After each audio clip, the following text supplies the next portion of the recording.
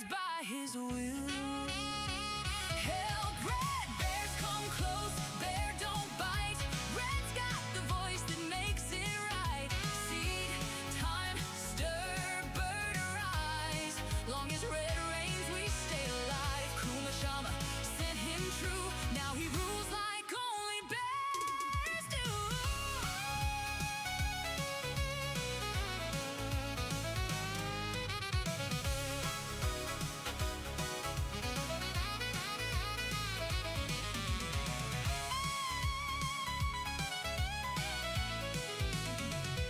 Now every king needs a voice to sing. So Kuma Chama called a faithful friend, a messenger bold with a heart full wild, fiddle in hand and the soul of a child. They feed the birds, they walk that line, playing songs that twist through space and time. When bear growls rise, Fuck you, XenosysVex. Strumming. Today is my birthday. A birthday, you say? Happy birthday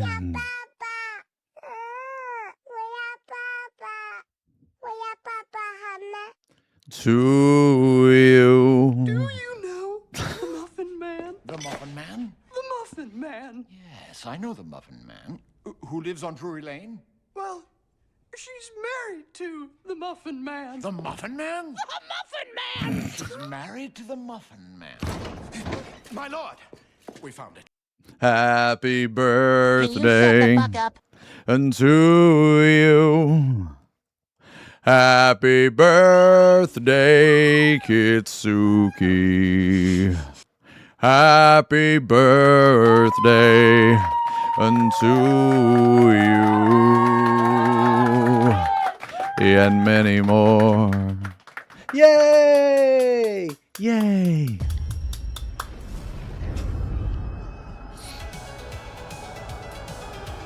Remove wee. Shit emote. How about I remove Akanao? Shit chat message. Fast, raw, ragged like a bonfire, under a blood moon verge. Scatter bears hum the wind holds beat. We got pizza again today. Kuma Chama great Margarita pizza. red forth with forest eyes, and they made a messenger sharp and clear. Holy fat fuck. Blessed and a tongue so slick. They don't make war, they don't make kings. They feed the bears and pluck their strings. Lord, Today we got racked on paint, but we're actually gonna paint for a while today. throne and there's nothing to fear. Birds may bite and Chad may lie, but the song still plays in the bear's eye. When the bear We're actually gonna paint today. rise, bird arise with red in his bow. The wild survive.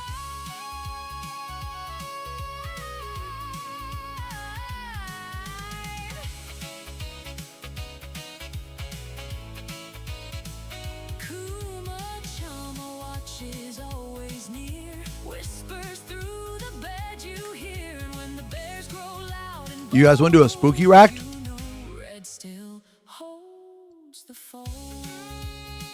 Come home, I come home, I come home. Use this to guide your AI or composer to match the previous song's tone. 7 times cameras caught terrifying cemetery. Oh shit, hold on, you guys can't see.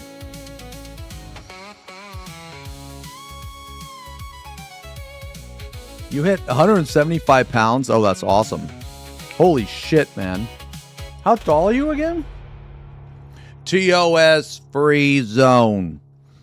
TOS free zone. Actually, dude, you know what, man? Look, check it out. Dude, Shiv made me a new T-Pogo shirt, and look at like the quality.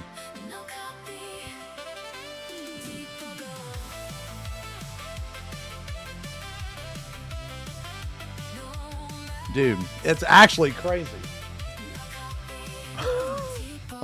It's actually crazy quality, man. Yo, Puffy, thanks for the resub. 65 months. Puffy head pats.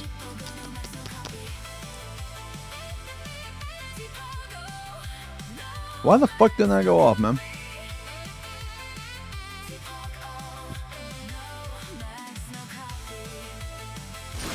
I'm down to raid tonight if you guys want to, Max. I mean, I say we do.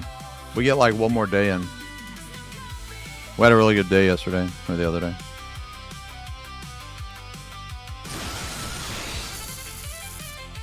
Yo, hey, RML. Thank you as well for the resub. Almost 4 years, Malij. You learned about the new Stalker plugin. We actually did a racked on it. Yeah, we actually did a rack. About it. What are we painting today? I will show you. We are painting the Primarch of the Blood Angels, Sanguinius.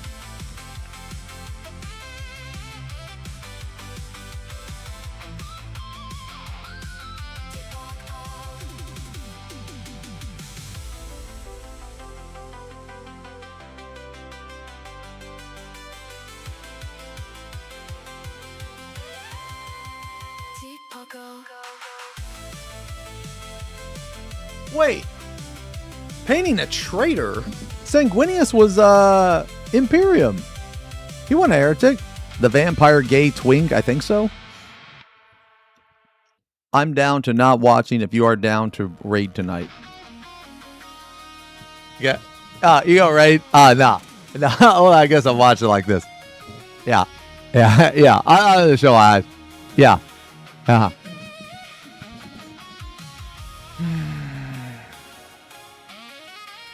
What's that stupid emote combination? Hold on.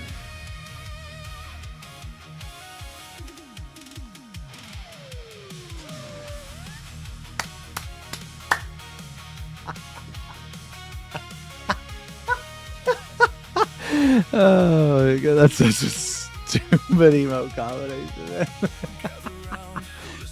Oh man.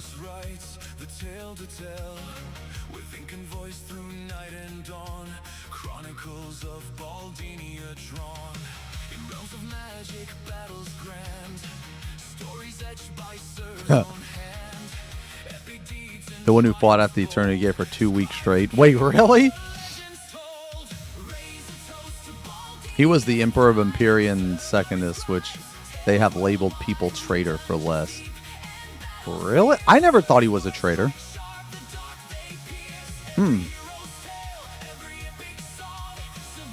Yeah, I never thought he was a traitor. No, I haven't. No, that sounds badass though, dude. I'm gonna be listening to some like lore and shit on the. No, I know he died fighting Horus. Yeah, I'm actually gonna paint Horus. So the next like few models I'm gonna paint. I'm painting Vulcan after this. Then I'm gonna paint Horus, I think.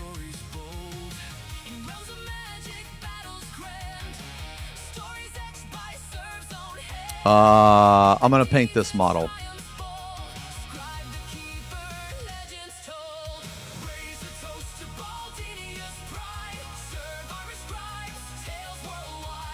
I'm gonna paint Horus Ascended.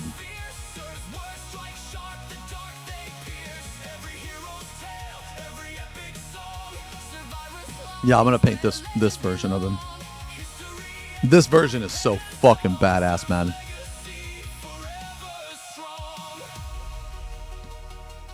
I'm painting, yeah, Vulcan is like unkillable, right? Or some shit like that. Like Conrad and I think like somebody else like kidnapped him when he was weakened and they tortured him.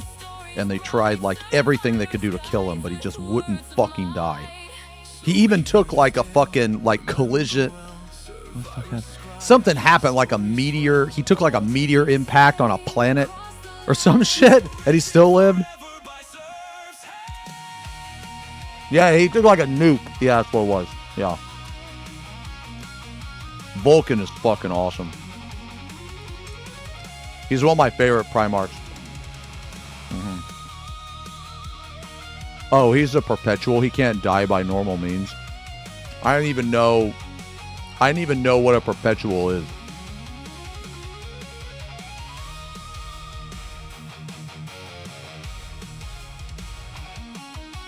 Damn. Man, that cape is insane. You know, honestly, I don't think this guy would be that bad to paint. I really don't. Oh, Perpetua are like the Emperor.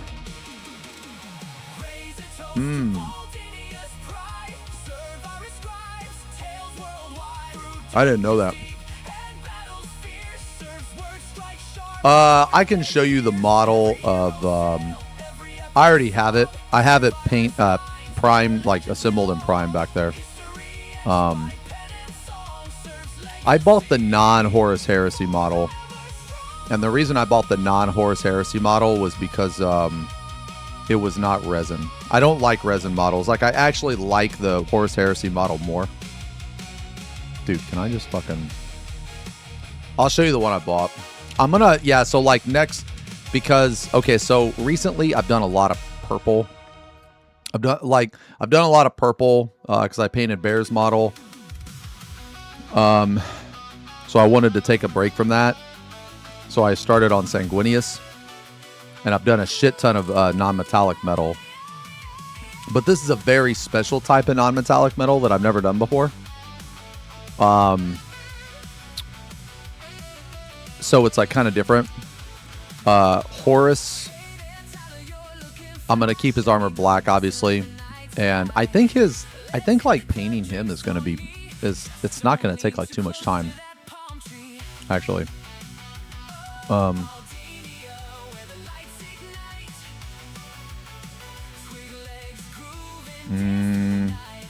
Okay, so there's this Horus Heresy model. This one right here. Dude, this one is so fucking cool, man. Maybe I should just get it. Jesus Christ, that's fucking cool. Damn. Why's it gotta be fucking resin, man?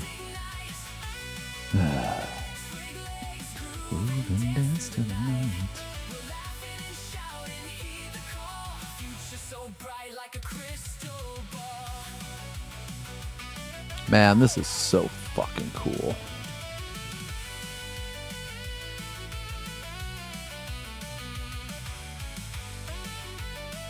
Damn.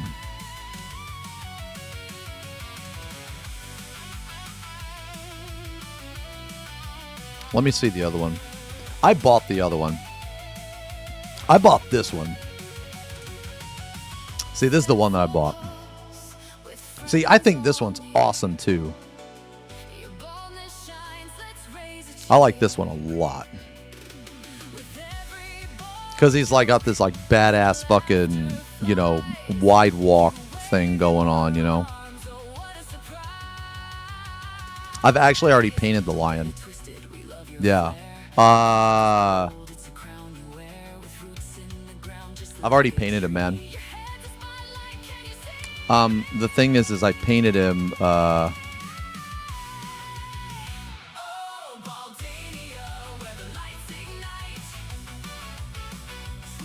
what is this?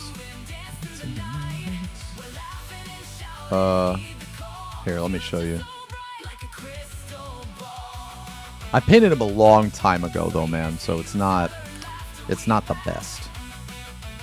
I'm just saying that now.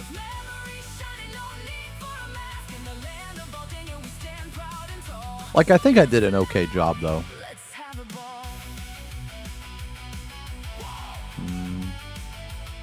Damn, where is he? Oh, here he is. Yeah, I think I did an okay job. This was my 31st model. So I think I did a pretty decent job on the power sword. The problem is with this model, man, is that this was before I really knew how to paint with, I guess, like, highlights and, like, shading. Like, I made all the base and stuff, you know? So, like, at the time, I was happy about it. And also the power sword. I think I did a pretty good job on the power sword. But if I were to repaint this guy, I could paint him so much better, man. Yeah, I could paint him so much better now. But yeah, I've already painted him. Hey there, Tyler, you're looking fly. Shiny, don't glisten like the night sky. Let's hit the I've really come a long way. Yeah, so yeah, this was like my 31st. I'm gonna redo Mortarion at 100. When I hit 100 or 99 minis that I painted. This guy right here is when I started to learn about highlights. I was always really happy with this guy, man.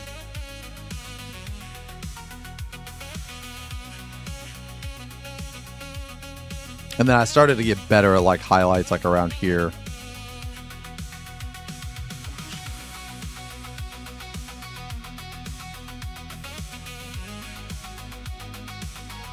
Yeah, but anyway. This is the last one I did. Dude, I fucking painted this motherfucker in 7 hours. This thing is huge, by the way. This thing is absolutely huge. I painted it for Zerv. It was like, I don't know, 80% dry brush. Magnus is the only 40k prime. No, I haven't done Angron. I haven't done Angron. I haven't done Magnus. I haven't done, there's like the other Fulgrim either. I haven't done a lot of Primarchs. My favorite part of this model, though, is this blue. I'm reusing this blue somewhere. I don't know where I'm going to reuse this blue, but I'm going to reuse this blue somewhere. I think I'm going to reuse this blue when I paint a 1,000 Suns, I think.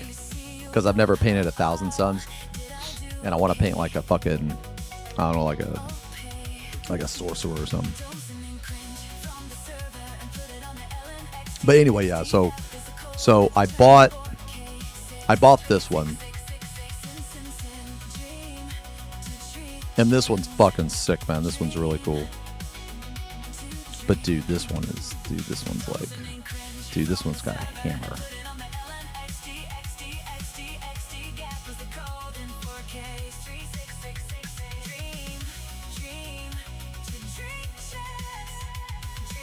Damn, they do look quite a bit different, though. I didn't realize that, actually. Well,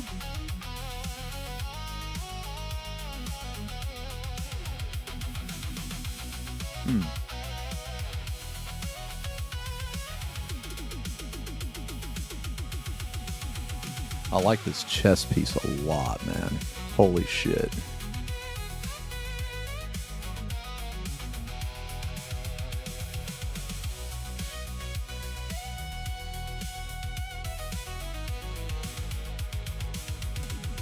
I don't know. Should I buy the Horus Heresy? No. Nah, it's not, dude. It's not that much better. I mean, this one's fucking cool, man. I like the spear. I mean, both are really cool. I just fucking hate painting. I just hate painting resin models, man. Wait, Vulcan Histon is not a Primarch? Wait, this one isn't?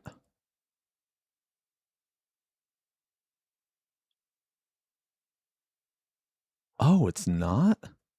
Wait, this isn't Vulcan the Primarch? He is a 4. Oh.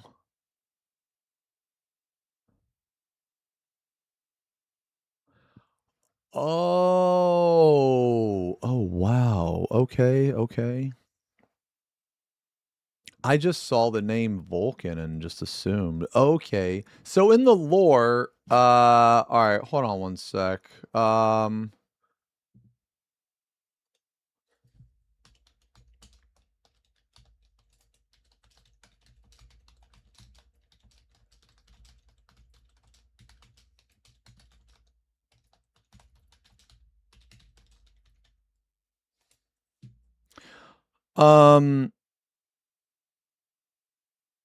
He's basically a salamander champion who has to acquire the 9 Vulcan artifact, and when you're appointed Forge Father, you take on the name of Vulcan. Oh. Okay, so wait, what's the lore on, like, why do they need fucking artifacts and shit? Like, why do they need the lost relics or whatever? Okay, so then I would need to... Dude, this guy's badass too, man. I thought about buying this guy too. Oh, they believe Vulcan. Well, what the fuck happened to him?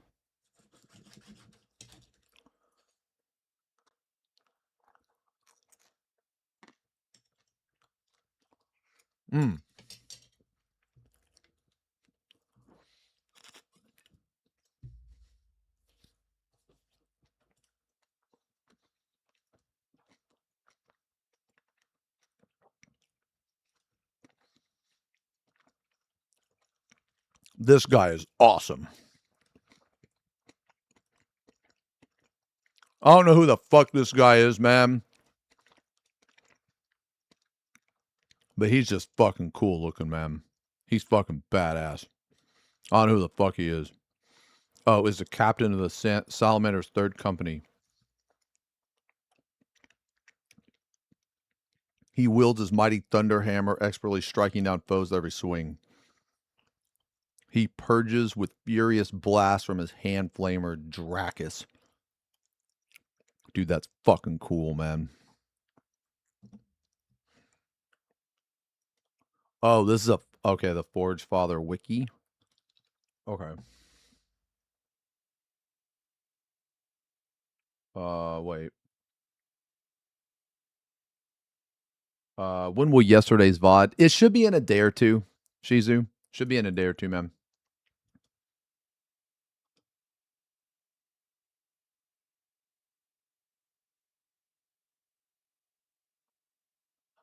Sorry guys, let me put on some music, man. We're gonna paint today. Sorry, let me just throw on some music. What are we?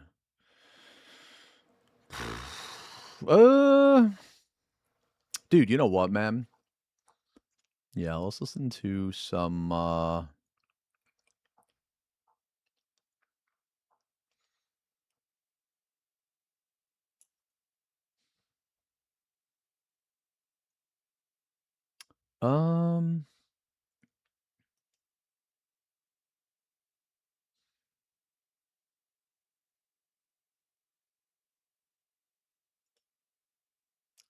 let's listen to some fucking pussy shit. Where is... Here we go. All right. Okay, sorry, guys. Sorry, I'm back. Or whatever. Okay. Okay, is a veteran salamander who travels. Okay, yeah, so who also takes the name of Vulcan. While his post takes him away from the chapter. Oh, so he's like, okay. Damn, so yeah, so I need to buy this one. Okay. Fuck. Yeah, so, okay, this is actually Vulcan.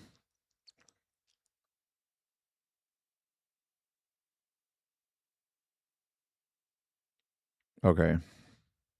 Damn, dude, the Pyrocast squad.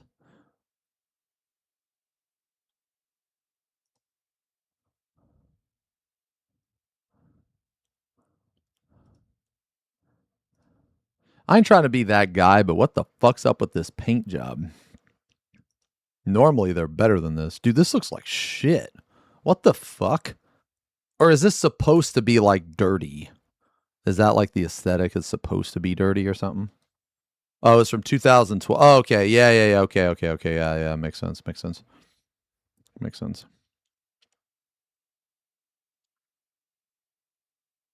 Fire Drake Terminator Squad.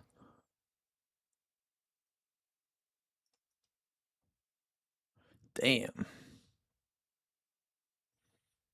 Dude, salamanders are fucking badass, man.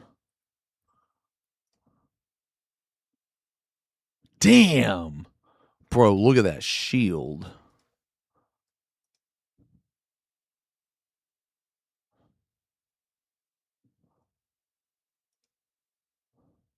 That's fucking cool.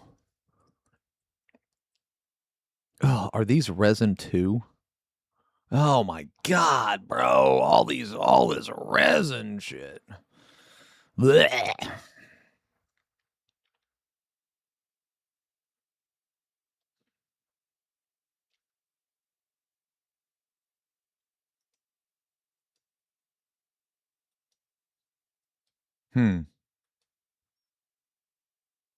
Yeah. Okay. Horus Ascended, add to cart.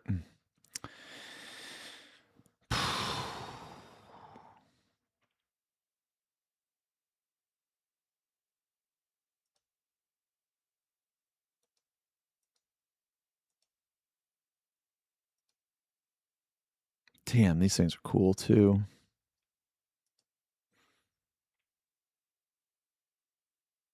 Damn, this guy's badass too. Jesus, man. Ugh. I wish painting models was faster.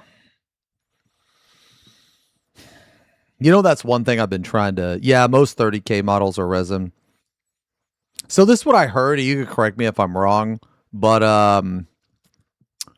I heard during that time the reason they're resin is because they were trying to cut costs. Yo, you had banana bread. I fucking love banana bread.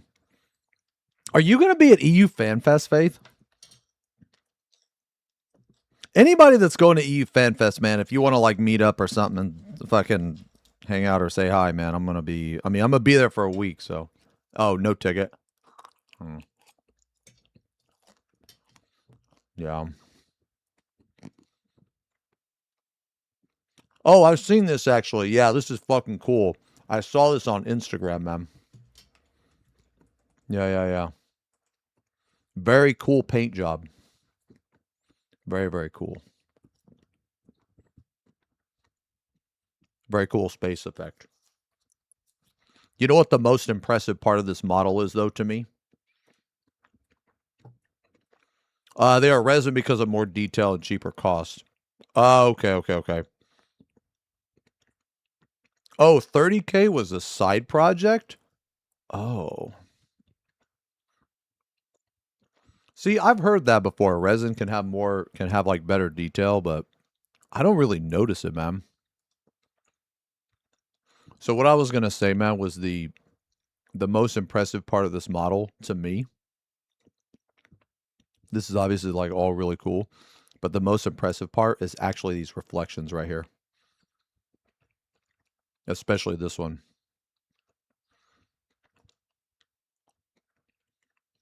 This artist knew what the fuck he was doing with the reflections. Wait, back in the day this was true? Oh, okay. So you're saying like during the time when they came out with the resin, it was more detailed than the current, like, I guess, normal plastic, but now the normal plastic is like just as detailed.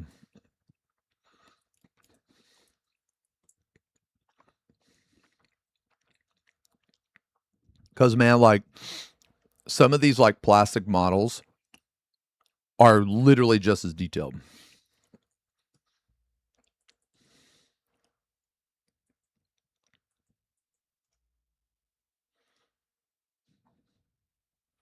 Dude, this guy's fucking awesome, man. I've been trying to work on my fucking speed, actually. What? Something went wrong. Oh. Okay, so I have Horus Ascended. So I do need to buy Vulcan. Fuck. Man, I didn't know that. Yeah. Okay, so the only Vulcan Primarch model is the 30K one. That's it.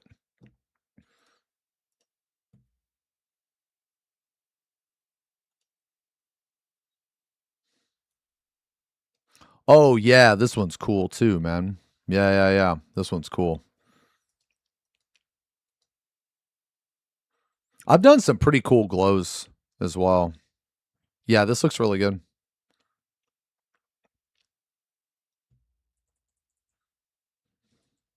Yeah, that's sick.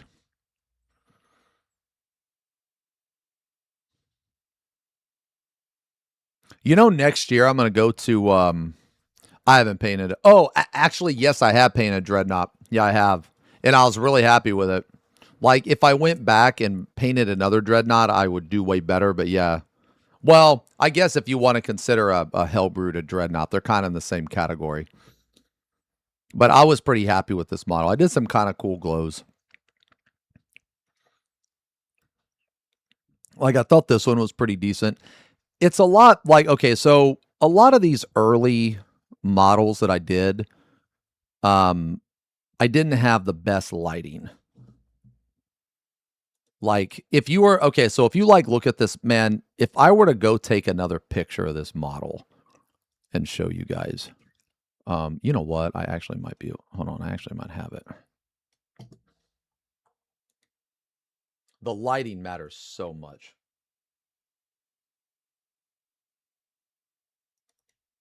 Like, look at that. Like, the lighting is so important, right? Because with this black background, man, it makes this pop so much more in the eyes, you know.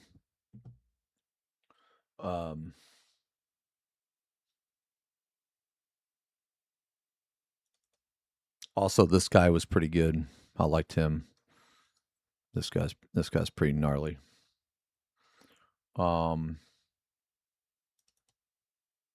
Eventually I'm gonna repaint Gilliman. Eventually I'm gonna repaint this guy. Because I can do this guy way better now, man. Way fucking better.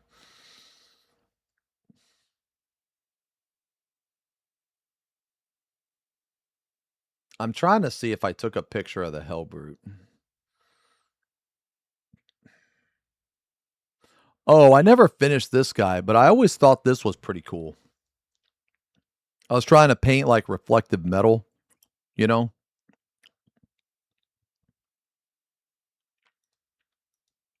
I was trying to paint like chrome. Yeah, Gilly Boy. I wanna repaint him eventually. Yeah. I never finished this guy. Or well, that guy I did, but I think one of my best glows. Let me see. Nah, I didn't take a picture of the Hellbrute. I thought for sure I did, but took a picture of this guy. I think this guy turned out pretty good. I like the glow on this. I didn't really fuck with the camera settings at all. But I thought the glow was pretty good on this, though. I'm going to paint Corvus. It'll be within the next 5 models. Yeah.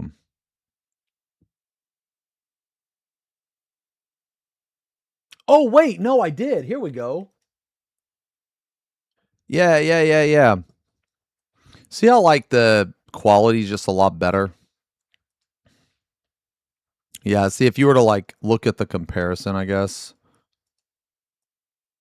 between the glows. It's just like the lighting just makes it, like, so much better, man. Hold on, let me do a side by side. Yeah, see how, like, dude, the lighting and, like, the quality of the camera, you know? It just, like, this one pops so much more because because with this one, man, I use my actual phone. Or no, with this one, I use the Zerv's camera. Yeah, so contrast.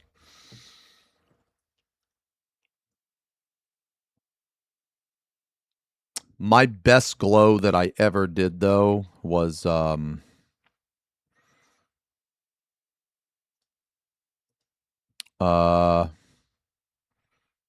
this. That was the best glow I ever did.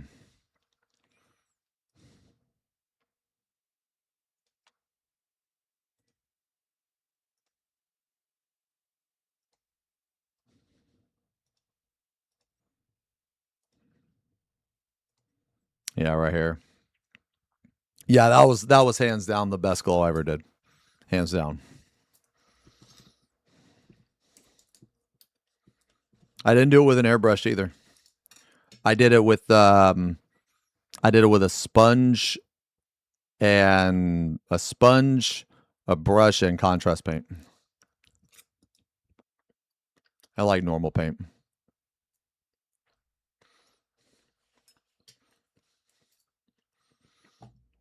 Yeah, this guy, dude, this guy took so fucking long, man. This guy took so fucking long. It was crazy.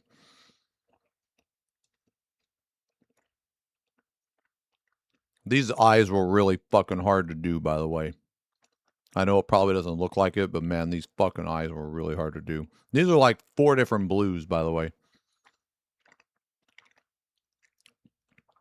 I wanted to make them piercing. You know where I got the inspiration for these eyes, man? I'll show you. Because I actually got inspiration from them. Hold on.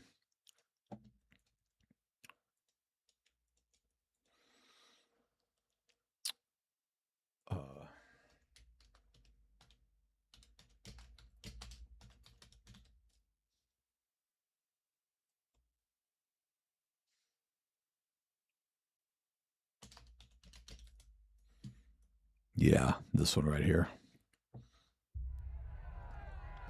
This is one of my favorite scenes.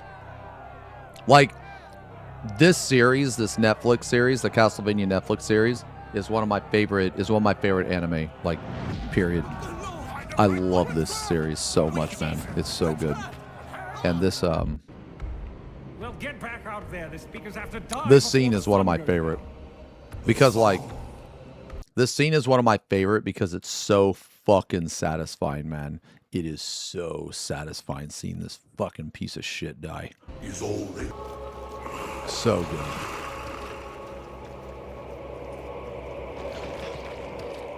God, dude, when I saw this the first time, I was so happy that piece of shit died. I was so happy that piece of shit died, man. Oh, we watching Castlevania? No, I just so when I painted this model, his blue eyes, I took inspiration from that demon. Because I think I've always thought like, okay, so I've always loved blue eyes. I don't know why. I just really like blue eyes.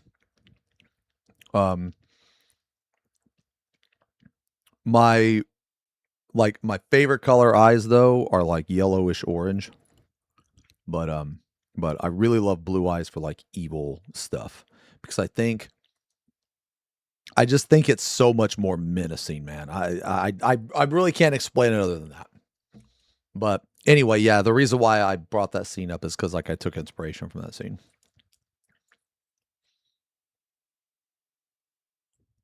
But anyway, so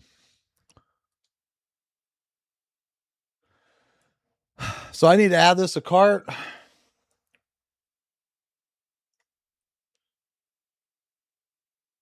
What?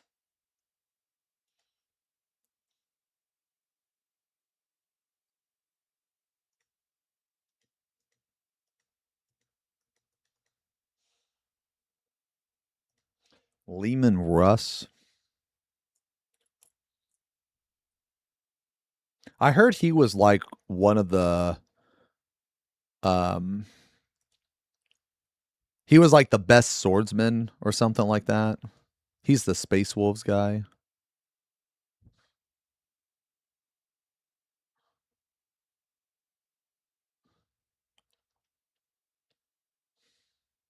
The Emperor's Executioner. Dude, his face is a little scuffed, though. What color is he supposed to be? Like a...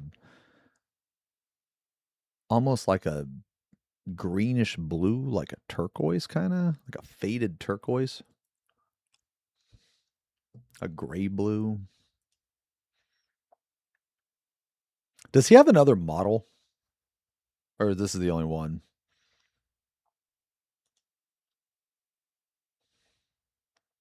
It's the only one.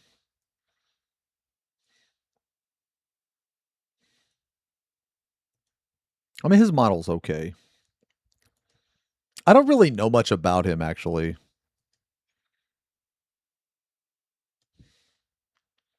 Oh, he's in the warp.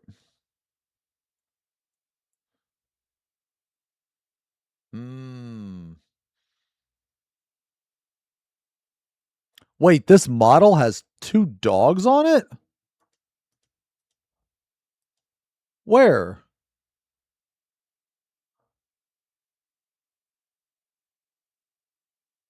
Oh, wait. It's these 2?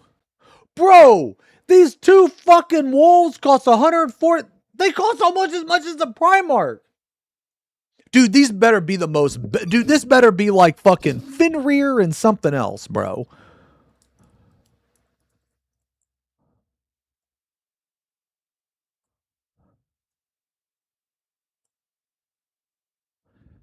Frecky and Gary. Or Gurry.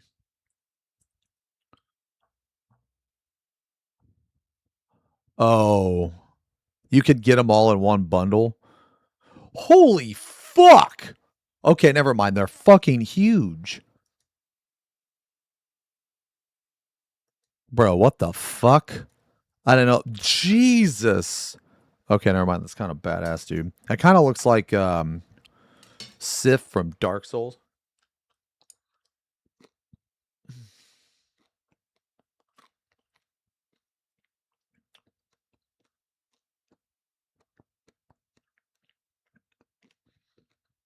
Wait, there's a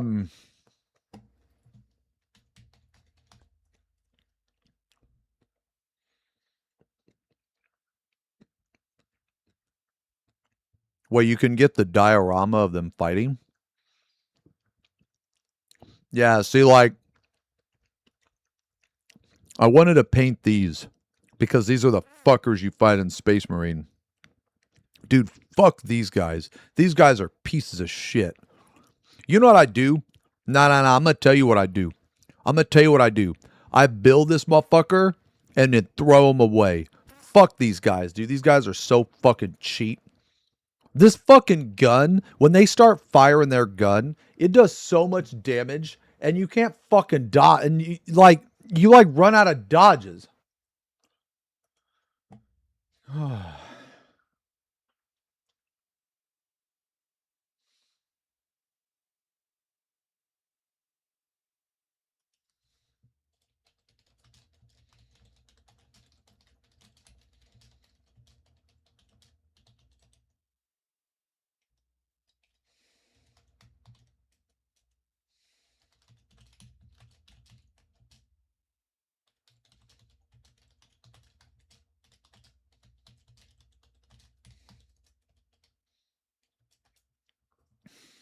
Oh, wait, what is this one?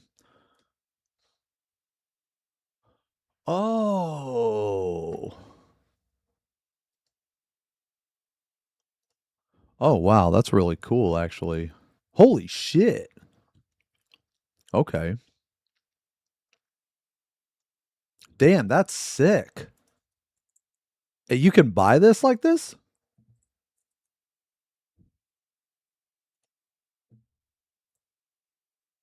Oh, I imagine Russ beats the shit out of this guy, right?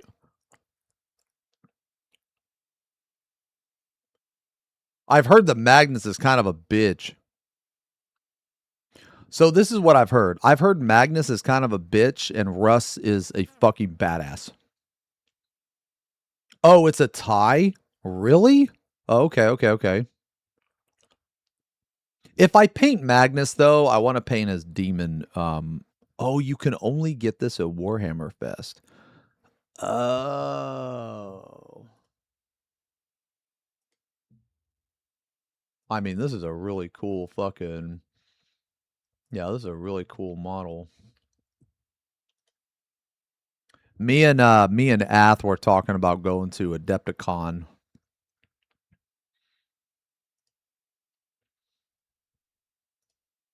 Yeah, fuck these guys, man. Dude, these guys are pieces of shit. I hate every single one of them. Anyway, where's my fucking cart? Oh, Horus Ascended. I need, I mean, I'm gonna paint all the Primarchs. I am. I need, what's his fucking name, dude? Vulcan. Apparently, I bought the wrong Vulcan, so I need to fucking...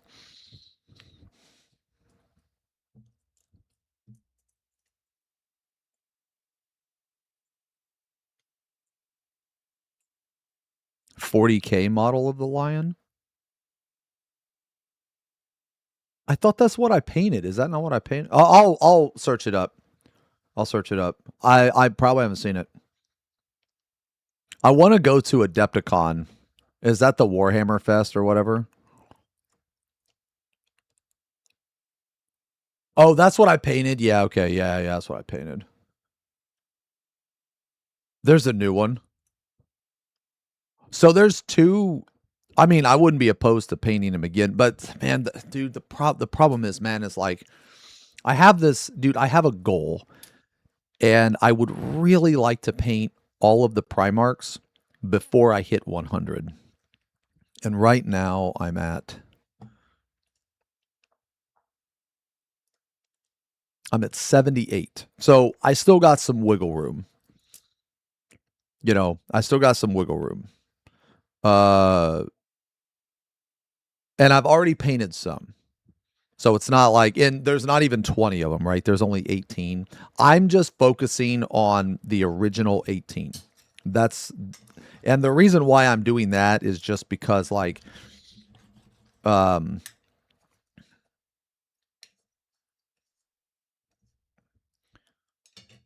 it was like when I first started to paint, I was like, you know, getting into it, and I was like trying to learn about all the different Primarchs, and I just kind of made it like a goal.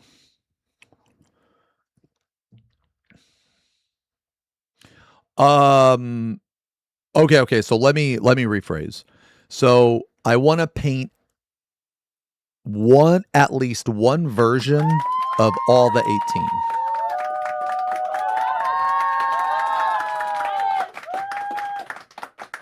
Yeah, I've already painted this one. Yeah, this is the one I painted. Yeah, the one you just linked. Yeah.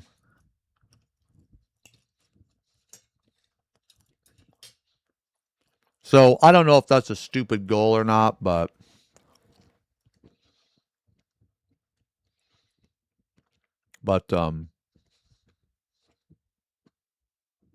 I just kind of want to. I don't really have a good reason, I'm gonna be honest. Dude, you kidding me? I can't fucking order this. I can't. Or wait, hold on. No, it's this one. All right, add a cart. All right.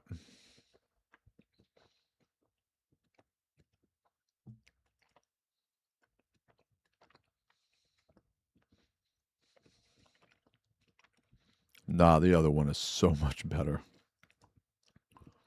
The other one is so much better.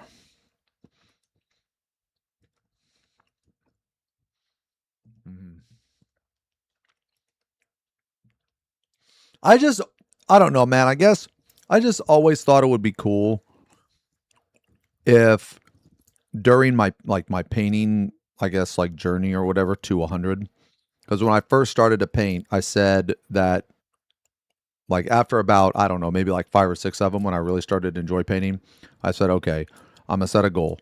I'm gonna paint 100. Even if it's 100 shitty ones, I'm gonna paint 100 of these motherfuckers. And maybe after 100, I'll never paint again. I don't know. Now, that's not going to be the case because now it's part of my life. But at the time, I wasn't sure. But I was like, I want to paint 100. And in those 100, I'm going to paint at least one version of every single Primarch. And I've just been slowly like chipping away at it. You know. What is this?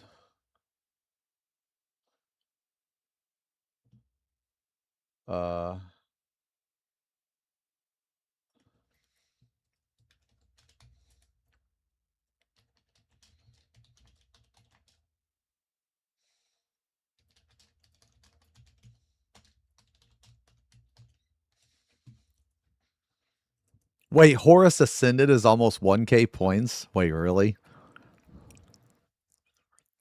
This one? Is he he super good?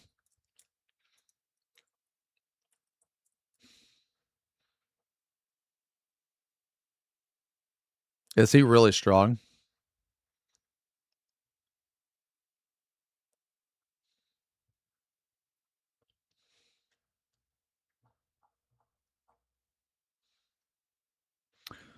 Wait, kind of. Oh, Primarchs in third aren't that great in general. Oh, dude, 1v1 Big E and almost won.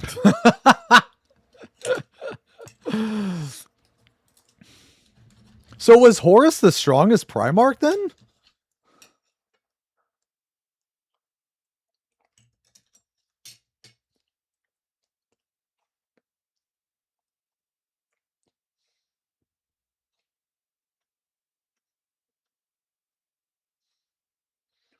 Oh, with chaos. What do you mean with chaos? Like the energy from the warp? Is that what you mean?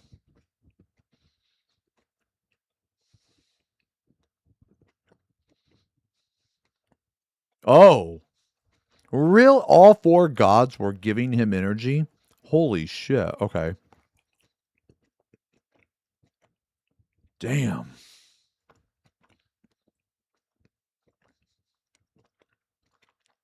Okay, so basically this form right here, Horus Ascended,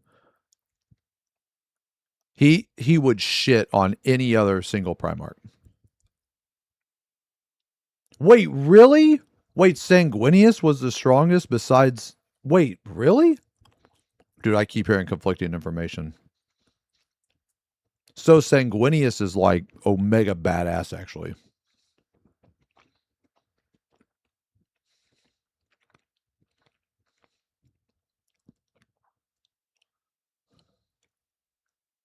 Oh, wow. Wait, he could see the future?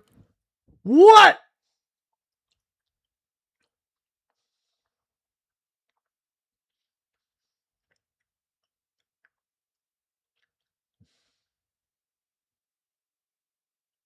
Holy shit.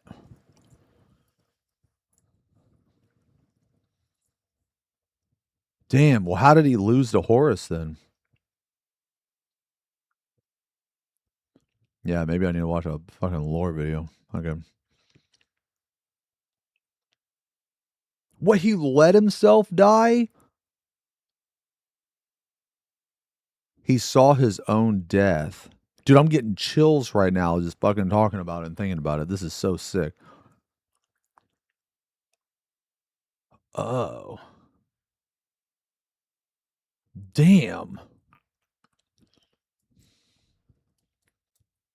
Oh yeah, no, I got it. Don't I don't know if I'm gonna watch it today, but I will promise you that at least I will watch it when I'm flying. 100%. At minimum. I will definitely watch it. Damn. So they were best friends, man. Holy shit. Dude, that's sad, man. So what corrupted Horus? What do I have here? Horus and Vulcan. I can buy those for now. Oh, right. Erebus, right. Doesn't he have a model too? I feel like I've heard that before.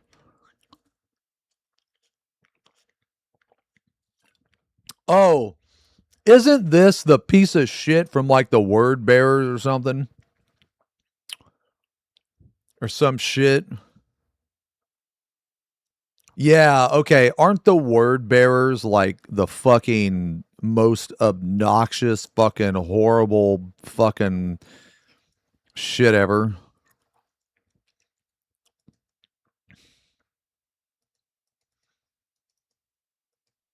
Isn't there only one cool unit from the Word Bearers, and that's Argal Tall, I think. So it started with Erebus. Erebus corrupted Logar, which Logar is the Primarch of the Word Bearers, and then they corrupted Horus. Yeah, I think it's the Yapper order, the Yapper chapter or something. Look at this book, bro. You know he's fucking reading from this shit and fucking spouting it. Yeah.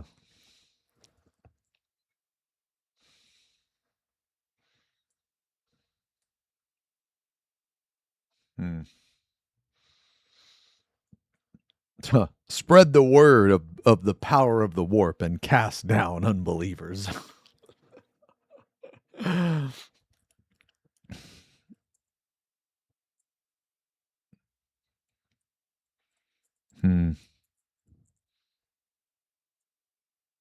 What was the cousin that checks if people have cleared?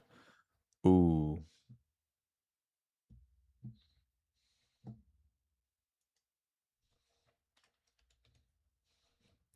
Give me a sec. I can tell you.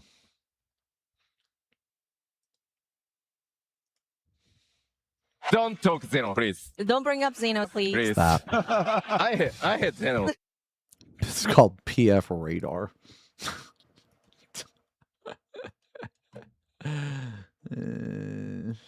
Oh shit. Fuck, I never started the YouTube stream. Sorry. Shit.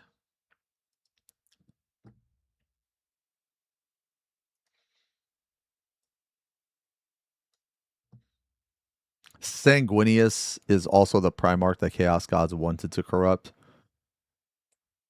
I mean, Sanguinius is one of my favorite Primarchs.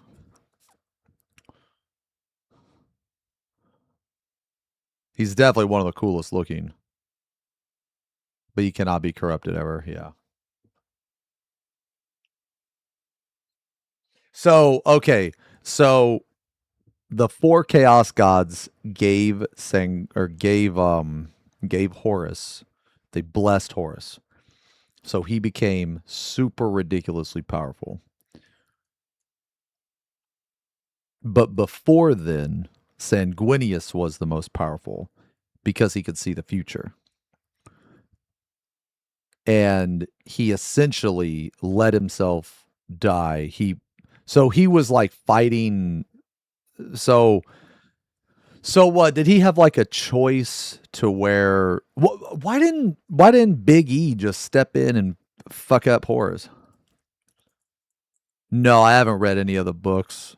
I know Dante's a really awesome model though. Yeah, he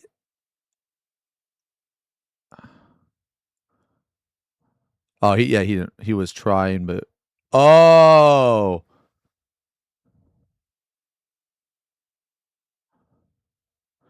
I see. I see. Okay. Honor. Yeah. So it was like some fucking 300 shit. No, I get it. No, that's sick. That's sick. Hmm.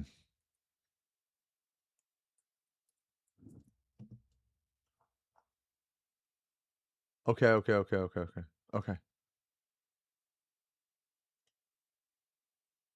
Shit, hold on. Okay.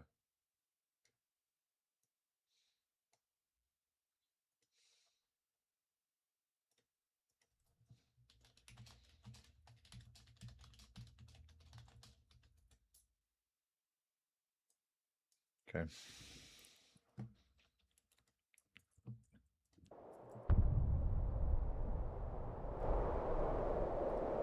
So this is holy fuck, bro.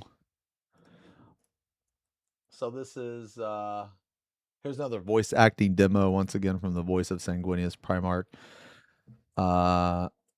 This is text from the book Echoes of Eternity. In this scene, Sanguinius is giving a rousing speech before the final battle of the Eternity Gate on Holy Terra at the Imperial Palace. Oh shit! So this is like home base.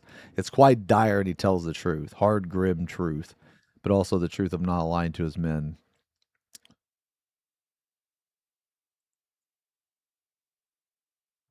Okay. This is like literally before the Emperor's throne room.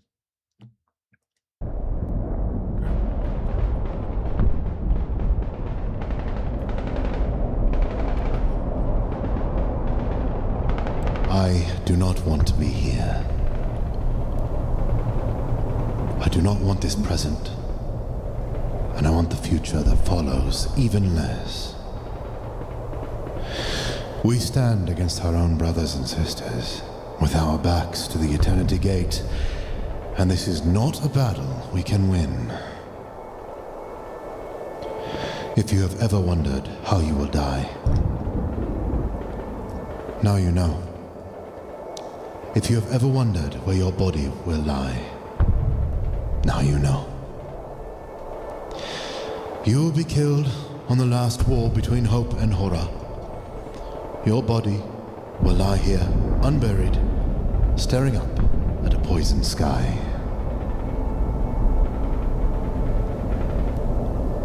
Once the sanctum falls, terror falls with it. And I tell you, we cannot hold this wall. You can see it yourselves.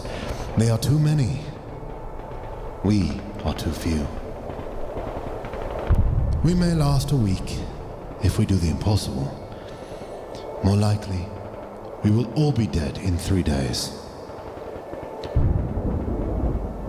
Perhaps my words surprise you or frighten you. But I will not lie. Not to you. Not to you who have come through 200 days of dread, only to find yourselves here. I have looked into your faces and seen what this war has cost all of you. I have followed the flow of battles that each of you has survived to stand here on the final battlement. I see everything you have endured. Those stories written in the light of your eyes. Now the War Master offers you the lie of life, promising a mercy his forces are incapable of showing. If we will abandon this last war,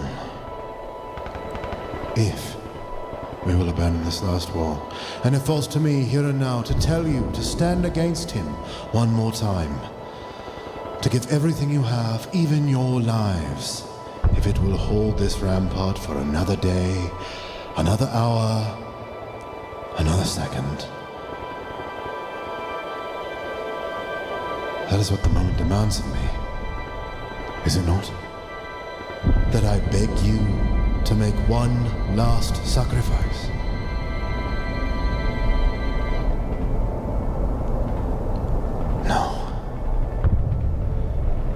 No, I will not ask it of you. You have already given everything. You have already done everything asked of you 100 times and more. You have suffered through a war of unimaginable darkness. One that has demanded more from you than any soldier in the history of our species has been forced to give. The fact that you still live, that you still fight,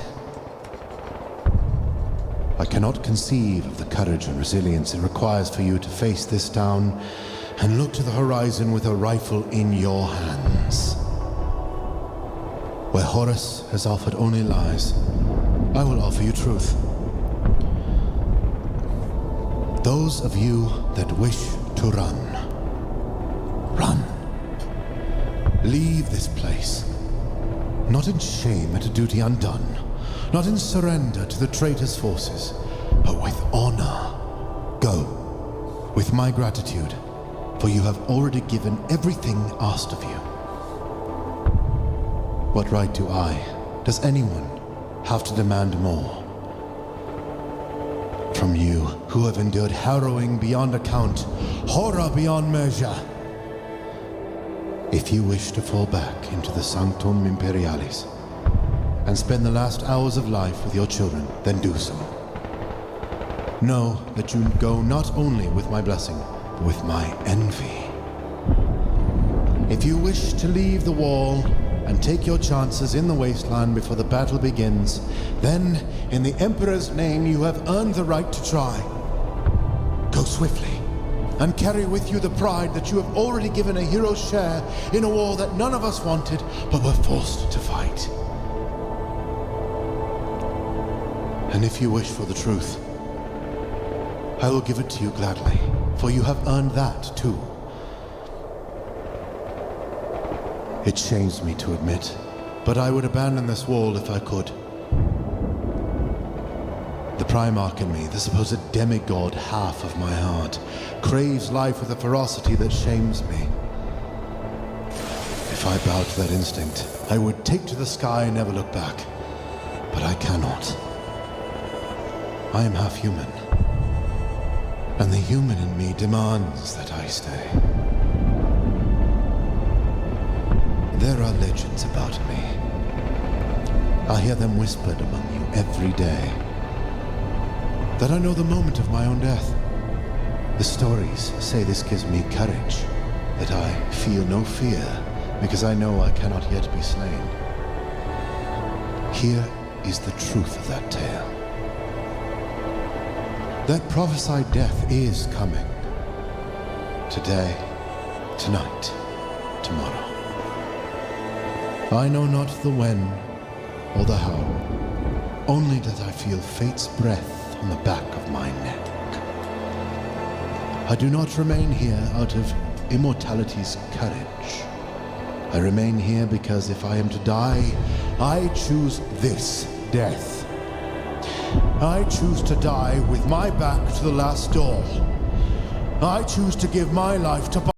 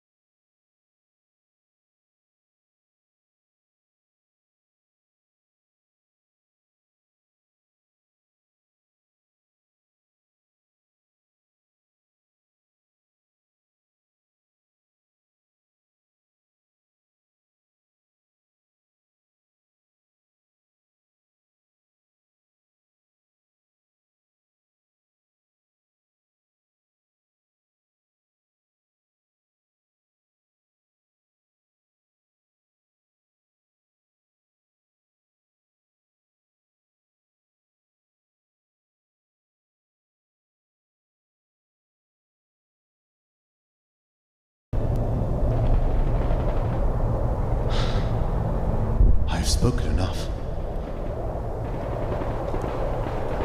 You need hear no more of my fears and confessions. All that remains is for me to ask.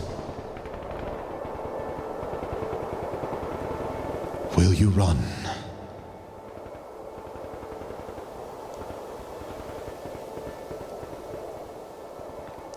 Will you run?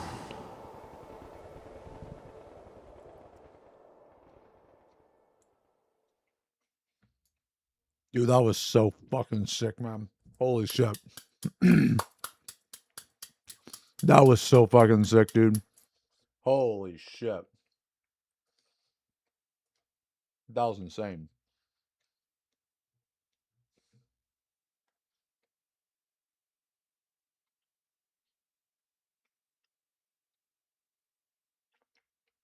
That was some of the most no cringe shit I've ever heard in my life.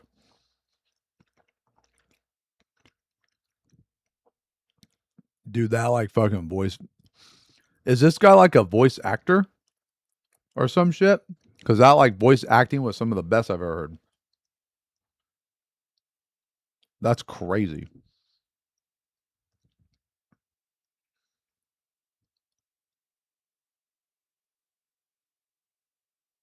Yeah, that was nuts. What is this one? Sanguinius. What transpires on the surface of the... Oh, I've actually watched this before. I'm pretty sure. So this is his message to him. Or what is this? Oh, from before. Okay. Sanguinius. What transpires on the surface of the throne world, I cannot say. What horrors you have endured, I cannot imagine. All I know for certain is this. I am mere days from the system's edge, and within a solar week I will be in the skies above Terra. With me, I bring the entire might of the 13th Legion, and I am not alone. Word has reached me from Russ and the Lion, at the vanguard of the 6th and the 1st. Our numbers are enough to cleanse the heavens and tear the world from the arch-traitor's grip. Hold onto hope, brother. That is all I ask. Can you give me that? Can you stand your ground for these last, ultimate hours? Those elusive twins, victory and vengeance, are coming. This war ends the moment I reach Terra. Hold, in the name of the Emperor and the Imperium we have built together. I will be with you soon. Damn. So he didn't make it. So he didn't make it. He was late. Damn. He was late by like... Dude, no, that's what I was about to say. The elusive twins of victory and vengeance are coming. Dude, that's insane, man. Woo! Whew. I got chills, bro. Holy fuck. So then what happens? So then Horus comes in there. Horus is the one that kills... Horus is the one that kills Sanguinius. And then what happens after that? Does Big E get there?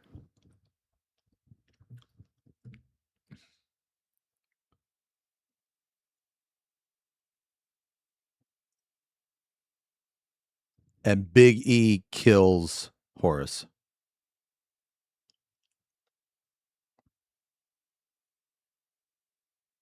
Oh, Horus baits Big E and Sanguinius onto his flagship because Horus knows he will get fucking mogged once Gilliman comes. Big E watches Sanguinius die, and that was the trigger. Oh, you mean so Big E wasn't going to kill Horus until Horus killed...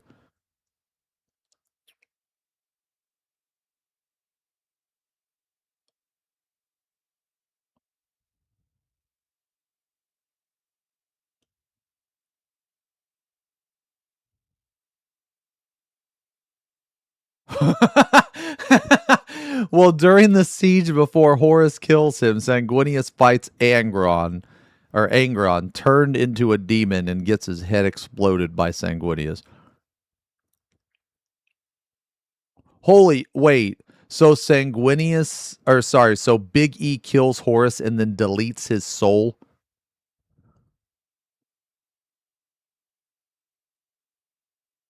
Big E turned to chaos power and transformed into the Dark King. Oh, Horus can never come back. Okay. Yeah. Damn. Okay.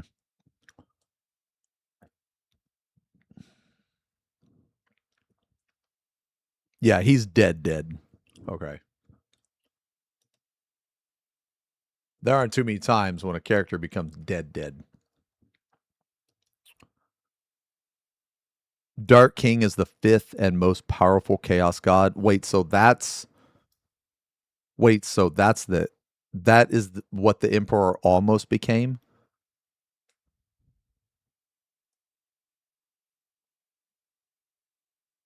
Oh, what stopped him?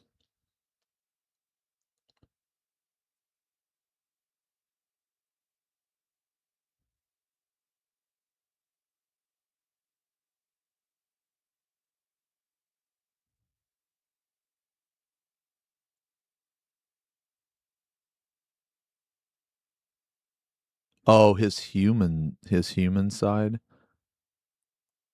Oh.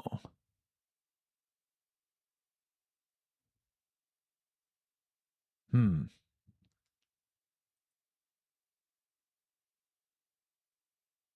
Damn. I had no idea Sanguinius was so badass, man.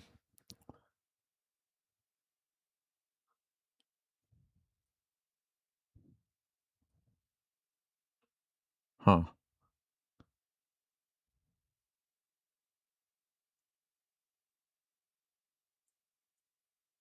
Can Sanguinius come back? Or no? Or is he dead too?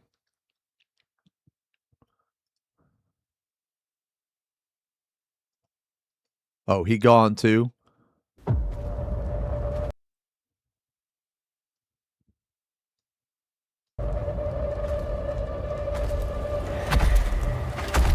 I think I've seen this actually. We can watch it again though. I never wanted this. I never wanted to unleash my legions.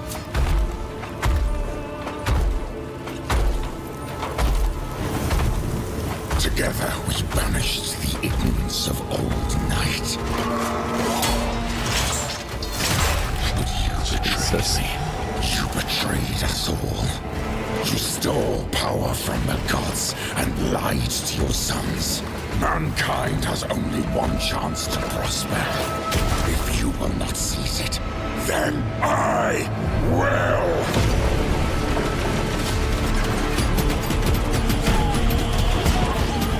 So let it be war!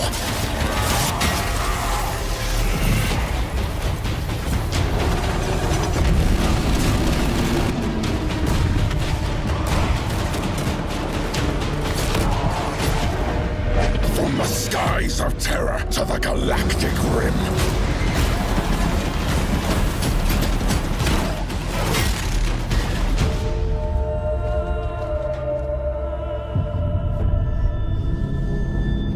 Let the seas boil.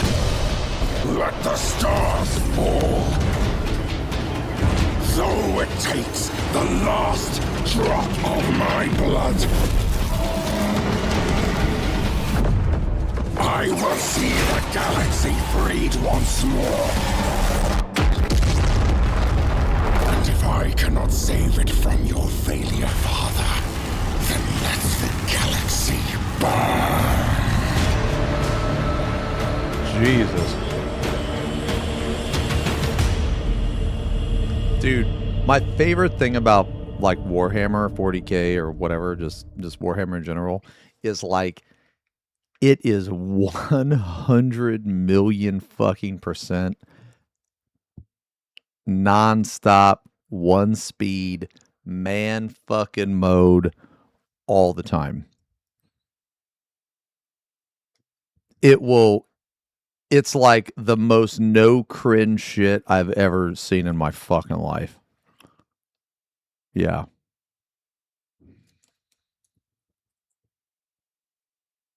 Wait, hold on. So the people that can come back, so Corvus, that's the Raven Guard guy, right? Corvus.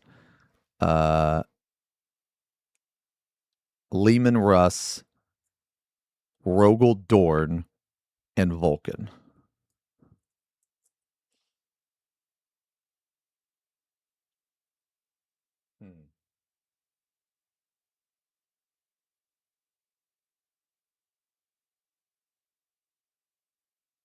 You can get Space Marine for... I mean, I would. Space Marine 2 is definitely worth $21. You'll get $21 worth out of it just by doing the campaign. Yo, hey, Ori.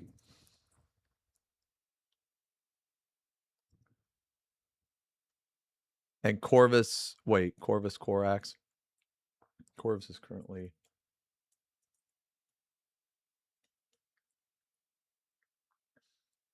Russ is basically alive, but he's having a good time shredding like the Doomslayer. Oh. Realistically, anyone Game Workshop wants to come back will. Okay. Hmm.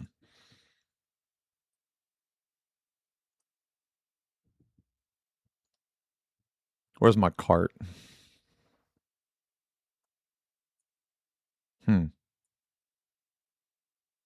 Yeah, I need to get these two. I'll order these two.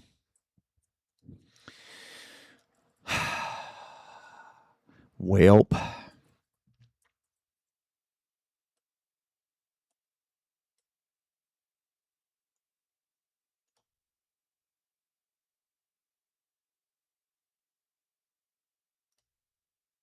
Hold on, I'm pretty sure I have a Warhammer account.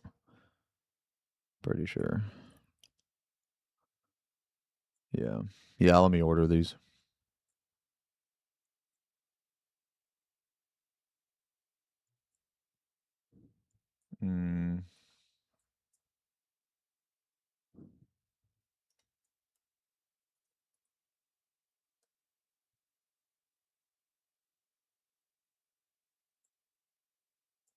Oh, as a loyalist again.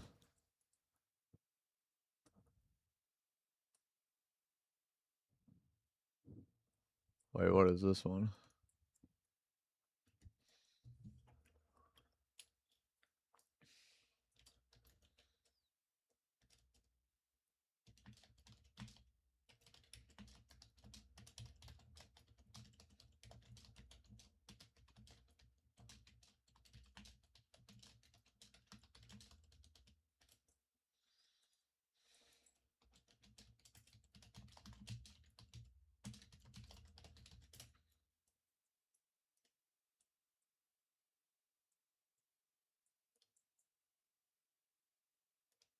Man, we got dudes, we got to paint, man. We got to paint today.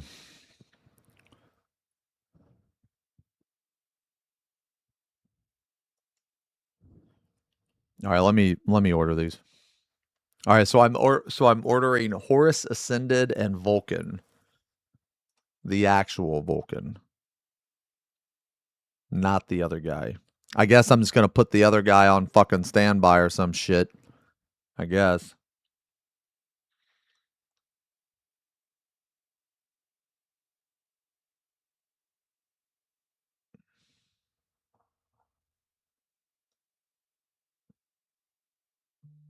Yeah. Okay. But we want 40K lore reaction. Oh, man. Yo, I'm sorry, Miss May. Thank you very much for the resub. I'm really sorry I missed that. 40 months. Thank you very much. We got paint today, man. We got paint today. I mean, I guess instead of like music, we could listen to some lore. I mean, it's up to you guys.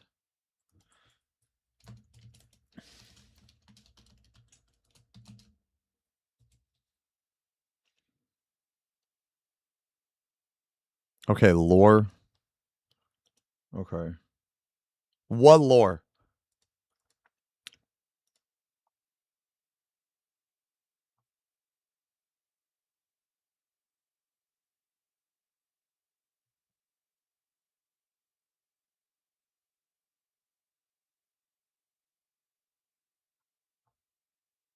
Uh,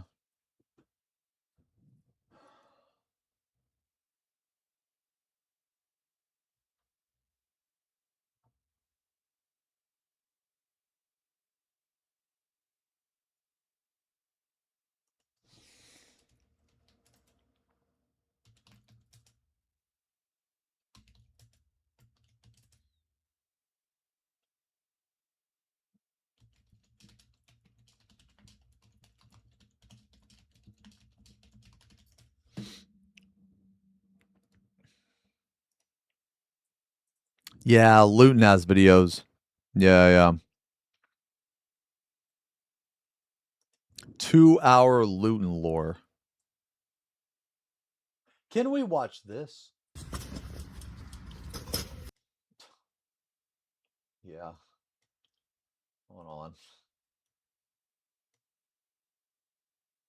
on. Wait, 2-hour loot and lore for single. Holy shit. Yo, you know what, man? Did you guys hear that this guy, Luton, went through some shit? Because people were, or like, he got his channel demonetized or something. And his channel was like in, they were trying to say that it was like AI or some shit. Did you guys hear about any of that? Yeah, no, he recently went through a whole big ordeal. Yeah. Hold on. Maybe it's hold on. I'm pretty sure it was him. Maybe it was somebody. I'm pretty sure it was him. Is that actually how you spell his name? Luton09. Okay.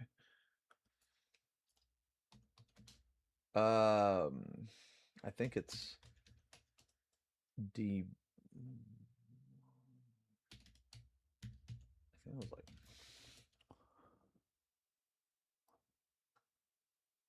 Maybe it was somebody else.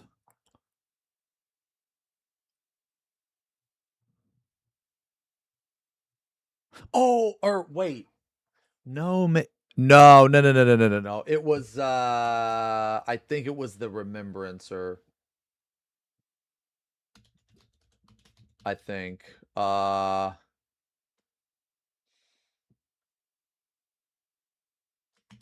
just gonna put in drama. Fuck. Who the fuck was it? Was it the Remembrancer? I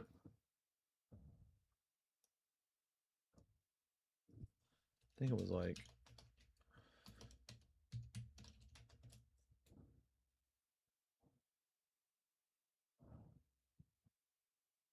He had a video on it. There's so much. Oh wait, was it? Hold on. Major. Yeah, Major. Yeah. This is it right here. This is it. G'day guys and gal, bit of a pissed off video today because something really shitty has happened in the community to someone who absolutely did not deserve it. I'm of course talking about the Remembrancer demonetization situation. That's right. Yeah. So I watched this original video. Yeah, so if you guys don't know, because the Remembrancer is another content creator for 40K. He does like lore videos and shit. I've watched some of his videos too. They're also good. Here, I'll link this too. I don't think I have time to watch this, but let me see.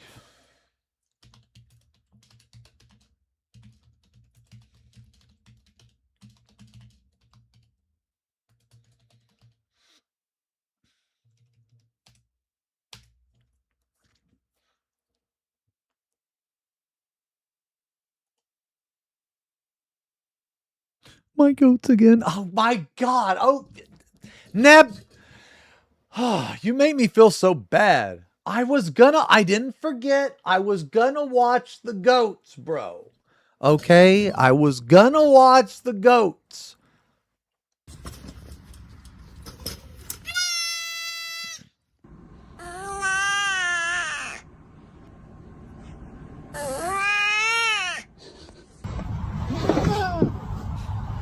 Wanna go get?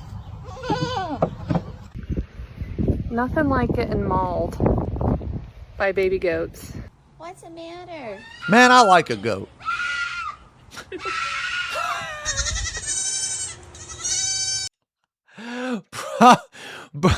Motherfucker just screaming to scream, bro. The fuck is wrong with you?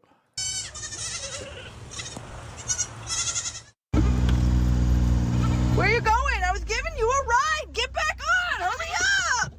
Good Lord. Was come sit down on the little swing, and everyone came over here except for the babies. And the babies are having a ball. They're all sliding. So cute!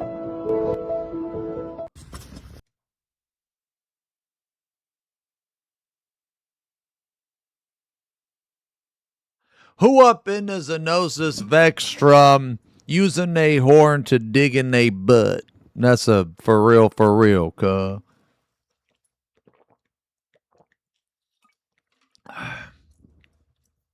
Don't even lie, man. If you had horns, you probably be up digging in your butt. So cute. Dude, this motherfucker's going to town, bro. So cute. Excellent video. Excellent video.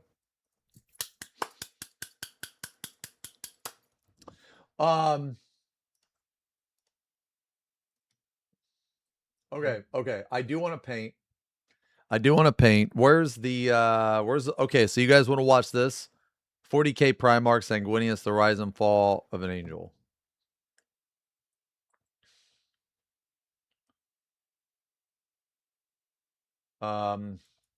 XenosysVex, it is time for the question of the day.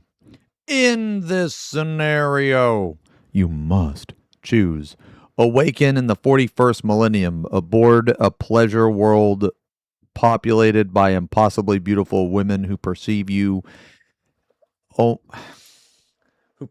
only as an unusually intelligent piece of furniture, or become an immortal consciousness trapped within the golden throne, sustaining humanity for 10,000 years while every passing soul mistakes your endless screams for holy choir music. Well.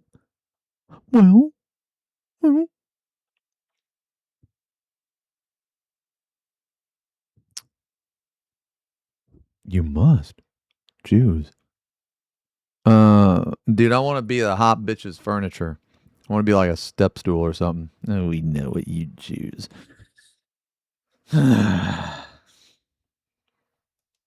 Correct answer. Correct answer. React to this from a chatter.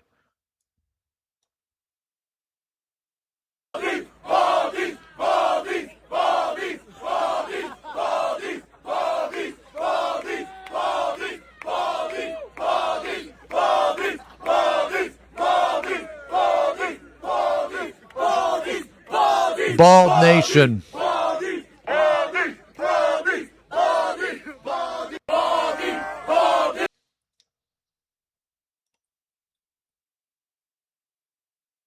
K-Sud.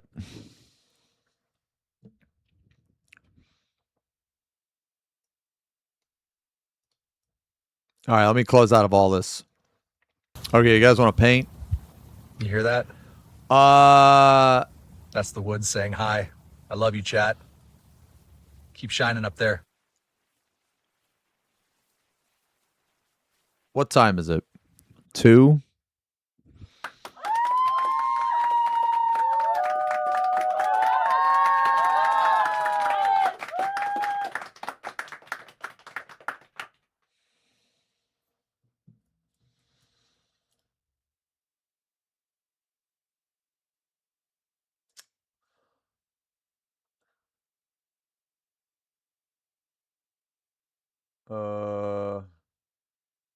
You guys want to do one spook and then racked?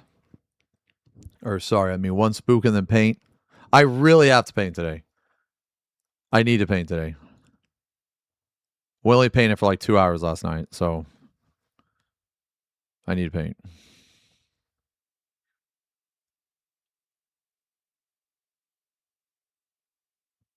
Wynn's Bizarre Boob. I mean, does he have a... Does he have a new video? I don't think he has a new video.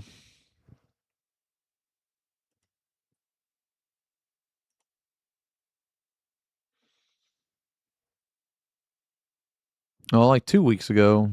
24. Scary comp.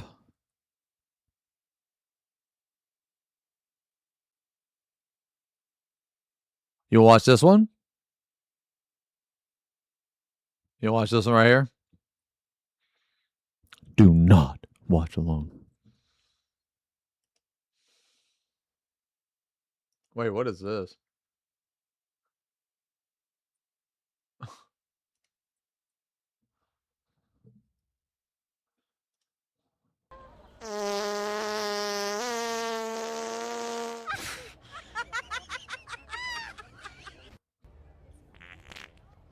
Oh, I've already seen. I've, I've, I've already seen some of these. I've already seen some of these.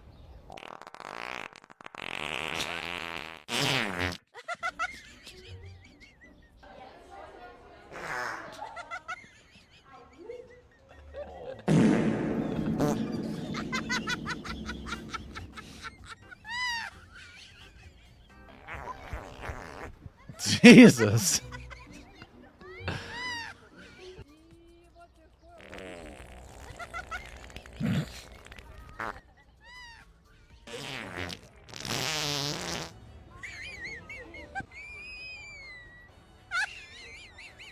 Look out.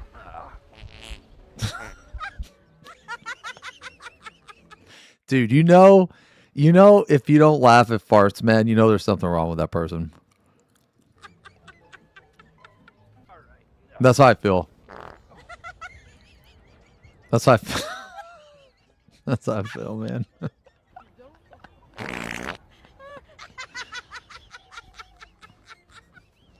This is so stupid.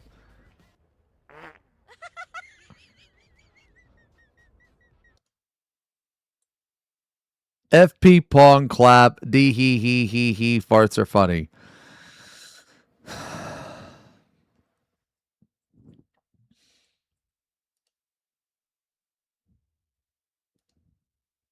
Okay. Wait, what were we looking at? Hold on. Wait, okay, so we're saving that. All right, so do you want to watch this one? It's 24 minutes. You want to watch this one? Okay, so hold on, man. If we have, I need to see if we have a raid tonight.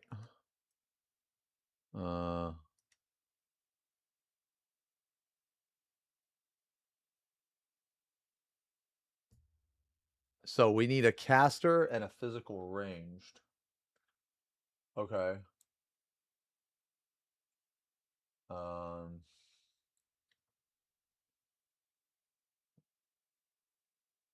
there any casters or physical range in chat actually? Before I ask around.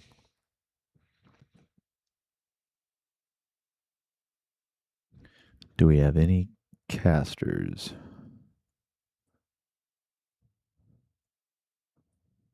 On NA?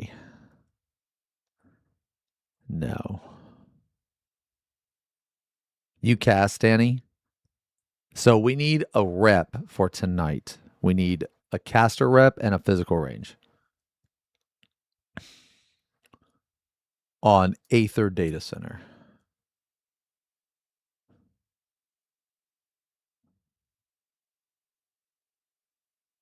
Is there anybody in chat that is interested? We are at the beginning of black holes. Yes, it's for Kefka. We are at the beginning of black holes. And we're doing all party finder strats.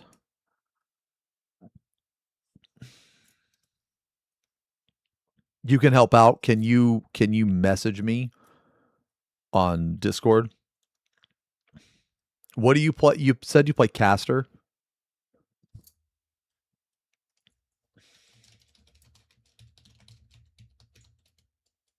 Okay.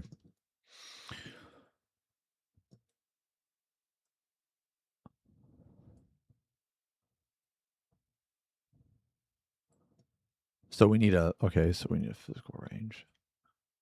Well, we need okay. Actually, wait a minute. Yeah. Okay, we need physical range. Yeah, just message me on Discord if you can.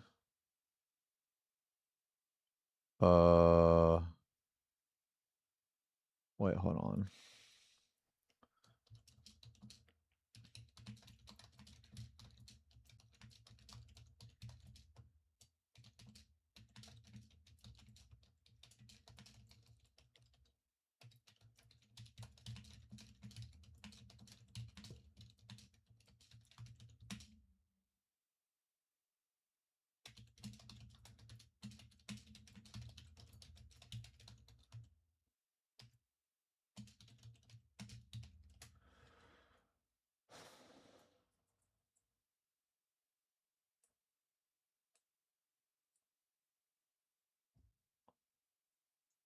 Okay. So here's what we're gonna do. Sorry, I'm just trying to figure out what the fuck. All right, so I think we might have to pug a physical range. Let me just ask in the 14 channel. Yo, any P range for you mad prog tonight around 11 p.m. Yeah, or 7.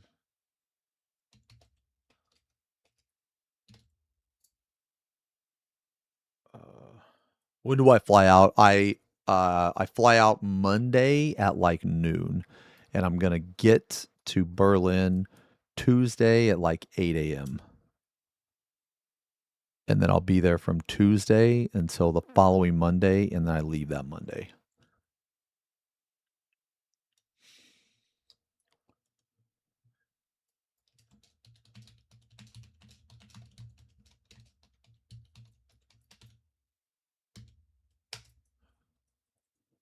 Yeah, I'm gonna be there for a week.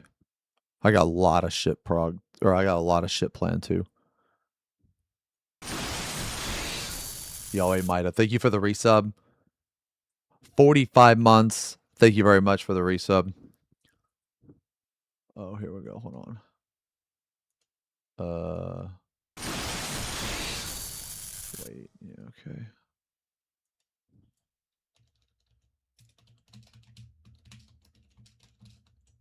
Shit. Let me add you to server. Yo, Mega, thank you as well for the resub. 32 months and Mida with 45. Thank you guys a lot. Thank you. 1 week without FF bot. Yeah. I'm sorry, guys.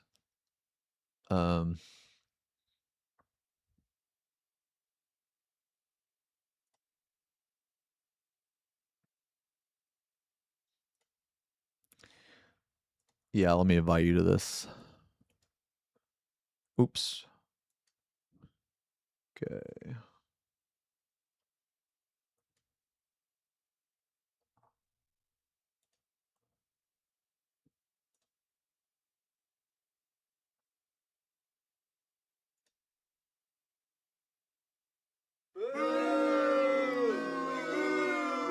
Why are you booing?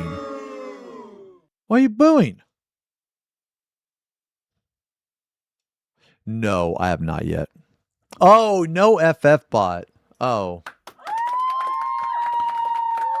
Well, I'm gonna be gone.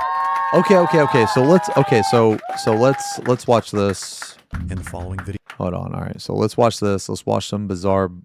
Hold on. Let me close that out. Let me see what's going on in the. Okay, hold on a sec, guys. Give me a sec. I gotta see something real quick. Oh, I just gotta go do something real fast. Pay no attention to me. I just gotta do something real fast. TOS free zone. And it's gotta do something. Just gotta. Robbie's overworking. You shut up, you. Shut up. And you too, get out of here. Don't be worrying about what the fuck I be doing. Worry about what the fuck you be doing. Fucking, if anybody's overworking, it's me. Fucking banning idiot chatters. Overworking.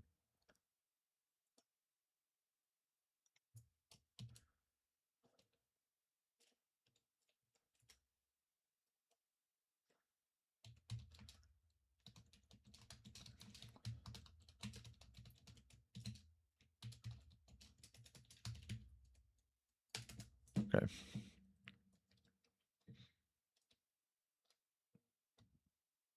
All right, just give me a sec. Just everybody shut up real fast.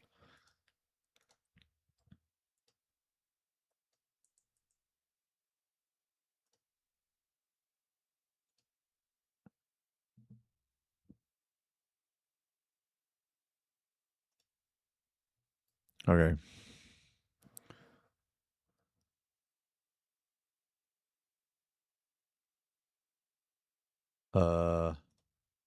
Okay. I'm gonna go get another piece of pizza. I'm gonna grab a drink. We'll watch this, and then we're gonna paint.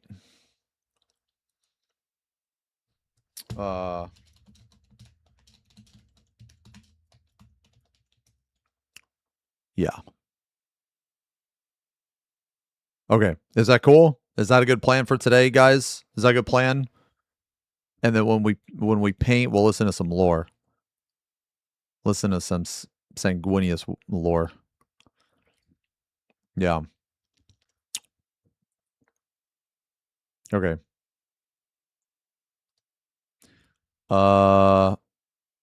Ooh. Shit. Ah, man. Okay, correction. I'm going to come back. We're going to look at this. Then we're going to watch. Then I'm going to... Okay. I forgot.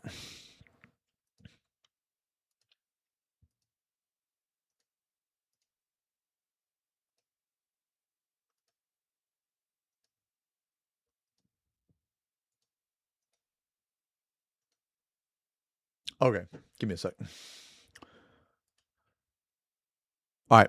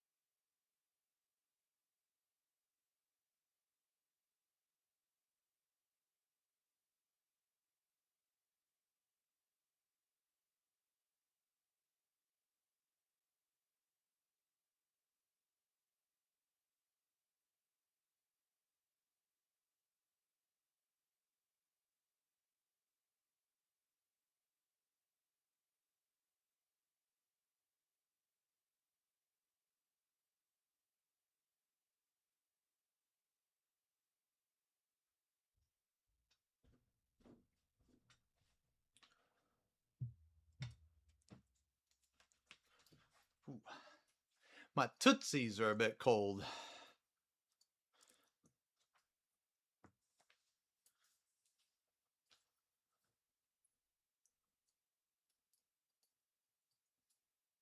Man, I wish I could like paint on the plane.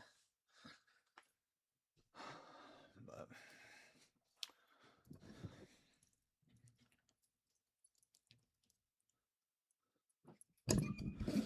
I just needed to. I just wanted to look at this real fast.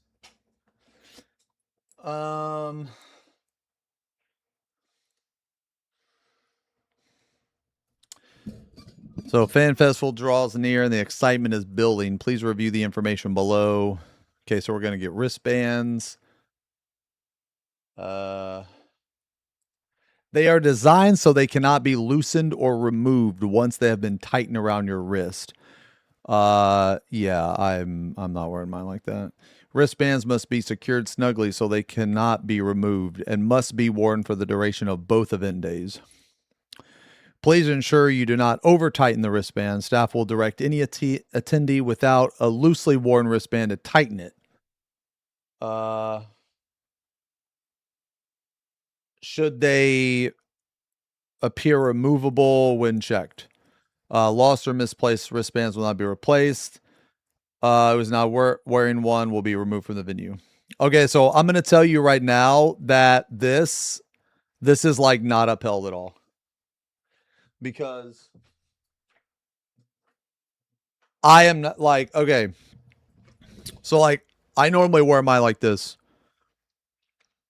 So like I don't give a shit if this is what this says. They're not putting something on my body that I don't want. They've never really given me too much shit about it, but I don't like wearing that shit.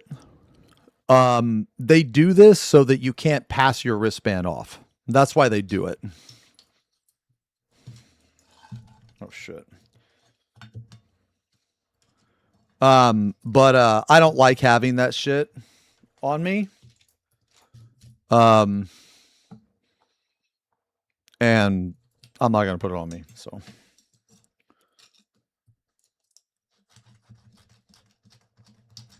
I fucking hate wristbands, man.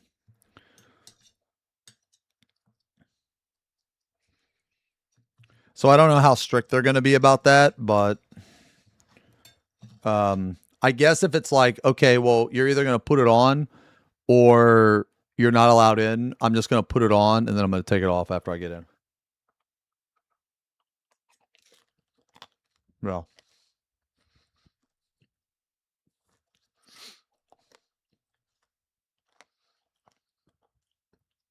The event will be held in Hub 27.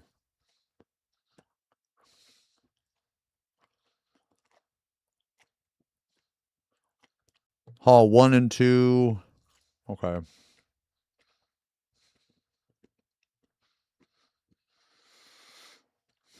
$20.26, the mobile app. Okay. Got all this shit. You must have a QR code to check in. Okay.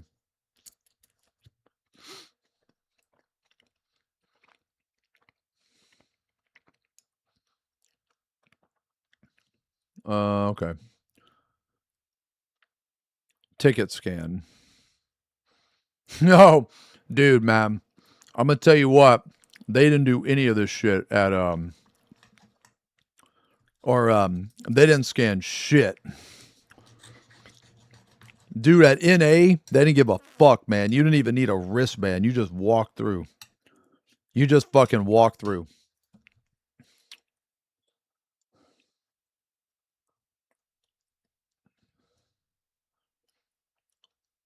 Pizza with a fork must be aged, whatever.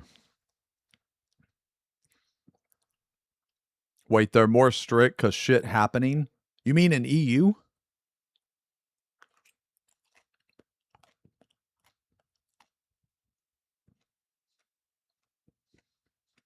Oh, what's happening?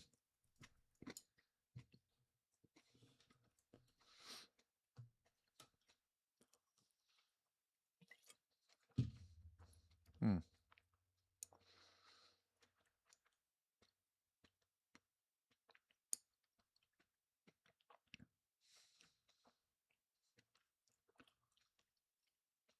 Wait, lots of attacks from extremists? What? Like what?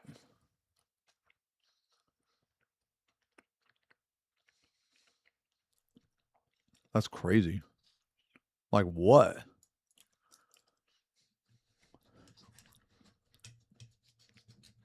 Dude, why are people so dude, why are people so cringe? Like if you have an issue with something, why the fuck are you attacking like a fucking event or some shit, man? Those people ain't got shit to do with whatever the fuck it is you have a problem with.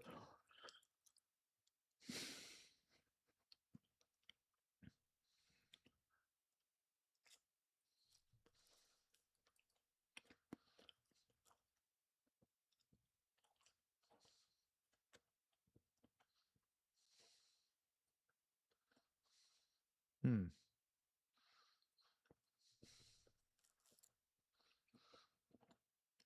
What the fuck? Any attack? Bro, what the fuck? Am I gonna get stabbed at fucking EU FanFest?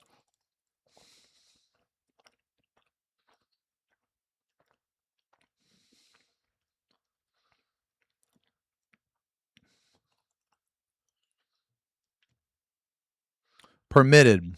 Any prescribed medication that has been legally obtained. Okay. Well, because I got fucking medication, dude. Any over-the-counter medication being used. Trained service animals. Okay. Berlin is a shithole, but FanFest will be okay. Oh, okay. I mean, I'm going to be with people anyway. Yeah, I'm a... Wait on the wall. Yeah, I'm going to be with people.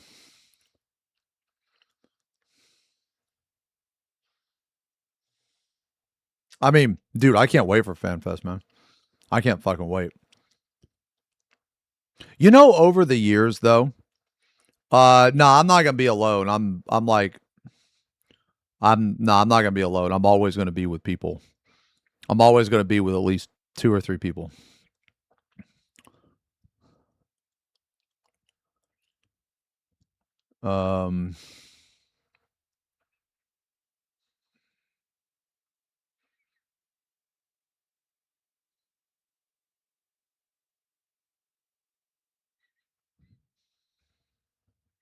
Cosplay, repair, food trucks. Oh, nice. Food trucks.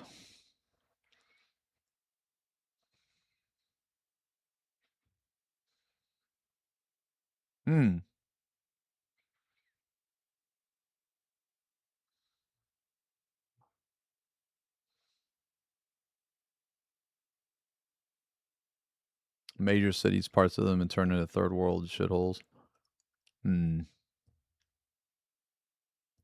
If you're going to be streaming outside FanFest, just keep an eye out. Well, okay, so whenever I stream in RL, if there's any like single problem with like a place or something, I always just fuck off. Like I always 100% respect. Like I have had times where there's been like a single person that's like, yo, you can't stream because I don't want to be on camera. And I'm just like, well, I don't know what to tell you because I'm not streaming you. So fuck off. Like if it's just a single person, they can eat shit. I don't care. Cause I don't point the camera at them, you know? And I tell them that. I'm like, dude, I'm not streaming you. You need to calm down. You know? Like I'm streaming me. If you happen to be in the shot, I don't know what to tell you. You know? There's a lot of pickpockets. I'm gonna have my purse on me, bro. I'm on my purse. Do I got my purse up here? No, I don't have my purse on me. Didn't you sneak your camera in the Disney stuff? No, they let us. Yeah, they let us.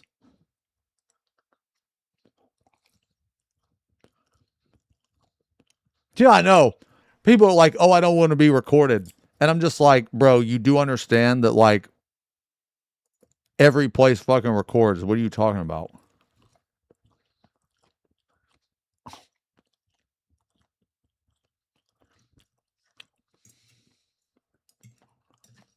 The police will assume, wait, the police in Berlin will assume I'm racist? What? Why?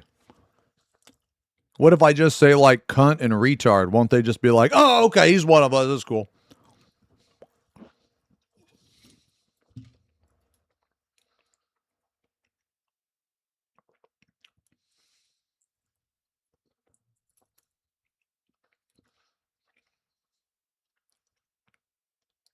Wait, if I say retard in EU?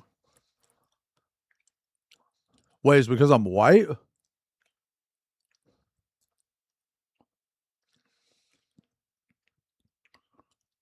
Wait, can I not say retarded cunt in EU? Man, the last time I was in last time I was in Germany, I didn't have a single problem.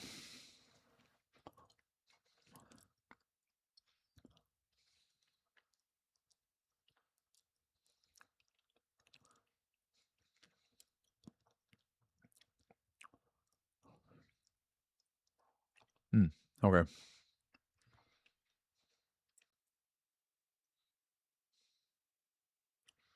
Okay, so what happens? Okay, so then if you just lose or misplace your wristband, you're just fucked.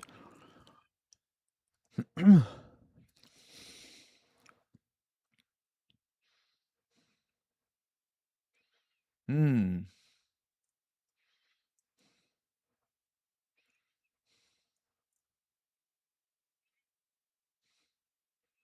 Love Summer Festival. Hmm. Most Germans think they can speak English, but they can't. Trust me. Speak what you want. Okay. Yeah, last time I was there was fine.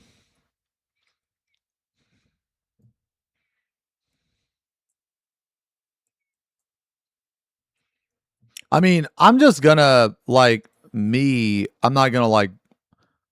I'm mostly just gonna be either at my hotel or at a specific place.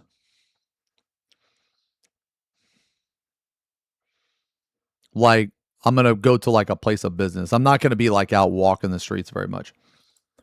Yeah.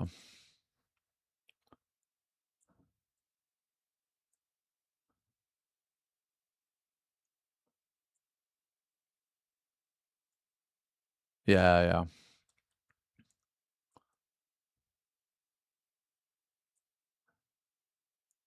Hmm.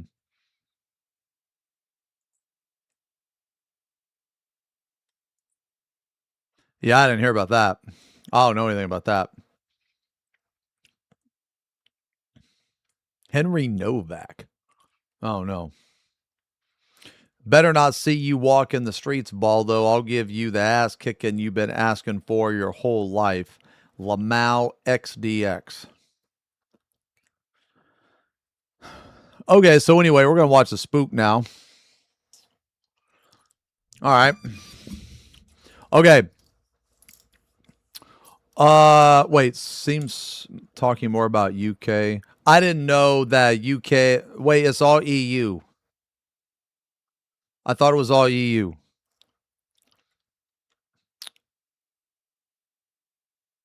No. Okay. Holy fuck. I'm sorry. Okay. All right, let's watch this.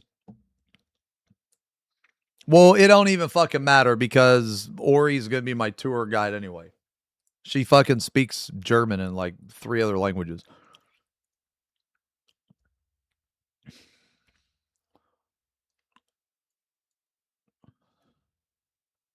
Somebody say something to me and I'm just going to be like fucking Guten Tag, bruh.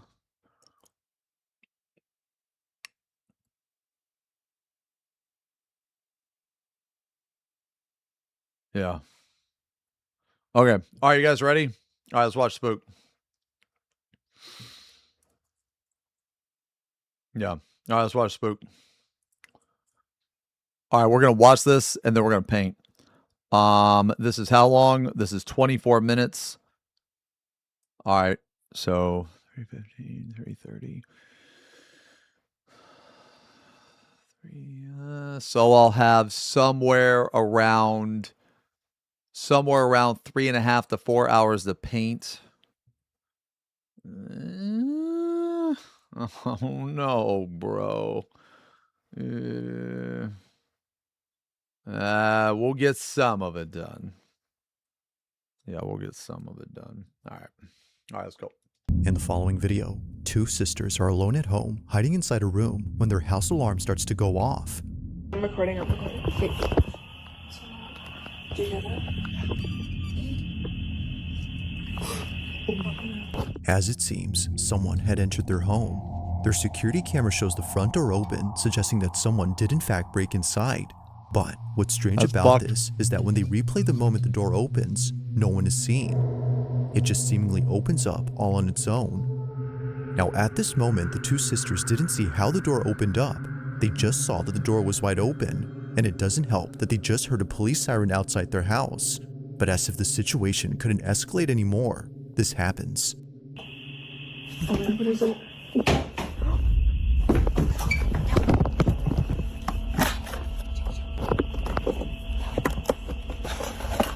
I mean, it could be a fucking burglar, bro. Damn, look at those guitars in the back. Okay.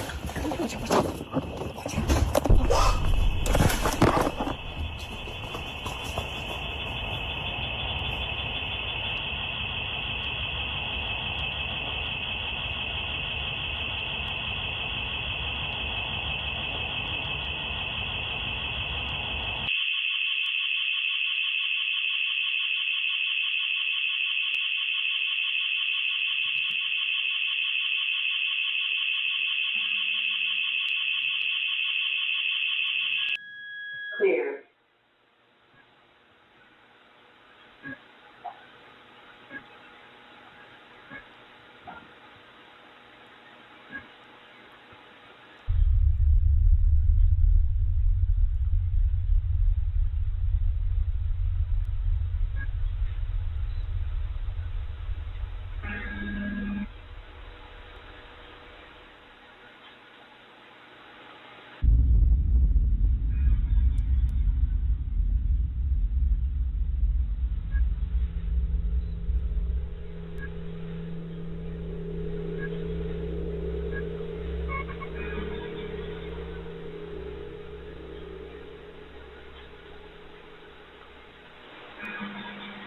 Did you see it?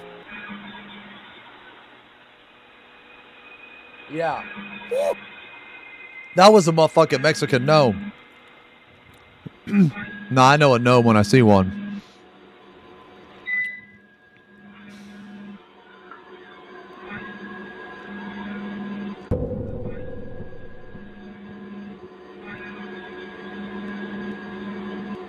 Dude, I like how the camera's freaking out.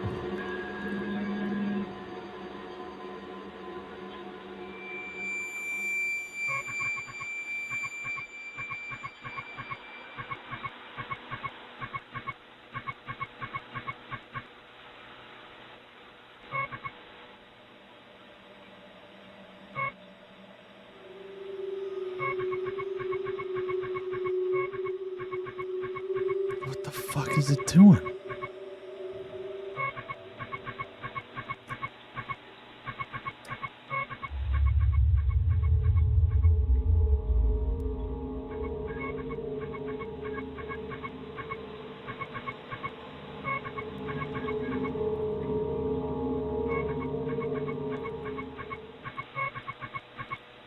Clear.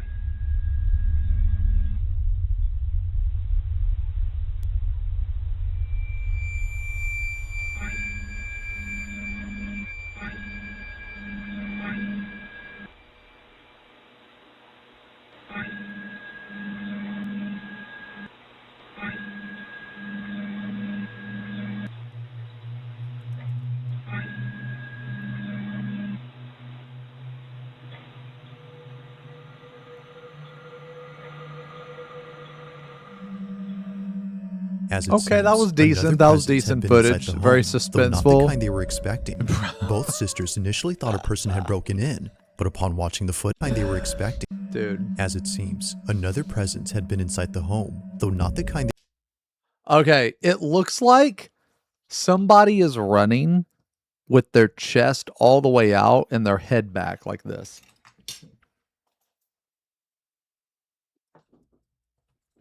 That's how it looks like they're running. To me.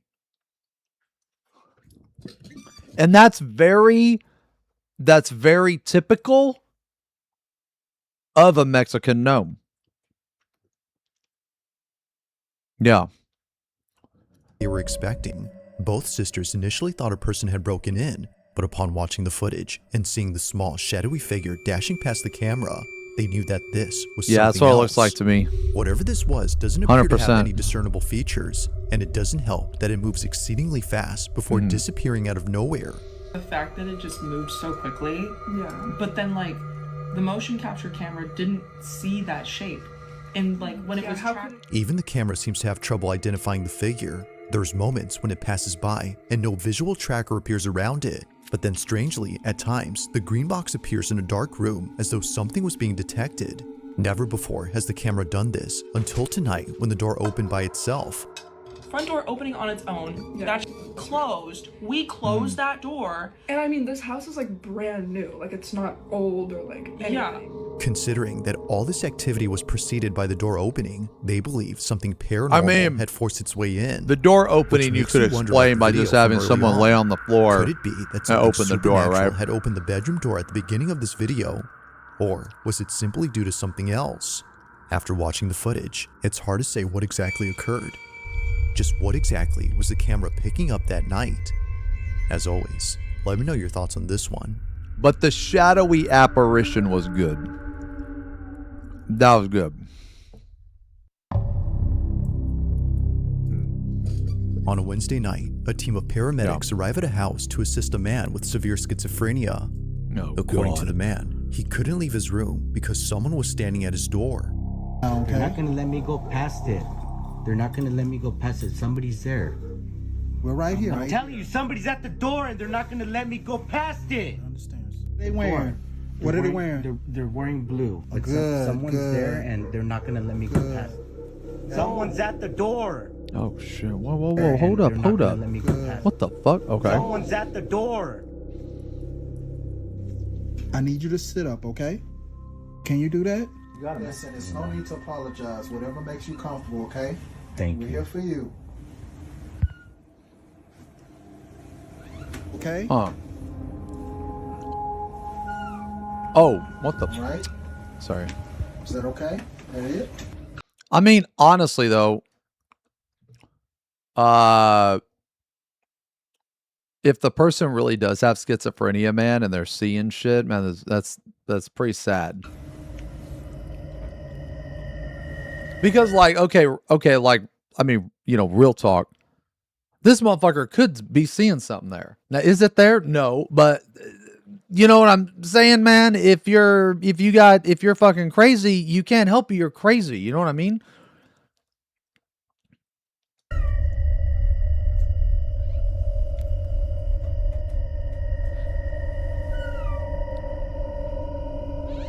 Is that it? Are you okay? While claiming to see someone standing at his door, a clock falls within. Maybe John Xeno is at the door. Okay, all right, bro. I read that like fucking like 45 seconds ago, and it just took me until now to get it, so you can get the fuck out of here. Without warning. Now, the possibility of this being a coincidence isn't entirely ruled out, but when you consider the fact that the clock was securely mounted on the wall, well, things get very strange. Now, aside from the clock falling, there's something else in this video that was recorded, and it has to do with this doorway. 23-year-old Cass, the man undergoing psychosis, is a diagnosed schizophrenic who in a short video says this. Schizophrenia, I'm not crazy, we're not crazy. People that have schizophrenia are normal people. My most common hallucination is... Oh shit, now I feel bad for calling him crazy. Oh, dude. Fuck, man. I didn't mean any offense by it. Okay, that's my bad, man. I'm sorry. I didn't mean any offense by that shit. I'm not used to, I don't normally deal with schizophrenic people, man, okay? So I'm sorry. Seeing a shadow figure in doorways, like in any doorway. So think of any doorway in your house. My therapist and I do something called visualization dismissal. So I open and close the door repeatedly, and that kind of like scrubs away the shadow figure. Although he wasn't seeing a shadow figure this time, he was seeing a man. And this man just so happens to be the same thing that his girlfriend saw 2 years ago in their old home. Keep in mind that Cass's girlfriend doesn't have schizophrenia or any condition that causes her to see things that aren't there. Okay.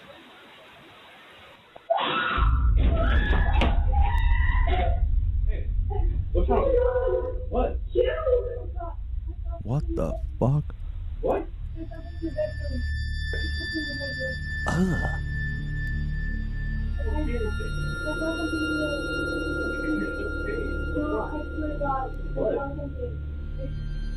There's nothing in there. What? Her description of what she saw was eerily similar to Cass's depiction of the man. Now, because of this angle, we can't see what it is that she saw, but thankfully, there's another camera in this house that might have recorded evidence of the so-called man. Over on... He just has a camera around his neck at all times? Huh. I mean,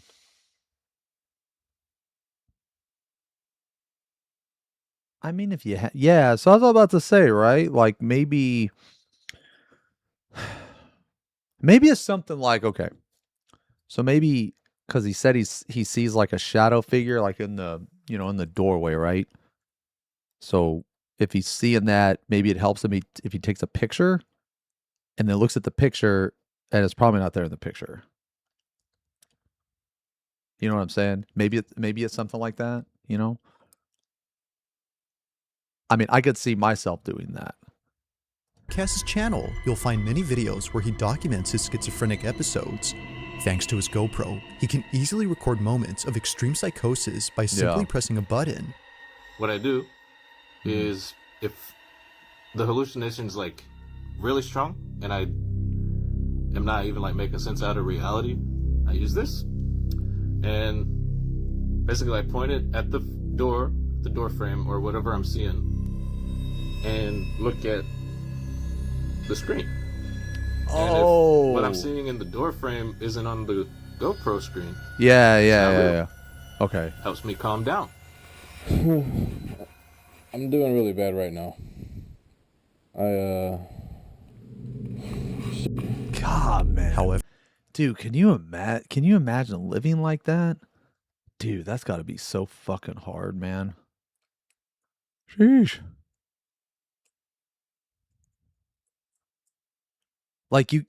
Man, you couldn't like reliably do much. I mean, well, depending on how bad it is. You know what I mean? There's one video on his channel that's completely different from the rest. While talking to an hallucination, he captures this. You always say the same thing.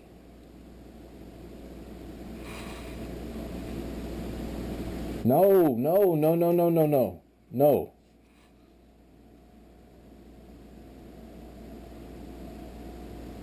Quit it.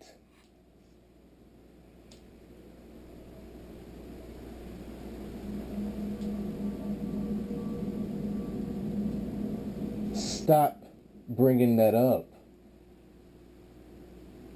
Stop saying that.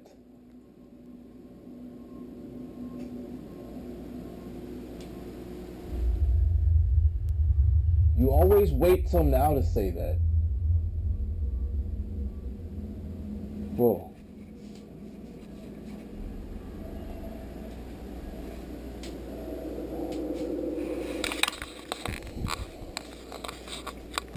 Alexa, light on. Alexa ain't there, bro. Oh, never mind. Alexa is there.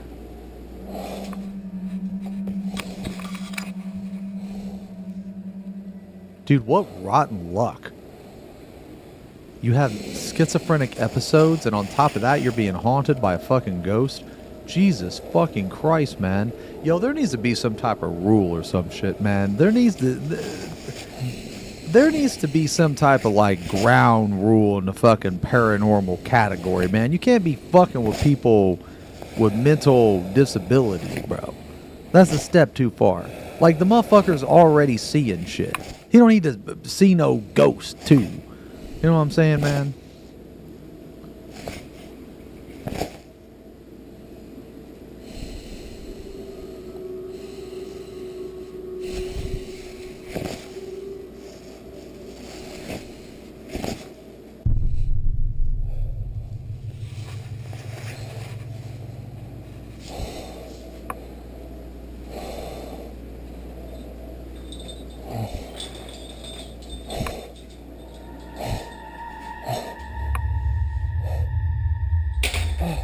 Jesus. Okay, that's pretty good. Okay. Cass couldn't tell if what he was seeing was real. Okay, so that's naturally, he okay. walks That's over pretty to good the other footage. curtains to do his usual technique and tries to get rid of this so-called delusion.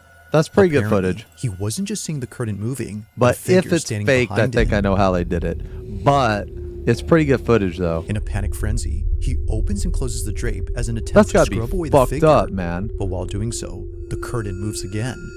This was strange considering that he was no longer seeing someone behind it, yet somehow, despite doing his usual technique, something was still happening. But as if that wasn't creepy enough, the whole drape begins to lift upwards. It appears to go up entirely before dropping to the ground. If seeing things in doorways didn't already freak him out, then surely this has. Now to this day, watching this video fake freaks it just him with out. like a Seeing string? this scares him, Just like an because what he intricate, thought was just an like, hallucination fucking was string. actually real. This, as a result, makes it harder for him to trust his own perception. It's for this reason that he rarely talks about this incident, but after recording what recently happened, he couldn't help but think of this. So then, might there be that some was pretty connection good between footage, this though. occurrence and the one from many years ago? Cass believes so. But of course, like all videos, I'll let you come up with your own conclusions. For now, this one remains a mystery. Damn, that one was interesting.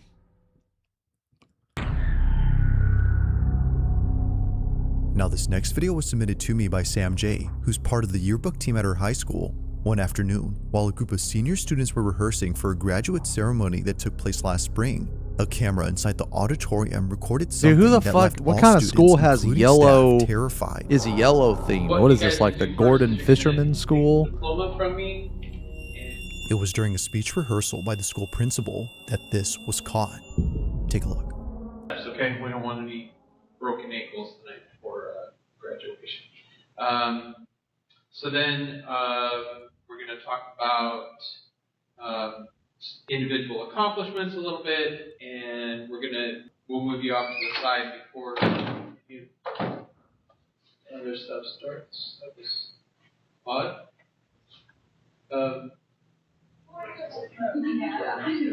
Just a change in air pressure, or was that a friendly ghost, Mr. Baker? Thank you, sir.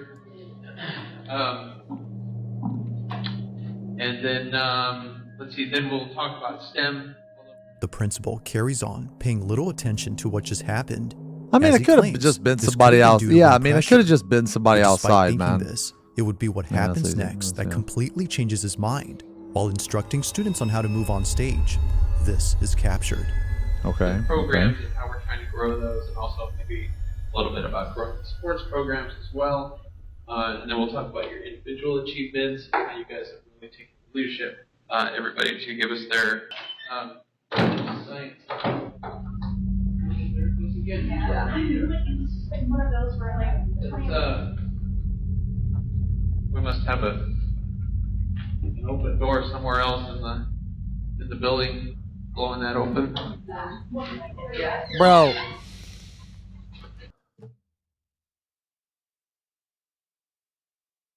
Man, that don't make no damn sense. Okay, that's more ridiculous than the ghost. Another door causing a gust. I'm gonna be real. I think the ghost is more believable than a fucking other door being open somewhere in the school causing a fucking gust. That's ridiculous. Anyway, so let's get started in just the way that we're gonna go. So we'll go John Anderson. We'll do the thing, walk over, and then Cal Connors, thing, come over. Then are we at a, no, that's the right order. So Michael Thompson comes over. That right. Then we've got Emily Rodriguez. Same thing, and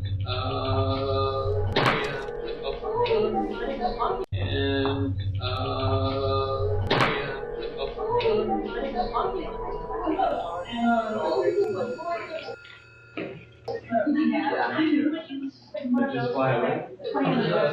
It flew away, did we? It's at this point that the notion of this being just the wind Okay. stops making sense. All right, that A got cap on interesting. One of the students flies off their head, almost as if someone knocked it off. Huh, The hat okay. zips across in a swift and sudden motion before landing close to the exit. The same exit. Apparently the where ghost no one is was a seen opening bully. The door.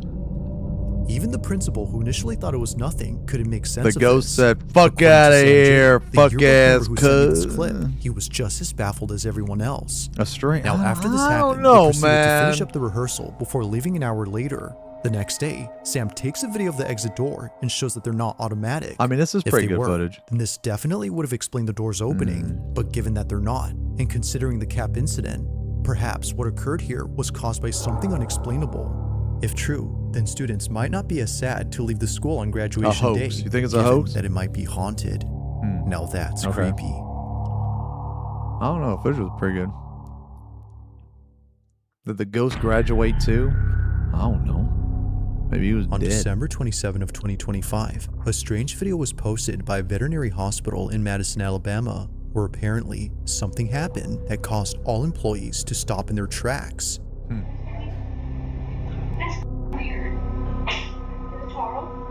What occurred during this moment has left everyone spooked. Now, this video recording was kept private for 4 years until just a few weeks ago. It was That's only all after receiving nice, many but comments is asking for the this footage dog that Renee okay? Holt, the owner of this clinic, decided to share it, as she believes her clinic is haunted. From dog kennels that often open on their own in the middle of the night, to office equipment being thrown around with no apparent cause, Renee and her staff have no explanation for these odd occurrences. However, there is one theory that occasionally comes up at work, and it's the belief that all this activity might be due to the dogs who passed away at this clinic. Whether being put down for medical reasons or naturally passing away, they were last alive at this location. But despite their absence, it seems that they're still here. Yeah, maybe. I thought it was a little dog. Just not physically. One night, while caring for a critically ill cat. Okay, it is a cat, yeah. Oh, I hope the cat's okay.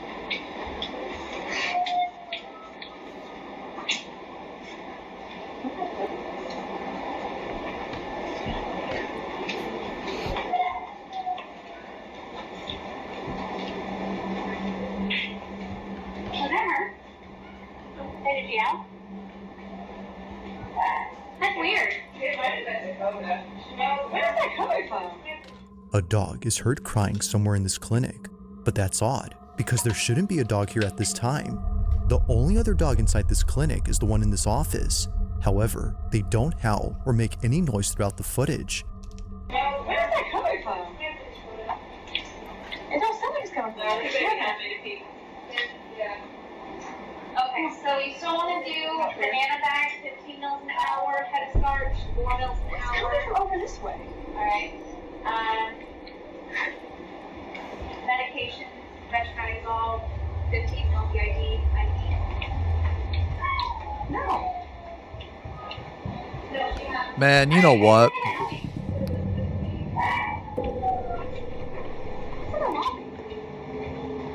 It's coming from honey. You know what always made me sad, man? You guys like the Riddick movies? 2 years of watching the bald man wrecked. People cute. Thanks a lot, Don.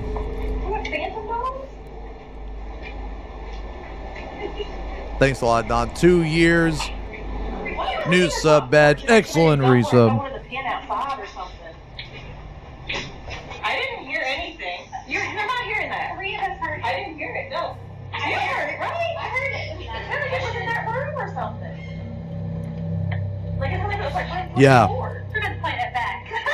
Yeah, the Riddick movies are Pitch Black, The whole Chronicles of staff Riddick, and searches Riddick. all around for this dog, but after checking extensively, both I really inside like and those outside, movies, man. they find nothing. I think Riddick is a really cool The character. dog was nowhere to be found. Yet still, the cries continue as if desperately wanting to be found. But unfortunately, that never happens. With no sight or any trace of this canine, the staff can't help but wonder if what they heard had been a dog they once cared for. Could it be that what they heard But the reason I was brought it something up from the was other because, side? man, It is I was uncertain always if really that's the sad that the case, dog but died it's been 4 in the years third since one. this happened, and despite capturing other strange things on camera, this one remains unforgettable to the clinic. If you caught something creepy on camera, or if there's any ghost videos you'd like me to check out and include in the next compilation, you can send You know, them there's over to another one coming out. scaryvideos444 There's a new Riddick gmail.com. movie. He tweeted That or being he said, posted on let's get back to Instagram. the video. I can't fucking wait for that shit.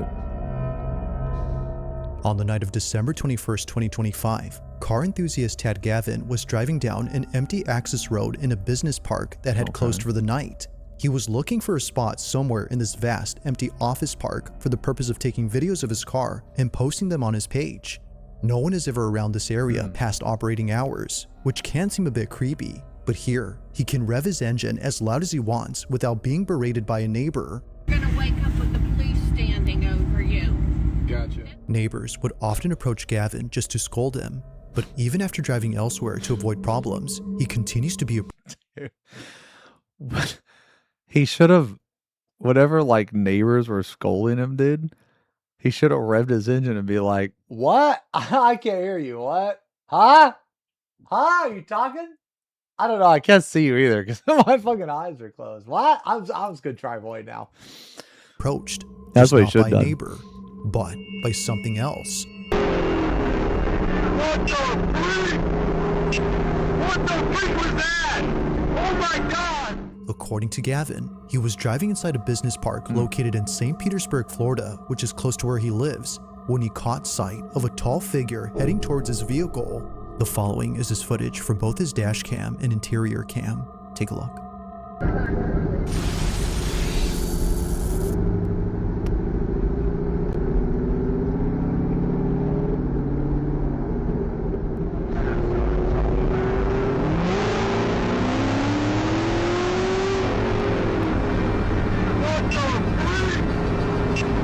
I didn't see it. Oh my god!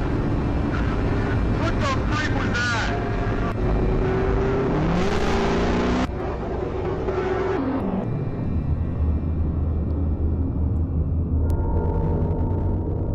What? What the freak was that? Oh my god! What the... Now it's not Oh just the no, man. Yeah, it looks like appearance of a that's dark like a figure that's light strange on its bulb, own, bro. but the details of this incident too. Brother, this motherfucker high or something, dude.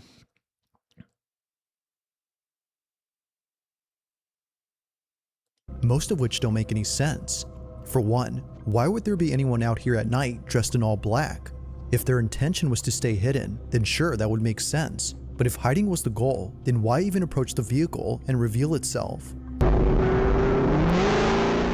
What's weirder is that they didn't seem to run towards the car or try to grab the door handle, which throws out the idea of this being an ambush or kidnapping attempt. The figure just seemingly passes by with no reaction whatsoever. I don't know, man. I think it's just like, he still doesn't I don't know. who Maybe it's or not a even light what that pole. was I don't think it's a whatsoever, light kidnapping pole because attempt. you can The see the figure top of just it. seemingly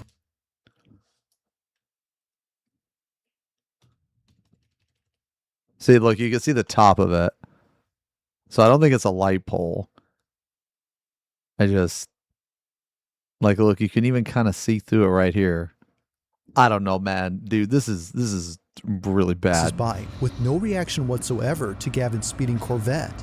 He still doesn't know who or even what that was, but one can safely assume that coming back here to find out isn't something he plans to do anytime soon, especially at night.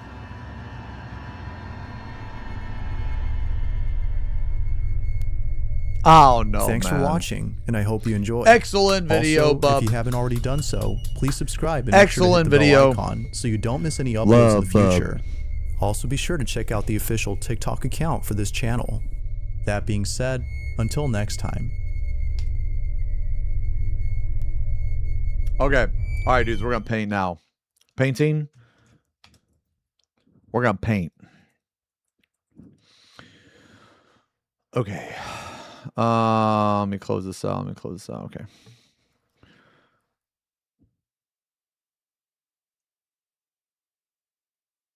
Paint this. We're actually gonna listen to this. This is 40K Primarch Sanguinius.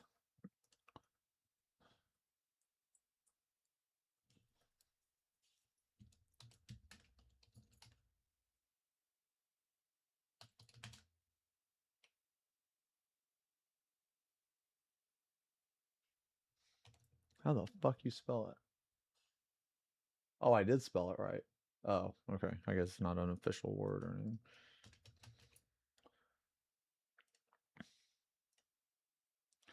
Okay. I actually have I actually have a workflow for this. Let me see. There's a lot of different steps that I wrote out.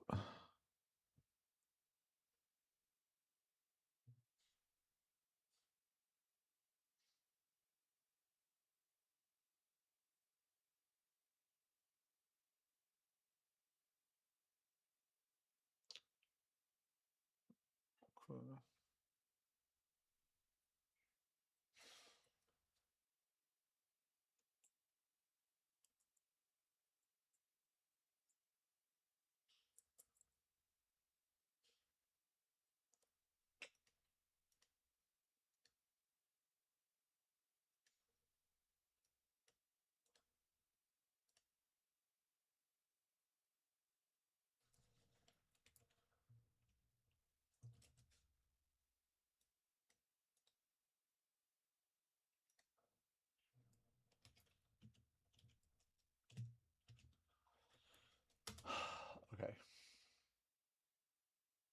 Jesus. All right, I've never done this before. Okay.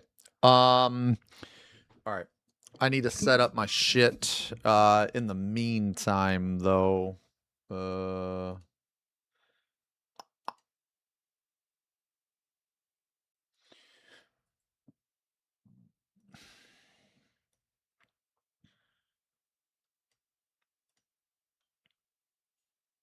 In the meantime, listen to this.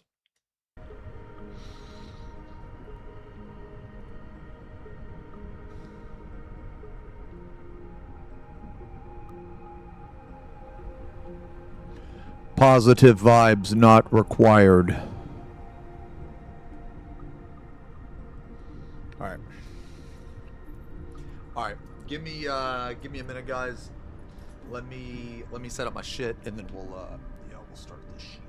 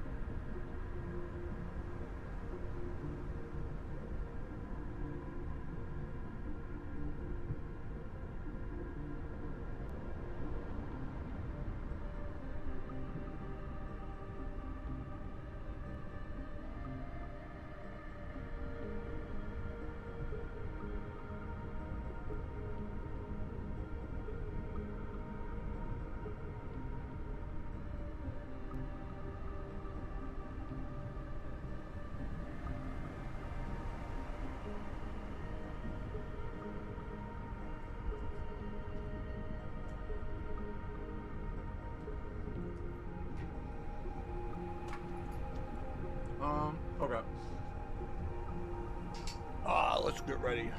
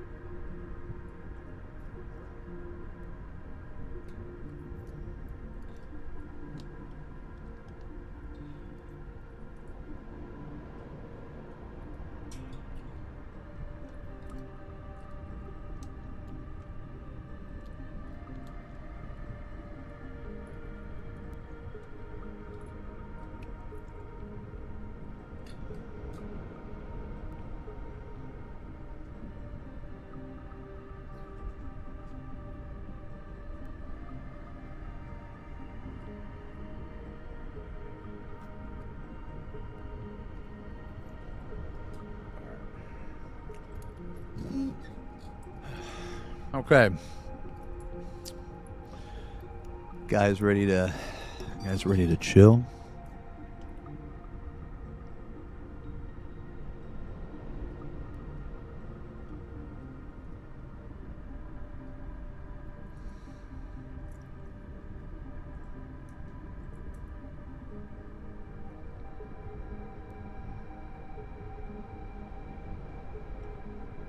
Okay. All right.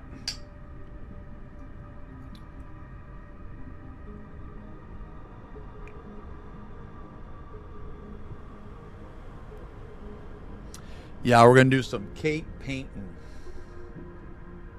Cake painting. Cake painting. Okay.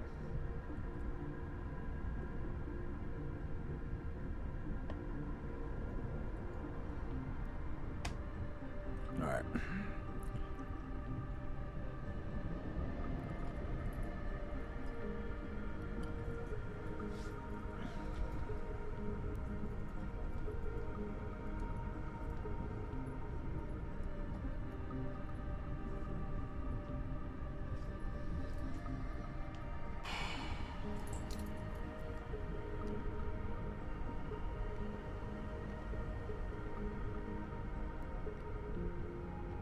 All right. I gotta put the video somewhere. How about the top left corner?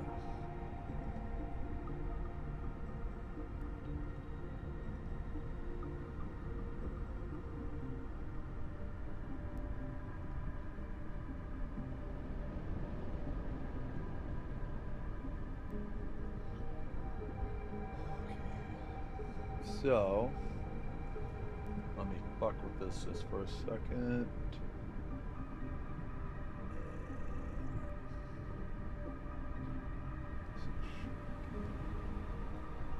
We don't really need it too big because it's mostly audio.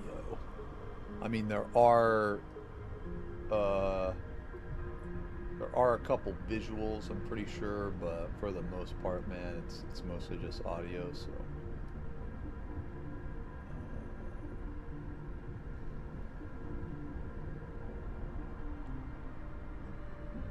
I'll keep Luton's channel displayed.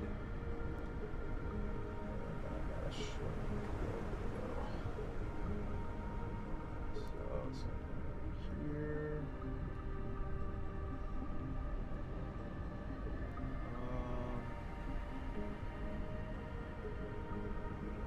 Let me make it the same size as my camera. It's gonna bother.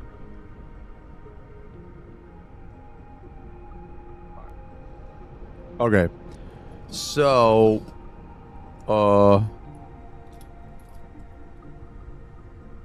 okay, so does this look okay?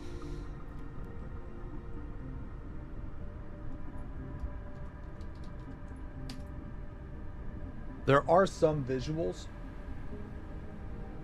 but not much.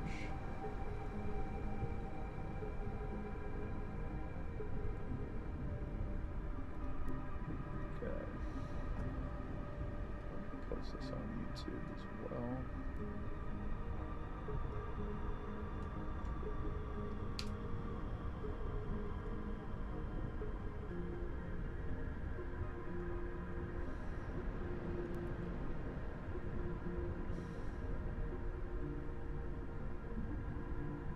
Oh my God, I'm sorry, Lux. Miss Lux, thank you for the resub. I'm sorry that I didn't see that. 9 months, the birthing. Thank you very much. Hopefully you're still here. Thank you. Okay.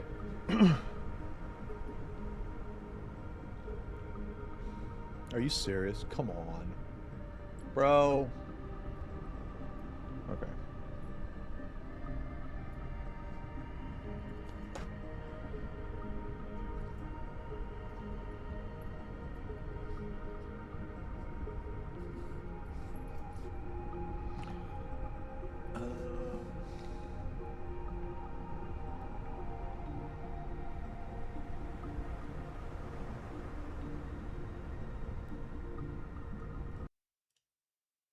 Okay.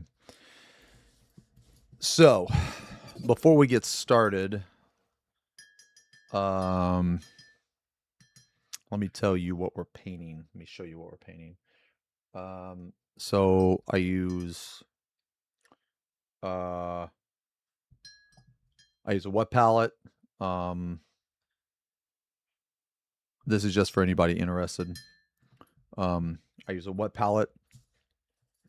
I use golden maple brushes. What I just did was basically just put three little water droplets here. That way I can access like clean water easily. I use combination of Games Workshop paints, Vallejo paints, and Monument Hobby paints. I've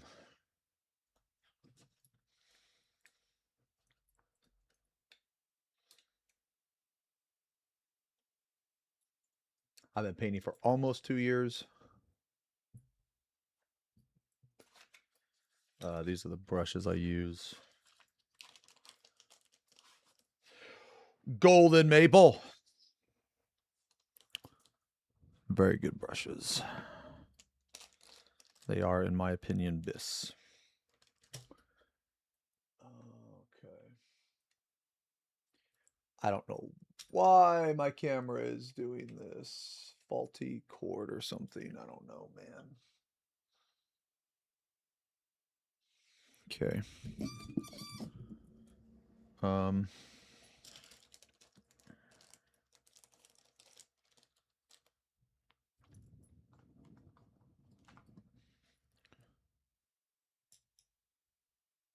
Okay. So, let me make sure I'm all fucking good to go. Okay. All right. Can you guys see that?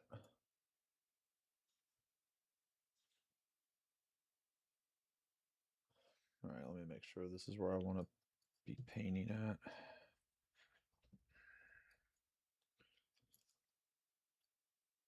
Okay, you guys should be able to see this.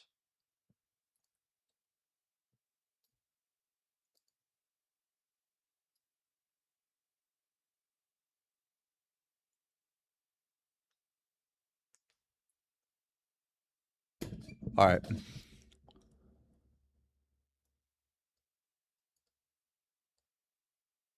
Okay. So basically, we're going to listen to some lore today. So this is okay. So this is Sanguinius. I'm painting this for a friend. I'm pretty much done with the armor. All the armor's done. The jewel is done. So today we're going to work on the cloak. This cloak is going to be leopard print. I have never done leopard print. I kind of have no idea how to do. Yo, thanks a lot, Lux. Thank you very much. I kind of have no idea how to do leopard print, but we're just gonna wing it. I do have a workflow. I do have a plan. I've looked up some videos. So hopefully it will work. If it doesn't, it's okay. Let me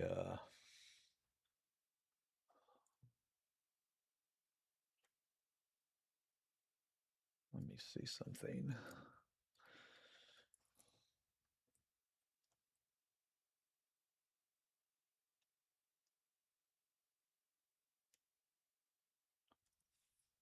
Is that better? Yeah, it seems better, right? Turn the exposure down a little bit.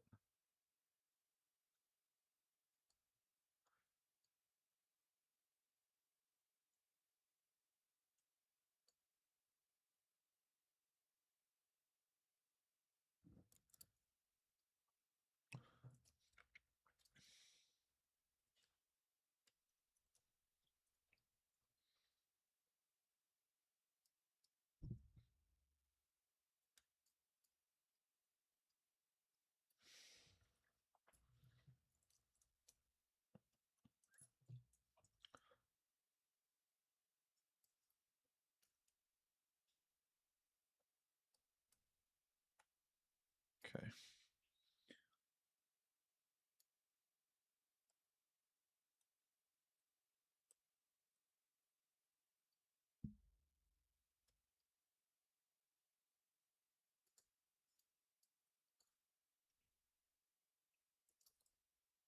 Sorry, trying to get the camera good.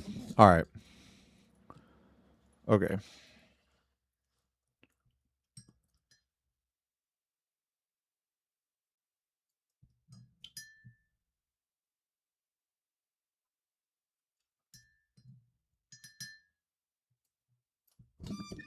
All right. So I'm just gonna say what I'm gonna say the first steps of what I'm doing, and then I'll hit play on the video. So basically I'm gonna try to make this cloak leopard print. So what I'm gonna do first is I base coated it. I think that's Morghast bone. But I base coated it just basically to like kind of brighten it up. But I'm actually gonna cover it with Rhinox hide. I'm gonna do Rhinox hide is like a true base, and then I'm gonna start to highlight it. When I start to highlight it,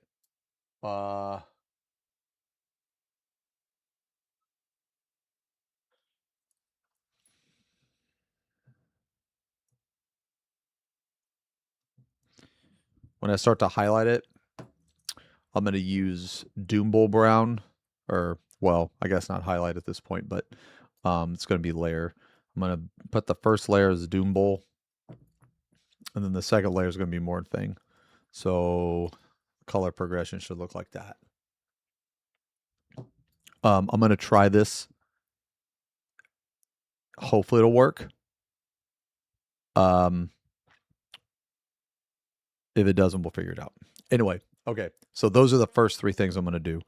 So I'm probably going to go base, highlight, or sorry, base, layer, and then I'm going to start to make the pattern. I'm going to make the spots. When I make the spots, I'm just going to use coal black.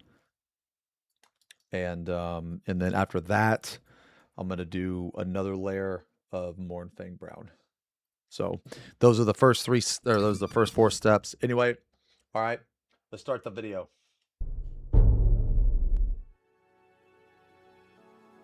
This video is sponsored by Displate. Displate have returned with a beautiful example of one of their limited Displate's editions actually of a century, awesome, featuring a stunning Primarch Sanguinius design, even finished with a fitting radiant gold border. It looks fantastic and is surely a piece that will continue to inspire as I create future content.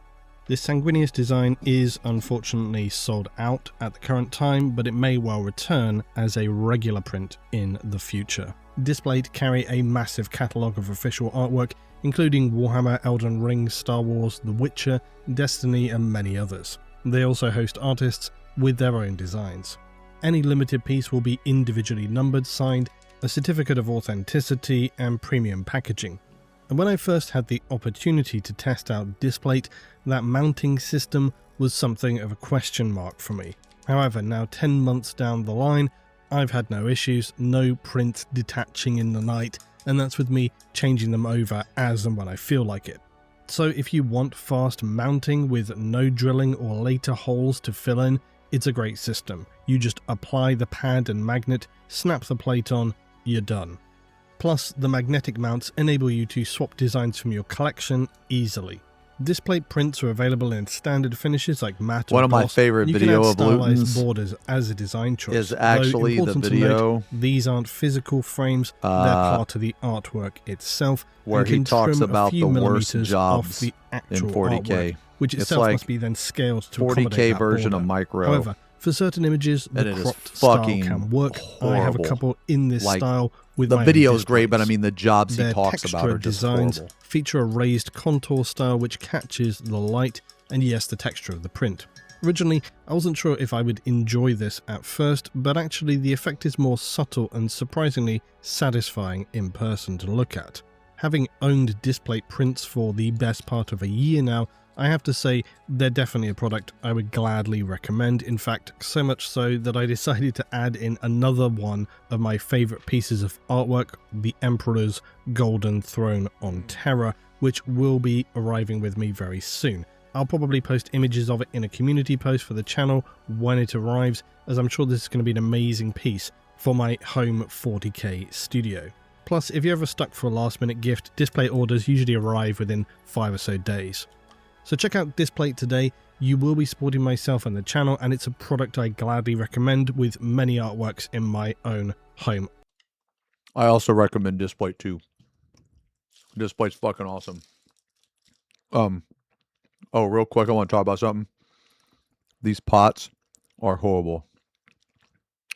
They're fucking horrible. So, what I would do, I would highly recommend getting you a fucking thing of ball bearings.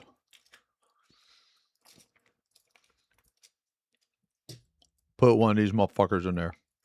Put it in there. That way when you shake it up, it helps break the paint up more. Office. You can also use my discount link in the description and pinned comment below, or use my code LUTIN to get 32% off 1 to 2 Displates and a massive 37% off 3+ Displates. A big thanks to Displate for sponsoring this video, and once again, please check out the links directly below.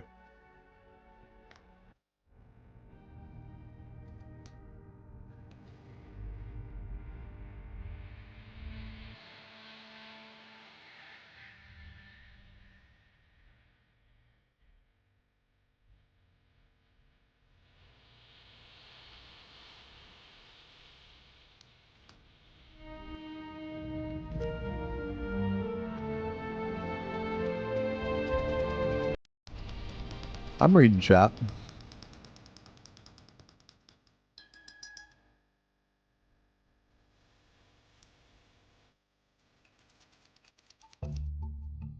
It should be no shock to any that this is a series long overdue. I've been all too aware that speaking to the Primarchs is an obvious necessity, but I also hope that it perhaps speaks to my sincerity as someone who enjoys the discussion of lore, that I didn't just rush to hammer out what even in a lackluster form would be very easily solid content. I'm sorry, Ned. When it comes to the galaxy of M41, the Primarchs are foundational and structurally defining. I'm sorry. For me, they're also intimidating in terms of their discussion, not least because, similarly to most of the big name characters and themes within the lore, their narrative is scattered across rulebooks, decades-old references, and weighty novels, so choosing to speak about any of them gives pause for thought. What do you leave out? What do you leave in? What do you summarize? Which of the 19, and yes, I'm including Alpharius and Omegon as individuals, even more so.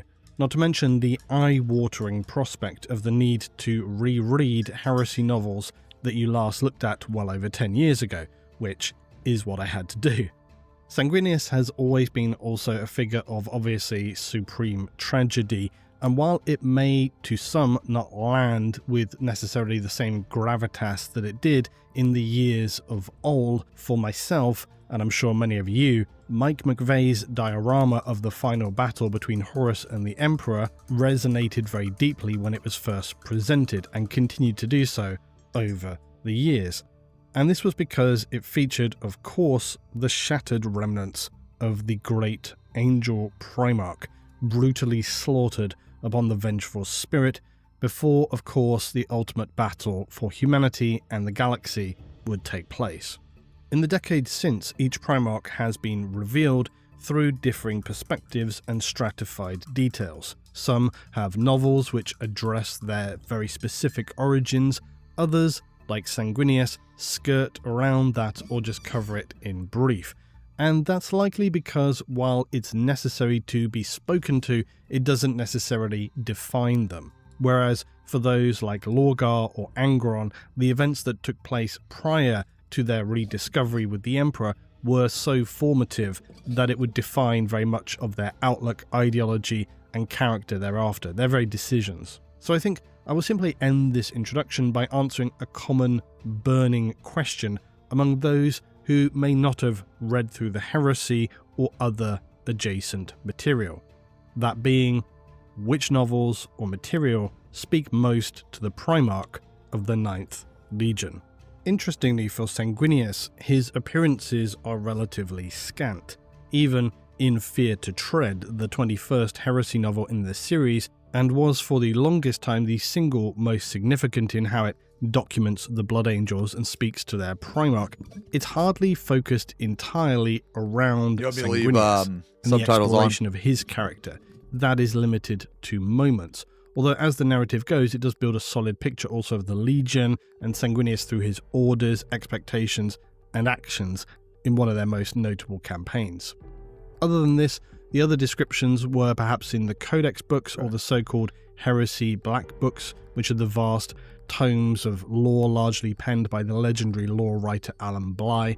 Of course, there are many other adjacent mentions throughout the Heresy series. For example, in one of my favourite books, Know No Fear, we see one of the typical passing mentions Sanguinius receives. A single sentence delivers to us an understanding of how Guilliman feels, where it's described how Dawn, Russ, Manus, or Sanguinius, Guilliman always claimed he could win any war outright against any foe, with basically those alongside to aid him. And whilst I'm speaking about Know No Fear, which I guess spoilers details the Wordbearer's infamous engagement at Calth, and I do have to note it also features a description that I position as one of my highest ranked from the entire Heresy. That's where we see the spontaneous execution of an Ultramarine without him even being able to react, as he and a brother Wordbearer were just leisurely talking about the semantics of their purpose. The full weight of that execution and its brutality, its ideological impossibility, underscores in just a single moment the horror and the travesty of what is only now becoming fully apparent to the Loyalists.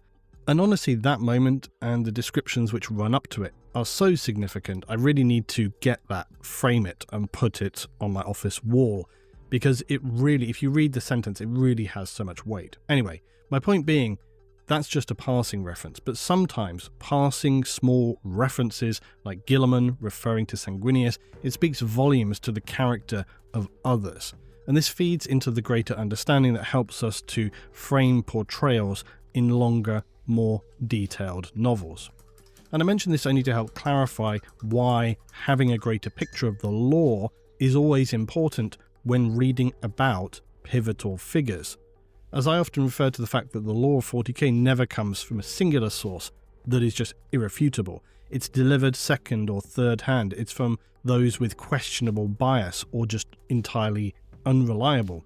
The Great Angel, for example, that's a novel entirely devoted to Sanguinius, but it also comes to us from the singular perspective of a remembrancer, which in some ways is more revelatory and reliable than if it were an invisible narrator, or even that of the lived experience and first-person perspective of Sanguinius himself.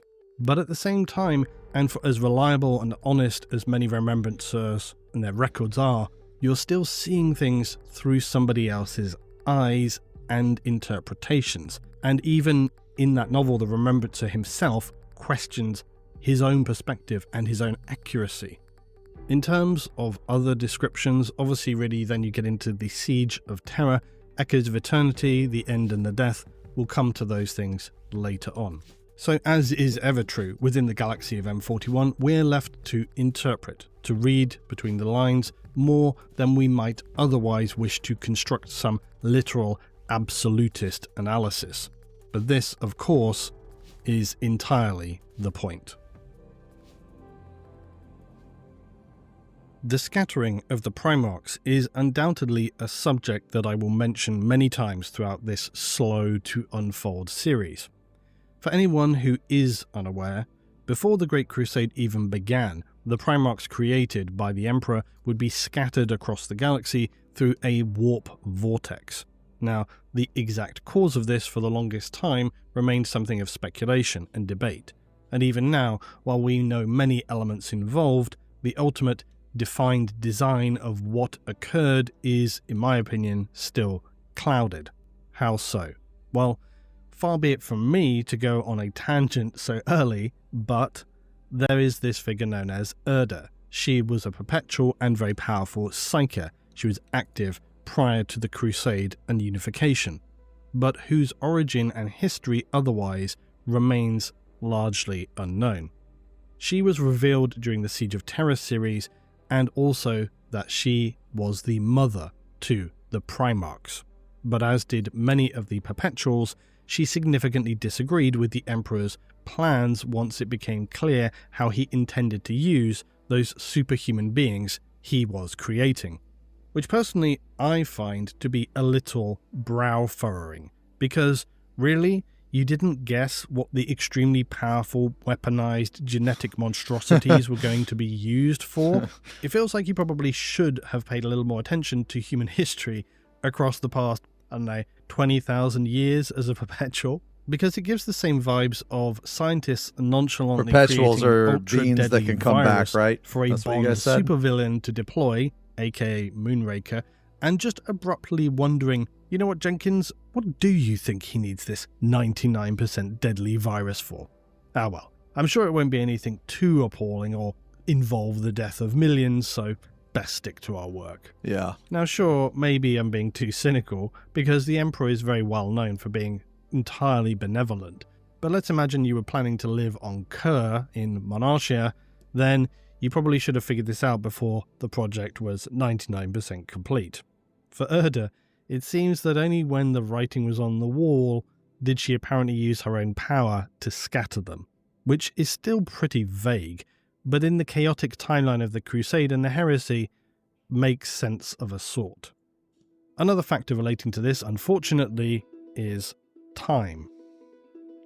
Now, I've spoken about causal loops, the theoretical concept whereby somebody from the future uses some means by which to return to a moment in the past and influence events before, thereby deliberately or unwittingly ensuring the future as they left it comes to pass. Okay. This is also known as a bootstrap paradox, because there's no way to define a starting point for that loop of events.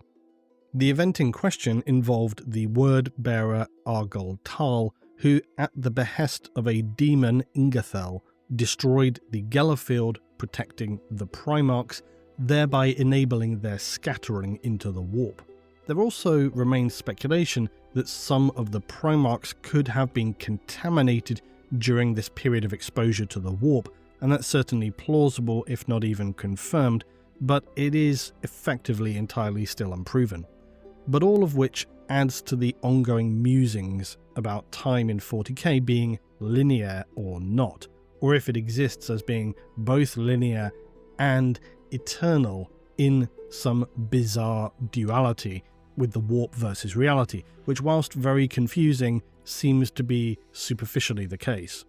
And this ties interestingly into the last aspect for one novel that I didn't reference earlier, being Pharos. Now Pharos in the greater lore is of course significant about the event that potentially triggered the attention of the Tyranids to the galaxy, but specifically relating to the Primarchs, it's also an exploration of the dynamic between two of the most key characters and how the raw truth of the Emperor, Crusade and Heresy was steadily being revealed. We're talking about Conrad Kurz, Primarch of the Night Lords, otherwise the 8th Legion. Now Sanguinius was gifted, or in the view of Kurz, cursed, with the ability to have some level of foresight. From the perspective of Kurz, this only further entrenched his bleak nihilistic outlook. For Sanguinius, it Conrad's was more fucked up. existential.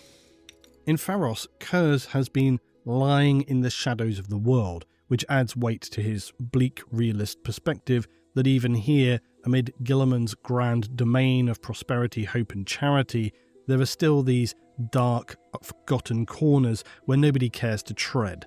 Here are just the forgotten humans, the downtrodden. And Kurz believes that this signifies that all this grandeur and construction of humanity's great future is just a grubby lie. It's all for nothing and a charade in service to the Emperor's own magnificence and a stubborn ignorance to accept the reality of what humanity is at a base level in terms of its relationship with the warp. He's fundamentally saying we can't elevate ourselves, nothing can really ever change. And while confronting Sanguinius, the two have a fascinating discussion about their origins and the broader goals of the Emperor. Now, Kurz, of course, already believes the Emperor to be a liar and a manipulator, and really he could have come to this conclusion even without the whole heresy stuff going on. Was that true? He pushes Sanguinius to admit that this cannot be denied. In fact, Big E he kind of says shit. it is entirely self-evident, and that Sanguinius must surely agree to what Kurz and astonishingly Guilliman have already concluded, that the Primarch's scattering was no accident at all, and that the Emperor very much intended this to happen, no matter who or what else was involved to actually facilitate its occurrence.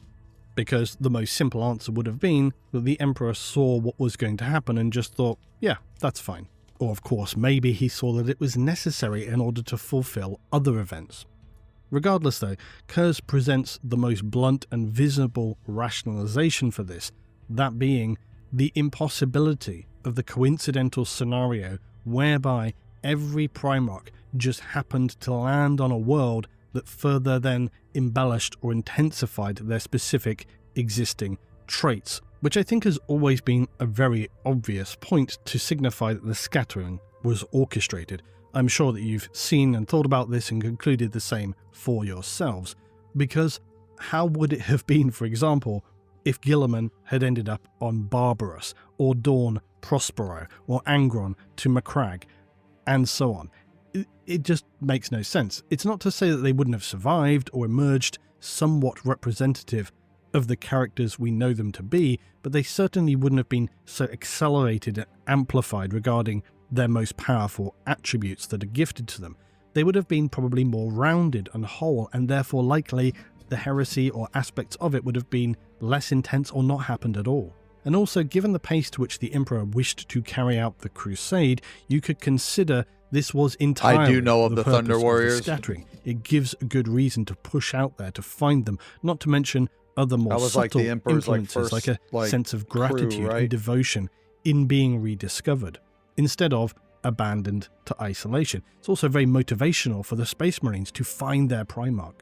Now, one could argue in the case of Angron you have the opposite thing happening, but again, very likely that's deliberate there to further increase his rage against all the different things. He's not happy when the Emperor finds him. He doesn't want to leave his world. He wants to resolve things. And the Emperor says, no, you've got to come away with me, which of course makes him pretty pissed off and resentful. Again, probably by design.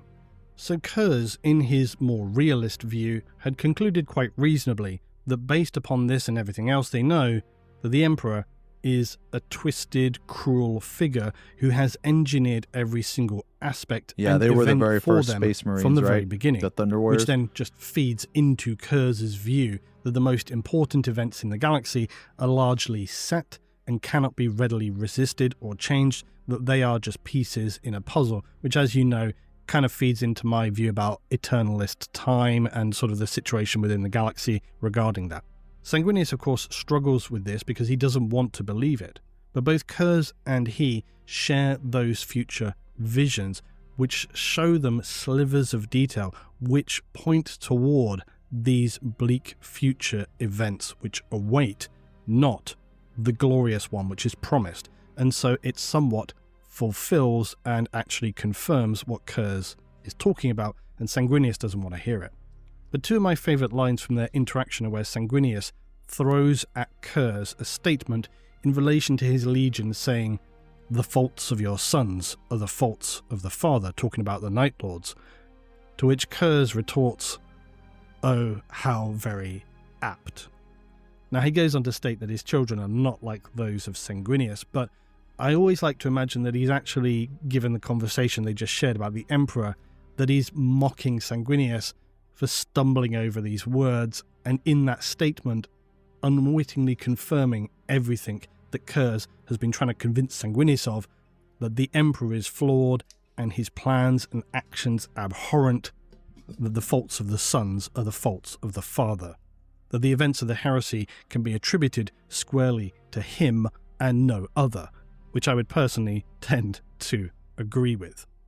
Sanguinius, of course, does not agree, but personally, it's hard to dismiss out of hand Kurtz's argument, which of course is pretty crazy, but in the great picture, it's likely far more nuanced than the bleakness at which Conrad tends to see things. Between the two of them, though, I think their dynamic is best underscored with Sanguinius stating, "There is always a choice," to which Kurtz replies, "There is never a choice."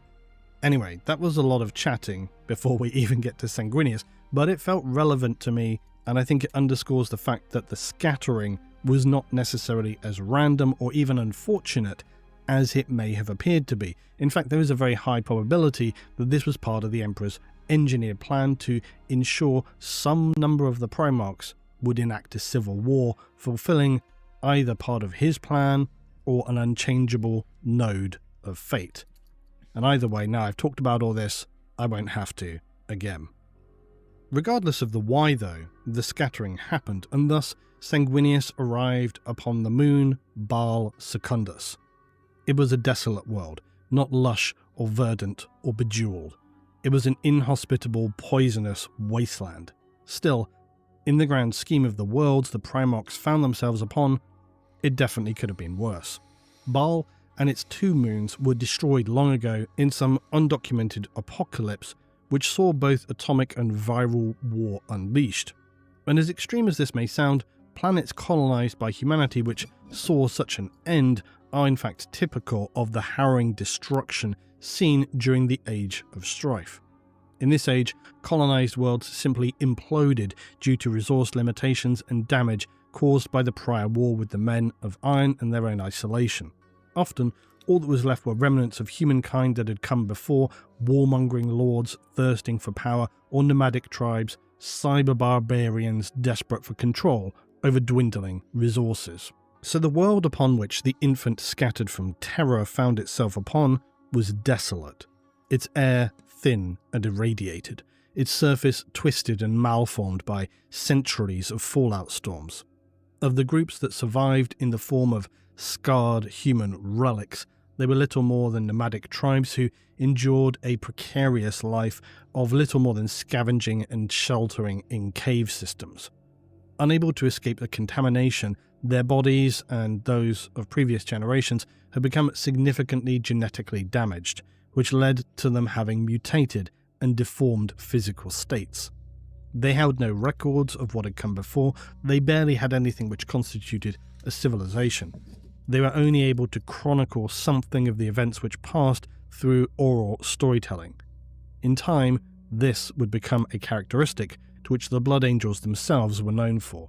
So the fact that the winged Primarch would find itself upon a world where mutation was commonplace seems, one might argue, in this instance, extraordinarily fortunate. For upon numerous other planets, the discovery of a child with vestigial wings would likely have led it to being immediately killed there and then, if not purged with fire. And I think just a reminder to observe that the Primarchs were certainly powerful, but most of them still mortal. In their initial infant form, it would not have been impossible at all for them to have been murdered by the dregs of humanity. Not so upon Baal Secundus. 4 months. Although saying this, apparently even then, there were still those who found the fact that such a pristine child could survive in the inhospitable wastes troubling enough they felt that they needed to call for its death. It wasn't mutated enough comically, but this did not occur.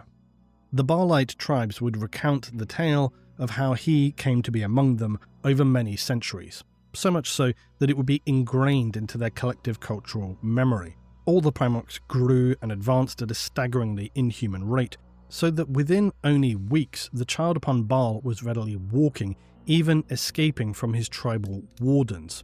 It is said that at one time they even found him within the lair of a Baalite fire scorpion, and to their astonishment, the unarmed infant had destroyed the creature.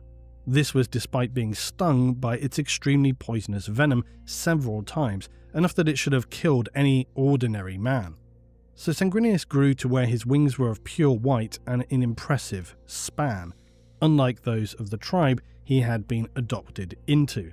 He was a being of light and purity, and thus inspired awe and devotion from the tribe. Sanguinius was quite clearly a transcendent being. His form was one of such beauty that few could bear to look upon him, and unlike all others, he showed no weakness or vulnerability to the harsh surroundings that steadily poisoned even those accustomed to a life surrounded by it. As was typical of the Primarchs, there would come a defining moment where those who have followed the miracle child became all too aware of what these individuals were truly meant for, that being war. Baalite myths describe how at one time the tribe of Sanguinius was surrounded by cannibalistic mutants who had gathered to numbers in the many hundreds. All had accepted their inevitable fate, for death upon the world was a constant. Sanguinius had other ideas. He rose to become their supreme protector, and in that moment of pure blazing light, as would be seen much later by the remembrances of the Crusade, Sanguinius' form shifted from the formal benevolent leader to that of the unleashed dark angel of death. It is described how he became a terrible red-black being, his eyes burning with a corona of light around his head. He unleashed a violent storm of irresistible destruction upon them, and when finished, he stood before them all, Yoshiko, thank you for the resub. in blood. Sanguinius would subsequently unite those tribes of mutants who had something approaching Massive a 87 months. Thank you outlook very much for their that. own Thanks a survival, lot. and together waged a war against the more abhorrent groups of mutant human things which infested Baal Secundus. Despite being vastly outnumbered, with Sanguinius leading them, they won the conflict readily. Entirely understandably, the tribes of human mutants upon Baal came to worship Sanguinius, who very reasonably, in their eyes, was their ultimate salvation and a godlike being. So that by the time the Emperor found him, the people of Baal were troubled by what they witnessed, for in their eyes, what they saw was a god meeting a god. When the Emperor arrived upon Baal Secundus, Sanguinius was torn between the feeling of something he had never seen before, a spacecraft, yet also the surety of knowing that here was his father come to meet him. He knew even prior to their actual meeting that he had a father in this moment, and that was significantly notable as to the power of his foresight. Their meeting gives us an intriguing glimpse also into the Emperor. As is often the case when he meets with figures who rival his own psychic strength, there tends to be a little lapse on behalf of the Emperor. He is unsure about what they can see, and maybe he is unsure how much protection to put up in terms of shielding his own identity. So initially, Sanguinius notes that the Emperor is human, but not quite a man, that he sees within his eyes the light of many souls, men and women. The Emperor also immediately exerts his power. He appears to speak the language of the world, but Sanguinius notices how the Emperor's perfection itself is a flaw. His impossible perfection was inhuman and considerably unsettling, so that right from the beginning, Sanguinius could see the glory and the horror, the success and celebration cast against the death and the raising of worlds. His foresight was already showing him the future to come. So when Sanguinius asks the Emperor what he is, we do get this glimpse into one of the most troubling questions speculated upon, for there is no answer, but it at least allows us to see that it is a possibility when the Emperor states, quote, "You are a Primarch, and you are my 9th general. You are a component of the great work. You are stolen by my enemy, and most unsettling of all, you may have been changed by them." The final admission is significantly troubling, but as we spoke to earlier, it's again a question of if the Emperor intended this all along, albeit with an element of randomness. There's another revelation, in my opinion, also, when Sanguinius tells the Emperor that he sees him as the death of faith, and the Emperor replies, yes, and also no, which I think could be suggestive that the Emperor does have some sense of his future, or at least one potential configuration which sees the reality whereby he becomes the God Emperor. More likely, though, he's speaking directly to the fact that Sanguinius is worshipped by those upon the world here, and the Emperor wishes to simply note that faith is a dangerous thing among humanity, and so he has not come to simply destroy this, but to raise Sanguinius to his true design. Unlike other Primarchs, Sanguinius could see more clearly what the Emperor had in place for their future, and also the hypocritical compromises which undermined his ideology. For while worlds of faith who could not be turned to the imperial truth would be raised, others, such as the Mechanicum, were tolerated and compromised with, because their greater support outweighed the principles of the imperial truth. It was something which Sanguinius would never forget, and so when the Emperor told him of all the glory he sought to elevate him to and gift him through the Legion to command, Sanguinius considered what happened if he refused the Emperor's offer. The Emperor, of course, knew that he would not, and when all Sanguinius wished for was those of his tribe to be left unharmed by the Leviathan forces of the Emperor just approved, and Sanguinius joined to lead his legion. The Revenant Ninth would become the Blood Angels. The Ninth Legion, which had been steadily broken by attrition and brutality during the early period of the Crusade, they were often cast into the most brutal compliance campaigns, deployed without reinforcement to worlds where resistance was fierce and terrain unforgiving. Their mortality rate was among the highest of all the legions, and their replacements were very scarce. So they had this reputation of sanguine savagery. They fought with the relentless assault doctrine, choosing close quarters melee engagements wherever possible, and records describe entire campaigns that were effectively reduced to butchery, civilian populations extinguished alongside enemy combatants. They were known to pursue their foe until nothing remained alive to resist, which interestingly was how Sanguinius himself tended to view things. He held a very all or nothing perspective. I think very often there is this projection from what happened later upon earlier legions, in the sense that loyalist legions never had the same conduct seen among those like the Night Lords or the World Eaters. But that really couldn't be further from the truth, especially in the case of, say, the Space Wolves. In terms of the Revenant Ninth, their conduct even earned them censure from Imperial commanders because of just how brutal and slaughtering they were. Yet their value was still unmistakable. They were this irresistible blade, unsheathed when horror itself was required as an instrument of compliance. But things changed significantly upon the Primarch's return. The transformation from their bloodthirsty, near-barbaric practices to becoming swiftly under his hand paragons of martial prowess. Still, darker practices that had begun to become a concerningly regular part of the Legion were also now more strictly concealed.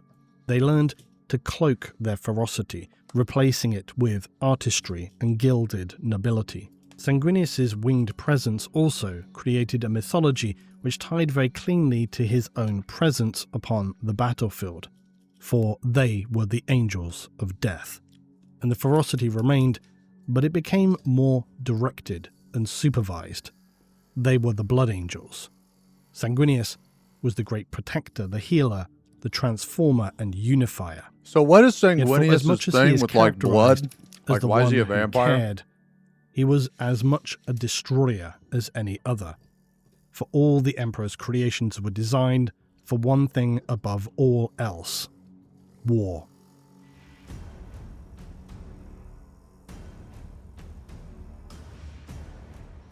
With the return of Sanguinius, the Ninth Legion was remade, and under his leadership, brutality became discipline. Where once there had been unrelenting grinding slaughter, now efficiency became the order of planetary conquest. Sanguinius was able to harness their ability to combine shock violence with inspiring spectacle. This was something known throughout the Crusade, that crushing colonized worlds was not always necessary. This only applied to those who were the most resistant to compliance. For many, the combination of irresistible force and wonder was more than enough to convince them The sight of off-world humans with immense power and a figure such as Sanguinius approaching with wings of white clad in golden powered armoured suits, warriors wearing battle standards which espouse their angelic form, all directed toward an even greater superbeing, the Emperor. Worlds fell in line far more swiftly than they ever had as the Revenant Ninth. Sanguinius became in fairly short order one of the Emperor's most beloved sons, for where those such as Perturabo or Angron had struggled for recognition by pretty much getting in their own way as much as their natural traits were problematic, Sanguinius seemed to be the exemplar of the Primarch project. He certainly was one under the consideration for War Master by the Emperor alongside Horus and Guilliman. And this is something mentioned several times throughout the chronicles of the Crusade and the Heresy.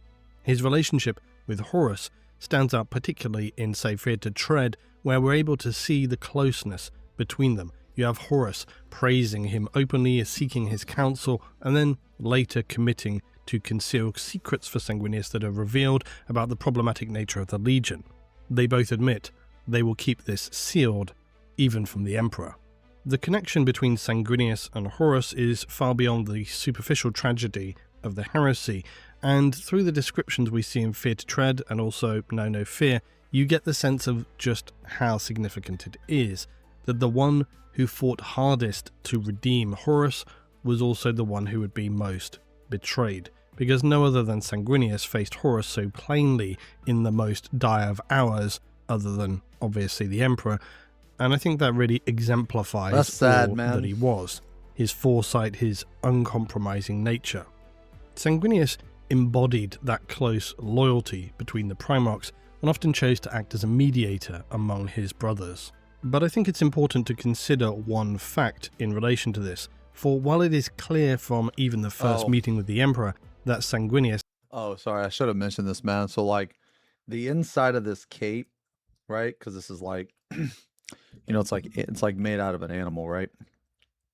So the inside of this is going to be different than the outside, obviously. So I'm going to make the inside kind of peach colored, and then I'm going to go back. I'm going to go back later, and I'm going to put some browns and reds in here.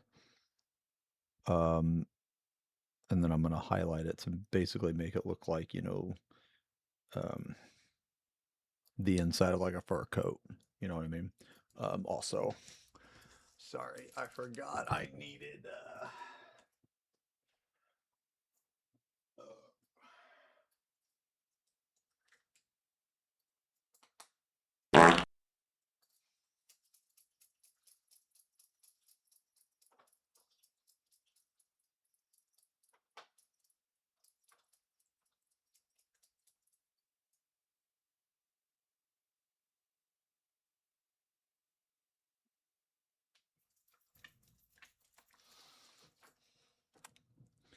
I'm going to try this Dark Oath flesh on top here.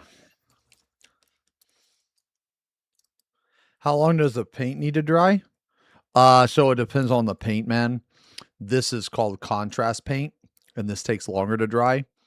But like these, like layer paints and base paints, they don't take that long to dry.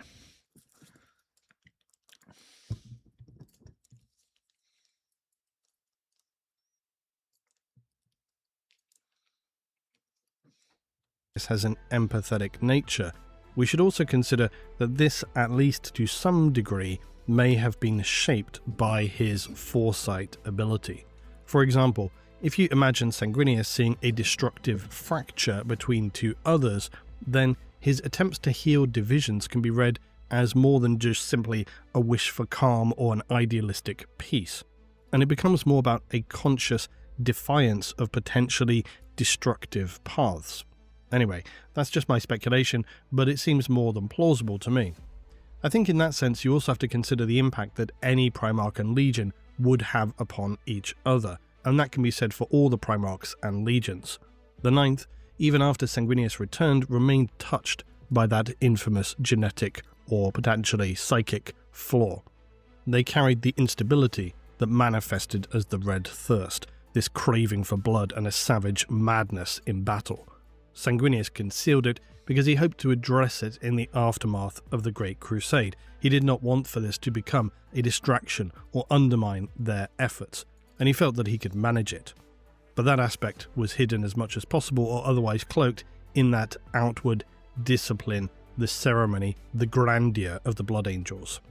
And this is where, in The Great Angel, we see the disparity between the lived experience of remembrancers who were placed with the Blood Angels and the Imperial propaganda that described them as living angels, this really aspirational idea of what an Astartes could be. In reality, the propaganda bore no resemblance to the raw brutality that they exhibited in battle, so much so that it was really shocking for the remembrancer at hand.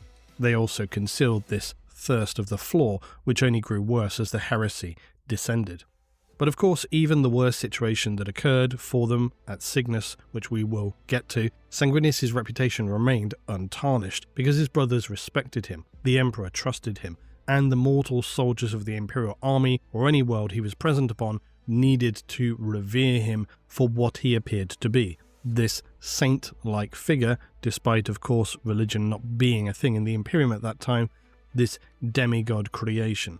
Except of course, unlike Lorgar, whose pursuit of doctrinal faith was very rejected, Sanguinius walked this line whereby he had this presence of being a spiritual being, but kept strict adherence still to the imperial truth, while surrounding himself with this aura of supreme loyalty to the imperial dream, the crusade, and the emperor.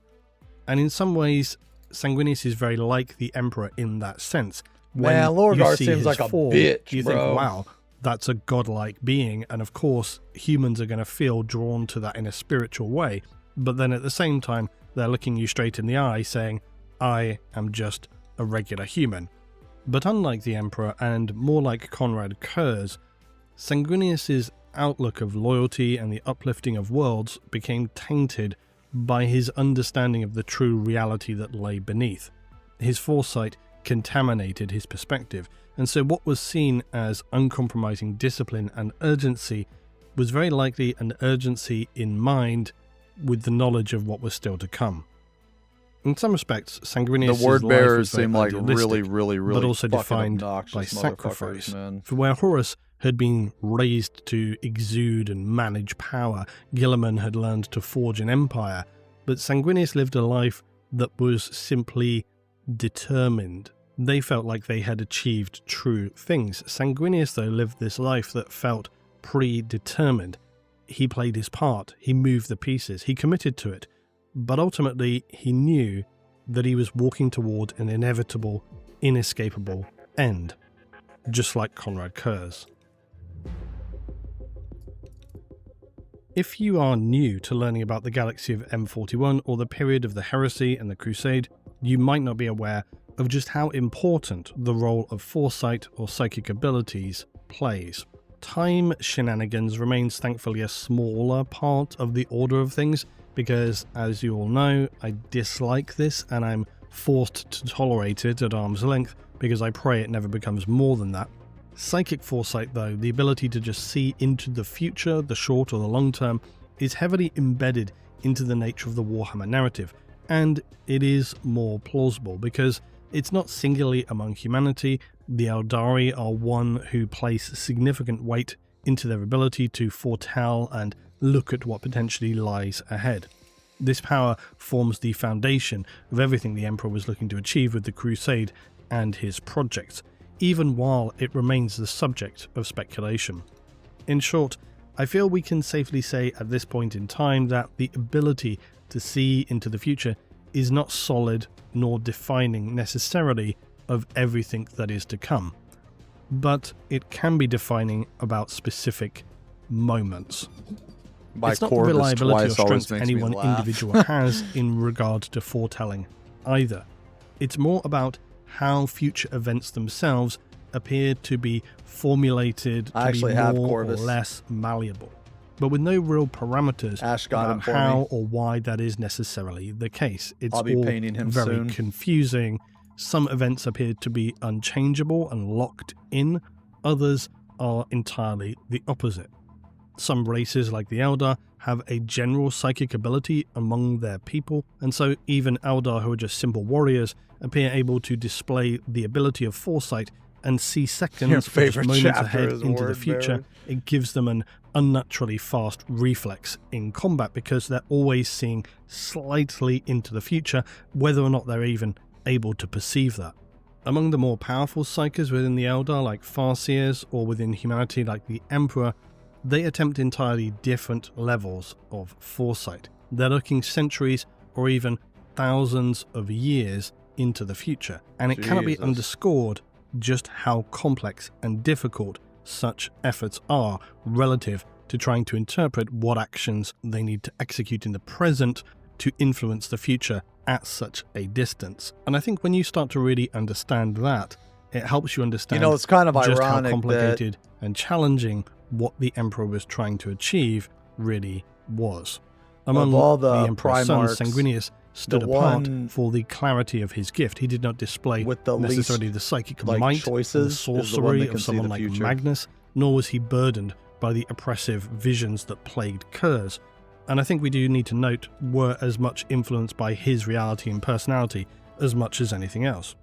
But what Sanguinius received were more typical of those capable of foresight, fragments of what might come to pass, impressions without context, half-glimpsed uncertainties, and occasionally, as was the case with his own future, actions that appear set in stone. I love Sisters For of those Battle. around him, Sanguinius' behaviour appeared to further reinforce his miraculous nature, proof that he walked with the touch of destiny. He's exhibiting that same sort of ability that the Eldar have, moving almost ahead of time. And although very different to Comrade Kurz from the Night Lords, Sanguinius shared their understanding of this existential constraints that are placed upon them by their own ability. Again, in The Great Angel, our Remembrancer Cortenia presses him to explain about this. Sanguinius, ever pragmatic, admits that in order to see the future, it's a paradox, in the sense that, far from making you invulnerable, as one might imagine, it can in fact be the opposite. Yes, you may have some small ability in the short term, but he best describes its nature as sometimes of concrete things, the way an enemy moves, the curve of an axe, but sometimes of more nebulous things, the shape of the crusade, the fate of a soul. He also says that a vision can lead you into error, or even, if it is true, you can take the wrong path by seeking to achieve it. It can come to obsess you. You see a fate you wish to avoid, and in preventing it, you cause greater harm. Or you become possessed by longing for something good, and put aside your duty to achieve it, and in doing so, lose yourself. Foresight has its uses, but I do not see it as a blessing. Sanguinius explains something which I think helps us to understand the Emperor's position also, that of the fragments given, it is never the whole, and because of this, they are in many respects all but useless, because you're only seeing a few pieces of the entire puzzle and trying to simply guess what you need to put in between to complete everything. A man may dream of death and seek to avoid it, only to create the conditions by which it occurs. One might misread a sequence of events. They could alter a path to avert disaster, but step into another, far worse situation they're unable to foresee until they already altered the known events. Sanguinius sees things obviously through a far narrower lens than, say, the Emperor, but it does illustrate to us through his descriptions, as I say, the complex nature of the efforts of the Emperor and Malcador. I think in that sense, it begins to become understandable just why the planning of the Crusade, his goals for humanity, this sense of the Emperor with all-seeing knowledge, yet simultaneously as if he had no idea what was going on in some moments, and at one point literally says this to the Custodes when they ask, "What do we do next?" And the Emperor says, "I don't know."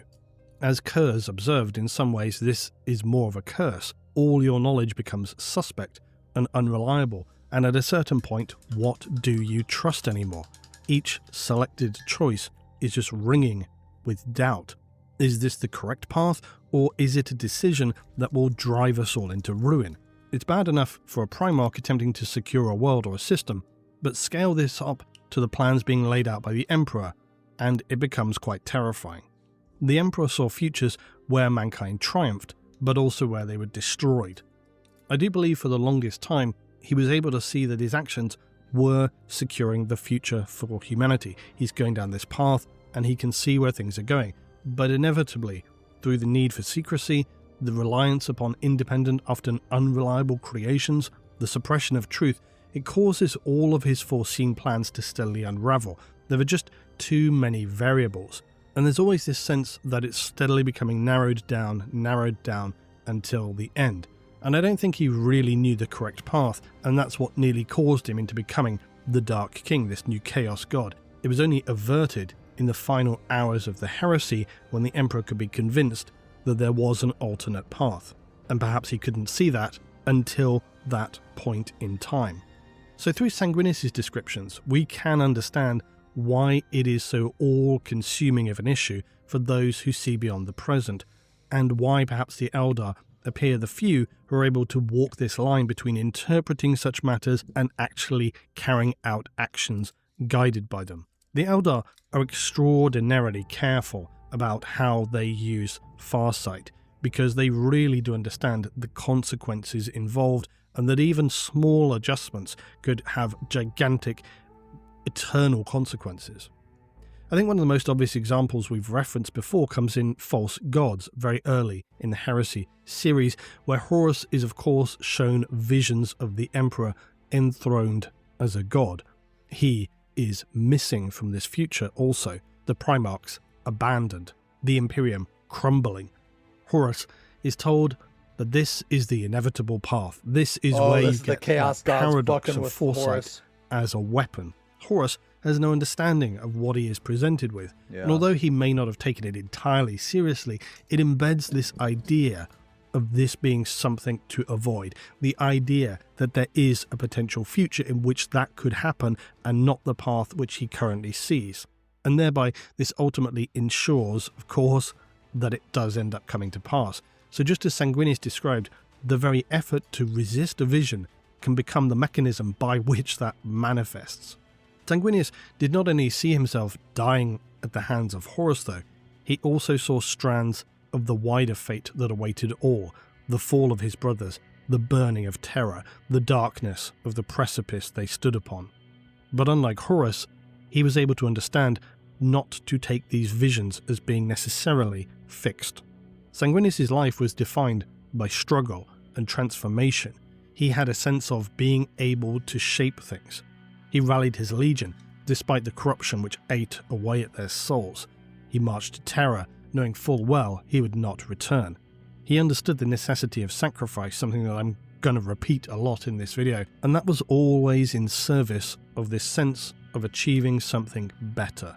Although he shared much with Konrad Curze in terms of foresight, that was where they significantly differed, because for Konrad, whose visions of endless tyranny drove him fully into nihilism, and perhaps also should include Magnus, who believed he could control destiny through mastery of the warp and its power through sorcery, Sanguinius saw and accepted the inevitability of his fate, and so when he walked through the palace during the siege, stood in defiance of the worst horrors of the warp of the Eternity Gate, he held the knowledge that this was not to be his final trial. He understood that something far greater and darker awaited.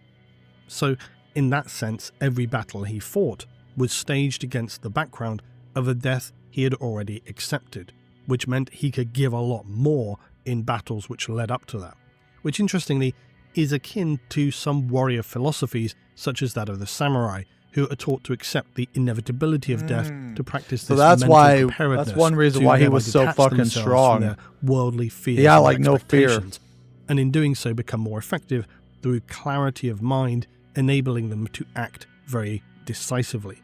There's certainly some comparison to be made there between this and Sanguinius.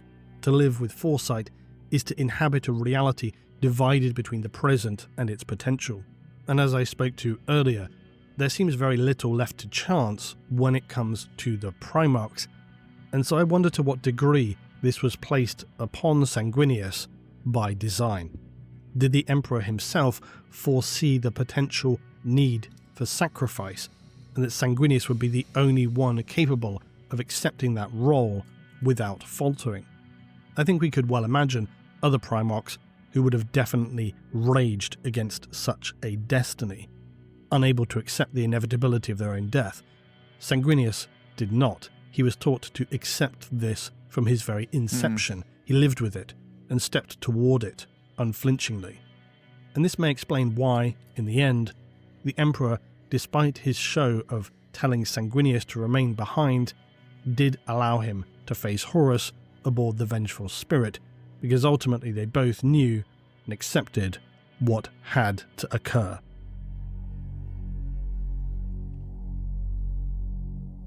The Great Crusade demanded unending compliance.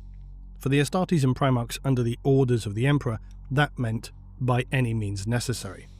In the case of the Blood Angels, while Imperial records may laud their strategic and Okay, so I know this is really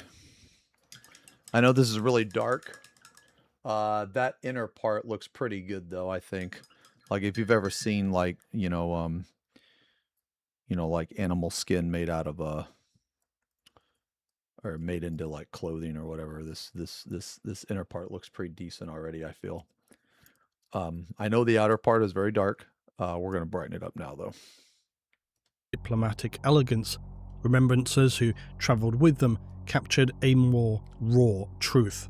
This meant entire systems bent into compliance through precise yet terrifying displays of violence, and the wholesale extermination of any Xenos found. So, pretty standard crusade fare, you might conclude. For all the splendour of the Primarch, such awe gave way to disturbing warfare. The Blood Angels fight with extremes of savagery that are difficult for mortal allies to bear witness to, and not just in the literal acts themselves. All Space Marines and Primarchs operate obviously outside of the standard limitations for a human, but the transformed warriors of the Emperor are not just enhanced in the sense of being more powerful. Their actions in the extremes seen among those such as the Blood Angels in combat become something truly disturbing. It's their speed, the intensity, the lack of hesitation in butchery. It unsettles the human brain. It triggers something which just says, this is wrong. And while it may be typical to be seen in illustrations of the Astartes, that behaviour, it's not just superhuman, it is inhuman. Which was of course very much by the design of the Emperor, and you see this very early even in the unification, to create a force that would be his hammer to reshape the galaxy to which none could stand against. That same remembrancer, who was assigned to the Blood Angels, and you can read about this in The Great Angel, observed how Sanguinius himself was undoubtedly majestic in battle, awe-inspiring and glorious, yet somehow very wrong.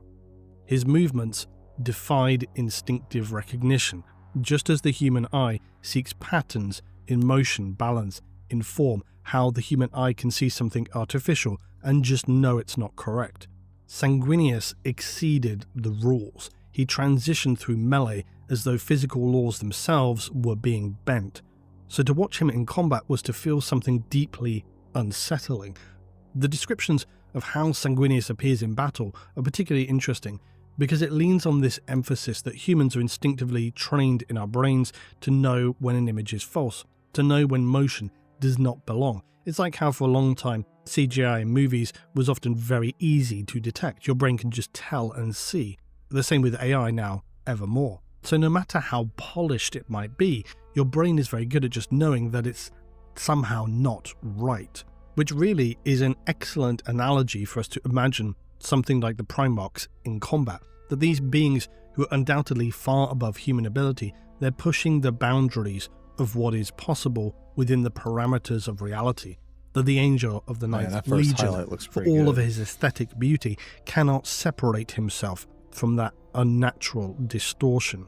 So that what you're left with to witness is far from beautiful or awe-inspiring as you might imagine. It's disturbing. What I personally enjoy about this observation, and rare, brutally honest description, is that for one thing it highlights this paradox of the Primarchs themselves, in the sense that They were created as weapons engineered to surpass humanity, yet the cost of that perfection is estrangement from the very things that they sought to protect. Sanguinius inspired loyalty and adoration, but when he is witnessed unleashing his full fury, it is far from this. It is horrifying. It is monstrous. All the Primarchs had aspects of this, but I think in those such as Guilliman really or cool, Sanguinius, man. the dissonance was more sharp thanks a lot, because of the Raz. fact that it came Thanks a lot, man. clothed in something that ordinarily was more relatable, or that this mythically angelic form could descend so far. The other part to it is that I like the fact that we get a real angle instead of the propaganda, because perspectives of the Astartes and their campaigns are still often being told to us through something of the imperial lens, not the human lens, and I find those two things to be quite separate.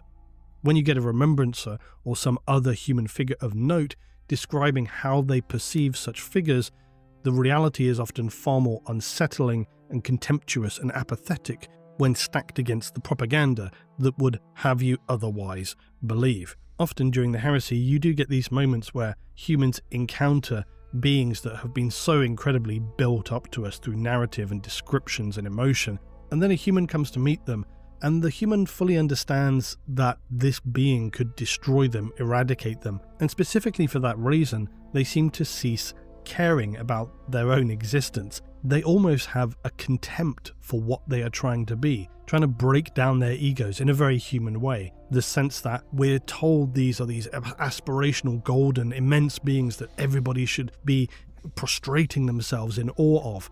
And that is often the case, but you still get those humans who see through the charade and just say, no, I'm not having this. And I like that very much. So the tension of what they were reached a grotesque expression when Sanguinius IX was sent to attend a situation developing upon Cygnus Prime. Horus himself had directed Sanguinius IX Legion to Cygnus Prime, framing it as a campaign against potential Xenos. Sanguinius believed they were carrying out a legitimate crusade order from the War Master. They had no reason to presume otherwise. This was, though, a plan to either turn, delay, or destroy the Ninth. During the heresy, many actions were taken to slow or delay those that Horus knew were very unlikely to be turned to his cause. For example, also around this time, and staged under Horus's false orders, the word-bearers had arrived at Calth, and subsequently, in one of the most devastating assaults of the heresy, they turned upon the Ultramarines, slaughtering them and using the system's star as a sacrifice to birth the Ruin Storm.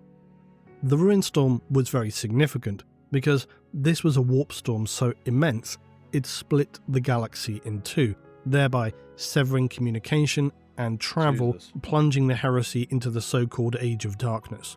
The destruction of the Ultramarines was of course never a possibility. Their legion was just too big. It was one of the largest in existence, and worse still for Horus, he knew always that Guilliman was far too pragmatic and loyal to be turned. So with the best laid plans of the word-bearers, all they could hope for was to prevent the 13th Legion from reaching Terra. To be clear, the Ruin Storm was not a literal tear in reality, such as the Cicatrix Maledictum in M41. It was an overflowing incursion by the warp which soaked into and contaminated real space. Skies warped into visions of hell, demons spilled out upon worlds, areas were cut off from central command, scattered Astartes were forced to fight in isolation as the Imperium became consumed by now the full outbreak of the heretical war. So when the Blood Angels entered the Cygnus system, they expected to find standard compliance missions. From the outset, though, it was clear something was already deeply wrong here. The laws of reality were breaking down, preventing them from leaving, and one planet had even fractured into demonic runes. Upon their search for human survivors, all they found were grim remnants. Upon one planet, they were even set upon by reanimated wreckage. A hive city itself appeared to have come to life. The corrupted world was subsequently subjected to exterminatus. So things were already very deeply contaminated here, and very, very wrong. Sanguinius ordered additional expeditions to the inner Cygnus worlds, but what they encountered here was just more absence of humanity, just demonic horrors. They found little that there was to realistically achieve. And from here on, their nightmare encounter just unfolded steadily. There was no explosion of horror as had been seen at, say, Istvan. Their fleet's chronometers began to display impossible numbers, recurring sixes of M31. These repeated endlessly, as if time itself had broken, which of course it had. As ever for the creatures of the warp, next came the voices. At this time especially, knowledge of the warp and what dwelled within remained very limited, and so mortals in the fleet began hearing whispers that were not theirs. Their nerves, their minds, their spirit disintegrated. The stronger among the crewmen just went slowly mad, others had far more visceral responses, some tearing out their own eyes, scratching their faces, Jesus. Others turned their weapons upon those around them and then themselves. Decks ran red with the blood of those who'd never even faced their enemy. The Astartes, of course, have naturally more resilience to such torments, but I think during this era of the Crusade, you see them be more susceptible to contamination by chaos simply due to them having limited understanding and it conflicting against their actual beliefs, which of course was why Malcador said probably should have told everybody about the warp. Whereas in the contemporary period of M41, Space Marines tend to have a grasp of the nature of what they face, and thus it makes them more stalwart against the horror. Which is why, as Malcador said, probably should have told everybody about the warp. For the Astartes of the force deployed to Cygnus, there was no guarantee of default immunity. Though they did not break in the same way, they were still forced to restrain their mortal crews. They shackled some, killed others, before the contagion of madness could spread any further. And that, of course, had a demoralizing impact on the crew and themselves. The Legion found itself fighting for control among its own vessels, even before they had encountered any enemy or even knowing really what they were supposed to be doing, which was very depressing. It was in the midst of this confusion that Kairos the Perverse, a keeper of secrets of Slaanesh, a greater demon, intruded directly into the Primarch's sanctum.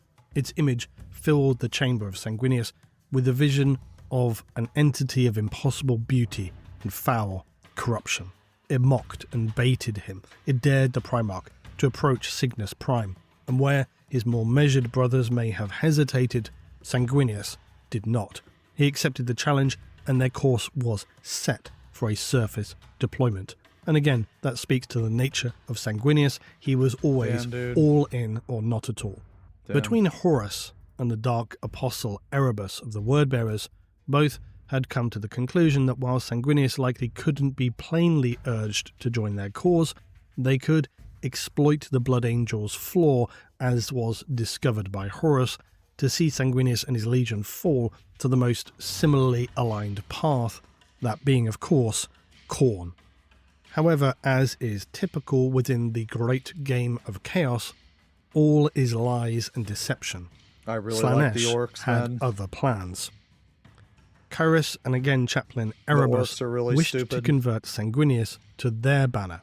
Such is the discordant nature of chaos, they couldn't even agree on the most simple of goals here. For while Erebus wanted to recruit Sanguinius, Horus and the bloodthirster Kabanda and wordbearer Tanis Creed saw the Primarch as being too unmovable in his loyalties.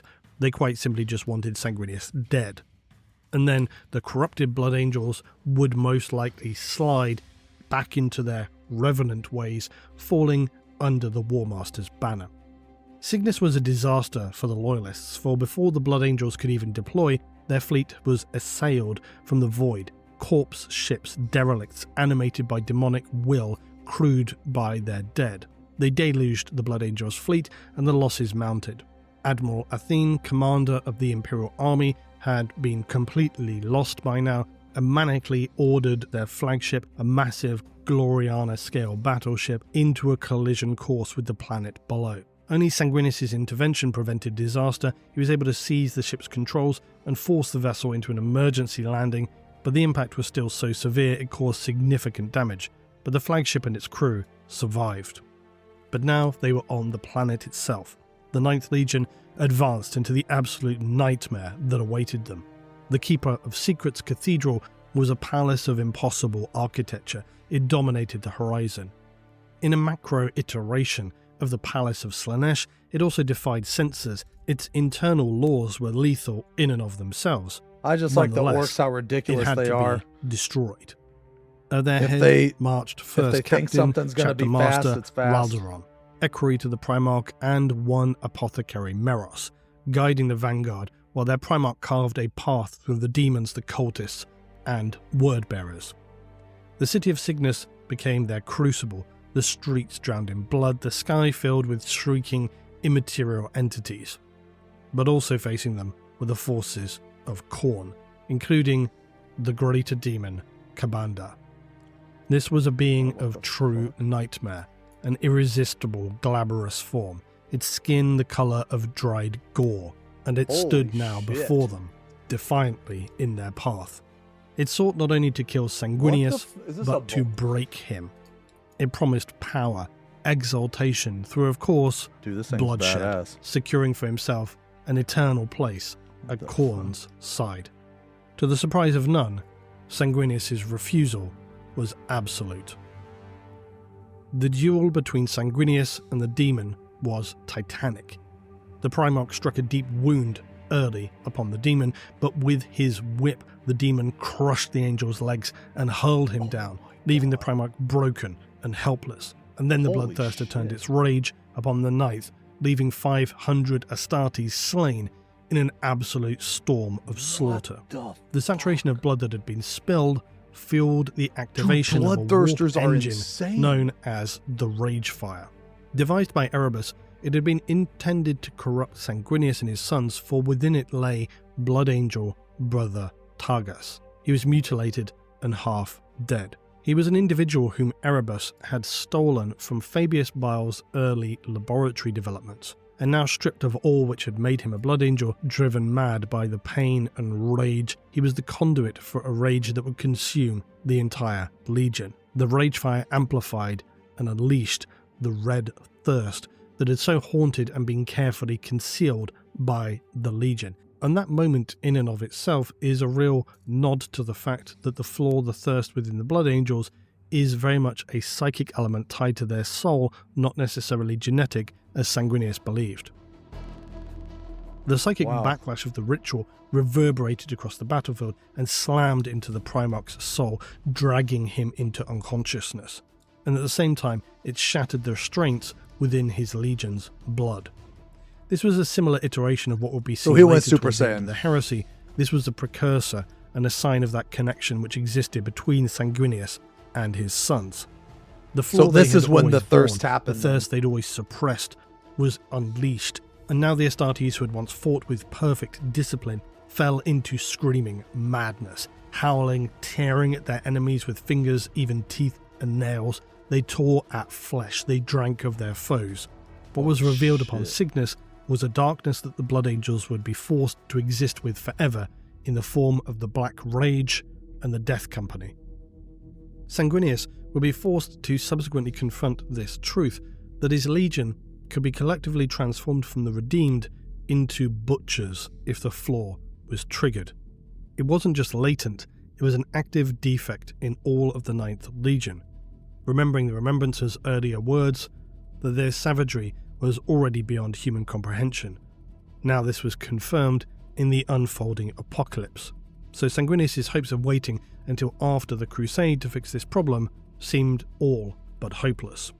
Meanwhile, Captain Ralderon and Meros had led their strike team in an effort to destroy the demonic fortress, the Cathedral of the Mark. They faced their own test of character though, as they now fought through literal hordes of demonettes and bloodletters, attempting to reach the cathedral, yet within its walls only lay more terror and the traitors.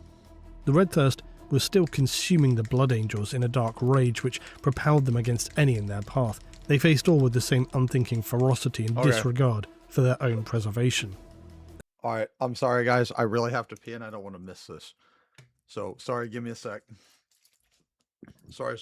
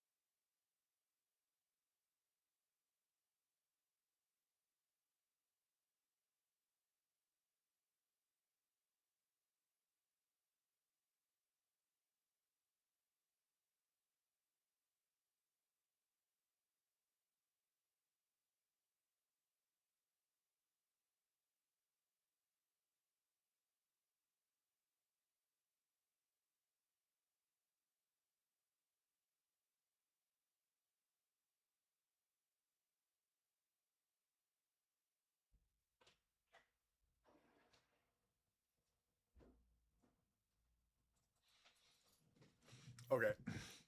All right, sorry, I'm back.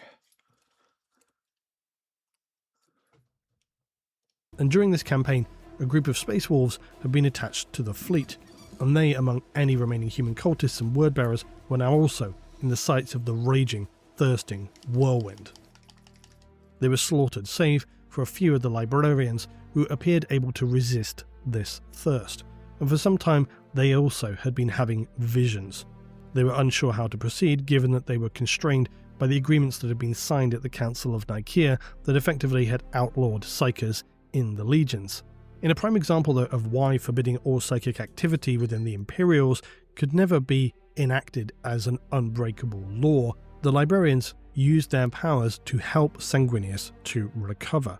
But now, though, the torrent of raging blood angels had reached the cathedral. They were no longer an army under any command, they were a raw tide of instinct and compulsion. Wave after wave broke against the structure, its corrupted defenders absent of any cohesion themselves. They met the broken legionnaires, and all descended into a raging frenzy. It was pure chaos. Bolters, now exhausted of their ammunition, were just being used to bludgeon anyone and anything into pulped matter. Chainswords, power fists, even their bare hands pounded and ripped at anything in reach. Space Marines, Terminators, even Dreadnoughts, all were pulled down into the dark filth of slaughter. The scene was truly an offence to all the Imperium and Crusade stood for many who were guarding the cathedral had been formed from the remnants of Cygnus' people, their flesh warped into vessels for the unknowable entities, and the sight unfolding was abhorrent. Other things were not entirely present in reality. They required bodies of the dead and living alike to anchor themselves. For any who might have observed this, it was difficult to discern who were the most terrifying force. The angels seemed to be irredeemable. The nobility of Sanguinius' sons, their reformed sense of control and discipline, had wholly collapsed into nothing more than the savagery many had long felt defined them. Inside the cathedral, Meros and the others were in the presence of the returning Kabanda and the Slaneshi demon Kairos. Both were enriched by the deteriorating situation facing the Loyalists. They could sense the end approaching. And worse, Meros and his companions now saw the shackled body of one of their own, and recognized him. Valderon called out, "It's Targus, captain of the 111th. They couldn't understand how or what he was here for, but it was clear he had been destroyed and tormented to an unimaginable degree. Valderon and the other Blood Angels present now unleashed their own, more coherent rage against the demonic horrors. Yet even as they destroyed bloodletters, threw bolter and blades against the greater demon and its kin, wordbearers came for Valderon. But he dispatched them as the filth they were, much to the delight of Kairos. It blocked any retreat by the Loyalists, picking up the captain, tossing him to its companion demon to finish it. Commander stalked in for the kill, but then hesitated.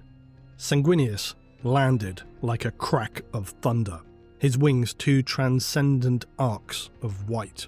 Meros and Valderon could not believe what they were seeing. The Primarch was already moving. He was like lightning. He did not even look at the goat-headed Slaneshi Kairos. Sanguinius' attention was on Kabanda.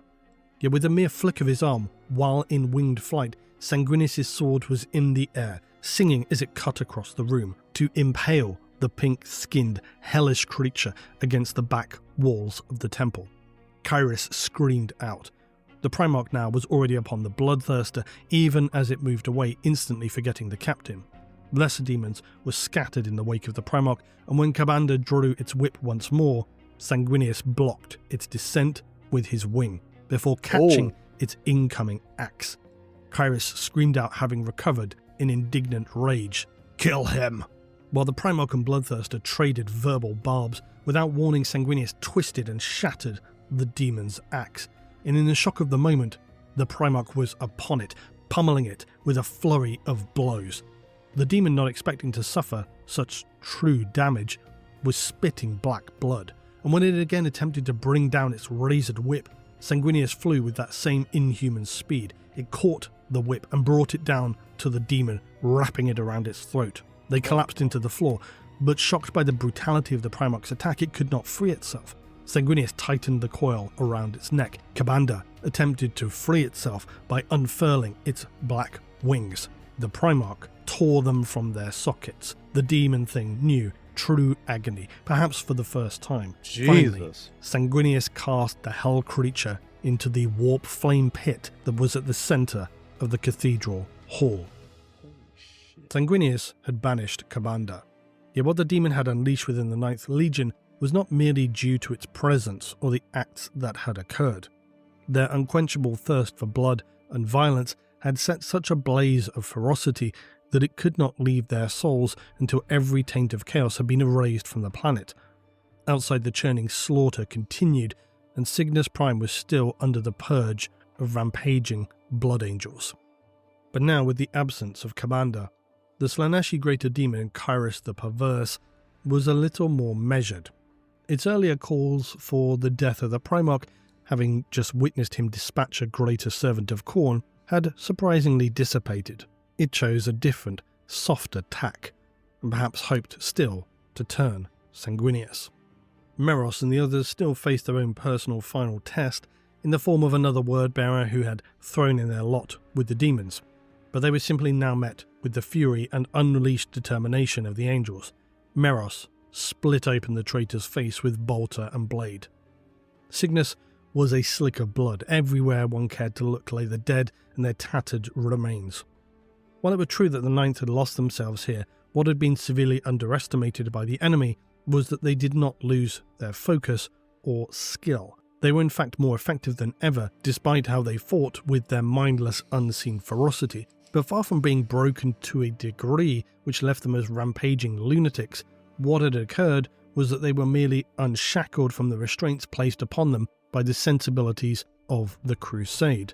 But this would not be the same as what was seen during the end of the Siege of Terror. This had merely unleashed their barbaric potential. The demons were now all but running in retreat, for the angels of death bore down upon them. Kairos and the others within the sanctum were all too aware of the looming quiet. It was evident that the tides of fate had shifted, and certainly not in their favour. The demon had only one card left to play. It observed how this body was nothing to it. It could easily fashion and form more flesh. Sanguinius marched toward it with a determination to end this horrifying episode now, his blade in his hand declaring, "You are defeated, creature. This war of horrors is over." Except at this, Kairos was laughing. It looked to exploit Sanguinius and leverage his foresight, his sense of the necessity for transformation and sacrifice. It declared that the Ragefire construct was no random object of ceremony. It was a manifestation of the darkness inside Sanguinius himself. It was the warp. It was the wrath in them all. It even claimed that Sanguinius was tainted by the forces of the warp as he was cast to that ill-fated world, just as the Emperor had speculated. Kairos offered its deal. If the Primarch would give himself fully to the Ragefire construct, then Kairos would ensure the Legion would be cured of its thirst, which seems a stretch to believe. Nonetheless, in many ways Sanguinius was now at his lowest ebb, and so incomprehensibly considered stepping into the vortex in sacrifice for his Legion and the flaw within his own. Those Astartes who stood by now could see that Sanguinius was seriously considering taking the deal. So with no warning, Apothecary Meros leapt forward. He cut the lines for the suspended Ragefire construct, thereby catapulting himself toward the Chaos Vortex. Sanguinius followed, but too late. Inside the vortex, Meros refused to let his Primarch take the deal, instead stating that he knew, in the end, his Primarch would face Horus, and that this was a destiny he must see through. Meros removed his own gene seed, passing it to Sanguinius, before allowing the rage to possess him. What was experienced by him was a realm of unimaginable suffering, a vacuum of all emotions other than the unrelenting waves of rage. He wished vengeance for Targus, and held on to that even as he himself was consumed by the fire and fury that overwhelmed him. Meros, the apothecary, was dead, but the librarian sensed a new form emerging in this transition. The Ragefire capsule was destroyed, but within the realm of souls, something stirred. The Ragefire of 100,000 warriors collapsed, and the Psykers could feel Meros transformed. His face twisted, his armor distorted and blackened, its entire structure trembling as it struggled to retain the energies unleashed. Blood-drenched wings. The Red Angel. Sanguinius now simply dispatched the abhorrent demon of Slaanesh, severed its head, discarded it like the nothingness it was. And thus, one of the most devastating conflicts to befall the Ninth Legion was over. Now, much like the Dark King, I've sometimes heard people get carried away with the dramatic potential of what came to be. But quite simply, the Red Angel was the demon-forged avatar of the Blood Angel's thirst. It was the horror unleashed at Cygnus, culminating in a demon form emerging that had possessed Meros, and taking the form of a weaponized symbol of the Legion's curse. It didn't really appear in any significant events from here on, but it is believed was presented to Horus aboard the Vengeful Spirit, and thus it is present in the famous artwork of the Collected Traitors. The events of Cygnus are significant in the sense that they can be considered the true beginning of Sanguinius' inevitable martyrdom. He was forced to confront something he had wished to believe was not so, that the foresight of death was in fact inseparable from the fate of his sons. The Red Thirst was far more intertwined to their nature than he had thought were possible. It was more than genetic, it was at some psychic level, and so a cure could be near to impossible. Sanguinius most likely had always felt that this was the case, hence his need to so carefully conceal the flaw from others in the Imperium, rather than just consulting with the Emperor and saying, this is something we need to try and resolve. But at Cygnus, any pretense was torn away. In the duel with Kabanda, we see also a sliver of the resilience and willpower of Sanguinius too. He's cast down and broken, his bones splintered, yet even such a monstrous foe could not crush the great angel. With the help of his librarians, he drags himself up. He becomes the vengeance and the fury. His willpower at Cygnus would of course be a marker of what else he would soon face at Terra. Cygnus was a heavy campaign, but fairly straightforward in the grand scheme of things. Its main conclusions are how the Blood Angels are revealed, redeemed, and transformed, which is a real theme for Sanguinius in the Ninth. All the Primarchs have their traits and style. Guilliman has his order, logic, discipline, Perturabo with his calculation, strategic mastery, Angron with his sheer raw power, driven by rage, Horus, the diplomat, the manipulator, the powermonger. The list goes on. Sanguinius was led by vision and determination, an unbreakable will, no matter the desperation. He saw all were bleeding, crushed, broken, and still he compels his sons to rise, not just through pure loyalty, but the inspiration of his sons to see that they could become more than this dark, bloodthirsting rage that all feared would consume them. But the cost for this new transformation remained. After Cygnus, the Blood Angels carried internalized scars that could never really fade. The Red Thirst had been unleashed in a way they never could have imagined. I think Sanguinius knew then that his true, ultimate end was not one that he himself could decide. Through the fact that he had seen his near end, felt it, been offered it, but still survived. Cygnus is important to discuss, and it's actually kind of a brief overview, because within the whole context of the Crusade and the Heresy, for the Ninth Legion, Cygnus was more than just another battlefield, because the battle aspect of Cygnus is actually fairly straightforward, quite small, and fairly standard fare for Astartes. For the Ninth, it was for them this new beginning. For Sanguinius, it was a confirmation. It was a final seal upon a curse that could never again be denied, and would ensure that when the angel finally fell, it would be impossible for him to fall alone.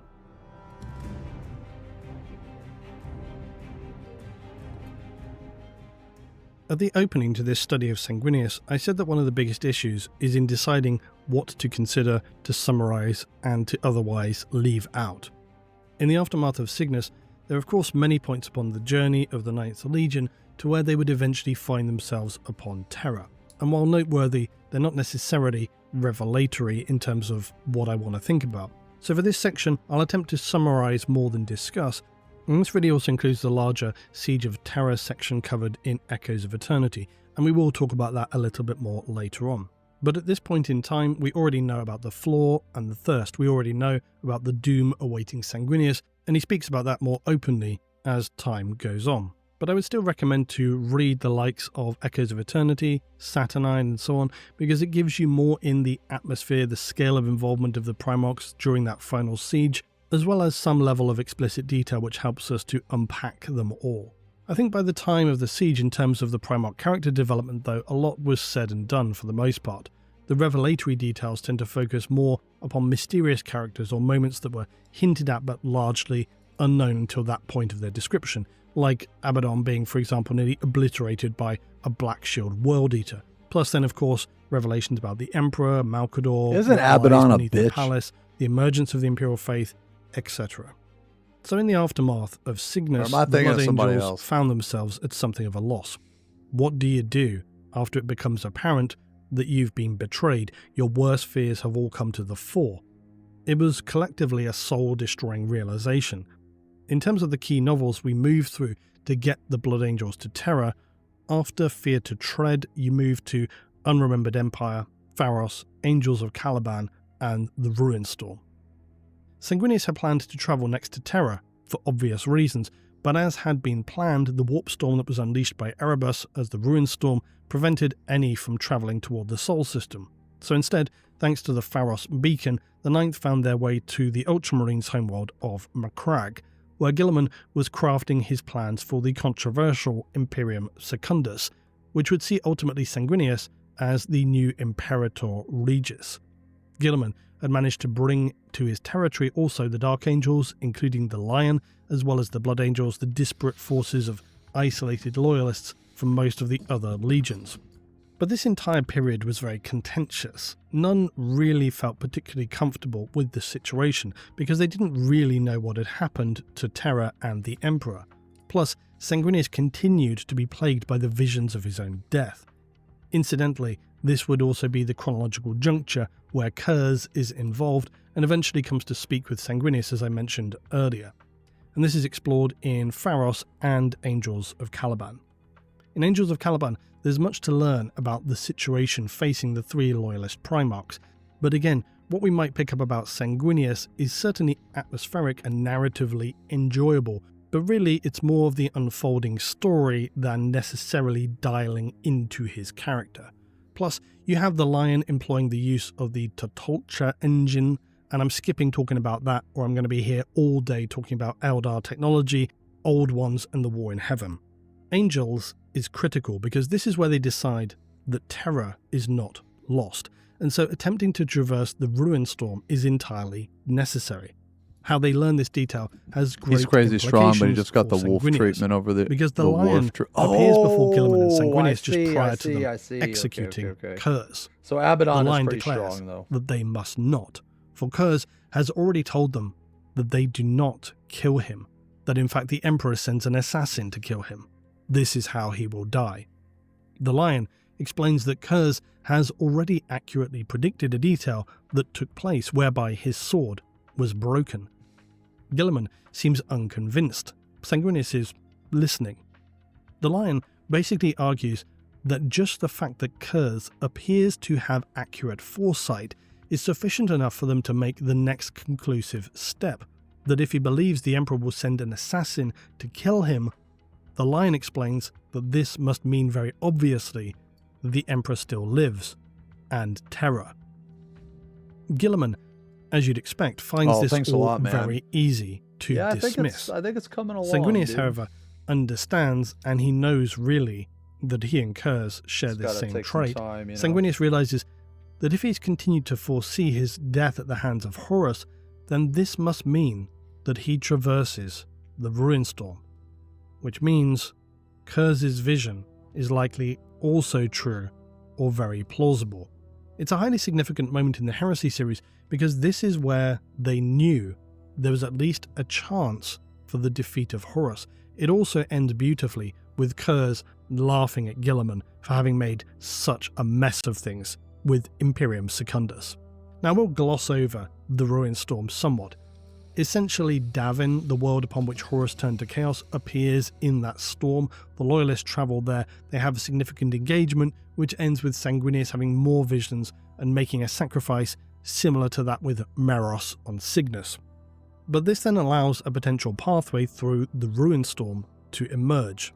Davin is ultimately destroyed by the Loyalists, and the Primarchs decide that the best way forward is to force their way through now.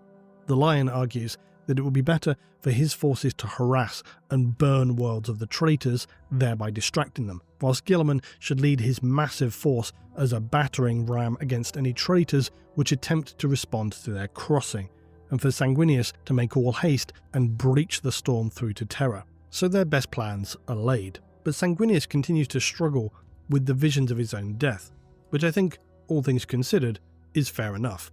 He wants to believe that the possibility of saving the Emperor makes this reality easier to accept. But somehow, it does not. Sanguinius has spent a significant amount of time now living with this impending vision of his own death, and the battle with Horus. He's accepted, as Kurz explained, that this is an event that cannot be altered, yet he refuses to see it within the same nihilistic perspective as the Night Haunter. Sanguinius considers that while an event may be set, destiny could still change. Although things seemed inevitable and unmovable, within this, there may still be choices to make. Sanguinius still believed there was the possibility for Horus's redemption, and more than anything else, he sought to save his sons from suffering that same black rage that had been unleashed upon Cygnus, and that he himself was already beginning to suffer from. When Crimson Hulls broke through into soul space, astropathic choirs recorded cries of joy across the system. Fleets in orbit rallied, mortal regiments on the ground roared in renewed defiance. Sanguinius wasted no time. He would meet with the Primarchs present and the Sigillite, and immediately his presence was used to bolster morale. Yet for all their efforts, Sanguinius attempted to dissuade Russ from his plan to attack and delay or prevent Horus from reaching Terra. Now, Sanguinius believed the final battle would always take place at Terra. He would participate with the Khan in the Battle of Beta Garman, which is also known as Titan Death, for this saw one of the most colossal Titan battles of the entire heresy, which I've talked to before. Thank you very much. But the reason the Primarchs chose to travel and participate here was due to its strategic significance. First time I've ever doing leopard The Beta Garman cluster was believed to have been first settled during the Dark Age of Technology, obviously, and was one of the few regions of human space to endure the Age of Strife relatively intact. Within the Sol system of Terra, there were also various routes into the warp that were generally more stable than elsewhere in the galaxy, and while this has never really been attributed to it, it's likely due to the fact that these were closer to Earth, and during humanity's Zenith Golden Age, these were more important, more secure, reinforced with technology, such as, for example, the Elysian and Chthonic gates near to Uranus and Pluto, respectively. If you've not heard about those before, these are physical warp gates which act as a stable entry point to warp travel, not requiring the same sort of painful translation using navigators. This is not to suggest that in the past humanity did not use navigators, more that this was simply a more stable, less rough entry point, perhaps even safer, and presumably in the past these were a primary means by which humanity generally entered and exited the warp. Likely out there in the galaxy, some more of these exist somewhere. Also, a small aside relative to those gates, I don't think it's been stated, but I always presume that they must actually you can tell move it's in leopard orbit print? as do the Really? planets, because otherwise they wouldn't have a permanent location relative to those planets. Anyway, thanks a lot. The point was that some areas do not have such gates, but they still got a represent lot of work to known do on it, and though, reliable, but I stable appreciate it. warp route entry into the Sol system, because apparently physical locations in real space do actually matter for some reason.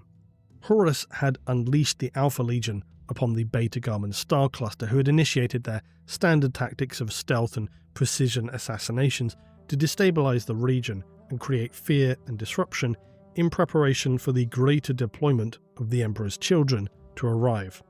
Elements of the traitor Titans, Legio Mortis, crippled the Imperial army, and the ensuing confusion and power struggles led many planets to collapse fully into all-out civil war.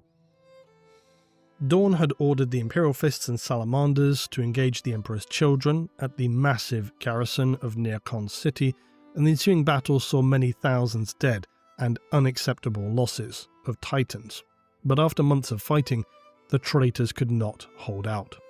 As the Ruin Storm had weakened, it allowed for the first reinforcements to arrive to the Beta Garmin cluster, but would do little to give a significant advantage to either side, and if anything the fighting only became more bitter and intense as more loyalist human troops switched sides in the hope of saving themselves as the traitors continued to pour in their own reinforcement across the multiple worlds of Beta Garmin. There were significantly more Titans deployed to the Beta Garmin conflict than that of the Siege of Terra itself, and this was primarily due to Dawn expressing his concerns that while certainly powerful, the Titans were in fact so powerful that they were more of a danger to the Loyalists in the palace than they were a benefit. Whereas on Beta Garmin, he didn't really care what they did, which made the conflict all the more devastating. And to give some sense of what scale this conflict was, the Imperial side alone wielded something like 27 Titan Legios. That's actual Legios containing multiple maniples, not individual Titans. These were then joined by at least an additional 20 Imperial Night Houses, Mechanicum and Imperial, and then you had the Imperial Army Forces and the Astartes of the Blood Angels, the White Scars, the Imperial Fists, and the Salamanders. The scale of the conflict was almost incomprehensible. The traitors wielded dozens of Titan Legios themselves and at least as many Night Houses. They had their own infantry traitor army. They had the Astartes legions from the Sons of Horus, the Iron Warriors, the Word Bearers, and the Emperor's children. The titanic scale of the conflict was a grinding, grisly affair. Oh, that's why it lasted like 3 weeks or whatever. Arriving, and that made it difficult to properly reinforce and plan counter-assaults. Internal command structure issues were becoming a problem, with Loyalist leading princeps refusing to work under the authority of other Legion commanders. While the traitors cared little for such petty power squabbles, by contrast they simply wanted to annihilate the Loyalists and would vie for each other in order to gain the most favour, which was equally problematic for themselves. Ultimately, after various shifts of control, the Loyalists saw reinforcements arriving much later than expected due to the instability of the warp in the form of Sanguinius and the Blood Angels alongside Khan and the White Scars. They set about immediately reassessing the situation, and Sanguinius now took overall command. On Beta Garmin 2, the Blood Angels and some 30 Titan Legios fought to capture the planet and retake it again for the Imperium. The ensuing battle involved anything like 1,000 Titans fighting across the now ruined, scarred, desolate landscape. This would become known as the infamous battle Titan Death, and it is said that when all was said and done, its battlefields could be walked across from one side to the other, never have set foot upon its surface, for the bodies and ruined war machines covered it entirely. This, though, was seemingly all just a distraction. Horus and the traitor's real target was Beta Garmin 3, who, along with his legion and 100 Titans of Legio Mortis, assaulted the world. It was soon overwhelmed, and Horus succeeded in his goal of destroying a critical Imperial astropathic communications center. Sanguinius and Khan accepted that a significant number of their forces had been destroyed and were forced to retreat. Dawn's plan to hold the traitors and buy time had failed. The withdrawal from the Beta Garmin cluster was similarly poor, as they were forced to abandon men and materials while fighting battles on their way back to Terra. Horus has secured a major victory, not only in securing the communications center of the Imperium, but also a gateway to the Sol system itself. The Beta Garmin campaign was one of the largest ever fought by humanity in its history, and suffered one of the highest rates of destruction in Titans ever recorded. Billions lay dead, and beyond this, it was a humiliating defeat for the Primarchs, the Loyalists, and the Emperor. Now, inevitably, they turned their attention to Terra alone, and for Sanguinius, he was all too aware of the momentous event which lay ahead, and now seemed more of a certainty than ever. Dawn had already set his Imperial Fists into their entrenchments, turned the palace into a fortress city. The Khan had placed his White Scars as fluid counterattackers, and having now arrived to the defense, the Blood Angels were woven into Dawn's strategic plan. They would fill the bastions, the wall sectors. The big question was, how would Sanguinius' fate unfold, and that of his legion? How significant had the mark of Cygnus been upon them, and could Sanguinius prevent them from falling to the Black Rage? Could he do anything to shift Horus away from the dark fate that so many had foreseen now approached with a terrible inevitability?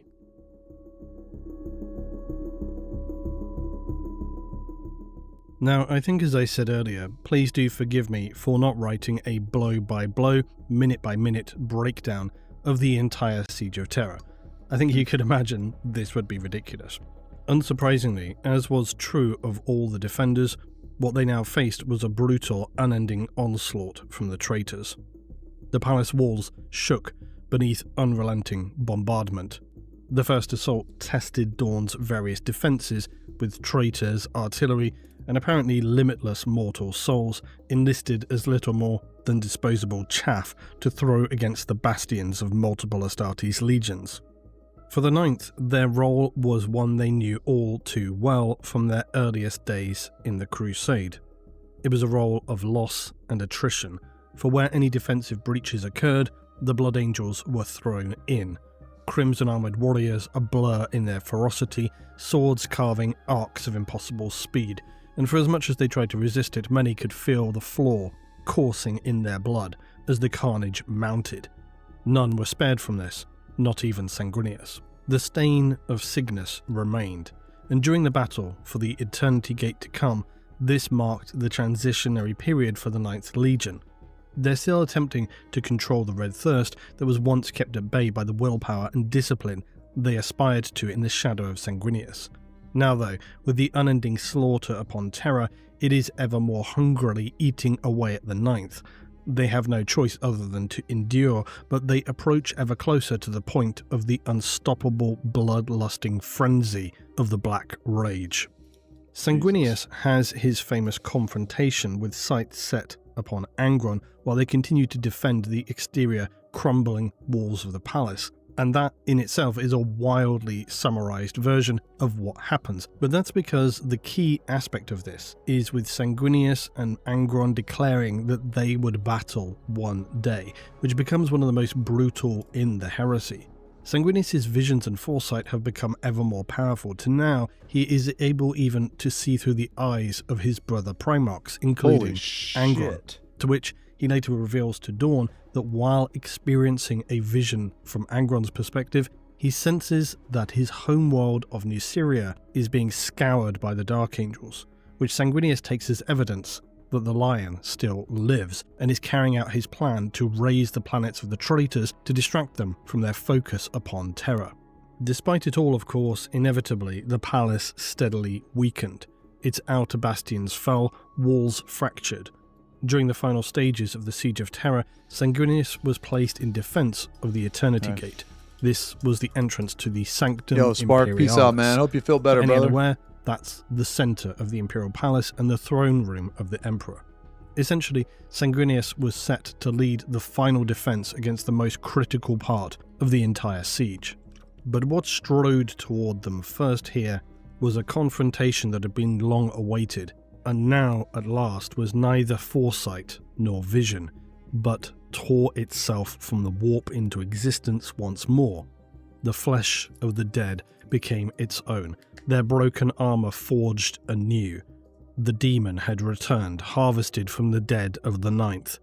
It was a travesty. Kabanda. Fuck. It marched toward the defenders of the Eternity Gate to launch its direct assault upon the Emperor's inner sanctum.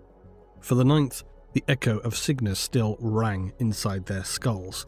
The great nemesis had followed them to the heart of the Imperium amid the fire, hellstorm, horror and slaughter. It forced itself into the palace through the gated entrance, for it cared not for the desires of mortal beings, only the slaughter and blood and the feasting upon the 9th in the name of its lord.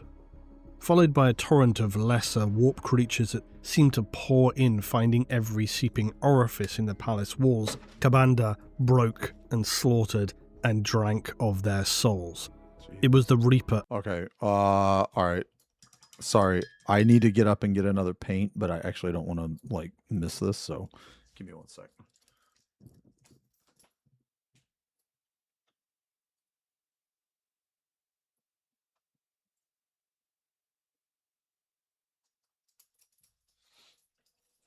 Okay, sorry.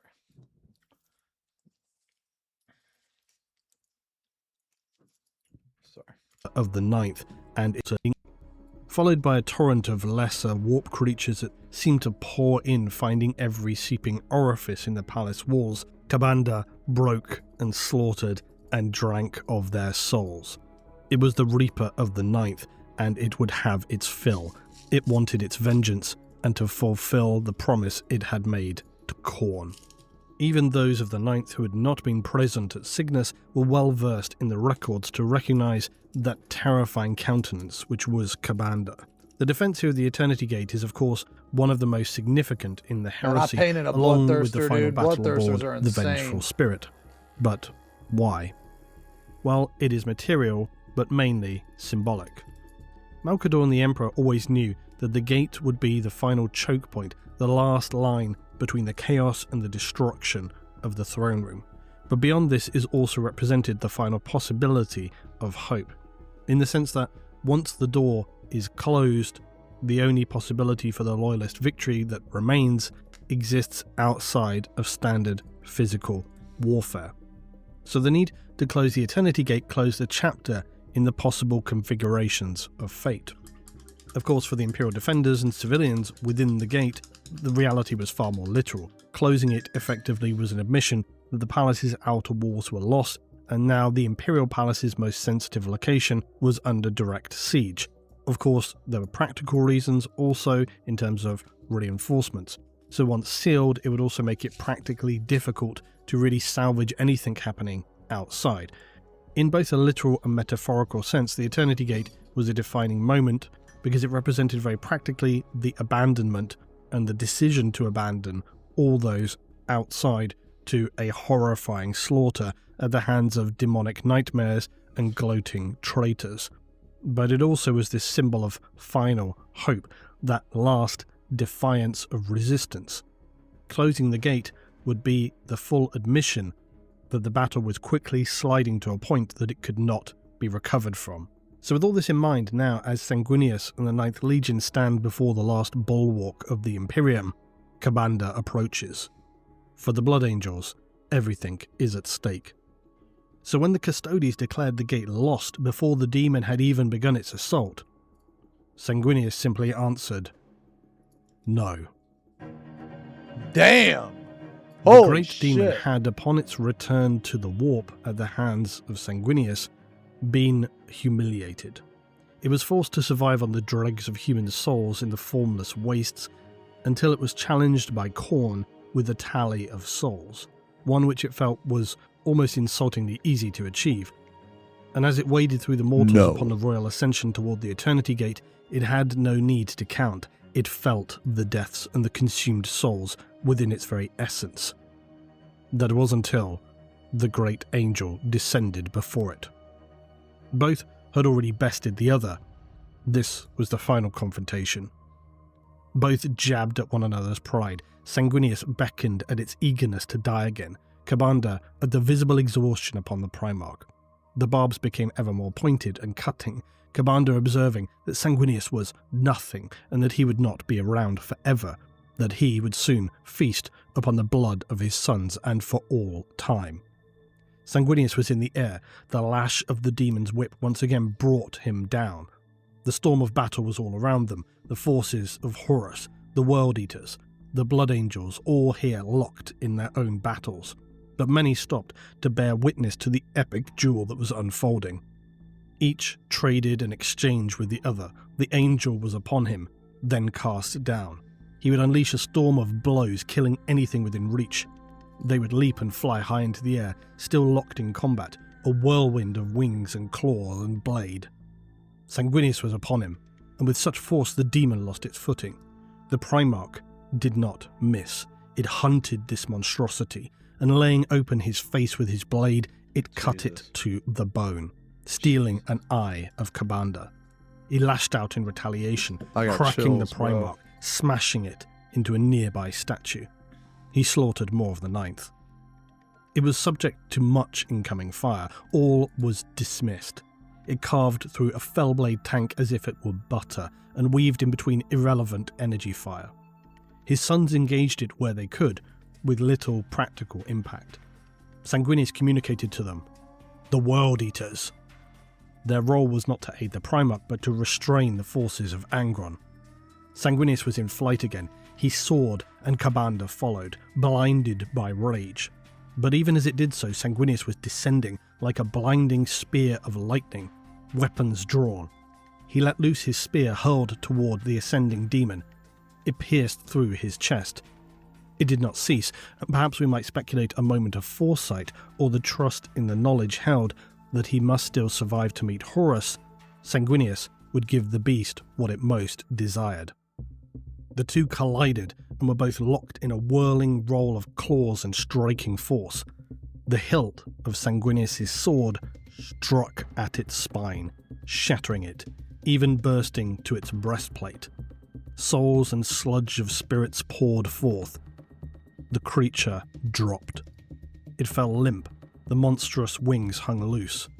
Sanguinius followed its descent before taking hold and hurling the dead form toward the oncoming wave of traitors. It landed, tumbling down marble stairs into the oncoming forces, forced to bear witness to one of their greatest entities brought down. Yet the demonic hordes and traitors were not so demoralized as those of the living might have been.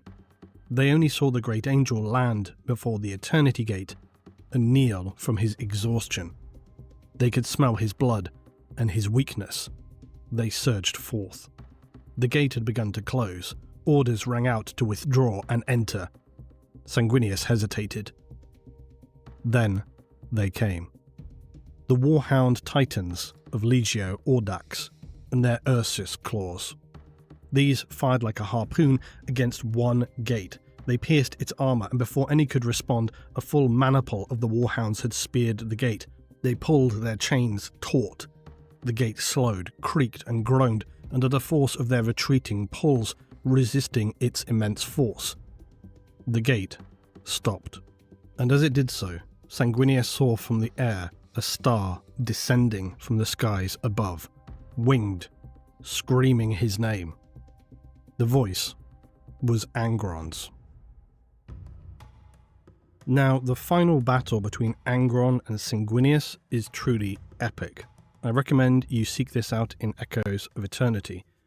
Angron at this point has ascended. He's become an immortal form, as much as part of the warp horrors as would be Kabanda. Yet he is still vulnerable, can still be cast down and banished and killed. The battle between the two is apocalyptic, each throwing whirling blades. Angron cuts through swaths of blood angels in the maelstrom of combat. At one point, as they fly and Angron roars, Sanguinius hurls his spear, which cuts through the face of the demonic Angron. It shatters his teeth and tongue, pierces through the back of his head. Angron crashes to the ground, killing all Astartes beneath his form, but he simply rises, laughing.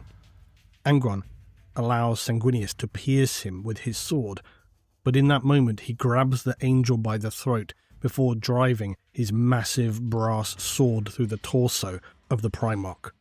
In his head, Angron can hear Horus imploring him to release the angel, to let it die. Angron is lost in his rage, and so he fails to see the elegant hand of Sanguinius embrace the external cranial cables of the butcher's nails. Angron feels pain. He pulls back the blade from Sanguinius and roars in agony. He drops his own sword. He rakes at Sanguinius. He launches upward with his wings. He must escape it. Sanguinius does not relinquish his grasp. The pain returns Angron to a moment of sentient comprehension that is not filled with all-consuming mindless rage. He sees in the eyes of Sanguinius something that the Remembrancer saw long ago, in a moment he described where Sanguinius battled the forces of the Xenos. That he is the dark form of the angel, the destroyer. Angron sees it now too, an anger so total, so pure, that he feels envious. It is not a rage of resentment or fury driven by others and ethereal beings who demand slaughter. It is his own. The thought of this concept, the purity of Sanguinius, is Angron's last thought. As they fall, Sanguinius rips the butcher's nails from Angron's skull. Even in his demonic ascended form, they're deep in the meat of his brain, in his cortex. They're bound into his nervous system, or whatever illusion of it now exists. Angron hears his god laughing. It cares not. Warp fire bursts from his skull as Sanguinius rips and tears Angron's skull and his mind apart. His head bursts, his brain explodes in a spray of fire, acidic blood. Now the traitors see and feel what rage has been unleashed in the Primarch, yet the warriors of the 12th Legion would never flee nor weep nor scream in despair at the murder, nor scream in despair at the destruction of their Primarch. They simply lose all comprehension. The World Eaters turn upon any within reach, even themselves. They wail in bloodlusting slaughter and kill and kill and kill. Some of the other traitors present attempt to still press the advance, only to find themselves cut down by the chain axes of the 12th, all of them uttering the words, "Blood for the blood god. Kill, maim, burn." Sanguinius has survived. His sons bring to him his weapons. He's still holding the bio-augment trails of Angron and whatever matter remains attached to it. He sees the slaughter before them. Traitors murdering traitors. Pure butchery. The Custodies are still demanding to close the Eternity Gate. Sanguinius severs the chains of the stalled door, but for a moment hesitates before discarding the remnants of Angron and turning to face his ultimate fate.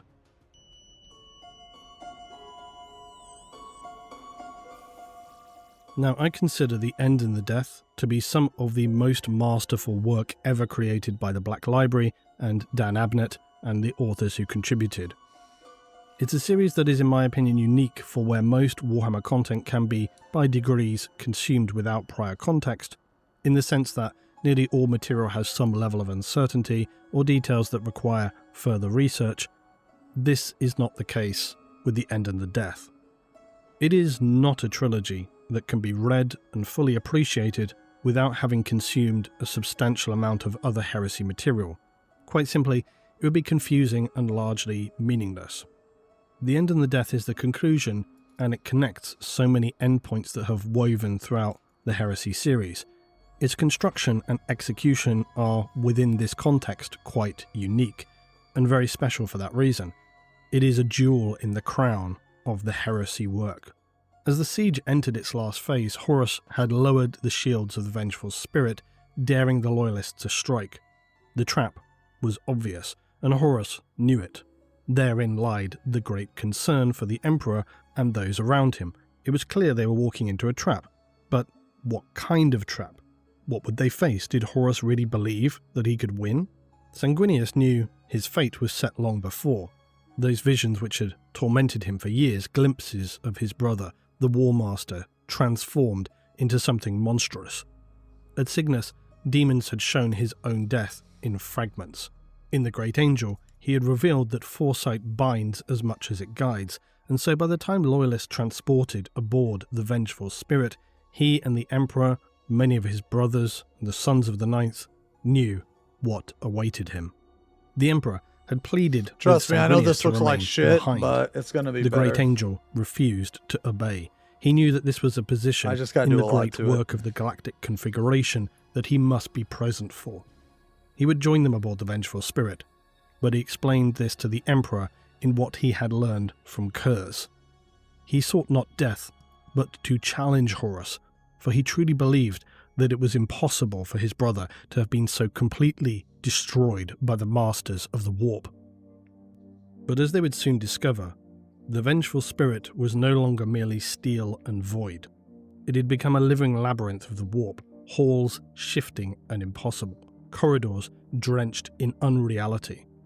The boarding force was scattered, each warrior was isolated, driven down pathways of their own destiny. Even the Custodies who remained with the Emperor were frozen by the sheer power of the warp on display. They had walked into the very definition of a nightmare. Dawn was lost entirely, cast into a great desert for many lifetimes. He would not return until the end. Sanguinius found himself alone, haunted by the spirit of Manus, as a torture designed by Horus, and who thereby brought Sanguinius before his brother. The Emperor was meanwhile drawn deeper, delayed, and kept from the final chamber. The angel would face the War Master wounded and alone, as he knew he always would. Horus is an incandescent monstrosity. Sanguinius sets eyes on his brother and sees a creature of ancient mythology in the terrifying bulk and the fantasy of its appearance. The words of chaos inscribe his armor. It throbs with warp energy. Power is dripping from him. And yet, he is Horus, just as Sanguinius remembers. Horus still hopes that he may be able to persuade Sanguinius to join him. Despite the sheer impossibility of such a persuasion, by any standards, Sanguinius is highly reasonable, simply describing Horus to him as not who he remembers, and looking changed. Horus delights in stating that, of course, he is changed, and that there's nothing to fear from the warp. Horus offers Sanguinius to join him. Sanguinius raises his sword. The duel that followed was perhaps nothing like either could have imagined. Sanguinius is once again a blur of unrelenting blows and is a raptor in human demigod form, the eagle against the bear. Horus's shield generator struggling to maintain against the deluge of blows raining down upon him. When Horus brings down his immense mace, it strikes the deck like thunder. The material beneath is molten. Sanguinius is a form beyond anything imagined as human, and echoing the Remembrancer's earlier words again, to see such creations fight, the mind recoils at how they are capable. The way they fight, the speed, the dimensions of the engagement should not be so. The angel struck at Horus with all the force of his angelic form, but Horus was no longer merely a son of the Emperor. He is ascended to a new level of existence entirely. Sanguinius knows Horus, he knows how to provoke him, and he uses all of his knowledge in an attempt for the War Master to force a mistake, to overreach, to make a misstep, to unleash his rage, and underestimate the speed and the mastery of the great angel. Sanguinius swipes and cuts and tears and jabs at the great monstrosity. It is too slow. It's lumbering, sweating. Too slow. Sanguinius whips around Horus, always is out of reach, and with a final slash to his chestplate and a cut to his face, Horus is consumed by rage. The final outcome approached with a grim inevitability. Sanguinius had Horus in a position for execution, except Horus blocked and deflected. He stood, and the look within Sanguinius's eyes was exactly that which Horus wished to see: confusion and disbelief. Horus has unleashed the power within him, and now none of his wounds matter. Exhaustion has no bearing, weight is irrelevant. He moves swiftly. Sanguinius cannot counter, cannot evade, cannot bring any blows to bear. The final actions between the pair are brutal and horrifying. Sanguinius is broken completely by Horus. The sheer emotionless brutality with which it occurs underscores the void between those who serve the Emperor and those of the Mirror Realm. Sanguinius is methodically broken without mercy. It's no longer a fight, it's a slaughter. Horus brutalizes the Primarch of the Ninth. His bones are broken. He's thrown around like a discarded piece of detritus. His wings are torn, his body crushed. He is bloodied and ruined.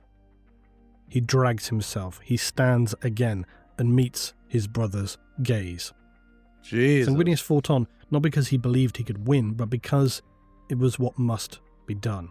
Horus hurls him across the room like a toy. He slams into the structures surrounding the court. Sanguinius is now in a catastrophic state. He's a mess, a ruined form, the likes of which none should have to look upon. Horus finally lifts Sanguinius with his talon, to which Sanguinius takes one last effort to lash out at the War Master's face, clawing at his eyes. Horus loses all control of contemplation and rains down blows upon the shattered remnant of Sanguinius. He bludgeons him until he's little more than a wet bag of blood and bone, before he once more collects his brother in his claw, studies him, and cracks his spine and neck. Sanguinius is dead. In earlier descriptions, it was suggested that Sanguinius was said to have wounded Horus, striking a blow that weakened him for the Emperor's hand. In the more definitive descriptions of the Siege of Terra, the battle is bleak and without any such glory. Horus emerges, perhaps not literally but practically unmarked. The angel lies slaughtered without any perceivable gain, with how the reality of 40k functions either can be accepted as reality or myth. I think this idea of Sanguinius wounding Horus somehow has endured so long because of how it defines the engagement. That being that if the Emperor's final strike was enabled by Sanguinius' sacrifice, then the angel's death becomes not just an inevitable depressing martyrdom, but as he himself believed, a shift of destiny. Yes, he foresaw his death, he accepted this as much as anyone could, but he wanted to believe that he would achieve something, that it was necessary. Now, one could argue also that this was not necessary at all, because in the form Horus had become, no physical blow could possibly have affected him in any meaningful way or weakened him.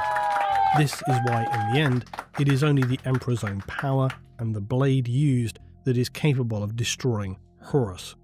However, we should consider that it may be, and I personally believe, that to see not just Sanguinius slain, but the sheer barbarity and inhuman lack of restraint and brutality brought down upon Sanguinius that allowed the Emperor to unleash his full fury against Horus. Were it not for this, could he have succeeded in killing Horus and destroying him so completely? That's, of course, the enduring question. The image of Sanguinius slain is among the most enduring in imperial culture. Frescoes in the Imperial Palace depict his martyrdom poses, wings outstretched even in death. Quite obviously for the Blood Angels, their Primarch's martyrdom was far more than symbolic, for what came next was a psychic tsunami of rage that would scar their genetic memory for the next 10,000 years. The blast wave radiates out, consuming all of the 9th Legion. They collapse where they stand. They are overwhelmed, in a state of cataclysmic shock. They all fall, convulsing as if poisoned by the most powerful agent imaginable. Brutal. They spasm and thrash around. Weapons fire from involuntary contractions. They scream and roar and unleash the most unimaginable pain. They see rage. The black rage. They all see moments, aspects of the final slaughter. They see Sanguinius dragged into the air, hacked apart, towers of blood, companies of death, all in black, Sanguinius torn apart. They taste the pain and the blood and the rage. For those in close proximity to any of the 9th Legion at this moment, few could begin to guess at what they would soon face. Berserker fury does not describe it. The unrelenting ferocity that was about to be unleashed made those Eaters of Worlds from the 12th Legion seem more like the practical, theoretical 13th. Their rage expands, it swells and grows like an immense wave, until finally it comes crashing down upon them all. The Blood Angels become devoid of all rational comprehension. They are lost beyond any reason. Their rage and agony is uncontainable. Personal combats that had seemed balanced become laughably one-sided. They're mindless, feral, and unstoppable. They move at a speed that seems impossible, a brutality that is irresistible, and more terrifying than the worst creatures of the void. They leap upon their prey, traitor and loyalist alike. They drop weapons, they rip and tear, and choke and punch and smash whoever or whatever is in their reach. Fists rain down blow after blow until the faces and the skulls of their foe are but bloody pools of matter. They scream and scream as they launch upon another and another, limbs torn from their sockets, eyes gouged from faces, jaws pulled clean from skulls. They break and crush and destroy everything. The rage consumes the 9th Legion. The Black Rage descends upon them so entirely they are unstoppable. Each has their own individual story to tell, their own vision and situation, but the driving force is the same for all: blinding rage. Some see black, others red. Some hear nothing at all, silence. Others, unending screaming. They stumble forward, barely able to contain the scale of sensation. Their loyalist brothers yell at them, unable to comprehend what they're seeing, as the brothers of discipline charge forward into the mass of the enemy, and yet they live. They do not fall, they're not cut down as they should be. They rend and tear, howling upon the enemy, who recoil in stunned horror. For even among the traitors, the loyalists, the superhuman warriors, all recoil from the sight of rage-fueled insanity. None can prepare for what is about to fall upon them: the hands, the teeth, the fury, and the fists. Even now in M41, the Black Rage continues to consume members of the Blood Angels and their chapter descendants. It drags their minds back to that moment. All members of the Death Company exist in this nightmare reality, where they walk the battlefields of the Siege of Terror in that moment. They relive their father's death as though it were their own. They suffer and they lash out, and they unleash the rage of the angel upon any within reach. For every son of Baal carries within him the echo of the death, and the callous brutality that was wrought upon Sanguinius, upon the vengeful spirit. Now I felt I should say that for as much as the Emperor can be a problematic character, and yes, clearly he had designs and plans of questionable ethical positions from the very beginning, if that can really even be a thing in the reality of Warhammer 40,000, Sanguinius, his most noble of sons, becoming a sacrifice doesn't seem to be one of these things. Because for one, right up until that event, the Emperor was on an alternate path, and dissuaded Sanguinius from travelling with them to meet Horus. Admittedly, he could well have known that Sanguinius was going there regardless, but it doesn't really fit. For the sight of Sanguinius dead, I really believe to be a trigger that drove the Emperor to strike Horus down in such totality. Because without this, the entire event is somewhat meaningless. Sanguinius' sacrifice is a defining moment of the heresy, and therefore also his character.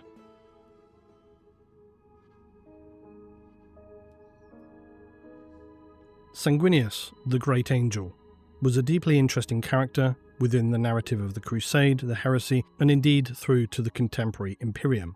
Yes, his death resonated deeply, and his mark remained upon his legion forevermore, even despite the efforts of, say, Belisarius' Call, which has signified that perhaps the flaw was, in fact, as we understand, never really resolvable, a psychic connection bound to their soul. Because all souls are tied to the warp. The Red Angel still resides, as far as we know, and beyond that, it's possible the psychic shockwave of Sanguinius imprinted itself upon the warp, and that all of his genetic lineage are thereby unable to really ever escape the thirst and the rage. Sanguinius was a figure who refused to accept the bleak reality of the galaxy. He was a figure that was all about transformation, and he is appreciated in a very basic sense because in a grimdark reality of unending horror and misery and slaughter, he was good. He was not a power-hungry, oppressive warmonger, nor twisted by cruelty beyond his control. He was aspirational as a figure. He tried to bring the best from intolerable, impossible situations, from the very beginning and through to where he took control of a legion, which at that time was feared for its monstrous brutality. He remade them in his image, warriors of honor and discipline. He strove to be more. He wished to ascend and to transcend his own flaws, to restore his sons. And I've often talked about the unmitigated hypocrisy of the Imperium and the Emperor, because it is undeniably so. Sanguinius, perhaps somewhat naively, but even so, wholly sincerely, was a figure who embraced, promised, and sought to deliver the vision of what the Emperor supposedly was attempting to achieve. He understood the necessity for brutality and the horror unleashed during compliance. He saw that anyone and anything could change for the better. But if you were ever going to achieve this, you had to commit to it fully or not at all, which in many ways is still how the Imperium operates. We often mock the concept of morality or ethics ever existing in the galaxy of the Imperium, and I think that's with fair reason. But there are still those individuals who attempted to at least give some semblance of respect towards such concepts, maybe in spite of their appalling atrocities. I don't think you could really describe any of the Astartes legions as having a moral compass, but I think there are those who at the very least attempted to understand humanity at this level. I think Sanguinius was undoubtedly one of those figures, which therefore made his ultimate sacrifice to Horus carry all the more weight, because beyond the brutality of the physical, just as with the Eternity Gate, his fall was more symbolic than it ever was strategic. He'd already foreseen that it was an inevitability. His fate was already determined, which of course is entirely the point of Sanguinius, just as was the closing of the Eternity Gate marked the death of hope for the defenders in that moment. The death of Sanguinius was symbolic for humanity, for as one scholar of the Imperial Court expressed, why would the Emperor in his infinite wisdom have created angels if he did not believe that he would someday have to fight devils? And there is of course another perspective to consider, which, much like the scouring that followed the end of the siege upon Terra, marked the end of the age of light and hope as well, and this descent into darkness that would consume humanity for the coming 10,000 years. And much like that depressing realization, the Emperor created an angel, and even he could not save humanity from itself.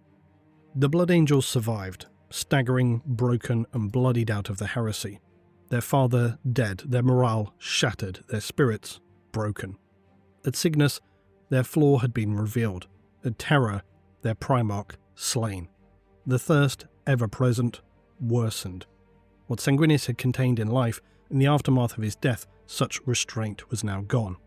The Legion's chaplains and commanders fought to maintain discipline, but every battle became a test of will, and it would of course lead to them developing and more openly displaying the various rituals and means by which they sought to contain and also rationalize the rage which befell them in the immediate aftermath of the siege. Something that perhaps would not have been tolerated previously was now given some reasonable space to exist within the Legion and the chapter. They fought with superhuman fury, but no longer as themselves, and as I explored a while ago when discussing the chaplain Lamates, the Blood Angels developed what would become known as the Death Company chaplains, spiritual guardians, executioners who directed and channeled the broken sons of Sanguinius to glorious yet tragic deaths.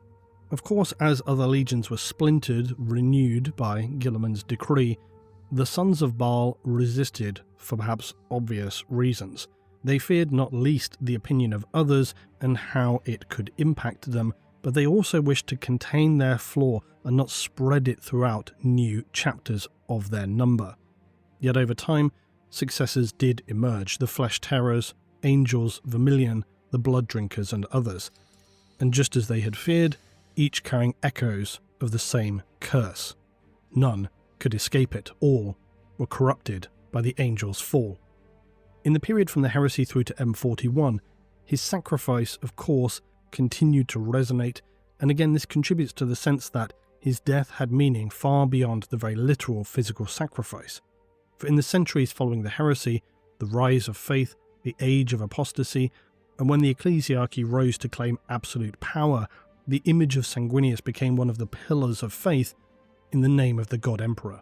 The martyrdom of the angel was evidential that the Emperor and his vision for humanity was worth any sacrifice.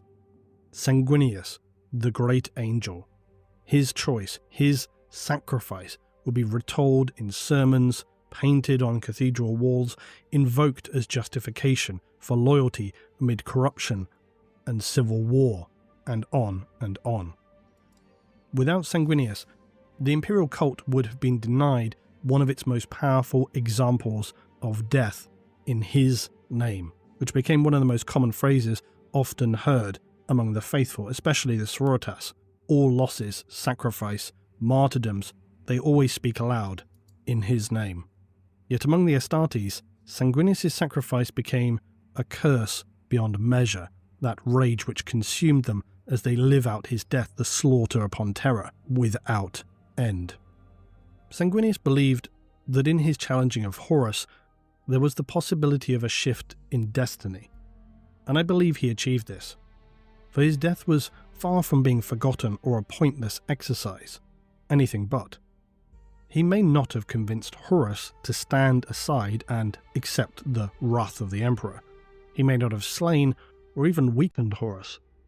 But in the 10,000 years since, he has, through his actions then, created a vision, a symbolic avatar of himself that has strengthened the Imperium, the Astartes, the Imperial Guard, the faithful of the Ecclesiarchy. Sanguinius was a transformative soul. He wanted to inspire an aspirational sense of achievement, to better oneself, to strive, to fight, to commit and to overcome and endure. He succeeded in this, for his image still adorns the shrines where the faithful kneel. All know of the great angel, and it brings hope and strength in the minds of the countless trillions of humans throughout the galaxy.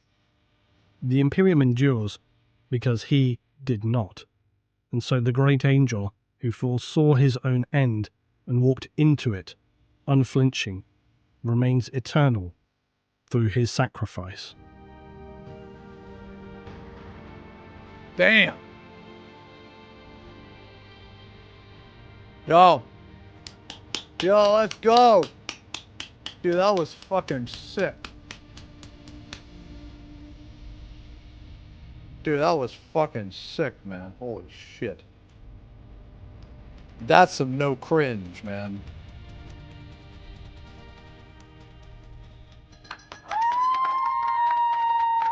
Y'all clap for that. Damn.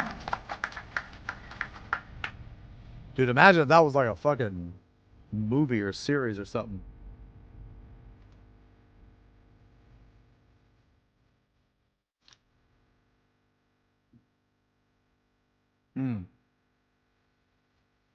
That's insane. Hold on, man.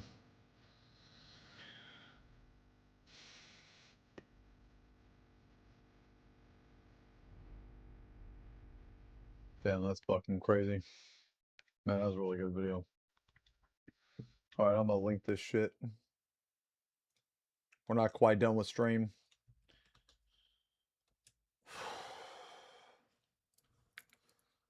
I know this kind of looks a little scuffed still, but I'm still working on it, man. Still working on it. I'm gonna add a couple more spots, I think. Don't worry, this is just the base. I'm gonna brighten it up. Yeah, it's getting there. It's getting there. It's getting there. It's one of those things where, like, you gotta fucking keep working it, you know?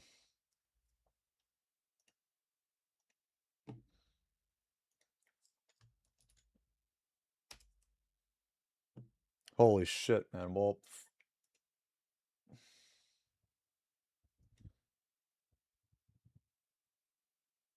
fuck, man. I don't know what to watch now.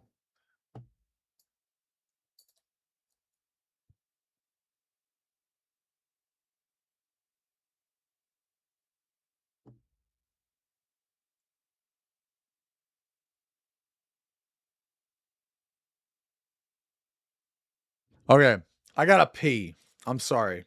I gotta pee real quick, guys. So let's figure out what the fuck we're gonna do.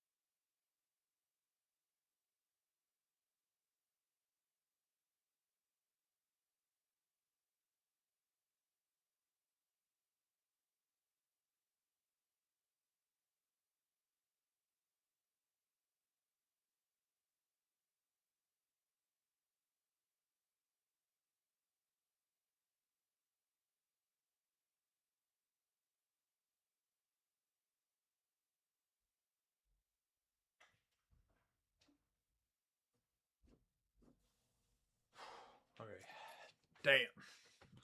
I need to watch something real fast.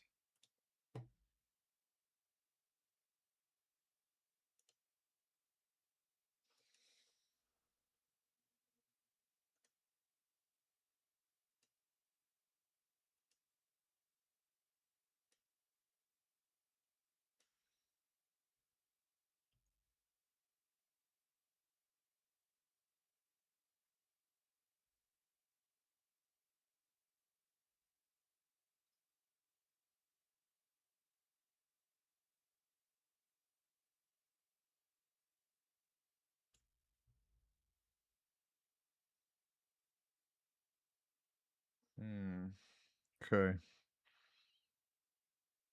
All right, put a little bit more brown.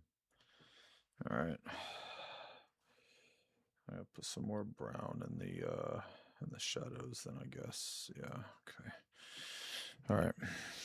TOS free zone. All right. All right, what the fuck?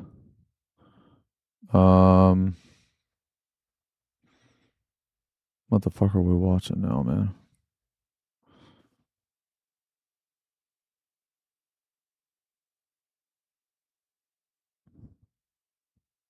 Like the Cog Boy?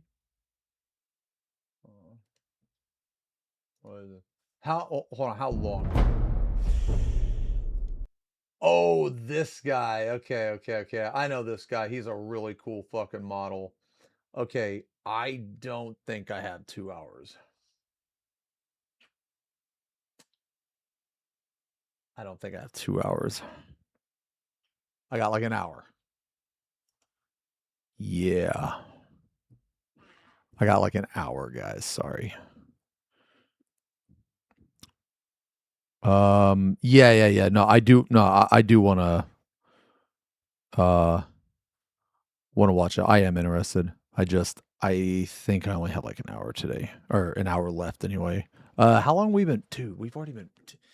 Oh man, we've already been painting like fucking almost 3 hours.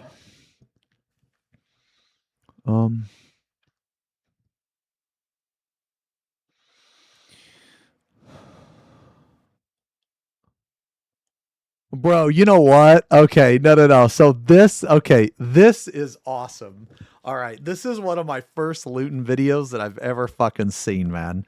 Okay, it's the worst jobs. You guys know that show Dirty Jobs by with Mike Rowe? This is what it reminds me of, man. And some of these jobs are just like absolutely fucking ridiculous.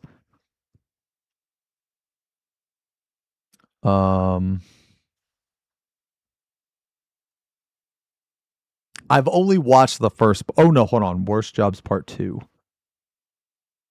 Okay. No. I'm on 3, I think. Yeah. I haven't worst. Okay. Let's watch this one because these jobs are fucking crazy. The first 2 were fucking awesome, and this is around like the perfect time like for a video.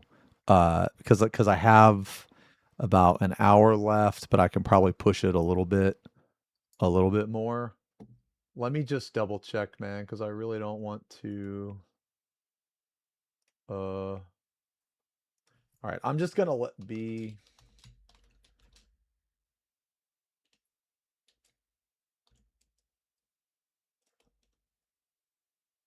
I'm just gonna let them know I'm gonna be good around 7:30.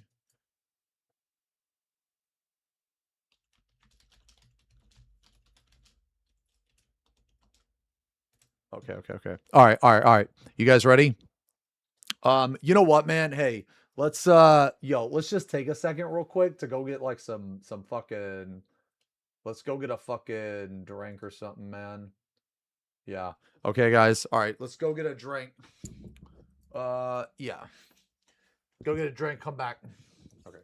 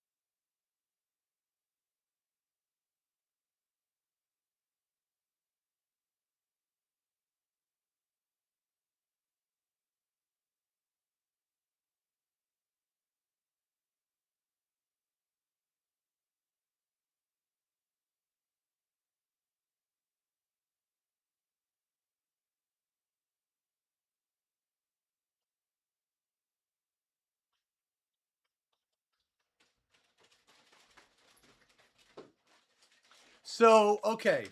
So in that battle with Horus and Sanguinius, did he lose his ability to tell the future? Because when he was attacking him, Horus just blocked or some shit. And then that gave Sanguinius like a look of confusion, like he'd never experienced that before. He wasn't able to tell. Was that what happened?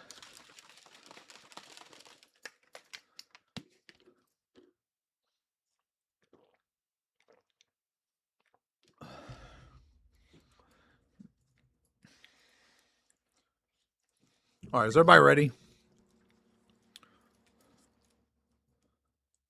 Oh, his foresight was never perfect. Oh, okay. So it was like the one time when he needed it the most, it like wasn't there or some shit.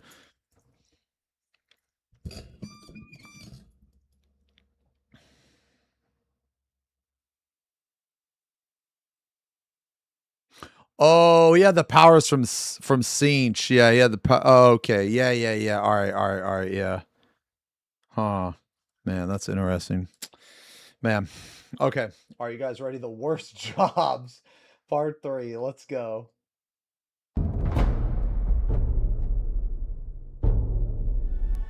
Today's video is brought to you by Audible. Audible provides an easily accessible way to access audiobooks for its members, just one of the reasons why I recommend it, along with enabling you to make huge savings on the newest full-length Warhammer audiobooks. As an Audible member, you get 1 credit every month to use on any title across their entire premium selection, but clearly credits always best spent on those longer 9-hour plus premium audiobooks.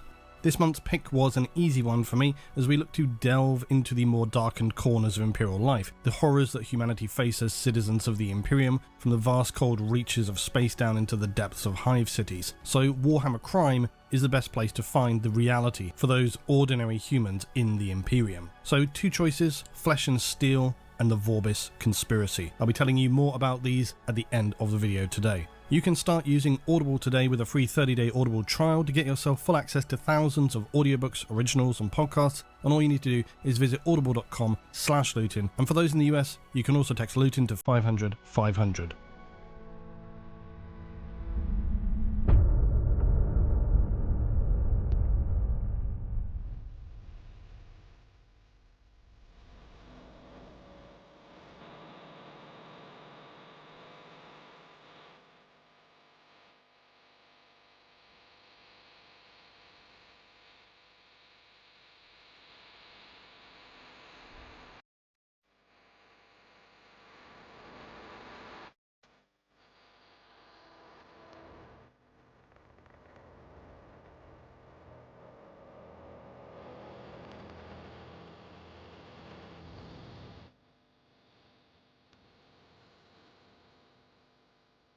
One of the things that I enjoy continually the most about humanity in the 41st millennium and the tortured souls who inhabit it is the disconnection between the reality as presented to us through the lens and vision of the Imperium and the reality for those who exist within it. We've often noted that 40k is meant to be a very bleak, dark parody of the human condition and civilization. This is established. What I often feel is somewhat less established, but I'm sure many of you know, is that the galaxy of M41 is largely presented to us through the eyes of the Imperium. All the lore, all the material that is given to us presented in fiction, this is why so much reference material like Xenology, Imperial Armor is written almost in a report format. So it's not objective, and very often this leads to us building a fairly biased or distorted reality. It's not uncommon for us to have learned of characters who turn out to be far less than they were portrayed to be due to Imperial propaganda. Which is very interesting, because if the lore were written objectively and in a disconnected way, we wouldn't see instances like that, where it would be presented differently to us.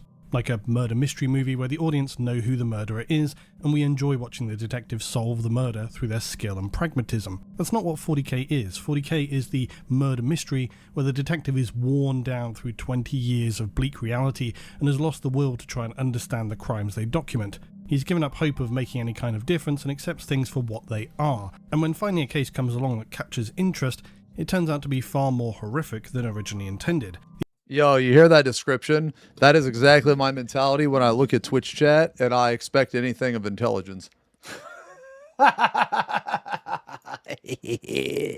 Cooked. Cooked. I'm just kidding. I love you. I wouldn't have it any other way. The outcome is grey and unsatisfactory, and we the audience only ever know as much as the protagonists themselves. For some people this is incredibly irritating. Some like their narratives to be all tied up, squared away, slotted into neat boxes with the proper labels, and then all placed into a bigger box that states the overall core category for its contents. And I can appreciate that, but this is not for me. I'm one of those people who really enjoys ambiguity. I like it when details are left out deliberately and endings are unclear. It gives room for your own imagination and speculation. In that same vein, I enjoy that the reality we see for humanity in the Imperium is unclear.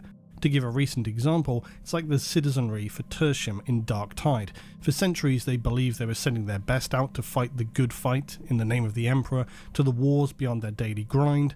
Reports were infrequent, but always they were told of these fantastical achievements and the glory of the regiments out on the fringe realm of their system. But the reality was, of course, far from this truth, and it came back to not just haunt them, but potentially bring down their entire world and system. And then, of course, when the Inquisitor arrives, they themselves don't even know necessarily the specifics of what is happening. And in 40k, this is what I very much enjoy to see, is this disparity between the self-assured arrogance, which is how the Imperium presents itself, stacked against the depths of human despair, on a sliding scale from the medium levels of its vast hive cities, down to those who are condemned to languishing in eternal despair, the anonymous masses of Imperial citizens who will never know anything other than a life of hardship, toil and suffering. The dark humour of the Imperium in M41 is of course quite blunt, in that for all the Xenos horrors of the galaxy, for all the nightmarish aliens and the ever-present threat of corruption, humanity remains its own worst enemy.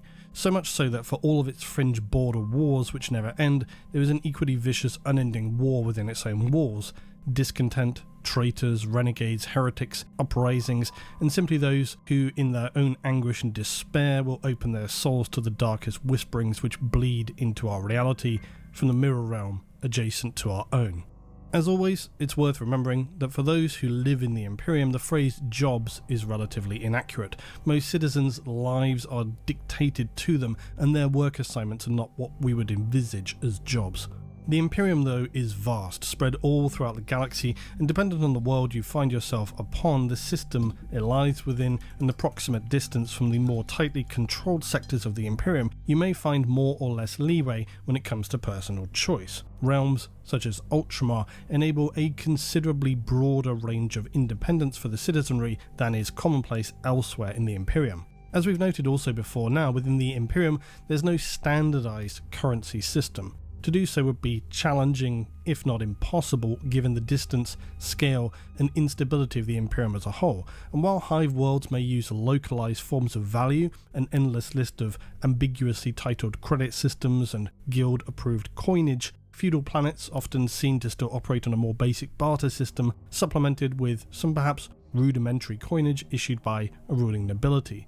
But there does exist some broader unit of value used by those who travel the wider galaxy. Inquisitors, rogue traders and the like use one of these known as the Throne Gelt, and this is as close to being a universal payment as exists. It's necessary so that they may pay for materials and services between one another and the systems they encounter, but how specifically this functions is unclear. For most humans, they will never leave the world they were born upon. For many, they will never see the light of day even outside of their hive cities, and for any who do, it will likely be due to some indentured servitude, a soldier, a voidsman, agri-workers, and so on. Humans, in the eyes of the Imperial bureaucracy, are little more than currency. They're numbers on a data slate. They are the raw flesh matter material of the Imperium. Individuals are unimportant motes in the grand scale, and you are as much of a raw material asset to the Imperium as is ore, agri-produce, manufactured goods, ammunition and other consumables. So let us return to the true horror of 40k.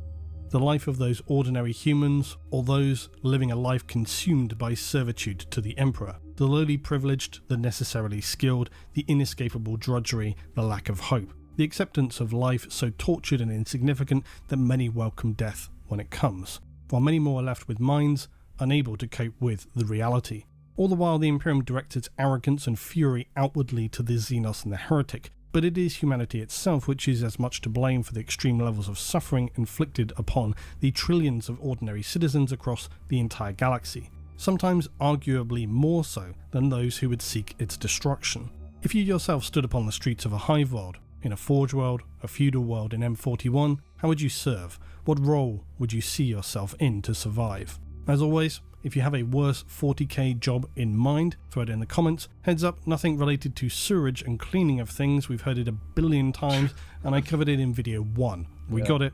Bad smelling things are unpleasant. If anybody can think of some truly creative, even perhaps speculative examples, it may make it into the next part of the series. So then, back we go into the horror. Do I like how he had to specify, stop telling me about shit? Recently, we discussed the region of space known as the Cronus Expanse. Far out on the edge of Imperial space, near the center of this region, sits a giant red star known as SR651. No one knows whether this system was originally inhabited or if it ever had really any other major planets, but now all that stands there is SR651 and a vast ocean around it of dense asteroid fields. Scattered throughout these fields are the shattered, broken remains of void ships and fleets. Due to warp storms, it appears that periodically strange magnetic anomalies pull and sift the wreckage, so they collect in these massive graveyards of Imperial ships. Much like a river eddy, the Imperial materials gather in these swirling void pools, and over time this has now created ship graveyards that are thousands of kilometers in dimension. Given the isolation of the Cronus Expanse and the fact that the system containing SR651 lies not far from a major trade route, the needs to repair and improve star vessels, combined with its proximity to a busy shipping lane, gave rise to what would become a vast breaker yard. Now you might imagine that within the Imperium, ship-breaking yards would be quite a well-established and a common thing, but actually not so much, because it is in fact quite rare that ships are deliberately mothballed, scrapped and broken. And this is because of the vast amount of time and resources that go into the construction of any Imperial starship. It's worth to remember that the way the Imperium and the Mechanicus view hardware is not the same as we do in our time. Ships and material used by the Imperial faction or hierarchy are not something that will last 10, 20 years and then be scrapped. A significant amount of Imperial hardware will last centuries, millennia or longer. Plus, there are many Imperial starship variants that they do not know how to build any longer, which means they must keep them in service as long as they can. So the only time you may see some small, localized breaking operations will be at the site of, say, vast space battles and the ships which become broken, dead fields of Imperial technology, thus representing decades of construction filled with priceless, very often highly classified technology. Such operations would likely That's actually an interesting concept, especially dependent that things on are the origin so old of they those don't even know how to involved. build You them might anymore. imagine Inquisitors, certainly Mechanicus, perhaps others, would oversee these operations. But out on the fringes of the galaxy, such factional representatives are far less present. It's more common that far smaller numbers of ships are lost out in the void or the warp, lost through battle, disaster, structural stresses, and as a result, some ships do just become untenable. But they're often abandoned, and approaching a ship for individual salvage has its own risks. Towing it to a world is very, very risky because lost, dead and broken ships are often a calling card of Chaos, Xenos Corsairs and the Tyranid Genestealer, or just other weird circumstances that are very dangerous. So again, unless there's a good reason to do so, dead ships that are adrift may well be left alone unless there's a specific reason for getting involved, especially if you were just a regular Imperial Navy vessel, not a well-equipped Astartes or Mechanicus salvage ship. So for these reasons and other, huge ship breaking yards are not a common feature of the Imperium. They do exist, but it's not a regular industry, because by and large ships that are put out of service are either too damaged, too dangerous, or too difficult to recover. So an actual ship breaking yard is as potentially bountiful as it is unusual. And this one was reportedly founded by an enterprising rogue trader, Iridas Holden, the scion of a powerful family from the Calixus sector that was heavily invested in both shipyards and the salvage trade. After being battered into the SR651 system by warp storms, Holden immediately sought a sheltered anchorage for the wounded ship, and while the crew and tech priests were busy with repairs, Holden took the opportunity to survey the system. He scanned everything within reach of his Allspex arrays and sent parties to search further afield. One of these discovered an independent salvage operation aboard an old station anchored close to the system's center. The Voidsman agreed to return and meet with rogue trader Holden. After considerable discussions about the nature of the salvage operation in the system, it was revealed that over time, this system had become well known for its bountiful salvage prospects, and so numerous minor salvaging organizations had been operating in the SR-651 system for centuries. One practice was for rogue traders to establish teams of workers aboard some kind of temporary station until their masters retrieved them, or the very real possibility that they would just be killed by an exhaustive list of possible hazards, not limited to asteroids, pirates, Xenos, or just classic human error. Dan, don't remove that bulkhead. Pshh. Rogue trader Holden could see this graveyard for the potential it held, and instead of these minor operations that sought to only use very minimal salvage as minor additional income streams for rogue traders, he had a grander vision. The salvage team they came across were of course reappropriated by Holden and pressed into service at his behest, as is pretty much the norm for rogue traders. It's not locked down or actively defended, the chances of the original owner discovering what happened are very minimal. Holden's plan was to turn SR-651 into a massive shipbreaking yard. He speculated that the only reason this hadn't already happened was that nobody wealthy enough or willing to gamble on such a prospect had come along until now. His plan was to reap massive wealth after investing in the construction of breaking yards in this system, upon which huge teams of voidsmen would recycle derelict ships and sell off components and raw materials, presumably to other rogue traders, or of course Forge Worlds and the Mechanicus, or simply to hive worlds, nobilities which required materials and so forth. His rationale was that with the extremely high attrition rate of Imperial ships passing through the Maw, and in general within the Coronis Expanse, coupled with deals he had made with some fellow rogue traders to tow in any decent looking abandoned ships to the yards for scrap fees, he would then be able to establish a ship-breaking empire. With a flotilla of ships, tens of thousands of pressed men to work as shipbreakers, and a handful of lucrative salvage contracts, Holden claimed the entire system as his own. This is something rogue traders may do as and when it is available to them. Once their headquarters were established on a planet-sized jumble of asteroids and planetary debris held together in one of the system's gravitational sinks, Holden would set out to begin building the empire.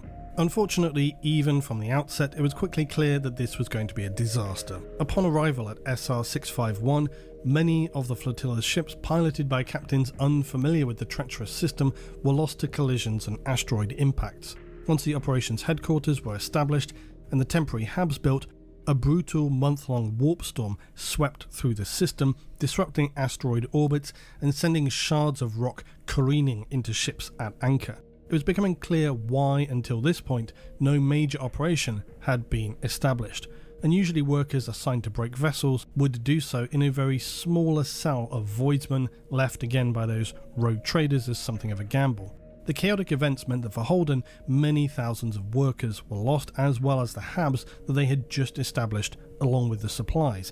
This meant that for the survivors, they were now immediately beset with supply shortages, hunger rations, and very deadly working conditions. This quickly led to riots by the voidsmen and constant work strikes. Of course, these were going to be brutally and quickly suppressed, but the operation was very fast disintegrating. Holden would attempt to hold things together as well as his investments so far, but once word was out among other ports in the system, his name was quickly only spoken of with the delight in his downfall or rage at this incompetence by other rogue traders. Because often if a rogue trader is seen to fall from grace, others are going to pounce on the opportunity to secure their assets, their trading routes very quickly. And this was much the case for Holden and his wider household family, where sadly the majority of them would end up being sold into indentured servitude to account for his loans, his ships and contracts being appropriated. Finally, in the midst of this chaos, the crew of his own ship would mutiny and kill Holden and his officers. Jesus. So now in command of a well-equipped void ship and possessing an intimate knowledge of the systems and its hazards, one of these voidsmen aboard his ship picked up where the unfortunate Holden had left off. It was none other than the voidsman that they had originally encountered in the fields of wreckage at that proto-breaking yard, one Hargoth Agamar. Hargoth was no officer. He was a voidsman. He was a plain worker like all those who had survived, and so he made them a straightforward offer. Those who would stay and work would be provided shelter, food, and a cut of the profits. Those who wished to leave would be given a ship and sent on their way. So months of dangerous, intense and painful labour followed. They attempted to salvage and secure the installation with what few supplies they had left. The makeshift temporary habitats were shored up and adapted, if not into permanent, at least livable conditions. It was a far smaller operation than Holden had planned, but at least it was workable. They began by towing scraps around the system for salvage and building materials. Hargoth made deals with surrounding systems, trading valuable ship parts and raw materials for food and supplies. And to the surprise of Hargoth and his followers, contract ships for salvage breaking began to arrive. This became a steady process, and it turned out these were arrangements that had been made by Holden. His contacts were apparently entirely unaware of the change in the breaking yard ownership. So Hargoth and co. soon found themselves with a pretty stable salvage business. Tragically, but not unusually though, in the short time after, when things were going pretty well, Hargoth and many Voidsmen were lost traversing the moor. It's not uncommon, as it remains one of the most dangerous routes of passage within the Imperial Galaxy, and many who were left in the breaking yards then decided to strip the remaining ships of whatever they could of the highest value and disappear out of sight and record. Of the remaining minimal workers, who were completely incapable of maintaining the vision of the operation, as Hargoth had been the one organising the ramshackle workforce, without him it quickly collapsed in short order. So why are the breaking yards such a harsh job for human workers? Well, it's because of what came after. Instead of a well-organised ship-breaking operation with contracts and contacts to bring in ships and export valuable hardware and materials, the breaking yards in the aftermath of this collapse became little more than a hellish, void-based industrial prison. It now holds the poorest, the most desperate and condemned of people within the Coronis expanse. Within the cold, isolated and extremely dangerous breaking yards, these individuals toil away for uncounted hours, wearing heavily worn, patched up void suits, barely operational salvage equipment. Many of the individuals here are regularly never seen again. But for those who live here, they work to breaking point as they blindly attempt to secure high-value assets by tearing ships apart piece by piece. Much like elsewhere in the Imperium, operations staffed by the lost, the desperate and the condemned carry an unpleasantly high mortality rate. Deaths are so common as to be trivial. Life is cheap, and over time everyone who works here steadily becomes sick as well from radiation poisoning and other unnamed extremely hazardous materials used in building void ships. What had been for Hargoth and the Voidsmen a place of hope and potential had collapsed into one of exploitation, suffering and despair. Within the breaking yards sits what was once to be the central hub of the operations, now known as the receiving yard. It is identified as a massive spindle-shaped space station 30 kilometers long. Incoming vessels are processed and inspected here before being sent into the breaking yards for salvage. The spindle contains the old administrative offices, along with living quarters for the clerks, along with the yard foreman and other enforcers. Also, a bustling marketplace dominates the central decks of the station, where ship components from the breaking yards are sold to anyone with the thrones to purchase them. Everything from Auspex array lenses to warp drives and Geller-filled generators can be had. The condition and reliability of those pieces of hardware, that's buyer beware. They don't come with a warranty or returns policy, that's for sure. Sometimes if a vessel was relatively undamaged but had been abandoned for some other reason, this can in fact lead to entire ship hulls becoming available. These bare hulls are typically stripped of all primary hardware, including their engines and weapon systems. A decent condition hull, though, is of considerable value. They're not easily nor quickly fabricated by the Imperium, and such a find would be ideal for a rogue trader who wants a new vessel as a special project or a highly dangerous task for a stripped down ship. The breaking yards themselves now appear as a loosely connected structure of massive chains of hundreds of kilometers of flexible, semi-rigid pressure corridors which connect the disparate pieces of the complex. Traversing them, though, is of course wildly dangerous, as at any time stray debris could theoretically damage them. Stationary, sizable asteroids are also connected to the pathways, and rough collections of ramshackle hangars and workshops sit upon them, bashed together from hull plates and other random detritus. Leaky, unshielded pressure domes and temporary emergency habitats make up the living quarters for those workers lucky enough to have them. Even with their stagnant, poorly recycled atmospheres that run a high risk of depressurizing or imploding without warning, they're still said to be preferable to sleeping aboard one of the space hulks in a vac suit or in a makeshift hovel built from the scavenged cockpit of a gun cutter, as sadly many do. The entire place is full of wretched, hollow-eyed people and has the look and feel of a huge, dangerous slum. It's dominated by the hulking shapes of derelict void ships and is always lit by glaring floodlights and the glittering sparks of cutting torches. Whilst one might assume this facility would be subjected to constant raids by pirates and other undesirables, including potentially Xenos, it actually happens relatively infrequently, because for starters, the breaking yard itself is wildly dangerous to just navigate and emerge unscathed. Despite the workers' hamps being little more than slums as well, the actual defensive capabilities of the yards is considerable. One of the benefits of stripping down Imperial ships is that they now have access to hundreds of dismounted macro batteries and lances, along with thousands of close defense turrets, and these have been steadily mounted all around the facility and secured within orbiting rocks and asteroids. These are manned at all times by a rotation of trained gun crew and coordinated from a salvaged ship's bridge, improvised as a command and communication centre. This allows the yards to defend themselves and the receiving yard at both short and long range. The yards also maintain a small ragged fleet of fast defence monitors and inter-system ships, not to mention there are usually some rogue traders hanging around who likely would be less than impressed to have their time wasted or ships damaged by some upstart pirates or orcs who have attempted unsurprisingly to raid the yards many times, always being repelled. For whatever reason though, ownership of the yards has consistently proven to be a folly for any who attempts to expand its operation.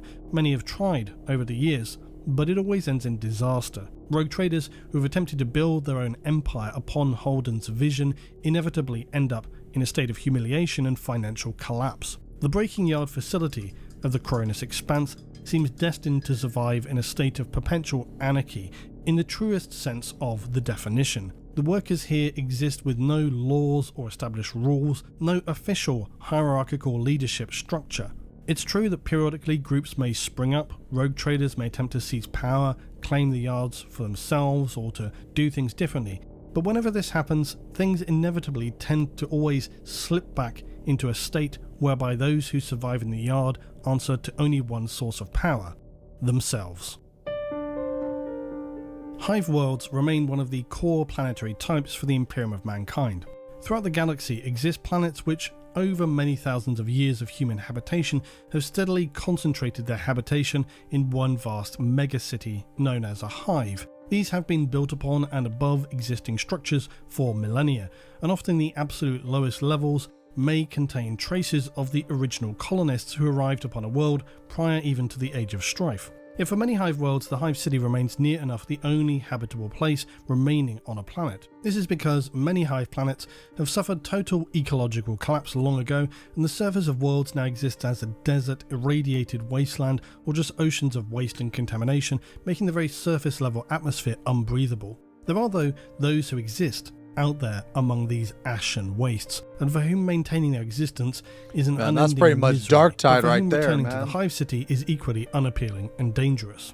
The surroundings of many hives are devoid of any natural life whatsoever, and this is because they suffer millennia of pollution and exploitation of resources, thus leaving them as little more than wastelands of polluted, sometimes irradiated ash, referred to often as, unsurprisingly, the Ashen Wastes. But human figures still exist here, either in micro-settlements or in and around the base external areas of the hive itself, perhaps salvaging scrap material or making repairs to pipelines and transport tubes. Many worlds can contain hidden rewards in the form of available scrap or even lost technology, and those who scout the wasteland may be lucky enough to venture upon a rich oxide vein or accumulation of valuable chemicals having leached from bedrock below. These pockets can be mined or collected for return and processing within the hive. But the nomadic tribes who stalk the Ashen Wastes are feared by many, often mistaken for any number of odd, bizarre characters, mutants, drudges, scabbies and wasters, but nobody is really sure if they're merely outcasts from the hive city or if their origin is more ancient. They appear humanoid, but from wherever they originate they clearly have diverged from the humans of the Imperium who dwell within hive cities. Their lives are brutally harsh, for life in the toxin ashen wastelands of hive worlds is not one any should wish for. Some planets have extremely thin atmospheres outside of a hive city itself, and many more are badly irradiated or otherwise saturated with chemical pollutants. Violent storms are a constant feature of life for those souls who have made the wasteland their home. Rolling clouds appear out of nowhere and blot all light from the skies. Some have even suggested, though, that just as the nomadic wastelanders have somehow become at one Man, with that's their kind of a environment, cool, they also can have an affinity to call upon such cool storms color to protect themselves or man. to consume their enemies. The nomadic inhabitants of the toxic wastelands move around likely out of necessity, but some have semi-permanent habitation, or at least have familiar places they may revisit to occupy for some time. Some are seen to inhabit ancient destroyed factories on the outskirts of far sprawling hive cities. Once busy industrial centres are now silent but for the irradiated winds that cast through the immense creaking, steadily disintegrating structures. For whatever reason, the nomads ended up living in the wasteland, and despite adapting to its conditions, it remains a brutally unforgiving environment. Clean hydration is undoubtedly in short supply, but much remains unknown about their affinity for the insectoid life that exists among the wastes. Nomads are commonly seen clad in rags called hazarn or ash cloaks to both protect themselves and so as to blend in with their barren surroundings. They'll also wear all-over masks equipped with protective lenses and filtration pipes, obviously so as to protect against the bright kaleidoscopic glare that can reflect from the wastelands and the toxic atmosphere that hangs at a surface level. However they came to be and whatever their origin, life outside of a hive city on any world is going to be bleak, hard, and entirely unforgiving. Protecting yourself from the intense toxic pollution, your body already likely mutated and poisoned over the years, strange creatures who stalk the wastelands, some that you might use, others avoided at all costs. Gangs who patrol territory looking for scrap materials or transporting shipments of materials between hive cities. Compared to the nomads though, few hive workers would be able to survive much longer than a single day if thrown out into the freezing wastelands, and as for as horrific an environment as it must be to exist in, the nomadic tribal humanoids of the ashen wastes have adapted well enough to be a permanent feature. Some are even strong enough to mount raids upon gangs or traders who do not see fit to adequately protect themselves. It is a bleak and dangerous existence, and one can only consider what is their goal beyond bare survival. They sift through the scraps of a world that some speculate was once their own. How did they come to be? Are they simply exiled hive citizens, or is their origin more curious and disturbing? Is there any possibility that they are still the descendants of the original colonists of a world? One of the most troubling problems for the traitors after the heresy was of course how do we use the warp. Unsurprisingly, when you consider the fact that heretics have made their bed with chaos, their options are different compared with the mere mortals of the Imperium. Chaos forces may use navigators, but they can acquire or hire sorcerers, bound demons, the possessed, to aid them in navigating the warp. It's still a hellish realm, but when you consider that the traitors are the active servants to the horrors of the warp, there's less for them to worry about than the humans of the Imperium. They may well have some protection and assistance even from the great entities they serve in protecting from the more irrational and destructive malevolent entities who exist within warp space. But with that said, of course there are still problems, especially if you were, say, worshippers of one specific chaos god, and you then encountered beings of a different chaos power. So it's not to say there are not extreme hazards. And then of course, there's just the matter of the warp itself. It's not described as the Sea of Souls for no reason. The warp is a powerful realm where just travelling through it is extremely hazardous. Vast gravitational eddies, floating debris, shattered materials, and innumerable other dangers. And that's before you begin to worry about all the horrors within. And then of course there's the time issue. For the Imperium, finding your way efficiently through the warp is a strong reason why having a highly experienced navigator who knows how to guide the ship through the tempest of the warp is very valuable. The less time in the warp is always for the betterment of all. For the traitors, there are some who exist permanently on the fringes of the warp, the great rift straddling a life between real space and the immaterium. For them, what appears as a short trip into the warp could actually see centuries pass, and other Chaos Marines may spend considerable amounts of time actually in the warp itself. For many, this may mean they have lost all comprehension of relatable time. What feels like years for them may be millennia in real space. And it's important to remember that while Astartes have huge fleets of ships, the Astartes are not the direct crew for these vessels. They have the Imperial Navy for this role, so nearly all Imperial ships are crewed by ordinary humans. And during the Heresy, we often saw just what could happen to those ordinary humans aboard Chaos vessels. One of the best examples likely being the commanding officer of the World Eater's flagship Conqueror, one Lotara Saren. She was one of the youngest ship officers in the Imperium, and despite being a lowly, normal human, she'd earned a limited degree of respect within the World Eaters, even wearing their bloody hand honor emblem upon her white officer's jacket, even on speaking terms with Angron himself, it said. And so there is of course this interim period during the heresy, where the Astartes, the traitors, they decided they didn't want to serve under the Emperor and sought to overthrow him by force. The point being, for the ordinary humans crewing the Astartes vessels, many who had likely only served with one legion and were fairly loyal to them, didn't perhaps understand really what they were getting into. Of course, turning against the Emperor is no small thing, but in the heresy, surprisingly, humans didn't seem quite as blinkered as they are in M41 when it comes to turning away from the Emperor, because it's important to remember that really the cult of the Imperium, the ecclesiarchy, didn't exist yet. The Emperor was just this guy that people really believed in. He was the saviour of humanity, but the idea of him being a god to worship and follow beyond all others had not really set in stone as it does by M41. Also, initially things aboard the ships of the traders didn't really particularly change. They travelled around, attacked worlds. For the ordinary crew, including their navigators, this seemed pretty business as usual. But by the time of the Siege of Terra, things had changed considerably. The Conqueror, for example, had now fallen under the influence of Khorne. The very corridors and spaces within it were now a blood-soaked hostile environment to the crew, screaming constantly heard throughout. Much to the frustration of officers like Saren, this led to a rapid depletion of supplies and manpower, often because of traitor Astartes just killing them on the slightest whim. And by this time, an exhausted, filthy, but still apparently sane Saren was still in command of the corrupted Conqueror, and by now was desperately trying to hold the ship together despite random massacres being committed by Angron and the World Eaters. She was even concerned they might murder the tech priests, keeping the Conqueror's reactor stable. Saren, like many crew of the traitor vessels, had become sickly and a broken shadow of her former self due to the consistent obscenities being committed aboard the ships. She now commanded all but just a skeleton crew on what was a mutated ship of horrors. Saren, though, had become all but a wraith, conjured by the now sentient machine spirit of the Conqueror, doomed to serve aboard the damned vessel for eternity. The real Lotara had long since fused with the vessel and was now in a state of undeath. In the period after the heresy, for those serving aboard traitor vessels, it's not something any really should be wishing for. Many ships will have some semblance of self-awareness, the machine spirits awakened by the powers of the warp. Others will have very, very high crew turnover, replenished by capturing Imperial vessels and stealing their crew, or raids on Imperial worlds. For humans, serving aboard any Chaos ship will of course be a full nightmare. Torture, random execution, the very ship itself a hostile place which could reach out, figuratively, and tear your limbs clean off.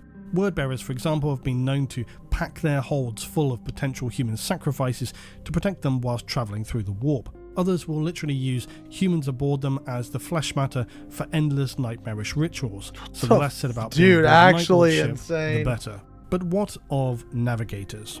Well, some navigators did willingly stay operational post-heresy, although this were likely more often the case with traitors who didn't throw themselves all in with the powers that be. Navigators from this time, or their descendants, are often afforded a modicum of respect and safety aboard a traitor vessel because of their high value, far more than ordinary humans. They'll likely be allowed to remain in their accommodations higher atop the ship so as to not witness the full horror taking place in the lower decks. But still, this is not to say that the environment itself is still not a total nightmare for them. Their existence is a continually terrifying ordeal, especially for those navigators who have been captured and forced into servitude aboard traitor vessels. Their life hereon will vary considerably, and some ships may treat the navigator quite well, understanding their value to the operation of the ship. Others are just blinded by their slide into heresy, and even for one as valuable and rare as a navigator, they won't escape the cruelty, the torment, the mutational aspects of the chaos-corrupted marines.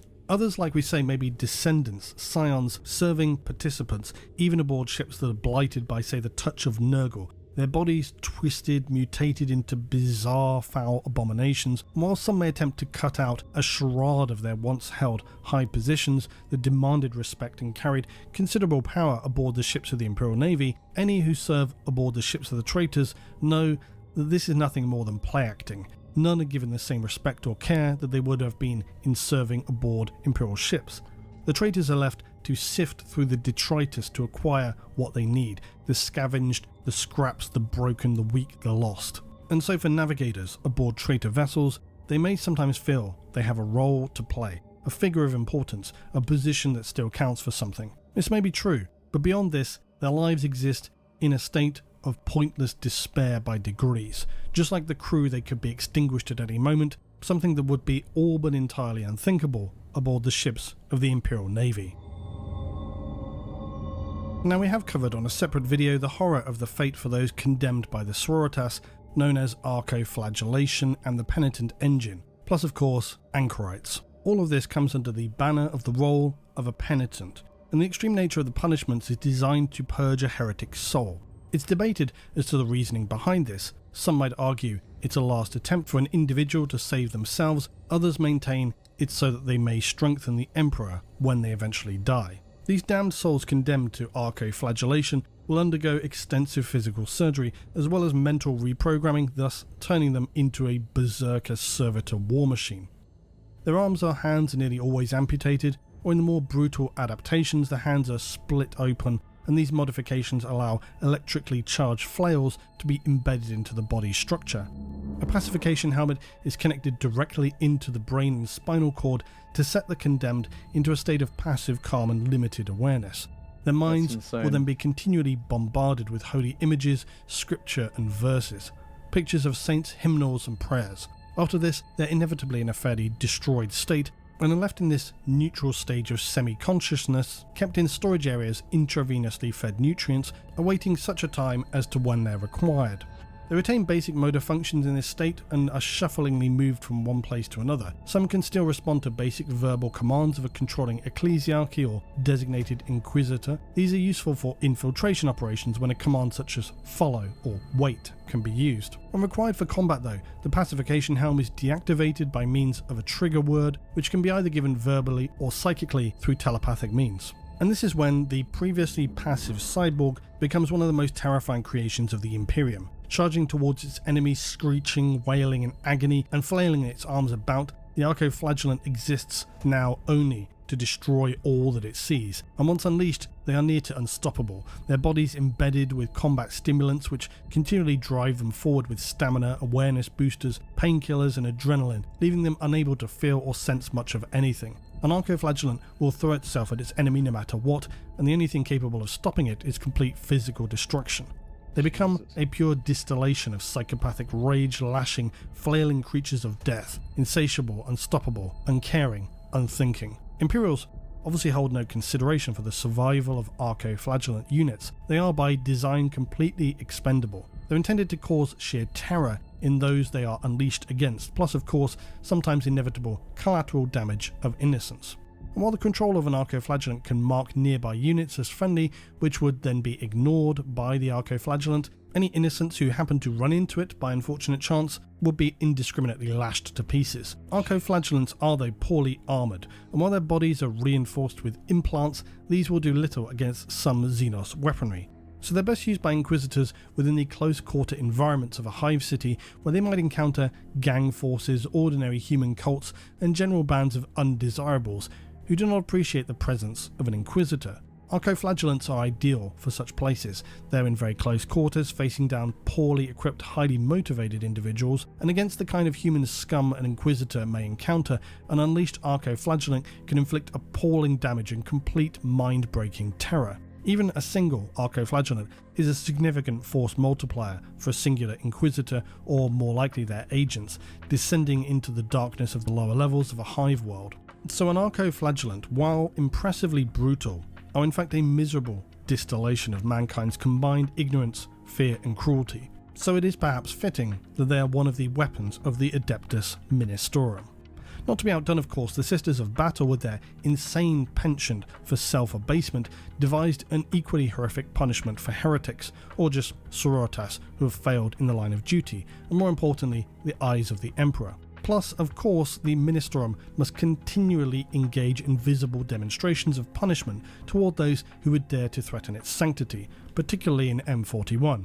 Uprisings of the faithless across the Imperium remain a constant scourge. It has been, after all, many millennia since the Emperor walked among humankind, and with each year that passes, there will always be those for whom doubt creeps into the mind. So governors and ruling noble families know that these must be promptly dealt with by their militia or enforcers, or face loss of their authority and planet-wide lockdowns, not to mention likely delegations of the ecclesiarchy or sororitas who will deal punishment, perhaps to the higher-ups themselves, to remind them of just who they serve and to demonstrate to the populace that none may escape penance in the name of the Emperor. There will be many carefully designed methods to make this point all too clear. Some will be tailored to the specific traits of a world and its flora or fauna, other times a simple burning might suffice. Bone-crushing repentance wheels, or an agonizing evisceration, care of the dreaded rat pits. Then there is of course the archoflagellation as discussed, but what if you wanted to go further? Well, there is of course an option for that. For those guilty of the most offensive crimes, for the heretics and the true sinners, they'll be dragged to the darkest dungeons beneath the cathedrals of the ecclesiarchy, to the darkened halls where tortured screams echo throughout the ornate arched sanctuaries. Penitent engines are reserved for the truly abominable sinners. This means that the role of a penitent pilot is often reserved for high-ranking officials, members of the ecclesiarchy, even members of the sororitas. Somewhat similarly to an archoflagellant, they'll be hardwired with cybernetic implants, but then in this instance, they'll be interfaced with a mechanical framework, their brain cortex and optical nerves connected through the engine's torment amplifiers spliced into a sinner's synapses. Chemical injectors also are implanted into their spines, again similarly to the archoflagellant. But unlike the archoflagellant, who are stripped of all thought and deluged with spiritual visions, those mounted upon a penitent engine will be consumingly saturated with senses of physical pain and spiritual guilt, as wave after unending wave of sensory overload crashes into their mind and body. In fact, it's said that it is often pain itself which drives the penitent engine's actuators and servos. A machine powered by pain and suffering somehow seems disturbingly similar to a Drakari creation, yet with seemingly no self-awareness to this comparison, penitent engines are commonly used by the ecclesiarchy, not least because they're powerful machines which will charge towards an enemy, ignoring all danger. They know that only via death of their enemy and themselves can they earn absolution.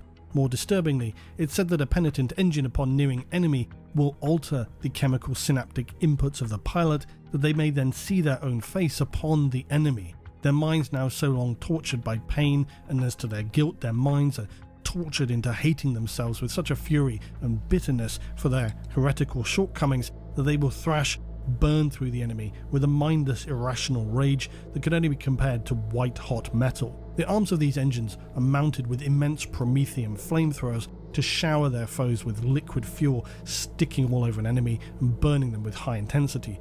Paired with this are huge circular buzzsaw blades or swirling flails, which can carve through or batter to pieces an enemy into a crushed, carved, mushed paste. But penitent engines are rarely seen in battle unless they're accompanied by the Sisters of Battle. And this is because the sororitas consider it their sacred duty to bear witness to these great machines charging into the fires of combat. They believe it to be a valuable lesson for the soul to observe their fallen brothers and sisters to atone for their past sins, where every slain foe by a penitent engine's brutal juggernaut only proves to them that this is truly a holy, righteous form of punishment. But then of course, there's the anchorites. The sororitas, as noted, are adept at punishments designed for themselves, and one such punishment for the sisters is that known as the repentia. Now, repentia are sisters who have already crossed an unacceptable line of failure in the eyes of their sisters, and so they seek to cleanse themselves of their sins in the fire of battle. They'll wear no armour, often seen in little more than rags, carrying gigantic chainswords. They charge across battlefields with only the faith of the Emperor to protect them. The goal of all repentia is not necessarily punishment as such, it's the idea to redeem themselves in the eyes of their sisters and of course the Emperor. Unsurprisingly, few achieve this goal. Most will die in battle. But those few who do succeed will often then become faithful champions of the sororitas again through their exceptional display of redemption. They may even be revered by other sisters who believe them to be chosen or saved for glory, guided by the Emperor through this darkest time of weakness back into the path of the light. This is seen as a very good thing. The sisters, disturbingly for this reason, may subject themselves to extremely harsh judgment in their everyday actions, knowing for some they're even actually looking really for an excuse so that they may legitimately become repentia. Their belief and hope is that in doing so they may receive the guidance of the Emperor and prove their true faith, which is very disturbing. But some repentia don't wish for salvation, some just truly strayed from the path of the light of their own free will. Some may even harbour doubts in their faith and even wish to abscond from the sororitas. Thus, some repentia may not go welling into the arms of the Emperor. Charging into near certain death is not how they might choose to use the last of their life. And so while some repentia will actively charge into the enemy, others are kept in line from a sister superior. But this is never an airtight solution amid the chaos of a battlefield, and some repentia may still attempt to flee, to escape from the iron grip of the ecclesiarchy upon their lives, but for those who attempt this, the punishment is severe. They face becoming the most tortured souls beyond that of an archoflagellant or penitent engine. They will become anchorites, for the rest of their living days imprisoned within mortifiers. These are similar to penitent engines, but they have additional elements. Firstly, the neurological arrays are amplified and metal holds driven through the skeletal structure of the sister, pinning her into the mortifier framework or casket. This leaves her unable to move at all. Then a hood is placed over her, designed to prevent any words of piety being heard by the sister. She does not even deserve to overhear them. But for those sisters condemned of actively betraying their own, they face being entombed within a specially designed adamantine coffin. This sarcophagus is designed to protect the condemned sororitas so that they might continue to endure their punishment and deny them the blissful release of death.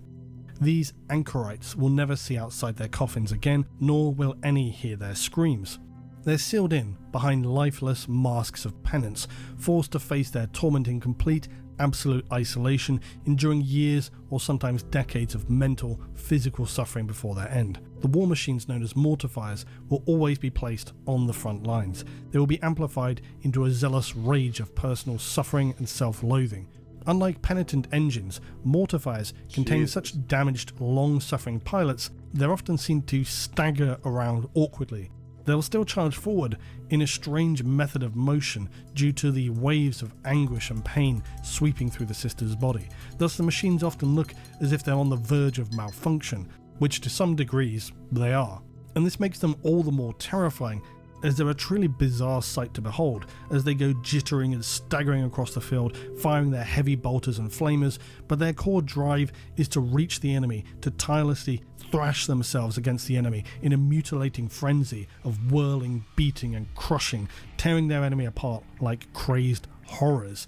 Except that unlike penitents and archoflagellants, there's no easy self-destructive release for the mortifiers. They will survive for many more battles, and whenever they finally do become damaged enough to fall in battle, they will become overwhelmed with the all-consuming sense of suffering that continues to await them. They will become overwhelmed with the all-consuming sense that there will be no redemption for them, and they know that only darkness and eternal suffering continues to await them. The Emperor will not redeem their soul, and this sends them into a last apocalyptic whirlwind of devastation, slaughtering any nearby in a final bloodthirsting rage before they're finally put down. The penitent punishments of the ecclesiarchy and the sororitas are among some of the most appalling tasks assigned to those within the Imperium. For death will not come soon, their suffering exists as both penance and as an example to the faithful to never doubt, never stumble in your duty, always stay true to the cause and the path set by the Emperor. The Skitarii are the bulk infantry force of the Mechanicus. Here we go, Skitarii. These legions of troops go to war alongside the towering god machines of the Forge Worlds, at the behest of the tech priests. They're the frontline vanguard forces, and none fit this description better than, of course, the Skitarii Vanguard themselves. Now, the Skitarii are technically still human, yet unsurprisingly, as many contingent elements of the Mechanicus, they're very heavily augmented.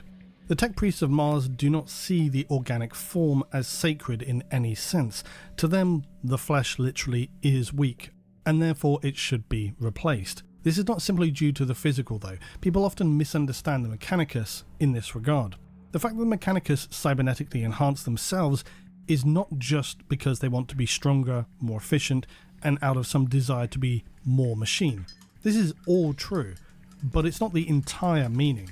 The reason as to why the Mechanicus seek to upgrade themselves in this way is always due to this overarching principle of the preservation of knowledge. The strength, efficiency, and longevity of their cybernetic upgrades enables them to live longer, be more resilient in an extremely hostile galaxy, and to retain knowledge, to protect knowledge. This outlook, though, has steadily given rise to a very strong disregard for the organic, a cold, emotionless perspective that sees the organic in the same way that ordinary humans view the machine, something that can be replaced, repaired, discarded very easily. The Mechanicus view the flesh with as little emotion as humans see ordinary tools and machinery. So to this end, tech priests, servants of the Mechanicus, and the Skitarii will be cybernetically upgraded until they're fit for purpose. No care or consideration given to the individual. They will conform to their necessary role, purpose, and task. Nothing else is relevant. As a consequence, some might describe the Skitarii legions as less than human. But this isn't really a slur. Their meaning is just that the Skitarii are in fact far more deadly. For the Skitarii are forged from various human stock. Their base origin is not really seen as relevant. Some are natural born, others are cloned vat born, some are even mind wiped convicts and warriors without a war to fight. But unlike servitors, nearly all Skitarii will retain some sense of higher brain function to enable them to process and make reasonable decisions with more complex battlefield commands. On the other hand, unfortunately very much like servitors, after they have been processed, Skitarii appear with taut, deteriorated skin. Their flesh is penetrated by sutured cybernetics, and their body is systematically dotted with ceramic valves and adamantium sockets wrapped with winding artificial threads of translucent muscles. Their brains will also commonly have undergone some surgery with artificial implanted neurocircuitry. Skitarii adaptations are far from consistent in terms of quality. They may have the most temporary and simplistic organ replacements, but then also quantum processors in their neurosystems. On top of their endless training, Skitarii undergo genetic enhancement programs that develop their strength and aggression, and they're physically and cybernetically augmented to further these traits, as well as to ensure, of course, unswerving loyalty to Mars. All Skitarii, as part of their newer adaptations, will naturally have their minds wiped of both emotion and individual personality because, why not? They'll then be implanted with mental directives designed to ensure that they follow the orders of their commanding tech priest without question, not dissimilarly to the robots of the Mechanicus. Some may even be so heavily adapted that they're quite literally remote-controlled units. But most will have mind adaptations to ensure that they're overflowing with rage and the wrath of the Omnissiah. But a commander will retain a higher level of control and calm. All as well will be imbued with an ability to understand binary, which is critical to the Mechanicus noosphere communication and enables commands to be sent and understood by the Skitarii's augmented cerebral cortices nearly instantaneously. This allows them to operate with a remarkable degree of cooperation highly necessary for what is essentially a raging horde of servitors. But the way in which they're controlled is again actually not dissimilar to the way Tyranid control their mass forces. But within the Skitarii, one specifically unpleasant designation are those known as the Vanguard. To some they're known as Rad Troopers. They're armed with some of the most harmful and destructive weaponry available for infantry in the Imperium. They bring the power and hostility of the Mechanicus to any world that they're deployed upon. And the Vanguard are equipped with these so-called radium weapons that are in fact so volatile they will almost always eventually kill those who carry them into battle. Their deceptive baroque beauty belies a singularly horrific function, not only to strike and deal harm to their enemies, but to deliberately render the battlefield as deadly as the irradiated wastelands of Mars.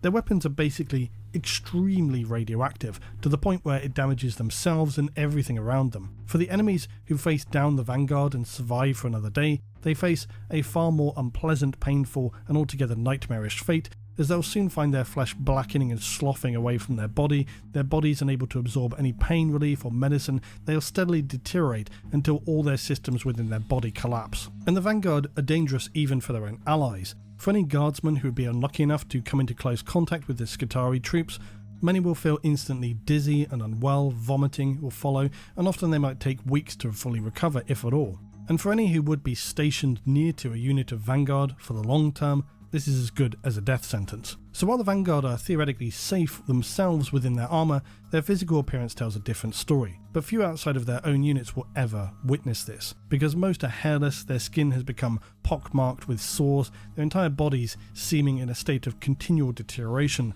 likely only kept operational thanks to the adaptations of the Mechanicus. Their continual suffering appears to be a price they're quite willing to pay for their devotion to the machine god. Their fearsome reputation precedes the Vanguard wherever they go, and their presence recalls some of the most terrifying weapons used by Astartes' destroyer squads of the Heresy. Vanguard troopers' signature rad carbines unleash volleys of hyper-irradiated shots that can apparently bring down any target. Their rad poisoning shells contaminate the air and the ground, and the reputation combined with the weaponry means that Skitarii Vanguard are assigned to the most hazardous war zones in the galaxy, yet always they're seen to carry out their engagements in solemn silence, fighting to the last in the name of their inhuman god.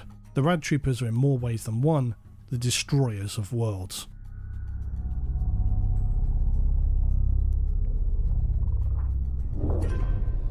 Now, we have looked periodically at the horror of human processing in relative brief, but people really seem to have a lot of interest in the varying roles, purposes, and consequences of the macabre role of corpse or not-so-corpse processing in the Imperial worlds. So I figured as people seem taken with this, we would consider it a little further. Within Imperial Hive cities, very often specific roles are assigned to what are referred to as guilds. In human history, guilds began to appear within a locality to represent specific areas of industry or commerce. They arose out of a need to maintain a consistent standard within their goods so as to better maintain and set trading practices and rates within an industry, thus ensuring better and more stable prices for their members of that locality. Of course, over time, this would also mean they began to hold a level of power within a region and could exert some over local authorities. Sometimes this was for the betterment of all, sometimes purely out of the interests of guild members. In some towns, for example, multiple guilds would exist for different industries, and they might be responsible together for the upkeep of some city defences, contributing to the greater good, as it were. Incidentally, history is fun, and I have literally visited some ancient towns in Europe where this practice is documented, and you can see and visit ancient city walls, towers and keeps that still exist and were maintained in this way. Also, would you like small history like this from me and other vids? Let me know in the comments. Now, in our own history, unsurprisingly, guilds sought over time to monopolise and exert too much control. Not entirely dissimilar, it should be also noted, to how businesses can sometimes buy out or crush smaller enterprises or individuals that could threaten their interests. Well, the same can be said for guilds. And within the hive cities of the Imperium, you'll often see a variety of guilds in operation. Some for world-specific resources, others more general, like guilds of coin, air, water, promethium. One of the most common and significant guilds for any hive world are going to be those involved in human processing. And this can vary, of course, when it comes to the specifics, but the Imperium is so vast, it's not going to be a default set of guilds for every world. But however you want to cut it, operating in the human processing section of hive guilds is never going to be a pleasant task, and for some more than others, this can lead to a slide into worship of the more diabolical powers. For those of the Corpse Guild, it's sometimes possible they slide into the spotlight of the Blood God, as the hive's insatiable desire for the strangely addictive starchy cubes which form a dietary supplement for hive citizens. But I'll repeat what I've noted before now, that it's no mystery that corpse starch for the Imperium is effectively Soylent Green. Sorry spoilers if you've waited until now to find out about the seminal piece of early 70s sci-fi. It's of course a bleak, dark, dystopian future which was typical of 70s science fiction, and sadly we saw far fewer of these reflective works after the like of, say, Star Wars, which ensured that the vast majority of the genre which followed would lean more in the direction of blasty lasers and less toward more cerebral speculations about post-20th century dystopian social commentary. Anyway, the point is, like with many things in 40k, it's clear where corpse starch takes its pop culture cues from, given that on Necromunda, for example, it's even known as Soylent Viridian. So within hive cities, yes, you may have a Mercantor Palladus or a Corpse Guild, an undesirable task, but an essential one when you consider the fact that many hundreds of thousands, if not millions, of human citizens are born and die on a weekly basis. The logistical problem of collecting and processing of those who perish is quite obviously terrifying. Without a Corpse Guild, the nightmare of body disposal would lead to the disaster of widespread disease and contamination, even more than usual. life for a member of the Corpse Guild is far more a desirable role no matter its importance. They'll collect daily thousands of corpses within their designated sectors and transport them to be piled high within mortuary caverns, which are then steadily rendered down in grinding machines aptly named corpse grinders.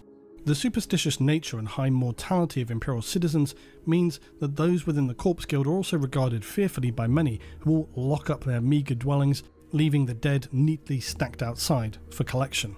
And while the dead are processed to ensure the survival of the living, recycled meat is also noted as being vital to the survival of many hive worlds. So-called corpse prospectors will target sources for the corpse grinders, seeking out veins of meat down in the underhive.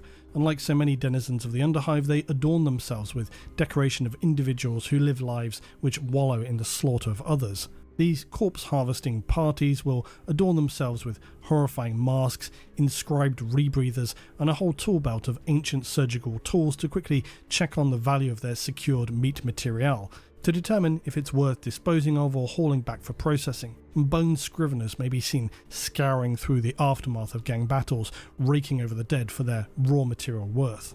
The corpse guilds and grinders exist out of a necessity more than desire for their horrific activities. However, their very existence now likely attracts those who desire the sanctioned activity of such horrors. The nobility might still prefer to refer to them as recyclers. Then we also have water guilds. And you might think, well, they're in charge of managing the vast labyrinthine network of water processing within a hive city. Is that so bad? Well, yes they are, but they hold this power over others. Like a proverbial sword of Damocles, water is their wealth, and none should wish to cross the water guild and have their sector cut off from the water supplies, because water must be acquired by the guild by any means necessary, refined and traded. So-called Nautican delegations seek out water within hive cities or the worlds that they're built upon, and often this will mean travelling deep into the underhive. Master Nauticans are not merely engineers, they're skilled fighters, just truly any who exist within a hive world, and they're accompanied by siphonites, who carry specialised tools known as exsanguination staves. These will bleed the very water from the bodies of victims as they speak litanies to the God Emperor over and over. This leaves their victims as little more than shriveled, dried out husks of humans behind them. The Nautican lead these patrols to harvest water, and while this may seem a drop in the ocean, if we consider an individual, it's worth remembering that water upon a hive world is recycled over and over many times, so what might seem a very small amount, the fact that they are continually reclaiming water, this once harvested, becomes over time a considerable wealth of aqua for the Water Guild to be reprocessed and contribute overall again and again. But then there are more speculative roles, and one that often people have voiced is that of bone processing. It's true that the Imperium really do enjoy their bones and their skulls. This is not something that is heavily documented about, though, in a very specific way. It's one of those aspects of the lore that's sprinkled throughout vast reams, and suffice to say, though, there are varying shades of bone processing, so please note also that some of this is my own speculative thoughts and not referenced. There are, of course, as we just discussed, the corpse guilds, and while it's not specifically noted, I think it would go without saying that they'd likely do a roaring trade when it comes to skulls. Although most of the time, we get the impression that bodies for the corpse guilds are just loaded onto conveyors, dropped into massive grinders, and this is where we might consider the bone scriveners. And they don't necessarily, though, have any real specific role when it comes to bones, despite their name. They just pick through the dead and assess them for processing. So maybe though somewhere in there, they're selecting people with certain skulls. Why? Who knows? When it comes to, say, Imperial Astartes, though, and the bones and relics you see them often adorned with, I think it's safe to say that no scum from a hive city is going to be touching the bones of a dead Astartes, or likely any processing of the bones of one of the Emperor's angels is going to be done behind closed doors within their chapter monastery, likely with endless chanting and worship from the ecclesiarchy, chaplains and watchful brother marines. I can only imagine that processing of the bones of fellow Astartes is done so by Astartes, because the thought of any other touching something so important seems unbelievable. Maybe chapter serfs and so on. And then when it comes to servo skulls can vary in their origin. They might be vat-grown skulls artificially produced, but often servo skulls are the skulls of important mentor figures, officers, very venerated veterans, in some cases maybe somebody's nemesis within an Imperial organization such as the bureaucracy. The grim joke, of course, is them floating around, continuing to serve their life's quarry, is not going to be lost on those who survived them. But again, the key thing here is that within the Imperium, the skulls and the bones that we see, they're not seen as disgusting or bleak or macabre. It's seen as to serve the Emperor beyond death. And this is a great honour. To be made into a servo skull is to continue in service. So this is not actually seen as a negative or horrifying thing for the Imperium. Nonetheless, they really do love their skulls, and we might imagine that there are in fact vast processing plants which solely operate on the production of human materials, boiling of bones, sucking out of organic material starting to look like fur? Huge vats to be I feel like that's starting to look like fur, man. This is one of the truly nightmare aspects of Imperial life, the ordinary, matter-of-fact way in which the human individual is used as little more than the building blocks for the Emperor's vast galactic empire. You think so? I think it's like really starting to look like fur. Okay, cool. Lastly, we come to what is really a fairly straightforward but nightmarish role for any serving human citizen of the Imperium. Life aboard a black ship, and quite honestly, this could mean anyone aboard a black ship, including the Sisters of Silence, for these vessels are miserable, bleak, horrifying places which only contain misery and human suffering. These so-called black ships belong to the Adeptus Astra Telepathica.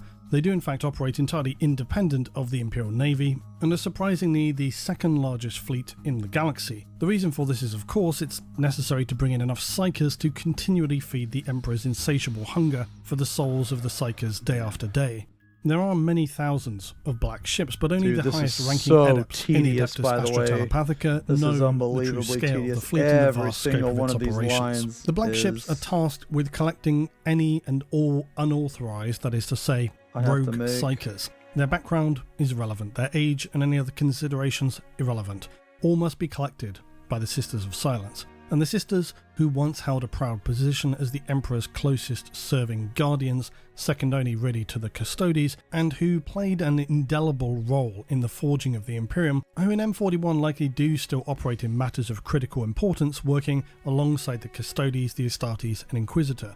As nulls, blanks, pariahs, they have long been of high importance to the Imperium, to Malkador, the Emperor, but they're also tasked with now one of the very worst, most depressing, harrowing tasks imaginable, rounding up rogue humans, often only children, and dragging them back to Terra for whatever fate awaits them. The black ships are a torturous environment. Security measures are in place, designed specifically to confuse and confound psychic abilities. Each ship has its specially trained adepts whose sole function is to focus their own psychic energies into an occluding sphere. This metaphysical device broadcasts an invasive signal into the mind of any nearby psyker, severely disrupting their abilities. Additionally, what amounts to extremely loud white noise is played through the containment areas of the ship to disrupt the minds of the psykers held there. On top of all of this, the lighting within the holds of the ships is dim, just above darkness, but it will be punctuated with bursts of strobing bright light to continually blind and disorientate those within.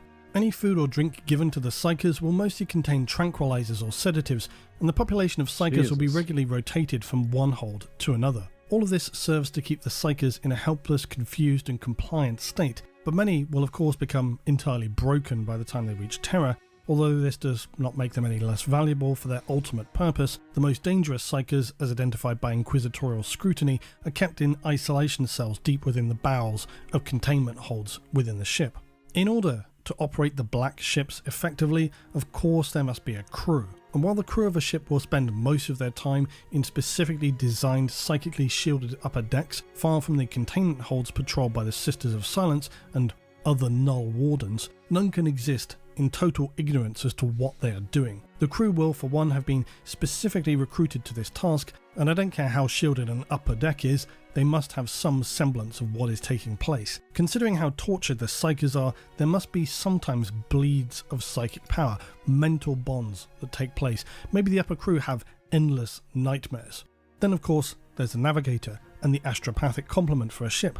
These, who are even more carefully attuned, must suffer some from the continual tortured psykers below and the continual presence of the Sisters. All around, the black ships are just truly a complex tempest of mental suffering and psychic activity.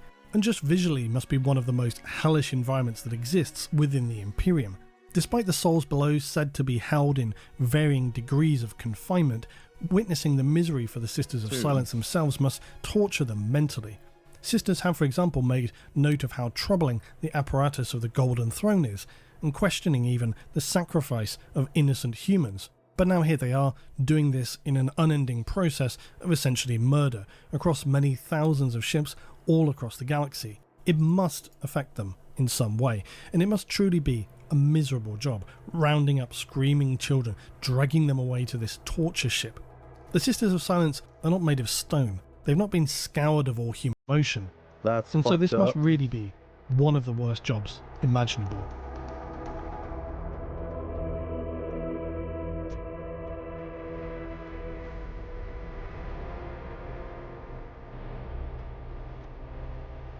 Oh my god, is it over? Oh my god, we've already used an hour? What the fuck? Oh my god, okay. Oh my god, dude, I just want to keep playing.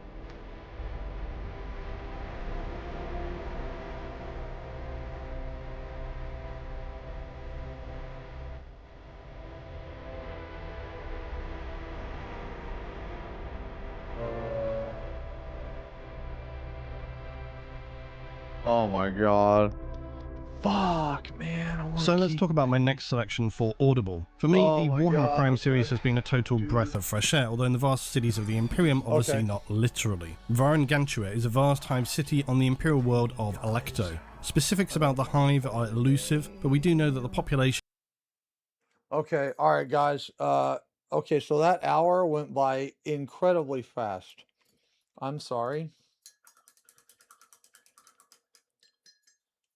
Man, dude, these videos are fucking awesome, man. Fucking, yo, go fucking follow this guy, man. Luton is a fucking goat, bro. Oh my god, I missed a raid. Oh my god, I'm so... Yo, Anvil. Man, I'm very sorry. Sorry I missed the raid, guys. Yo, welcome in, everybody. Sorry I missed that. Man.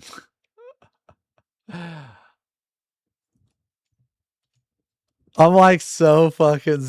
I'm like... Pretty sure the hour was still 60 minutes, just like every other hour. Shut the Anvil, thank you very much for the raid. We're listening to some lore, man. Dude, this hour really went by fast. We're painting. I'm painting a cloak, and I'm trying to make it look like fur, but it's pretty hard. I think it's turning out okay. Like right here, this is my first time doing it, man. I think it's turning out okay. I think I have to raid now. Oh, I think I have to raid. Man. Unfortunately I have to raid. Damn, man. You guys think it looks really good? You guys think it actually looks pretty decent? I mean, does it look like fur though? I mean, I feel like it kind of looks like, okay, so ignore this part up here. So I haven't messed with that part. But I feel like this bottom part, it kind of is starting to look like fur. Like it's starting to kind of look like it. I'm not done with it though. I'm not done with it. It's just, dude, this is so tedious. Like every single little tiny line I have to manually do, you know? Oh, I didn't know it'd take me this long, man. Fuck. Oh. Damn it. Yeah. It's like cheetah fur. Yeah, just this part right here. Ignore everything else. It's just this part. And the reason why it's just this part is because that's the only part that I've had to do the lines on. Oh, man.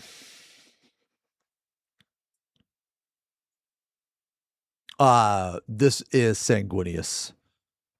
Yeah, this is Sanguinius. The Primarch.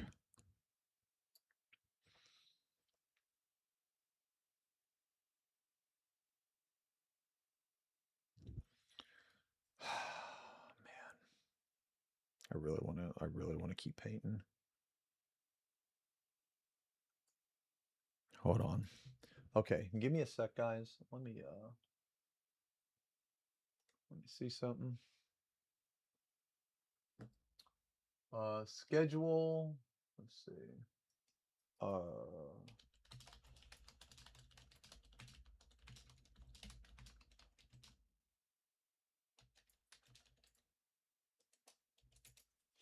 Okay. All right, guys. So what I'm gonna do, I'm just gonna keep painting until they're ready. Okay. I'm just gonna keep painting until they're ready because I don't want to. Yeah. But in the meantime, though, we're just gonna listen to some music. Okay.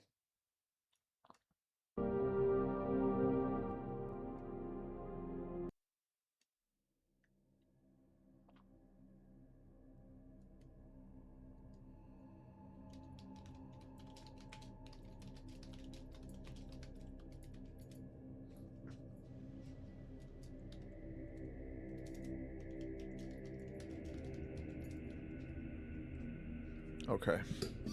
All right.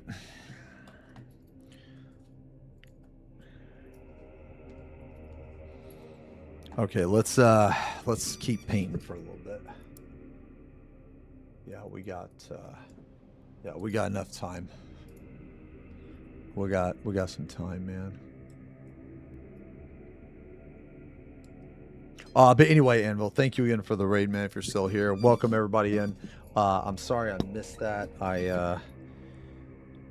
Trying to make this look like fur is pretty difficult, actually. I've never done this kind of stuff before, so it's proving to be very challenging.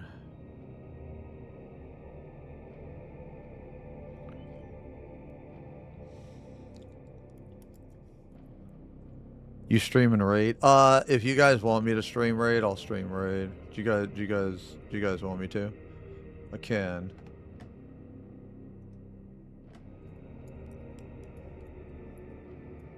I know Max is gonna be streaming, so I think Ash is streaming too.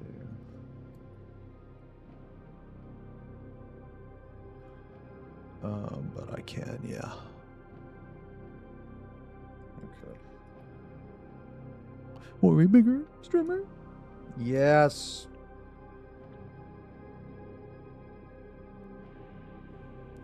Yes, Nimbrelda.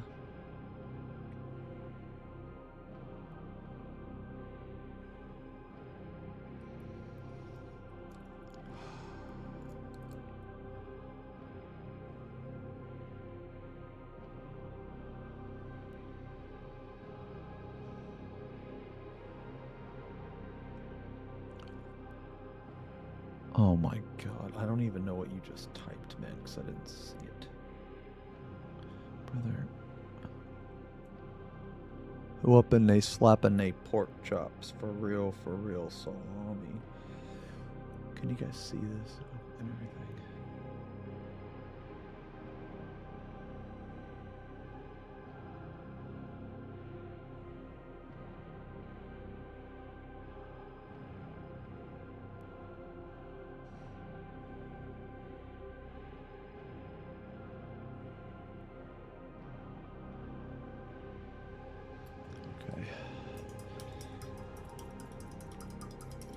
I really hate thin brushes, man. I really hate thin brushes.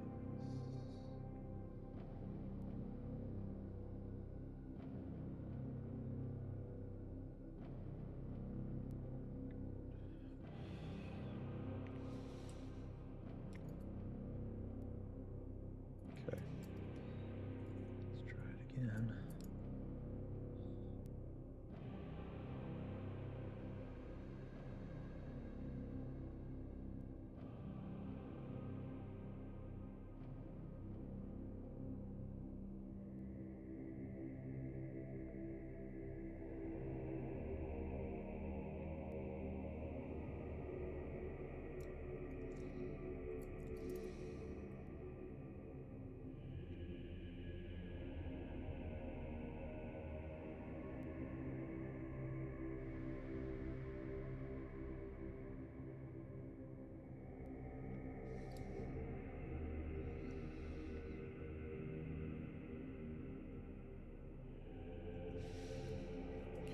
Dude, you know what? Fuck it. Fuck it. I'm trying my fucking one. My favorite brush is one. I'm trying my one. And this is my favorite size brush. Fuck it. Oh yeah, there we go, baby. There we go, baby.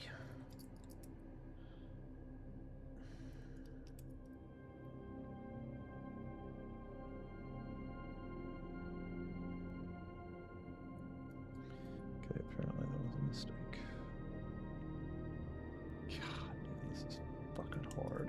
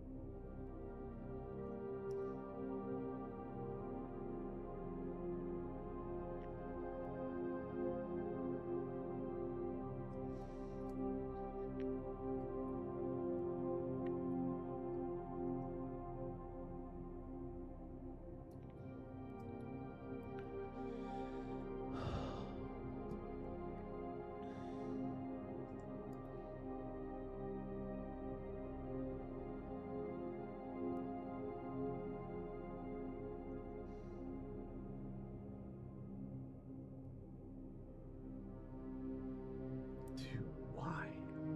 How, man?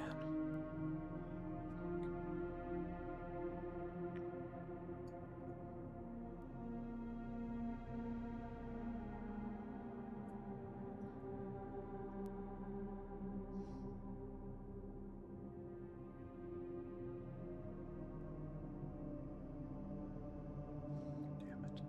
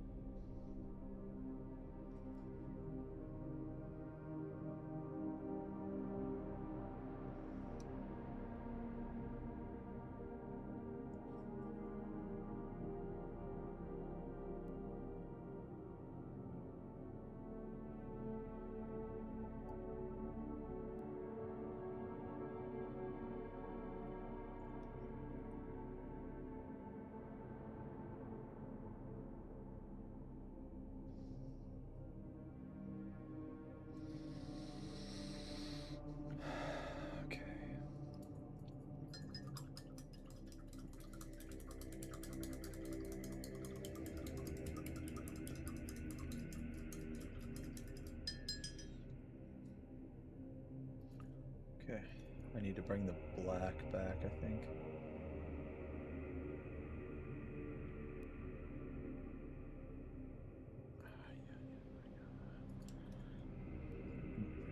Just a little bit.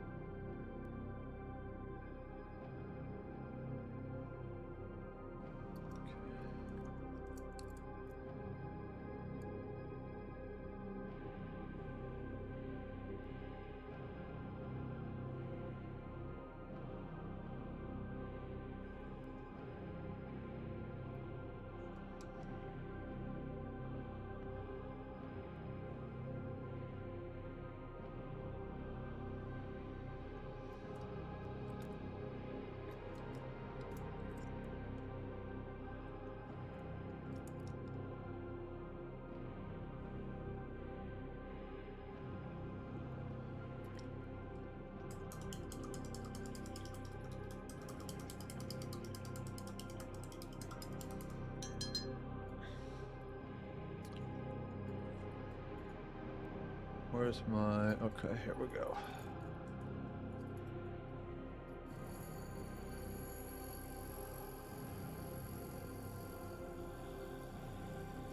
Alright. I gotta join this party.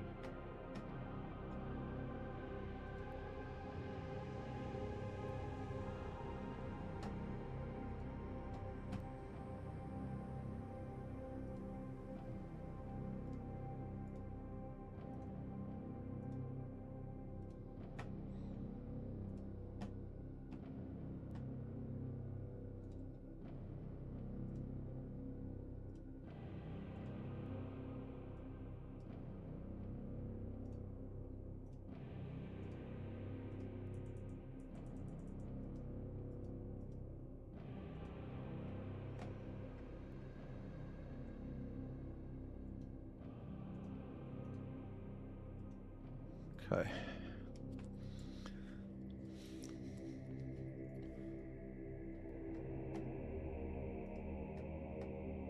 Alright.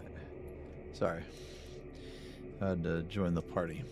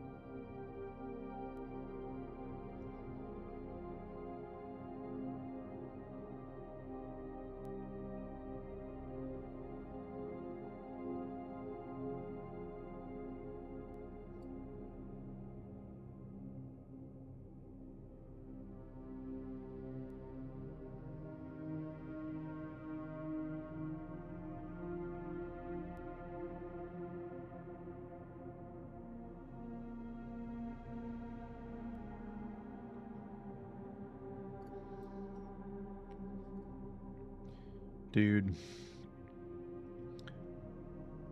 this is very, very hard to do.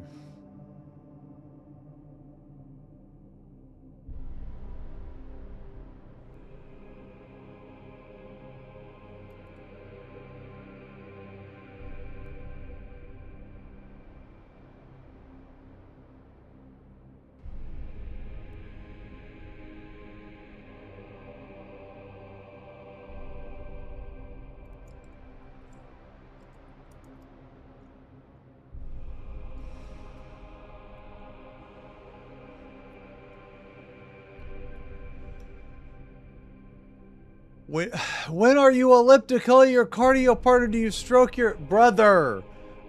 Brother. Oh my god. Neb. No.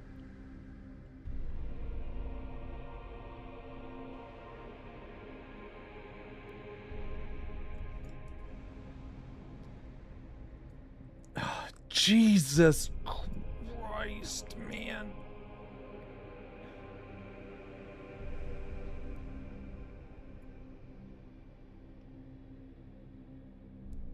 I really wish that you could. I really wish. Oh man, how am I gonna do this?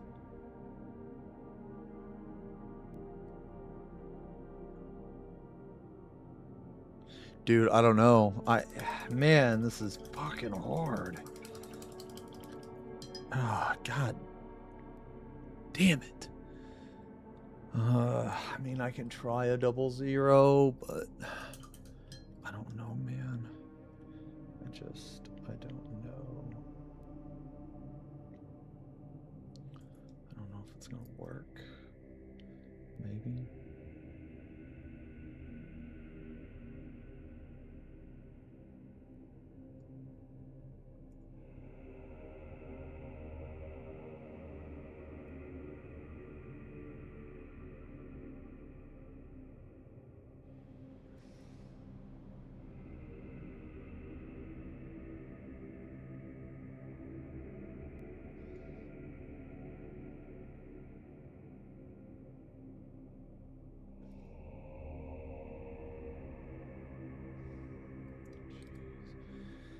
Man, that is really, really fucking rough.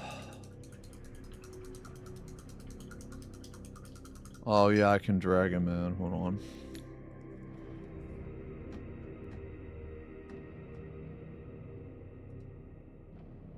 Where I feel like... Oh. Hello. Wee. Thank you. Hello. Yo, thanks for coming, man. Hey, anytime. Happy to help. Thank you. Fighting. Yeah, we're just gonna need a PF our fizz range. So once everybody is in PF, Kaz said she's logging in. We can start with PF. Please. Yes. I'm just gonna put it as black hole prog. And then, like, do I need to put anything else? Just like Kefka bin, fucking black hole prog? Is there anything specific? I don't think so. Okay. I mean, we're just doing Ikuya and Kefka bin. Mm-hmm. Alright.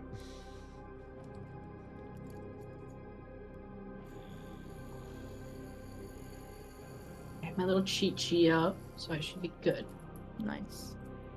It's like after I get through a cheat sheet and do it enough times, I don't need it anymore at all. Yeah, Like same. I know where exactly where it's supposed to be. It's a vibe and a feeling, so... Right. I'm good with the first half of phase 3 already. I just, the second half, because we haven't experienced it yet. Yes, yes, yes.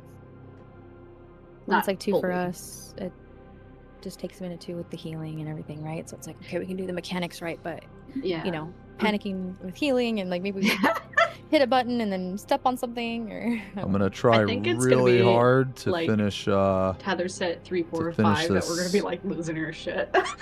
Yeah, I simmed This it and I went over it with Nell portion pretty heavily again, so Hopefully I can. I understand it. I just have to put it into practice now. Alright.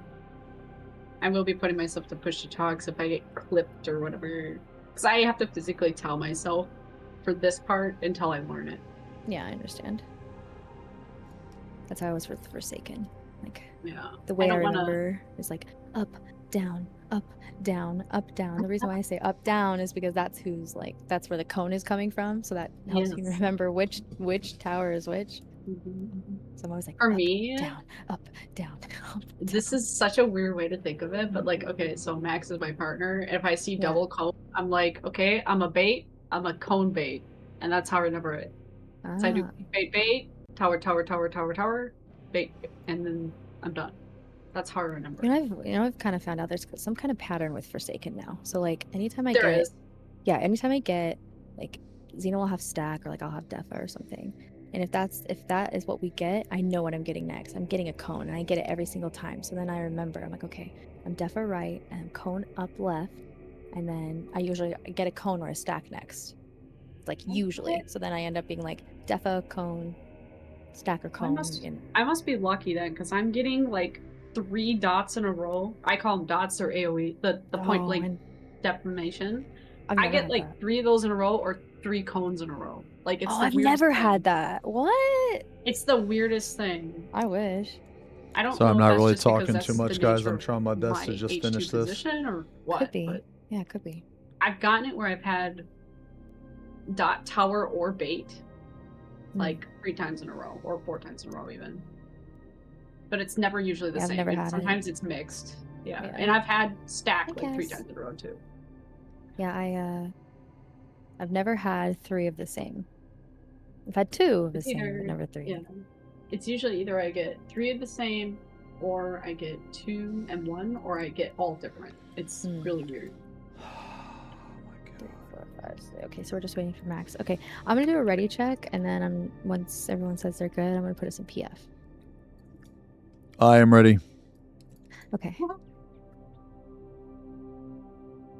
Man, I want to pound this face so bad. I'm ready. Fucking ready. I want to pound his face so bad. Emphasis on his face, just to be sure. Keep it above the belt. All right, cool.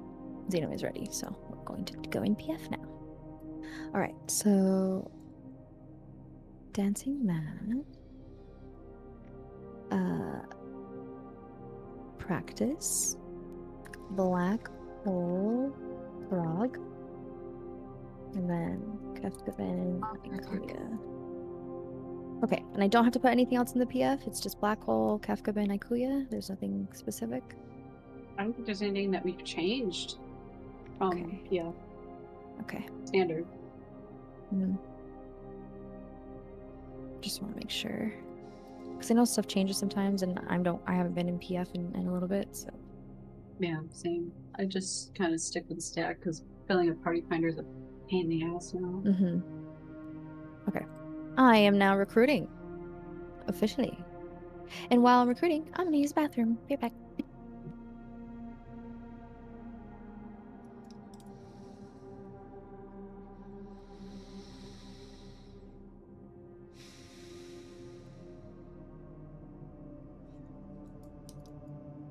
Dude, this is really hard, guys. This is really fucking hard, man.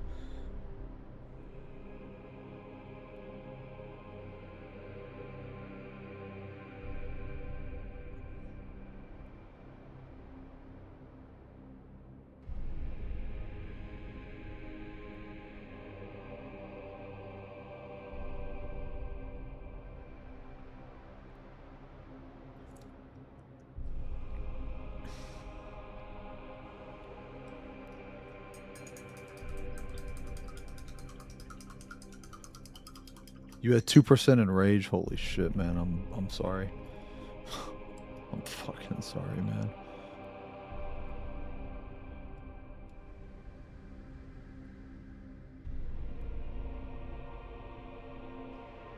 I mean, you're close. Any pull.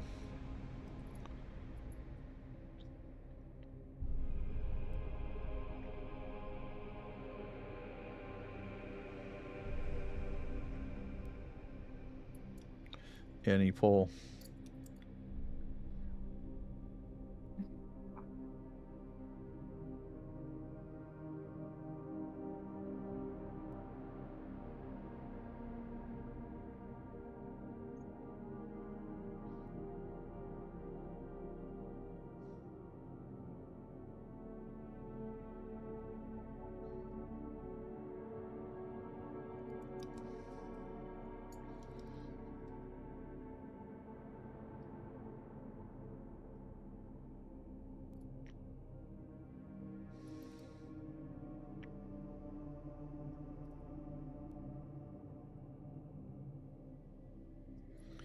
Oh, I absolutely despise these small brushes, man.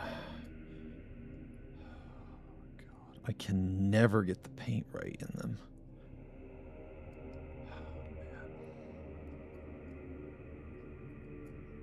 Okay, I'm back.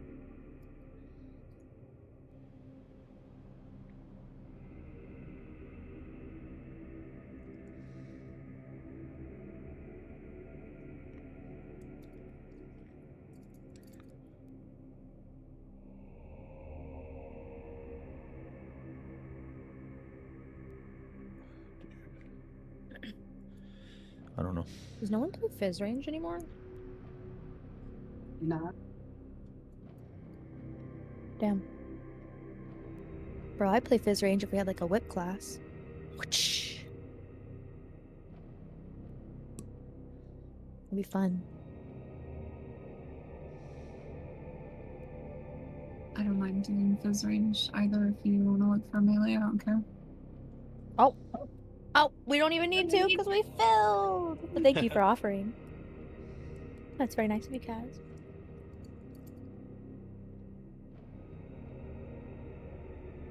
All right, guys. It's time.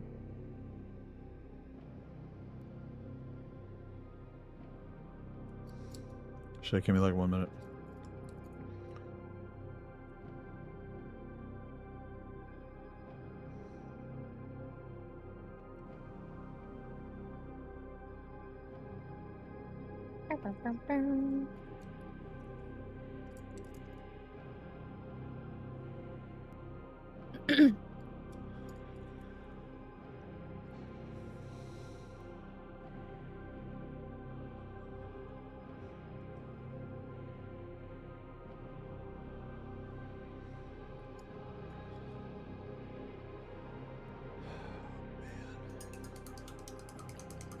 Relia Valkyria asks, can you tell Xenosys the party filled, Cam?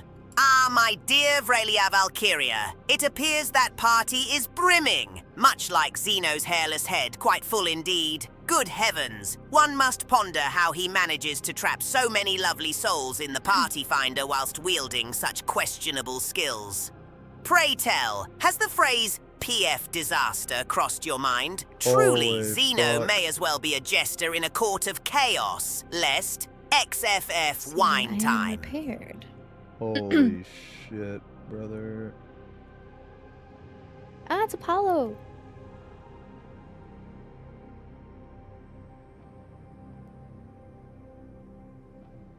Hello. Oh, he slapped me. And then he ran away. Okay.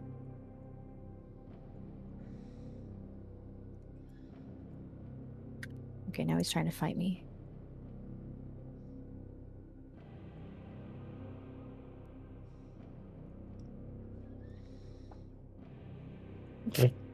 Dude.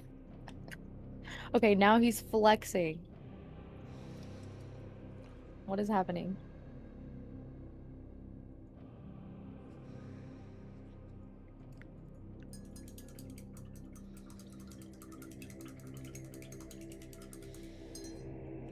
I just find it so funny that like Apollo doesn't wear any glams. Even like his weapons. Okay. He All right, guys. puts on the Emperor's. All right, guys. Thank you very much for hanging out. Or Like whatever. So it's fucking just during the tricks. painting stream. Thank you very much. This is what we ended That's up with. actually why I'm not done with it, man. I actually glammed I'm my not done skirt with it. off that I was wearing at the beginning of Prague because I wanted to see I'm where gonna my put some feet more were. blending and stuff in it, but Oh, smart. I think it's smart. starting to look like fur. Now I had to change glam, but that's okay. So anyway, we're gonna work on that later. Okay.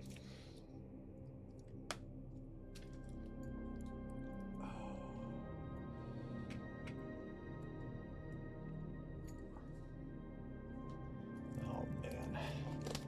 Yo, you guys seriously think it's okay? Man, I'm like really self-conscious about that.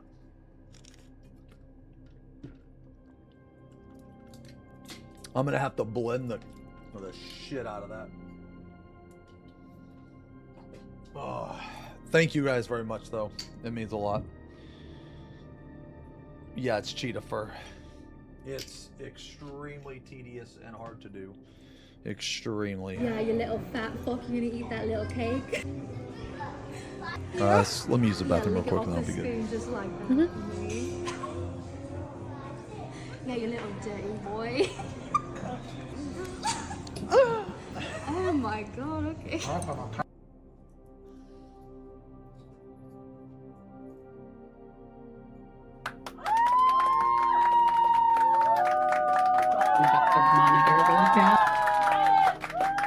What? I need a third monitor with all the stuff that I have. I know. I've been working on trying to get my desk set up again because like The way I originally had it set up was completely different, and then I disassembled a bunch of shit and just took a bunch of stuff off my desk, and I was like, oh, I'll just rearrange it. And I've never gotten to it. So I've just... I need to figure out how I want things. And then I'm gonna get a third monitor then. Because, like, I there's technically a have stand 4. for it. I just don't have them plugged in. It just takes up so much of, like, your PC's power to run all those monitors, and I worry with how hot it gets in my house in the summer that it's not gonna be good for it. Like, and I don't even need a big monitor or anything. I could get like a small one. I would just need it for small things, or like if I'm streaming, I want to put my OBS on there. That's what I would like to do, is put my OBS up above, or my Streamlabs Discord. up above.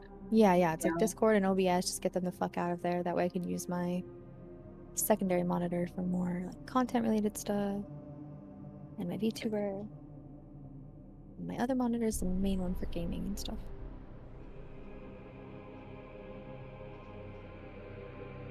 But I gotta like figure out where I'm gonna fit everything. And I also have a cat bed on my computer desk, and I gotta like figure out where I want to put that too. I should get the ones that like hang off the desk that just like clamp to the side. That way it's not actually on the actual desk. It's more like hovering off the side. But then I get nervous my cat will like stretch and fall off. He's on the older side, so. He's very cute. I can't, Neb. I'm sorry, man. I'm sorry, guys. I really can't fuck around because Dumpling is like, I think he's 8 years old. actually, hey, I need to log on to my other account, so yeah. Okay.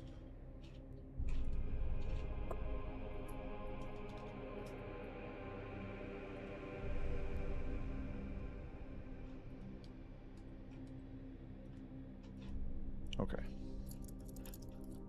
No, I'm sorry, guys. I'm like, man. I like really don't want to raid. I want to paint. You know?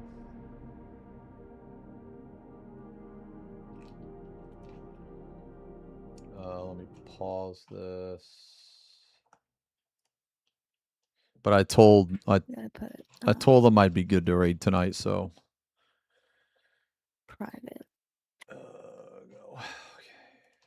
Yeah, sorry. I'm just kind of like. If you can hear me, I have PF up when you're ready. I'm kind of behind right now. Let me throw on something. Yeah, that's okay. Okay.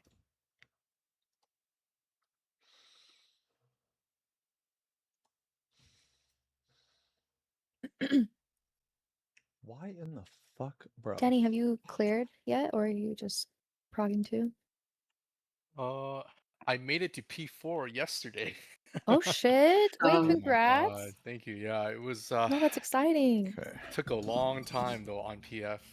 Not gonna Oh, lie. I can imagine. Yeah. I can imagine. Well, that's awesome, dude. That's really exciting. Thank you. Yeah.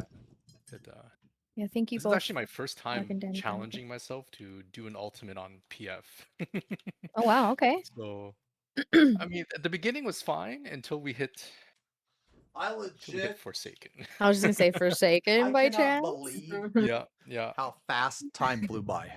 Like, I'm gonna be real. Yeah. I cannot believe how fast time flew I by when we were painting, man. I did a little bit of Fru and PF when it first came out for about 3 months, but I kept getting memed on in Diamond Dust, like that whole segment.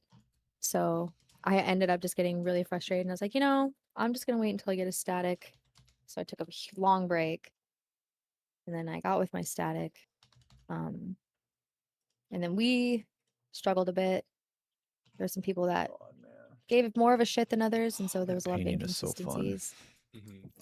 Anyway, guys, yeah, So then Swage and I I'm sorry. eventually, like, I'm sorry. My reached chat out to interaction Xeno and, sucks. Sorry, man. I "Hey, can't. man, like, can we get some people together?" Got our clear, and then like I don't know, just it felt nice to get an ultimate done. So I'm Yeah, no, like, I gotta do more. I gotta do more now. It's a really rewarding feeling. It is, yeah. Yeah. It's like you put in all this work and you finally clear, and so then in between, TOS Savage and stuff went to Ooh enjoyer. for fun, and we've been practicing Ukab a little bit. And now we're doing human. That's good. Yeah. It's just fun. Because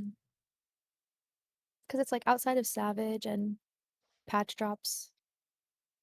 For me, there's nothing really to do because I'm not a crafter or a gatherer. I don't do quests. I don't do stuff like that. Mm-hmm. So it's like, well, I might as well just prog ultimates, I guess. It's just trying to find the people in a group is like the hard thing. Yep. I think that's the hardest part. Yes. Yes, it is. Yes, this is technically my first ultimate static because even the one I did in Fru, I was actually asked to join them because they needed a fill because their caster left. Oh, I see. So it's kind of just random. I think I want to well, play some I'm Dark like, yeah, they Knight, wanted maybe me to do Dark Knight Fru, so Warrior. sure. So this one that we're doing now is like kind of the first one that I've been in that's like been organized beforehand. Oh my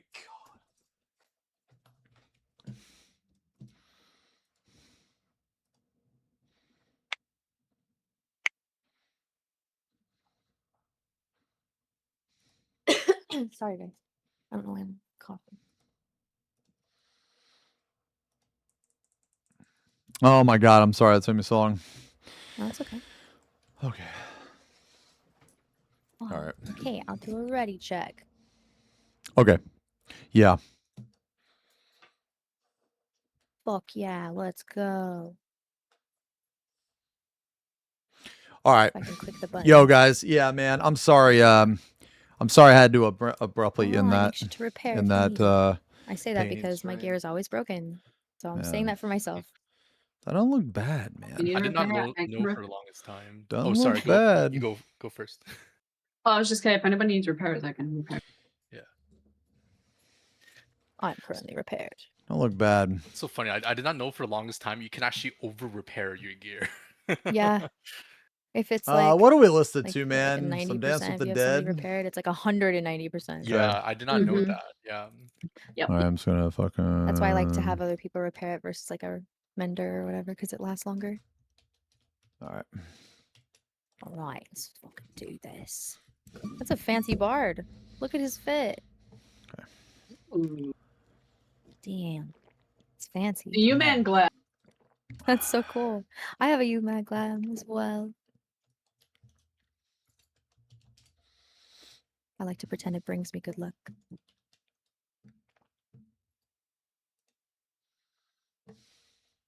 Okay. Is it gonna rain? What the fuck?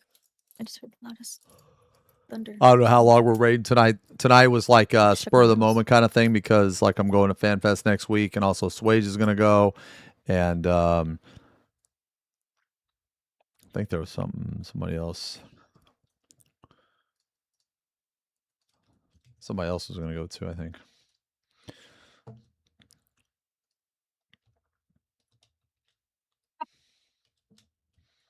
Okay. Oh, somebody's got the melon.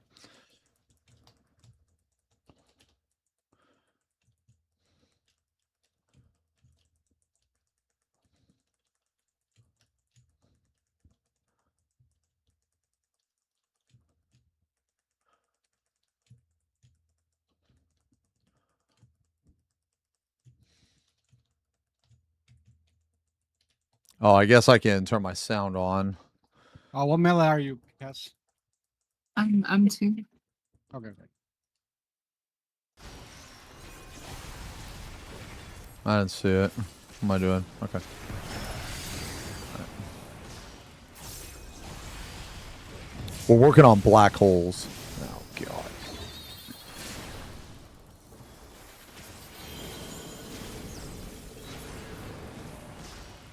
Okay. The what? Yeah, the Allegan melon. Yeah, we're going to try it. We're trying it.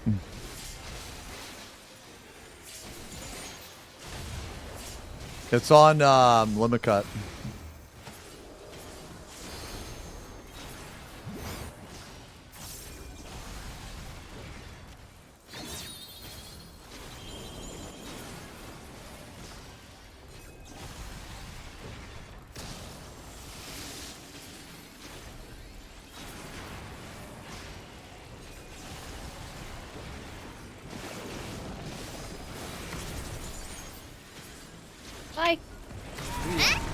See ya. There's supposed to be a hollowed ground in there somewhere. Well, Hollow ground, never heard of it.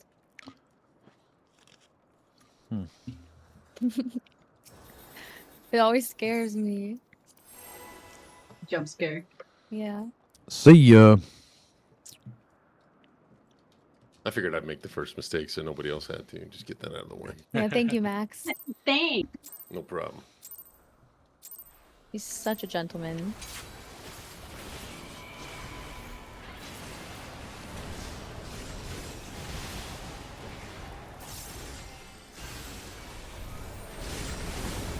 I don't know what the fuck I'm gonna order, but I'm gonna order some food. At some point. I don't know how long we're raiding tonight. So what I'm probably gonna do tonight, guys, is I'll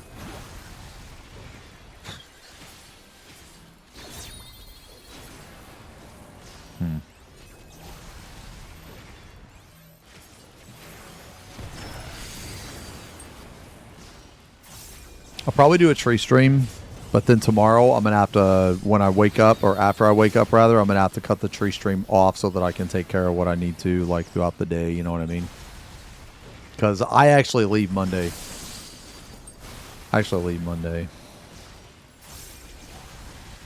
Monday, like, I leave my house like 9 a.m.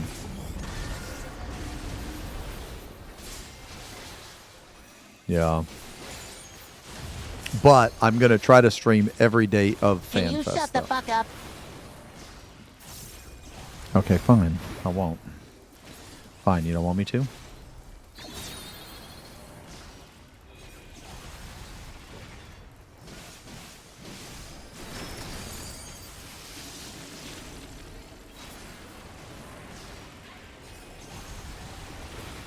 I will hollow ground. Yay.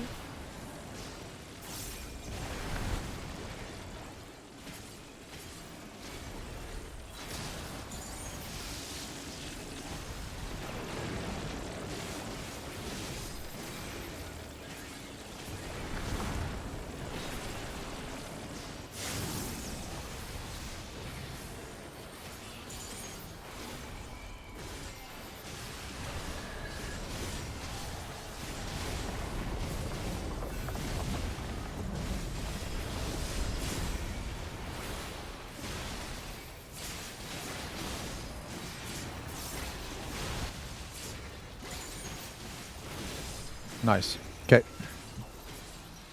FF Botters can take an extra long week. Yo, new here. Come from Max's stream. Where was the BofaCon at? Oh, right. Yo, you're right. You're right. I did not do the call out. You are correct.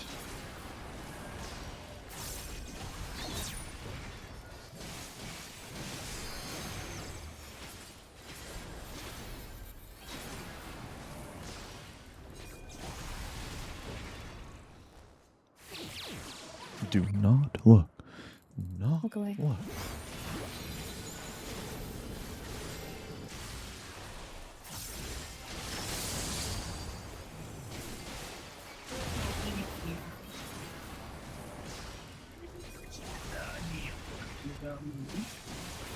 I actually don't know how we lived.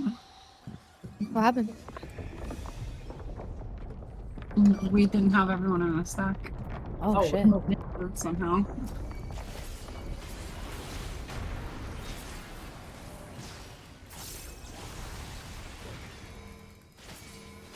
God, I hate feeling rushed.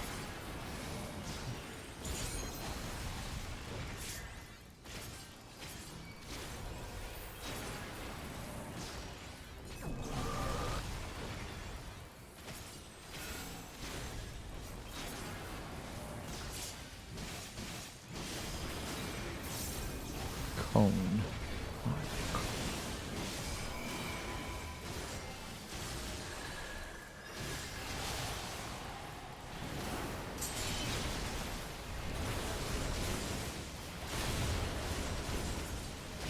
Ah.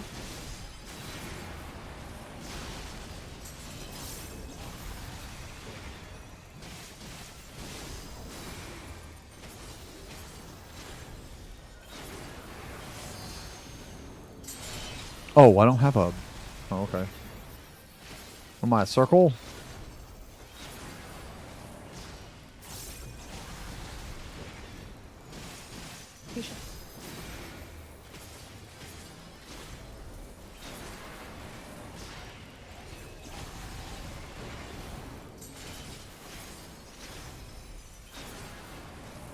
Pass.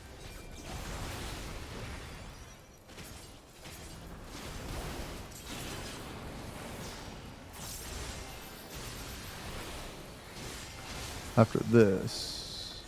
Moss swamp. What the fuck did I have? Defamation? Swamp.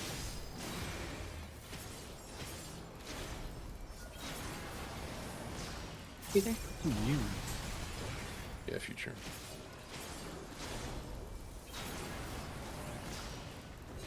Nice. Excellent, Forsaken.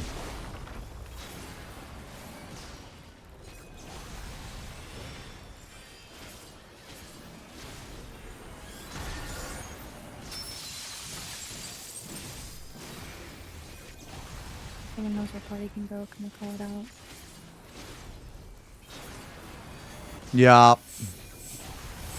Yeah. Party B. Beta. Thank you.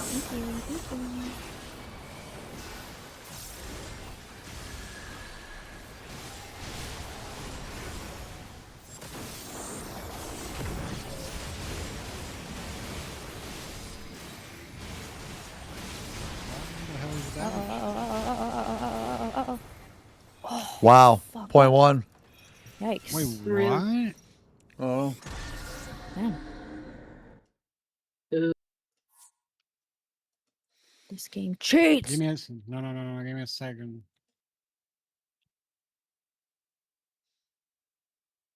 Yeah, at least we got there, but yeah, that Point was two. unfortunate.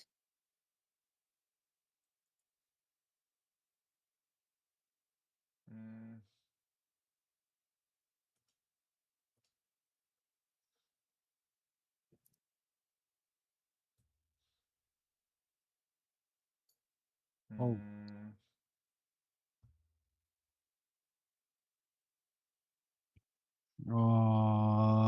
I missed the pot. Give me a second. Okay. Damn. Wait, what happened? Yo, he said y'all groups DPS sucks. I'm leaving. No, I'm just switching to to 1 DPS that is better on phase 2 because that was sad. Holy shit. All right. Oops.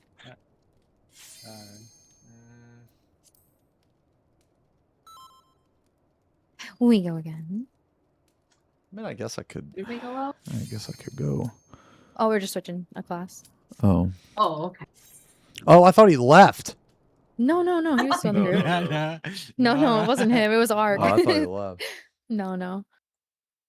I was really worried for a while. Like, oh, Okay. That's crazy.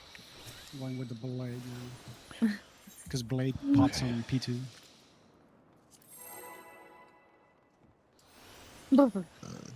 I'm not cold. I am actually hot as shit. Why did I shiver? Damn, man. That makes no sense. We wiped at point 2. Oh, maybe. Spirits?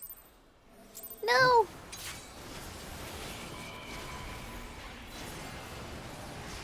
Yeah, we wiped at point 2.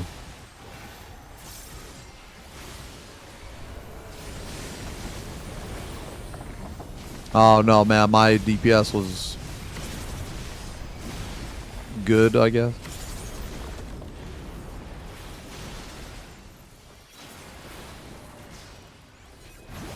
It would have been better. I will say it would have been better if I would have pulled a little bit more. I don't know if that would have saved it, though. Maybe. Yeah, maybe.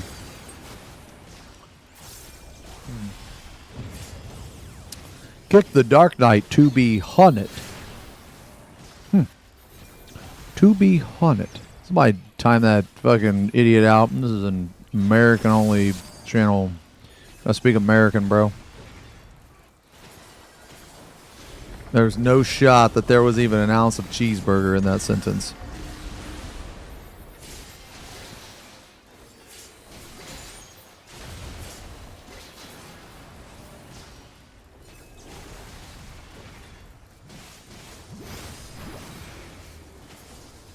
You know who to call when you want shit done. I mean, yeah. You ain't wrong, man. You are not wrong.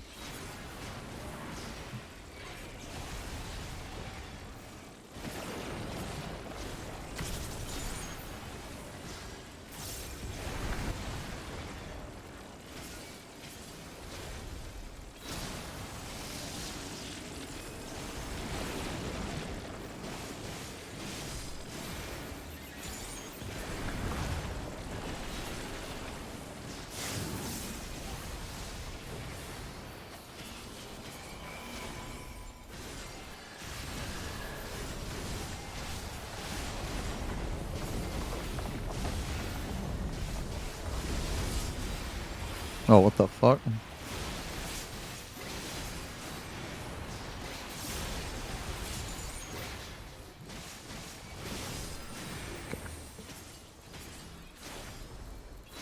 Yeah, I am too. I'm like really, really, really fucking excited for FanFest and to see the evolved shit, you know?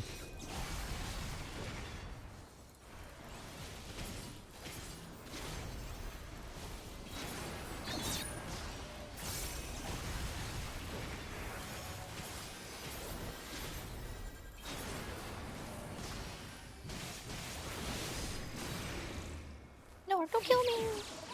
Do not look.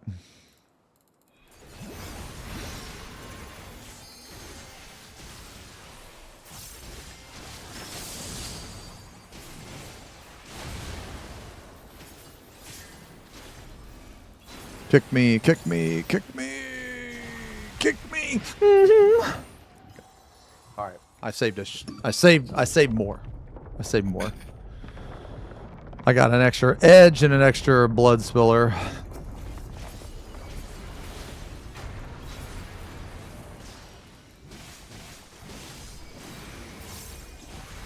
Yeah.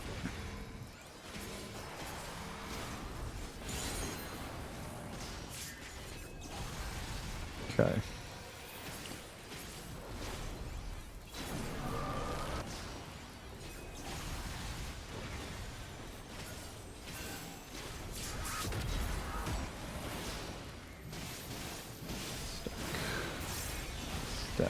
Stack.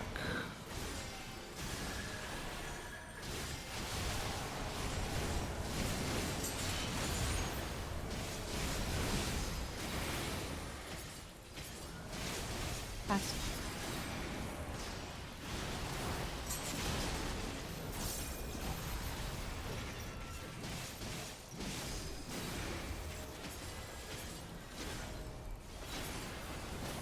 Swapping.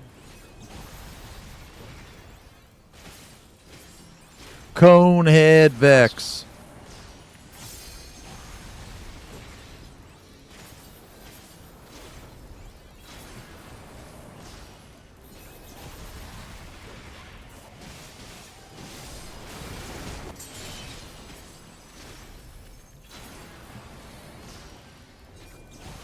I can't believe that fucking emote is still relevant, man. You know what upsets me? You know what upsets me?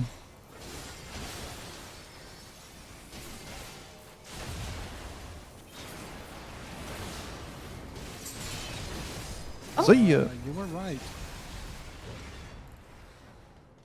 See ya. Me. No, it definitely was you. Yeah, But you had spread, right? I had stack. Oh, okay.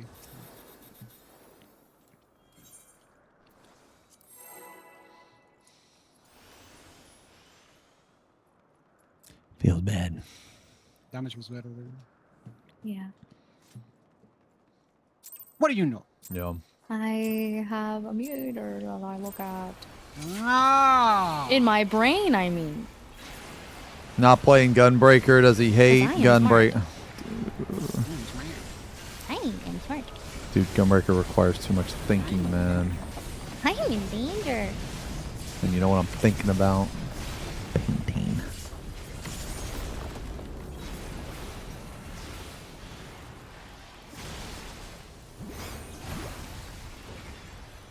I kind of just want to brain AFK, dude. Not gonna lie.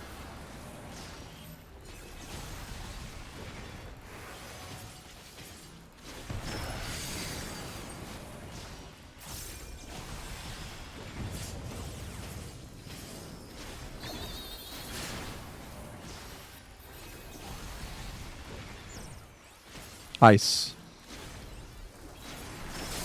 I mean, I am hungry. No. I seriously am hungry. I am.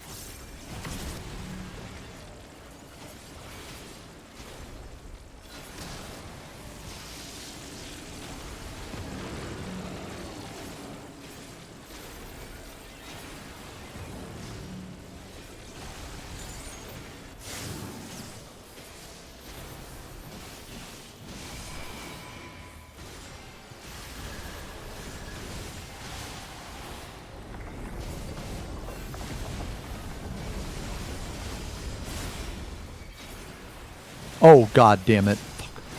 Not gonna have missionary for the popper, but should be okay. We never like need it there, I guess. Yeah, it's not too bad. Okay. Okay.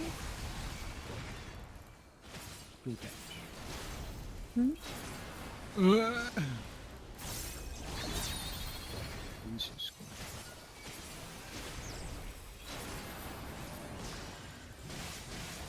Meow. Meow. Meow.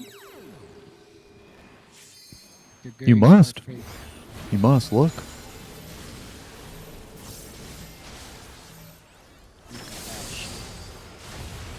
Hmm?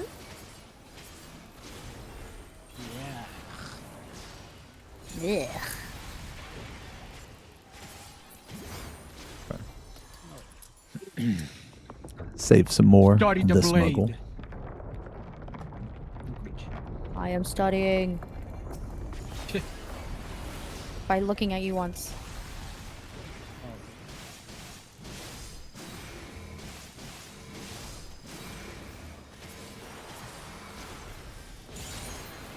Oh, I guess I shouldn't have used that fucking blood spiller. Yeah, it doesn't matter.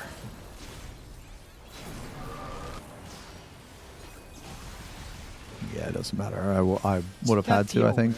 Calling us bastards. Yeah.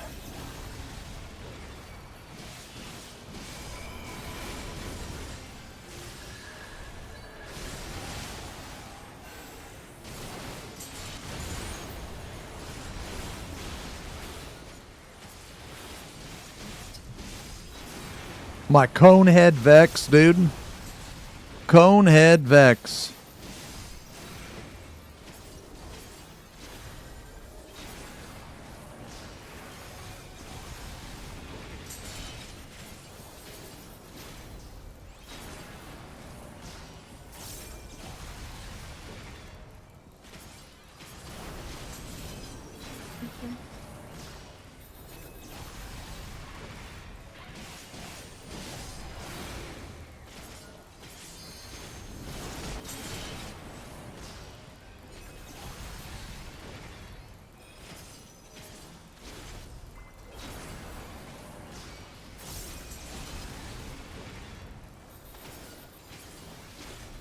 Oh, God. Oh, That sucks.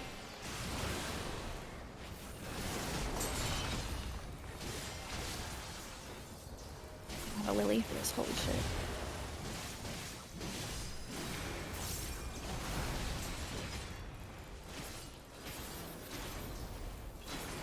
Stay. I was trying to debate someone. Maybe I shouldn't do that. Maybe I shouldn't do that, dude. I shouldn't fucking do that. Nah, I shouldn't do that. I was trying to fucking debate somebody, man. That's wrong of me. That's very wrong of me to do that, man. That's not right. Should have done that. That's okay. That's something a Twitch chatter would do. That's mean. I know it is. It's something parties two. Thank you.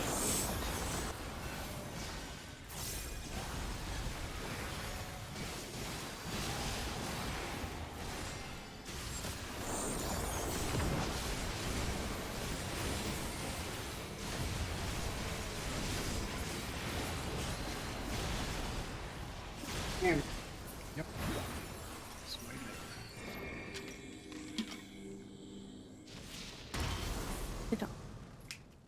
Just to be clear, we have the melon, correct? I do, but I have not yet seen it in action. So. Oh. Well, I mean, I just got here, so. Does the party finder guy know about it? So we. Does the party finder guy know that? No. Then don't use it. Then don't use it. Or for which I need to turn it off then. I can't do it while we're raiding though. You have 3 seconds to do it. You got a lot of time. Yeah, just you can turn it off Alright, now. hold on. Let's turn it Okay, off now. okay. Just make sure you stand over here by us.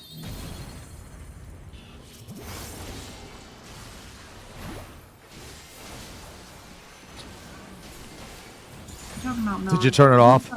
Yes. Okay, I think, okay. Oh, I clicked unenable, so hopefully that works. Good job, Ash. Yeah. Thank you. That was very, very good. Thank you. Thank you, Mark. Thank you. I pressed I'll the call out where to button. go though. I'll call out where to go. We Max could is the tell first this fire. guy later, you know. Yeah. Fire.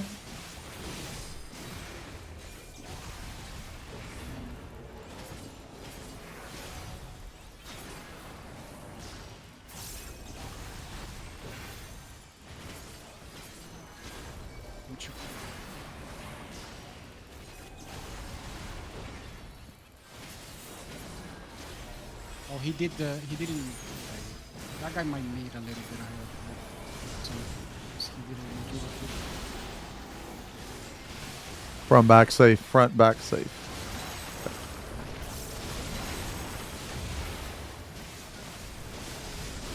Yep.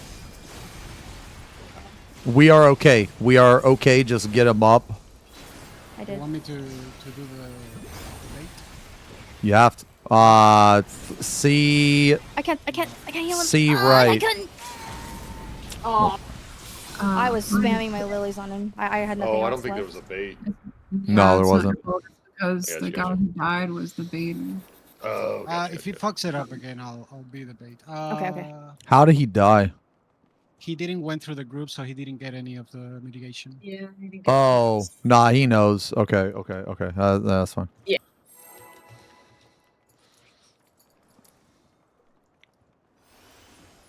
Okay.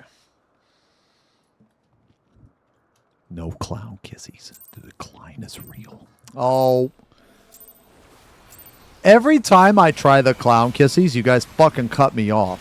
The only reason why that you're saying that the clown kissies are in decline is because you want me to try it so that you can fucking cut me off. That's it. Shut up, bitch! Yeah, exactly. Shut fucking no.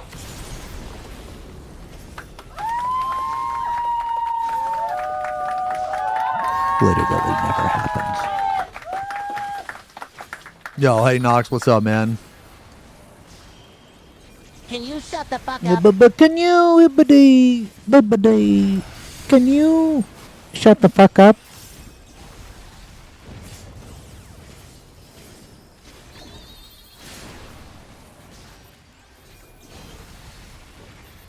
Bofa. Bofa.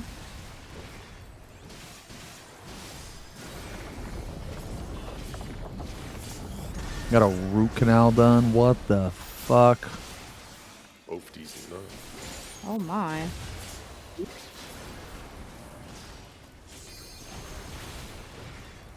Jesus. I want to hear the clown kissies. Really?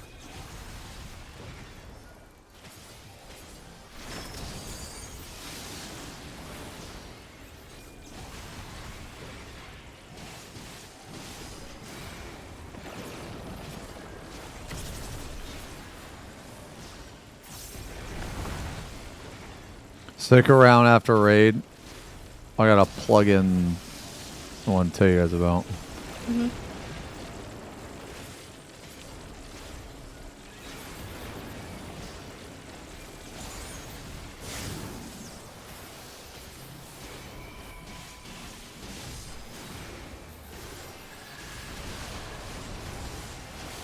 Strummer, worry bigger.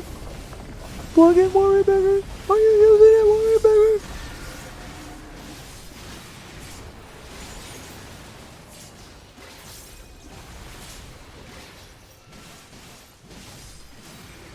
I'm not gonna type. Neb!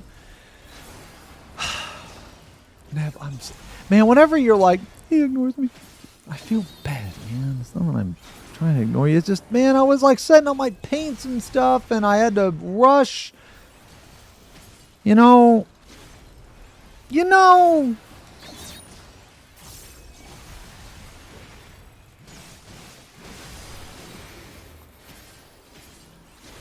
If you don't give clown kissies, I will stop docking. Oh. Huh? Oh. You need to be a little bit closer. Closer? Yeah. Oh. Okay. You? I've always just stood on that line. I'll get closer though. Damn. That's an easy fix.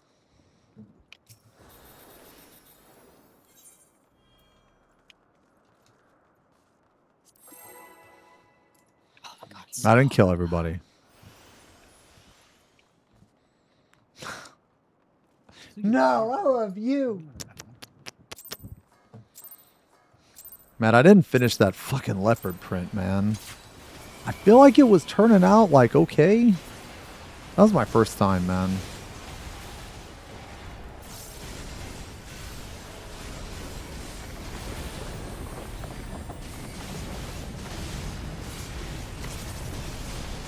I'm kind of self-conscious about it, man. I like keep looking at it. It's got to add some yellow and orange to it, and I think it'll be okay.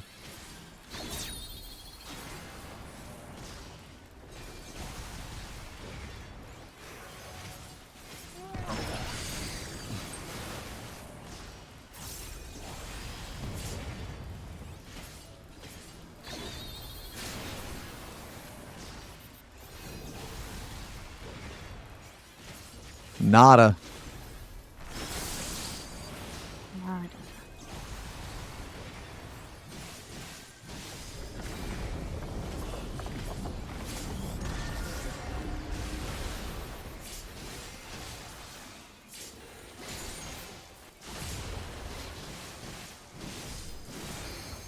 I mean, depending on how long we raid, I think we're gonna raid for another like 2 hours or something. I mean, I can do like an hour or something on Gunbreaker.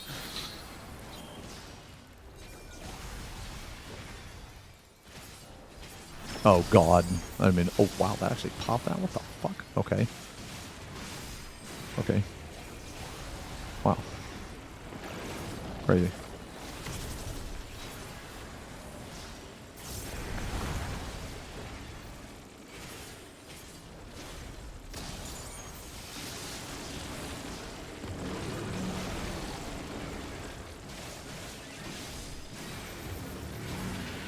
Yeah, Papa.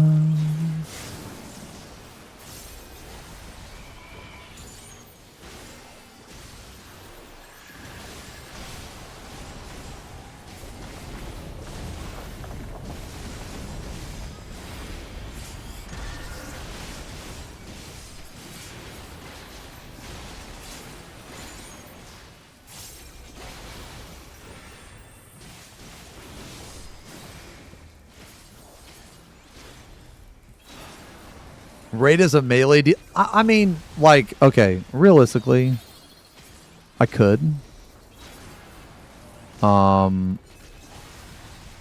I could.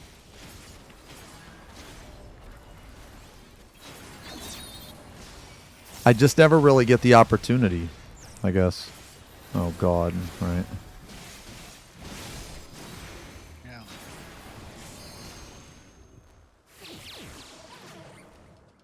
I mean, I'm definitely going to in Do Not Look.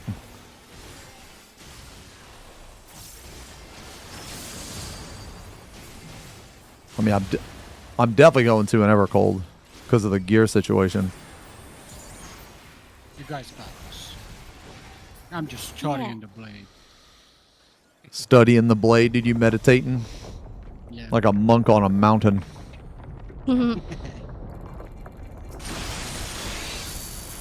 Yo, hey, Iol, thank you for the resub. FP Pong. Resubs. Boldly. Thanks a lot, man. 42 months.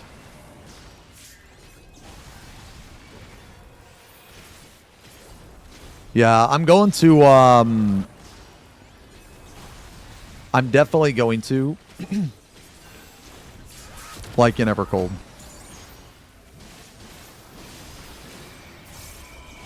Circle, circle, circle.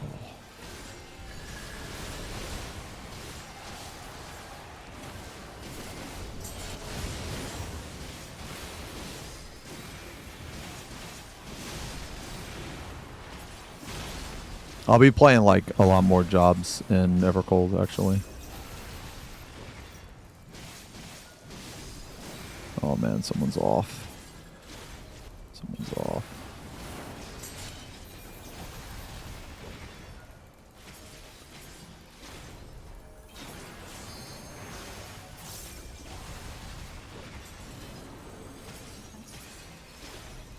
Dude, I'm just fucking circle. Oops, all circles.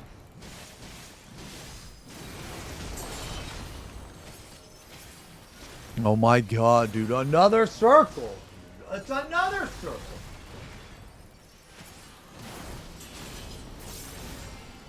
I mean, technically, that's a circle too. Jesus fucking Christ, I don't know all these fucking circles and shit.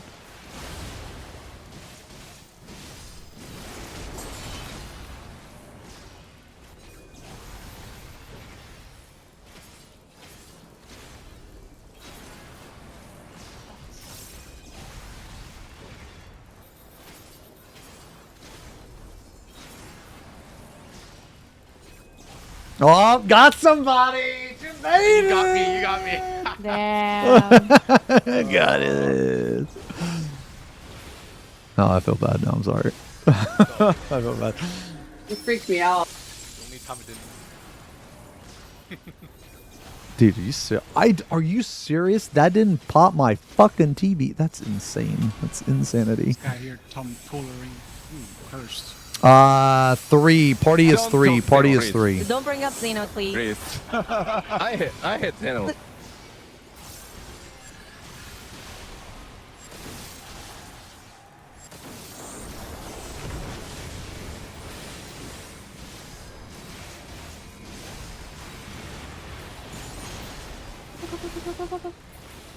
Wow. No.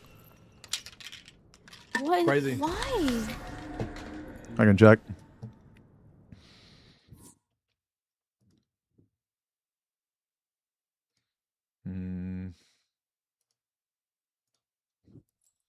I use restroom. While you look at it. Does anyone have a log? Yeah, I do.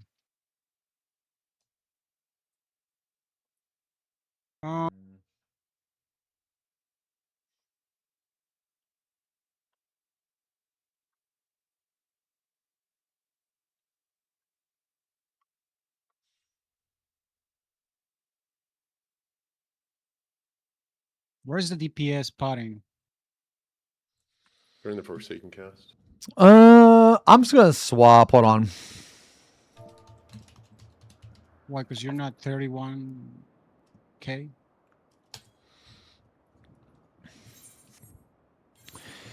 Yeah, I'll swap. I mean, okay, it did matter there. But... I mean, my damage is fine. Like, my damage is clearable. My damage is not extraordinary, but my damage is clearable.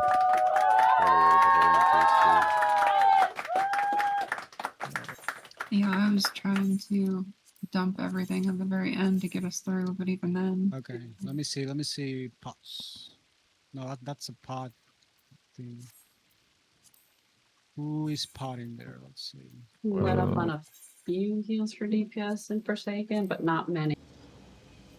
I mean, I gotta try gun. Should be tight.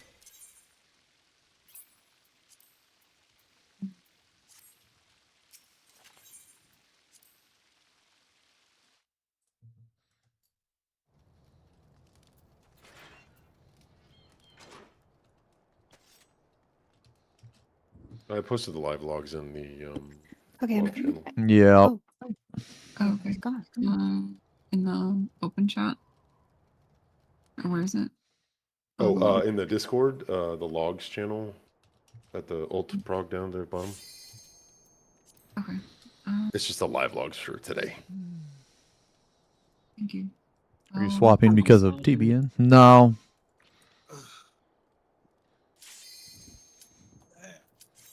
I mean, honestly, dude, if I want to do the most damage, I should just probably go warrior. Whoever's not potting at the beginning of Forsaken, that's the reason I don't know how to find that. Nah, you don't pot at the beginning. You pot on the 2-minute. I'm not potting in the beginning. Yeah, you pot on the 2-minute. Sorry, I'm just taking a Tylenol real quick. Got a little headache. FB Pong swaps not the potting in the 2 gunbreaker. minutes? Wait, what? Who's not potting in those 2 minutes? Then? I have no idea. I didn't check. I'm gonna check with my eyes. Okay. Check with my eyes. I mean, yeah, that's a good way to check. Yeah, 2 minutes is on the beginning of the cast, right? It's like anytime during the cast, I think once you can hit. That's when I do it. I do it right at Yep. the beginning. Yeah.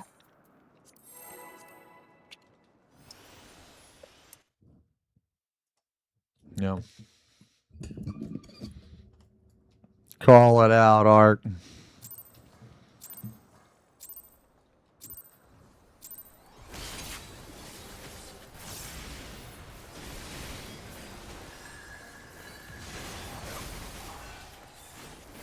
Oh. Well, you potted here, Cass? When is your Sorry, second talking to pot? me?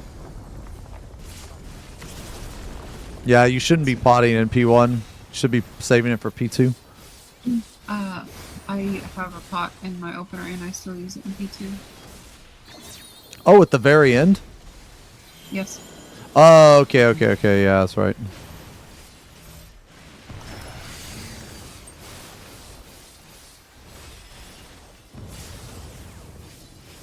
Oh, God. Yeah, I forgot you could actually do that because I've only like done it once. Well, I did that. I think it depends on your class, so I don't. All I know is ninja, so I can't tell if it's good for your class or not.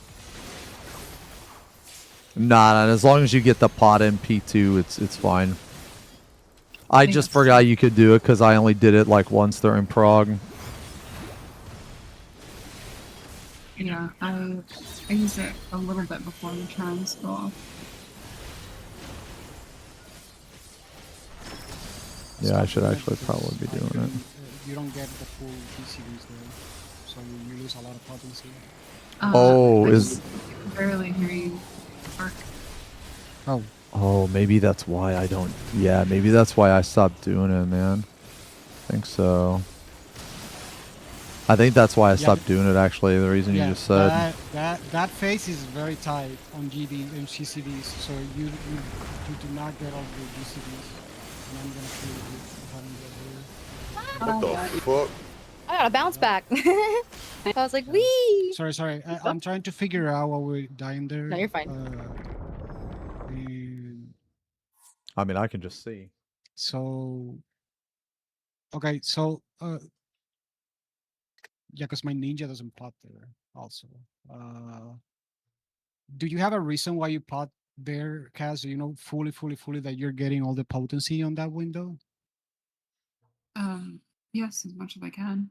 Because my ninja says that you lose over like a 2,000 potency if you do it there, because you cannot cast everything that you have on your kit in that moment. Oh wait, no, you're potting during a 1 minute.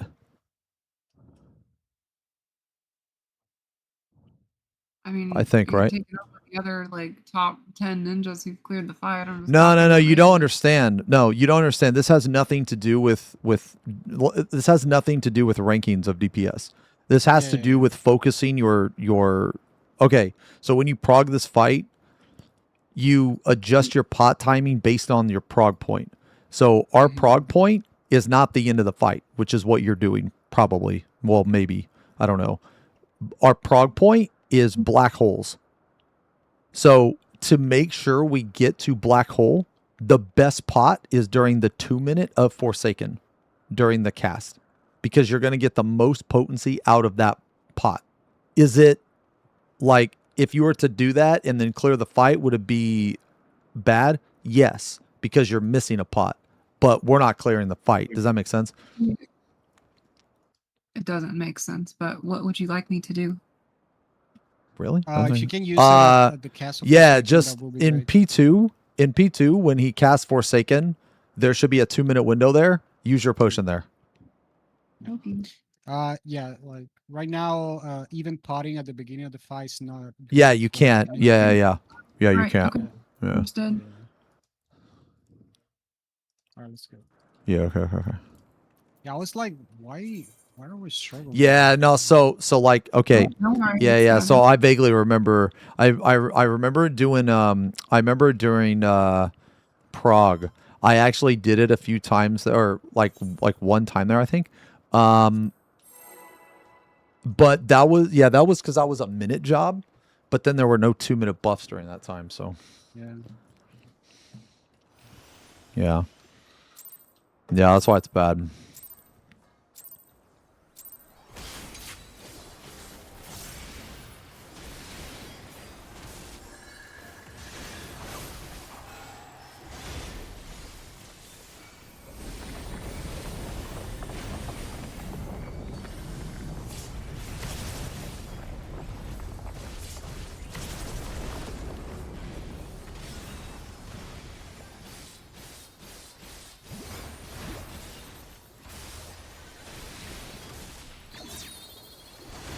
I actually think that pot is bad anyway.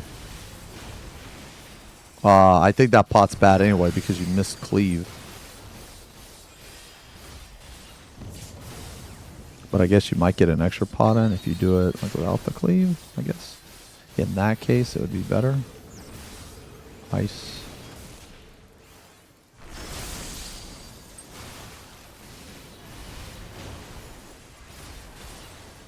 Oh, God. I got fucked up.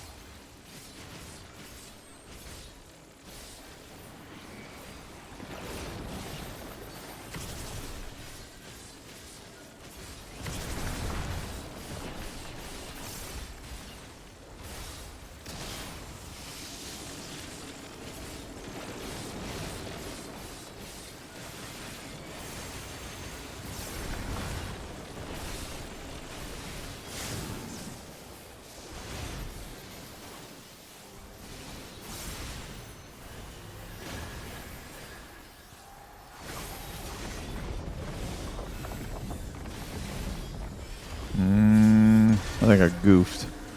Did I goof? I think I goofed. Well, I didn't use my reprisal. I used my Heart of Light instead, but...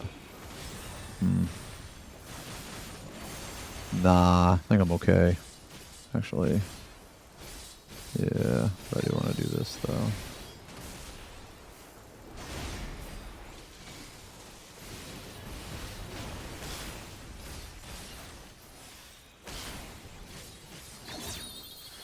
Okay. Oh my god.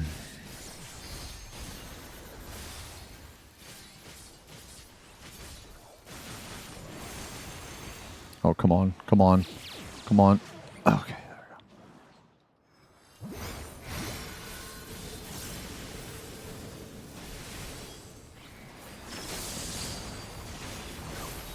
What? Oh, that's bad. Oh. That's so weird. We weren't supposed to look, right? We were supposed to look away? No. Yeah, look away. Wow, I thought I did. Maybe I turned back too soon. Okay. It was her titties. Hmm. I'll be able to get in time. Hmm. I think maybe I turned back too soon. Yeah, sorry. I think I just turned back too soon. I don't know. Happened to me a couple times. It's annoying.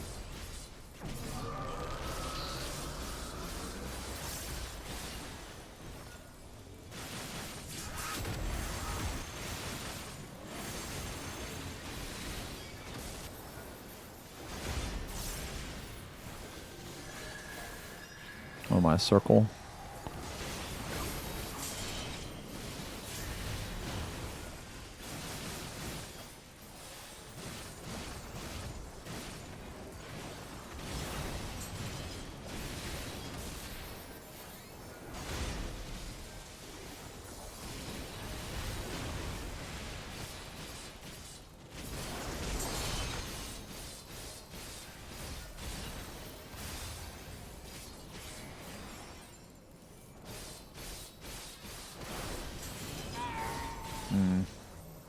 Oh. I got coned.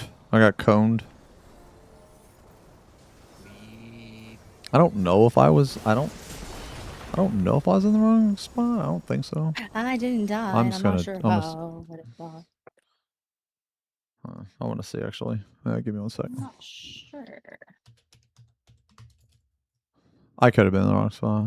I just want to double check.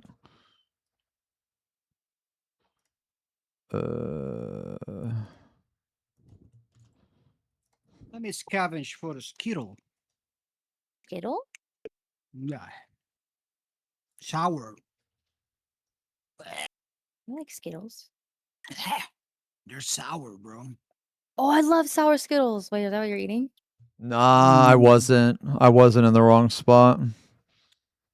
What happened? Did Nah, someone just... Black Mage is in the wrong spot. I was literally south of the tower. I was directly south in the tower. Bard or Black Man? Black Mage. That's what it says on here anyway. Okay. Oh, was it me? Okay. Mm.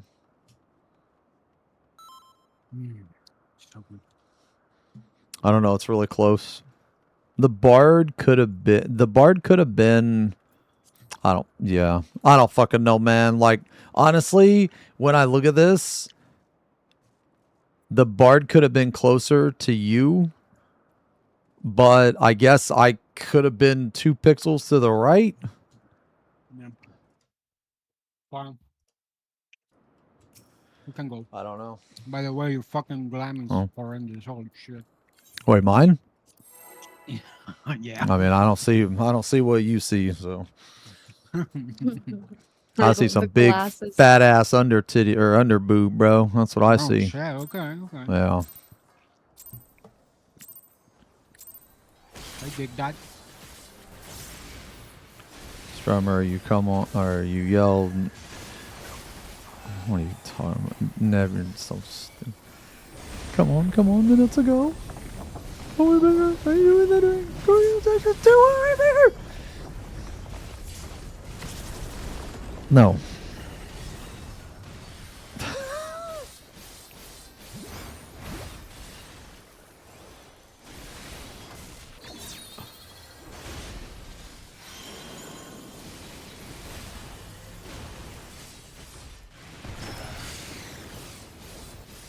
Yeah, I know my mod's glitching. I don't know why, man. I need to run it through text tools.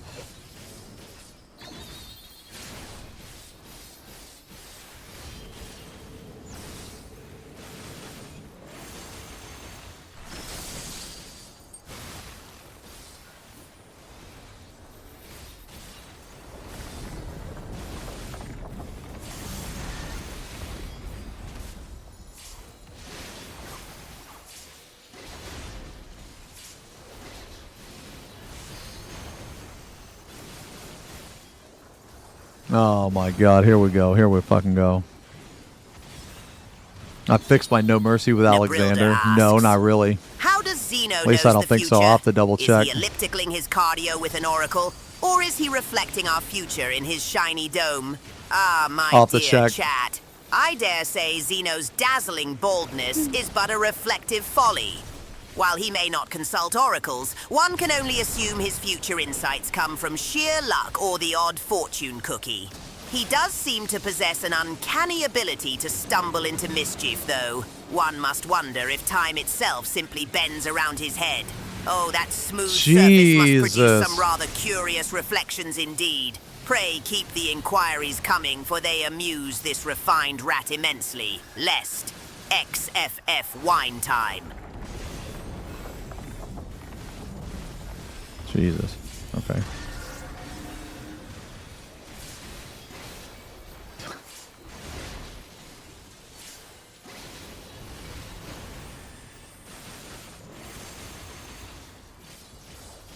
XFF.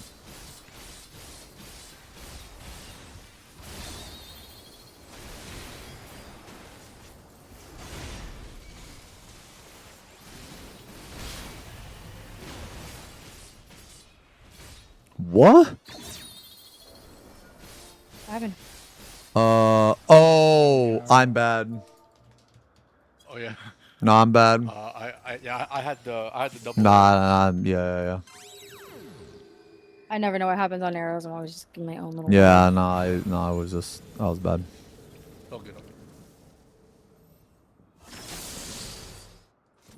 My GCD was like slightly off, so it was like distracting me.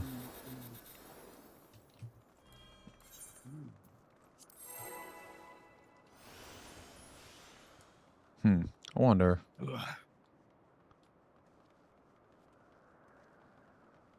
I'm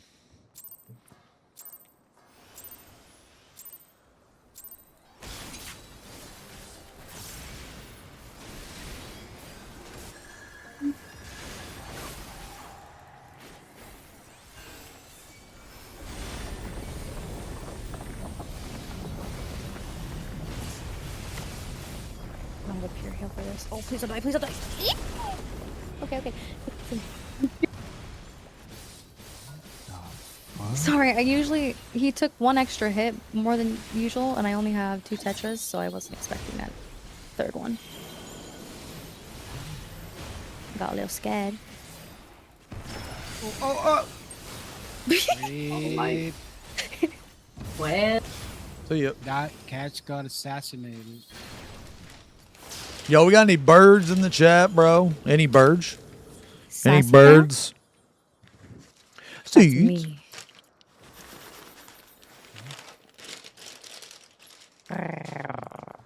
Seeds, my lord. We will remember this. We will remember this.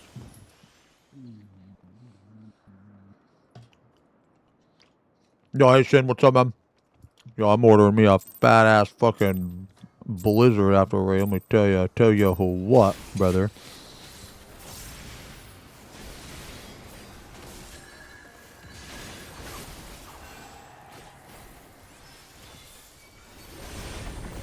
Okay, yeah, usually that's good.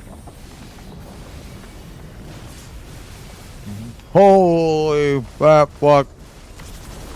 Okay. Jump scare. Oh, my. That one's mine. It scared me. I was gonna say something, but I'll just do this instead. Jesus. Oh my god. That's Who would say that? What the fuck is wrong with you? Holy fucking shit, brother. Good God.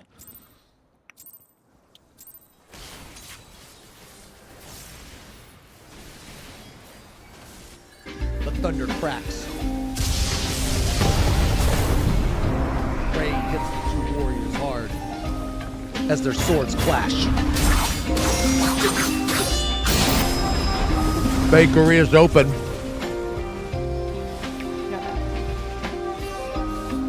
The Silver Samurai takes his stance.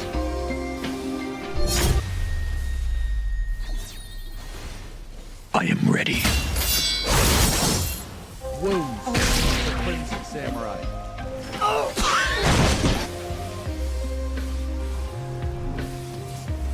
Left for dead. Thunder cracks. Nice.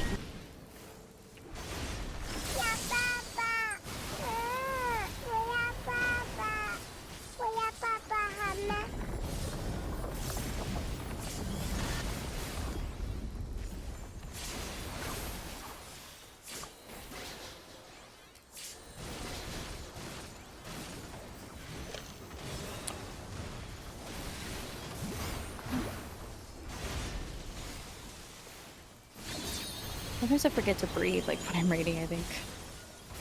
Jesus. Okay. Motherfucker over here just, like, forgetting to breathe, bro. Take the biggest inhale because I with that. forgot to breathe. Yeah, you kind of Huh? need to breathe, bro. Yeah, I'm like,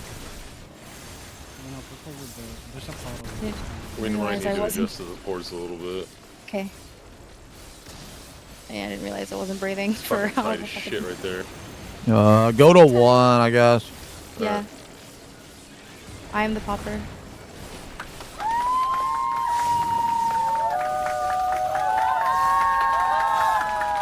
Good comms, good comms. Oh shit.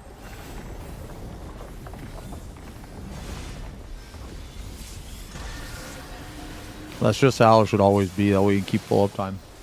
Yeah, it should be 1 and 4. Yeah, it should always be that I mean, way. I'm but down to do my that. fucking NA. Fucking Yeah, NA. Let's stack the fire. Let's stack the fire with the group, but then do downtime.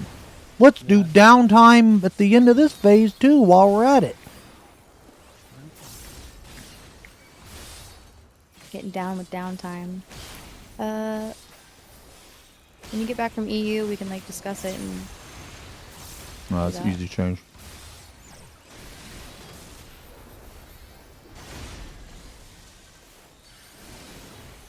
Oh my God, man! Fuck off. You must look. The gays are fake. Look at it. Are you serious? I missed. Wow. Okay. Yeah. Cool. Oh, right. It doesn't even matter. I mean, it doesn't even matter. Intrigue. We can do it. We can do it. We can do it.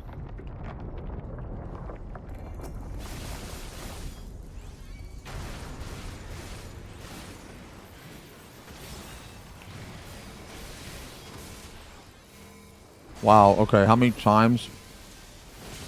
Fuck off.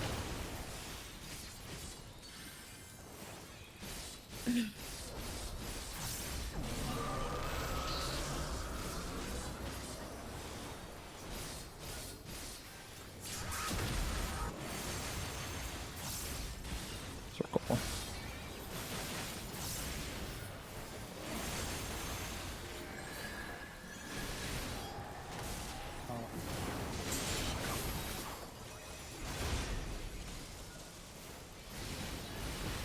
Future.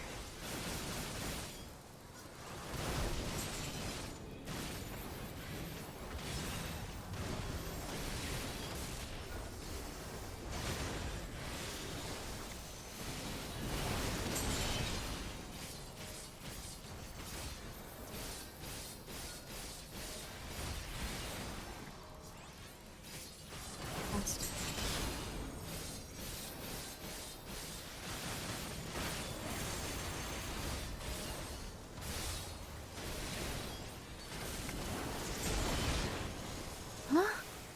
to either you or Did a Xeno had support have a stack? I had a stack. Oh, okay. Then that was my fault. Ugh, man. I was stuck. Yeah, when I tried to look for, I thought man, that's fucking obnoxious. Oh, man. well, it's hard to see when everyone's stacked up. I wish people would just fucking not be stacked, I man. always lose my shit.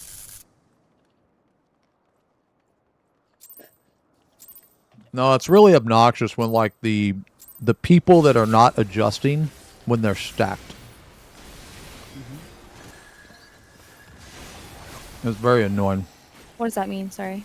It means that because you're not adjusting, you never I think see. about it. Just- I'm not saying that that was your fault, but to make it easier on the people that have to adjust, don't be stacked with another person, so it makes it easier for Okay. the adjuster to see you. Yeah, I can easily like kind of stick out more. Because I looked for you and I think Yeah, no you problem. were slide casting or something. I don't know, but I'm Maybe. fucking seeing another stack. Yeah, I can definitely like just not stack. It's not hard. Not a problem.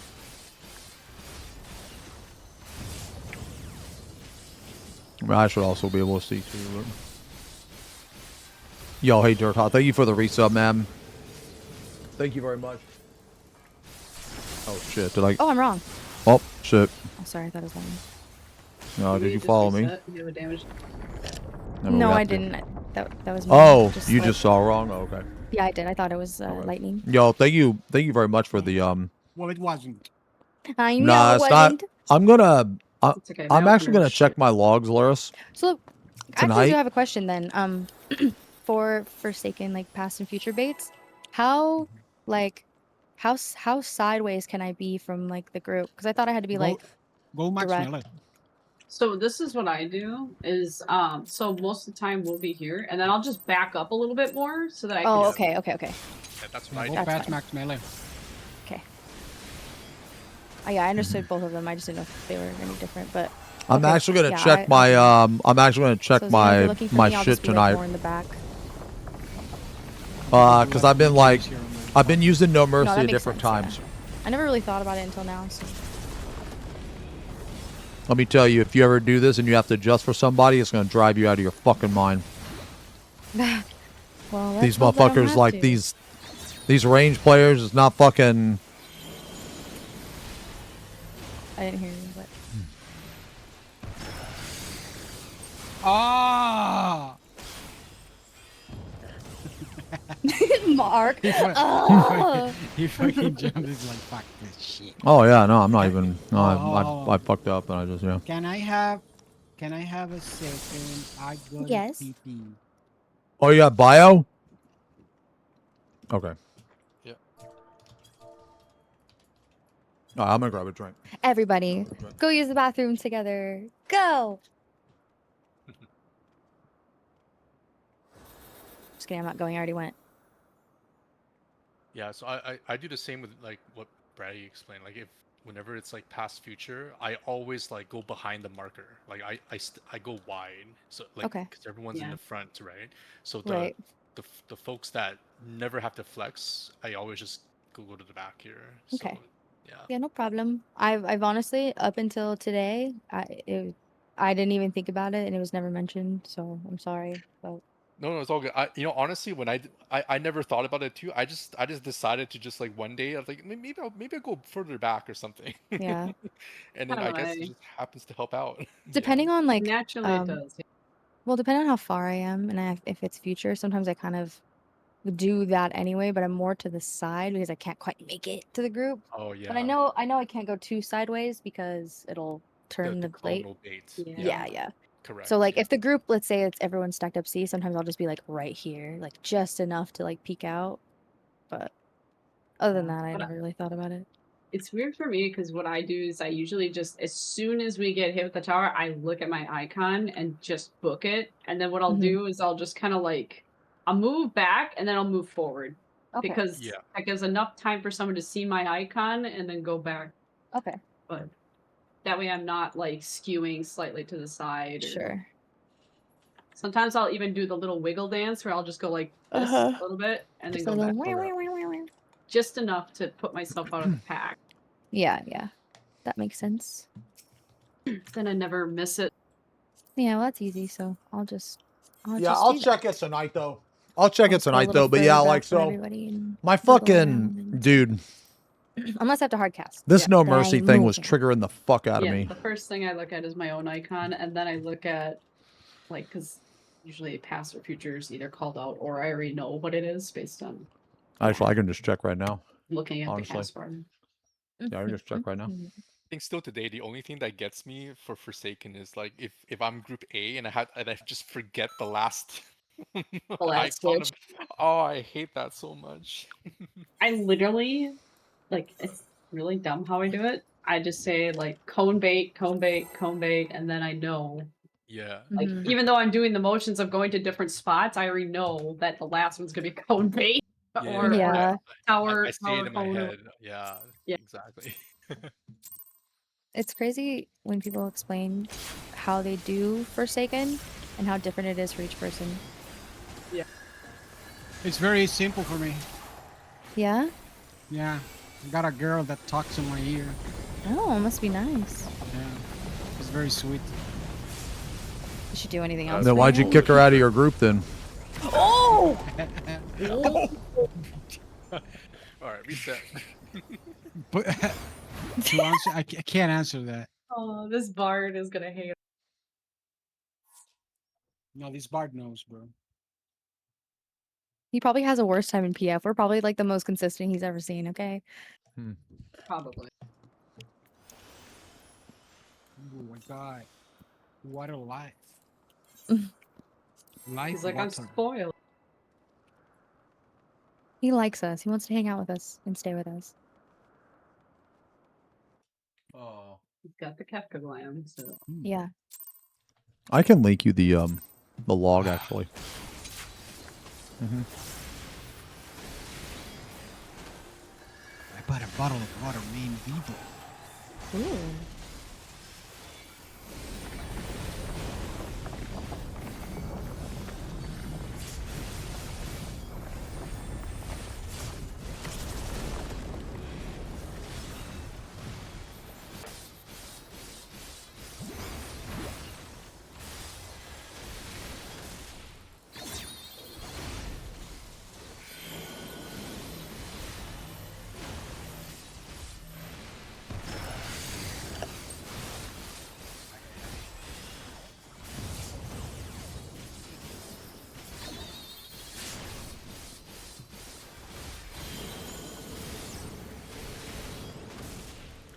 Ice.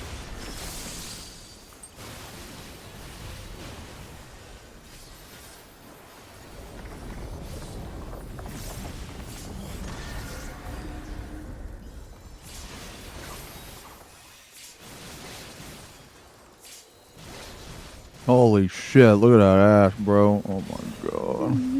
If I ever meet a woman with an ass like Thirsty B, I'm gonna fucking cut my heart out and give it to her.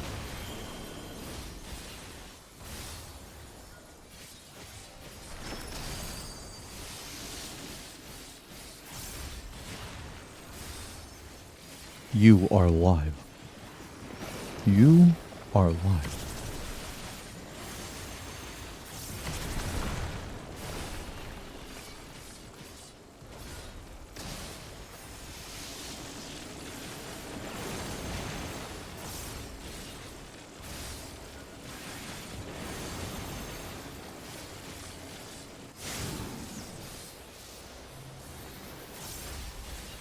I know I should be doing like I should be doing a slightly different rotation, but I'm like testing something to see if my No Mercy and shit is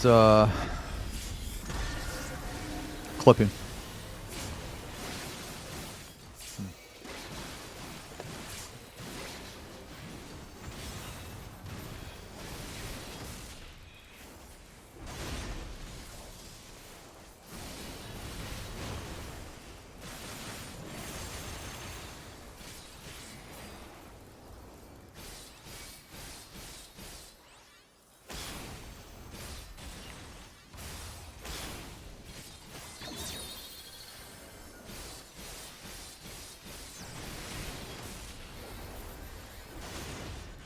I'm gonna miss this, aren't I? Hey, everybody. Okay, wow. On that part. You must look. You must.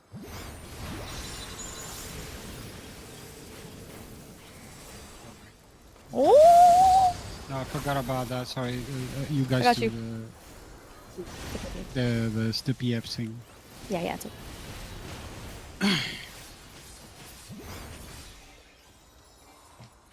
Don't worry, Kaz had to go through that too.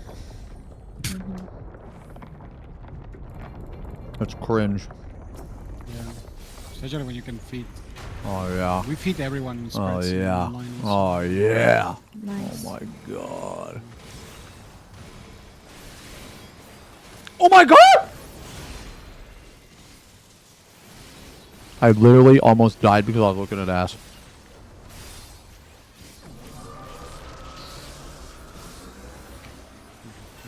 Extra. Right. Things aren't going off. Ah! What happened? Lag? Things did not go off, even though I pressed the it's button like probably just a- 6 times in a row. Yeah, it's probably just a lag. Let me tell you about a relative that I just met. Oh, do tell. Do tell. He helps with that. Oh. What's his name? Chip. Chip. The fuck? Who the fuck's Chippy. that? What the fast? What the fast? His name's Chippy. Oh, okay.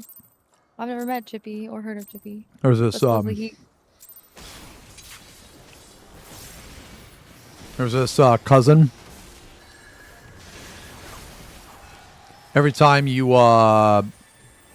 hit an action, it presses it like 15 times for you. The hell? Downloading that immediately. I don't know what that means. Like, Means that your actions fire faster. okay. Means that because this game's dog shit fucking like queue system for the fucking abilities, it ensures it gives you a higher chance that it's gonna fire faster. This game's really dog shit. Like, it's really fucking bad. Like, in terms of like systems and shit and how the game actually functions. Yeah. It's very, very, very bad. And a lot of people are like, Oh my god. oh shit, right. The people that don't use mods or know about it have absolutely no idea how bad the game actually is, like, in terms of that. Yeah.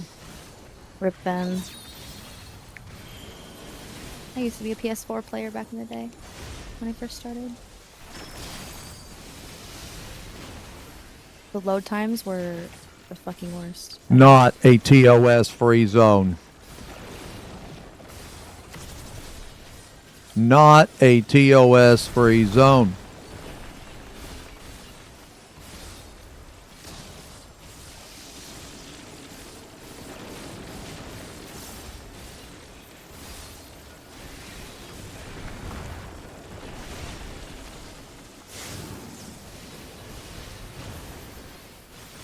I just had the same fucking problem, Braggy. I'm not even fucking kidding. I just spammed my Lily like fucking 6 times and nothing went off. There's no way. I'm sorry. Wait, what? Okay. And there's some. No, servers I just to top us off, I was hitting my Lily like over and over and over and over and over, but it didn't go off. So yeah, I that's don't- literally what happened. I pressed 3 different buttons and it wouldn't do shit. You know what I'm gonna do, man? I'm gonna test the timing. Like, yeah, on other this. people are saying in the chat, they're saying that the game's laggy right now. Oh, I guess so. Okay. So it's not just us, it's everyone.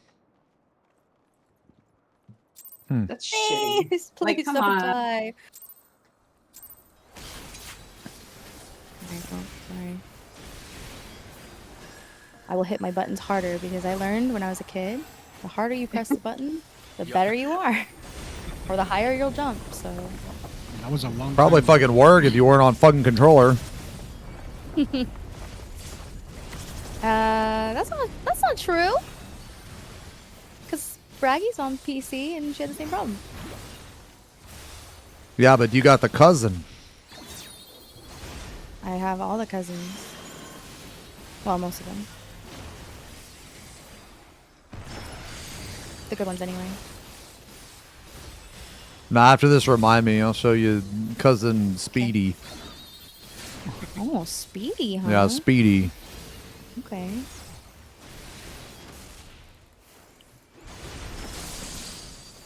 Or Smashy, I guess. Speedy. Smashy? Smashy, yeah. Yeah, I kind of like Smashy more. That was lit. That was me. That was not true. No, it's fine. We're good. Smashy. Weird cousin. Does the cousin stop a controller input? I have no idea. I have no idea. I just know that a degenerate named Faith told me about it.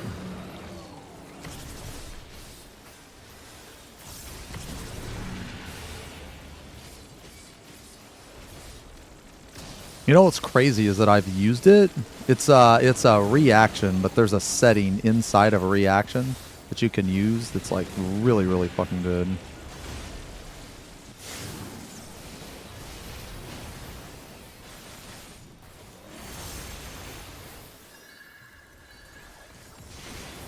Oh, I was gonna test something there actually. Oh my god, I can't believe I just did that. Okay, well.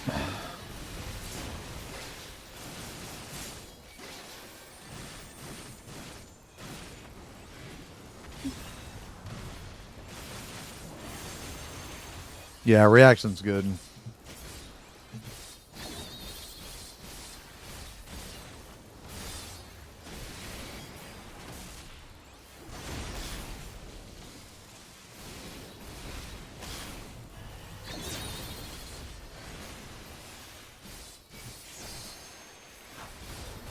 Well, I just went for a rider. Whee! Oh, man. They're chasing you. Damn it all. They're chasing you. No! No. Dude, watching them chase you is so funny. Every time I go on fucking... I haven't seen that happen in a long time. Every time I go on Gunbreaker, man, we never get to phase 3. What the fuck? A series of unfortunate events here. Mark, what is that? Oh, no, but I'm hungry and I want to paint. That's a plant? Doesn't look like no plant. Why no? Dude, I don't want to say.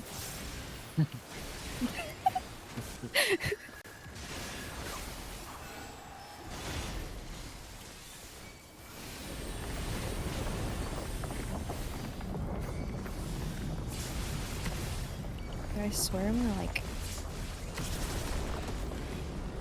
Never mind.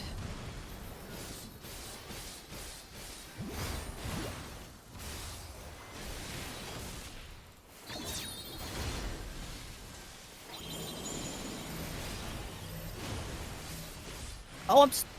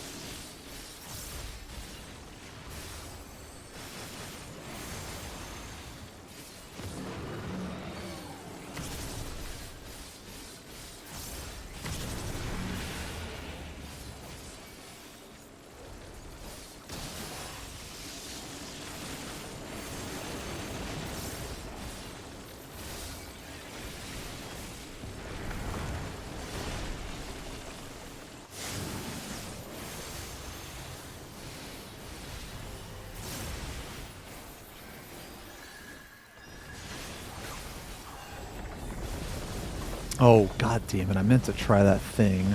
I want to try popping my heart of light there and seeing the timing. I think it will be really good. I think it's better than where I'm using it now. Yo, hey, Red. That's Red. Back hurts. Oh.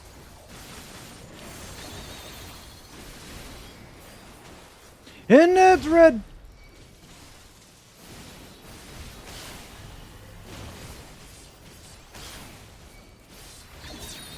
Oh, I messed up my arrows. Shit. Wow. Messed up like. Oh. Yeah. Huh. I messed up the arrows. Nope. See ya. Oh no. Oh no. Oh no, Arco. Oh, we're good. We're not good. But oh, that's right. We aren't because yeah. Yeah, no, I messed up. I misread the directions. No, I did the same thing earlier.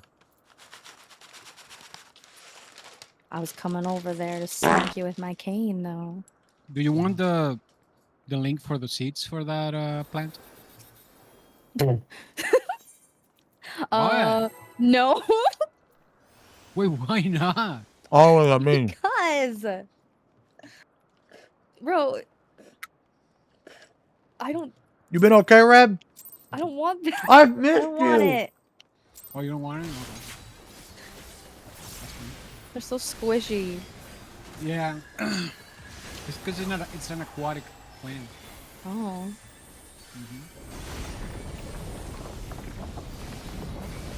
Holy shit.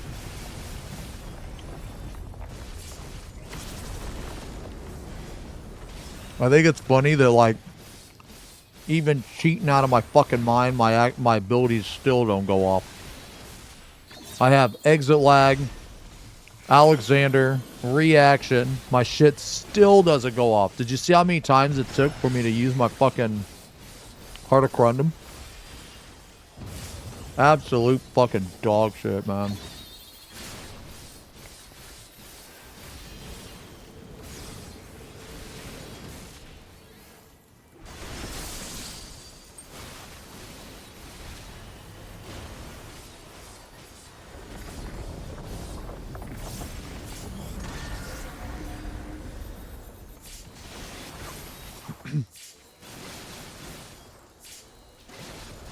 Dude, I need to see a chiropractor. Holy shit, my lower back is like so freaking. I just need them to like. Excuse me. Do that thing where they like pull your whole spine or whatever. That would fix me. Okay.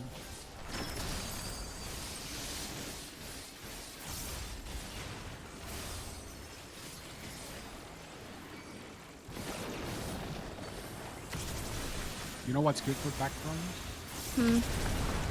Farting. No. I can't.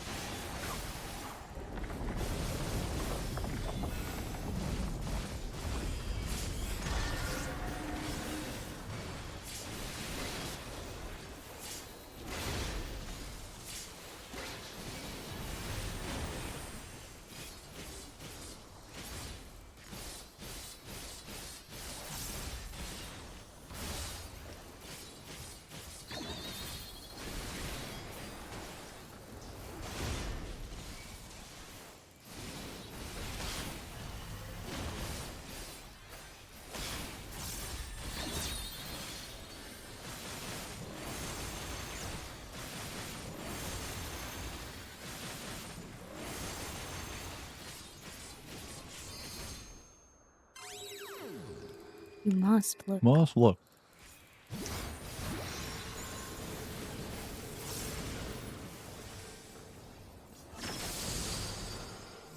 I was looking, but that's fine.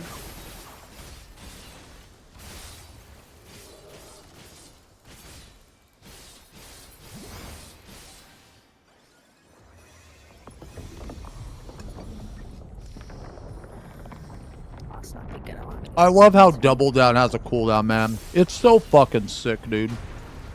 I just fucking love it, honestly, man. It's just so cool. Okay, I should. I love have at using least Double Down 2. outside of No Mercy, man. Like, I can... It's just so fucking fantastic, dude. That you have the option to, you know? It's just so cool. It's really, honestly, it's the thing that... It's the thing that separates Gunbreaker from, like, the other tanks, you know? It's a very cool feature. Very cool.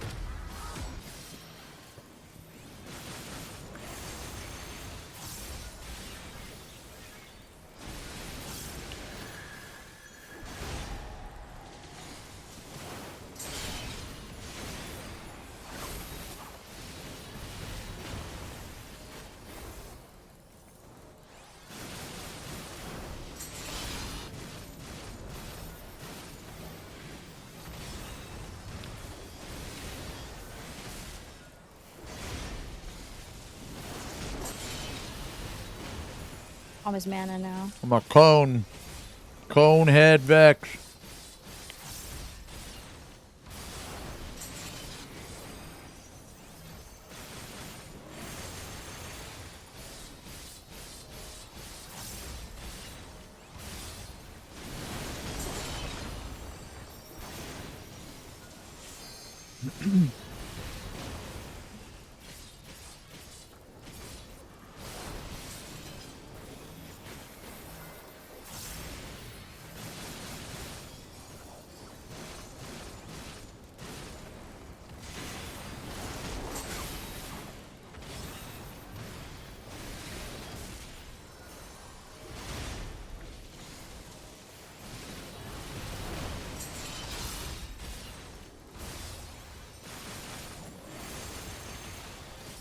My mana, I have literally 100. It's crazy.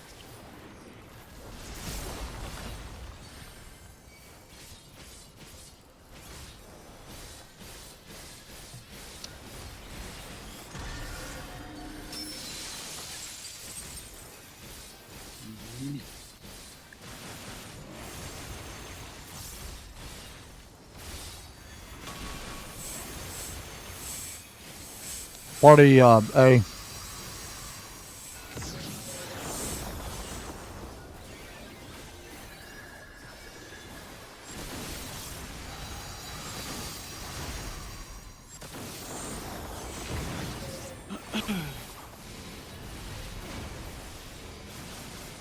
Wow. I don't know, bro. Sorry I died. I'm sorry I died. That's insane. It shouldn't be like this. Man, I looked at that statue. That shit was lying. Why is Shouldn't be this bad. fucking bad, dude? The fuck is happening, man? Oh. I mean, mine was a lot lower because I was dead, but.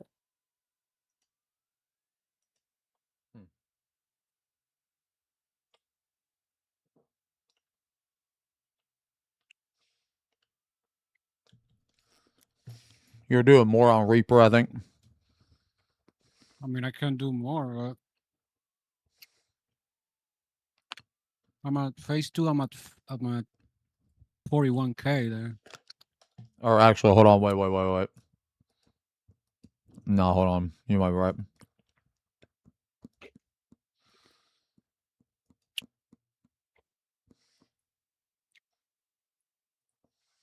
Yeah. 7.5 million there. Just Braggy's damage is bad again. That's like 15k, 16k. It needs to be 18. I had to rest, like 18 minimum. and I had to heal more. I mean, I don't know what to say. Like, I'm just letting you know that I'm just letting you know that that's what happened.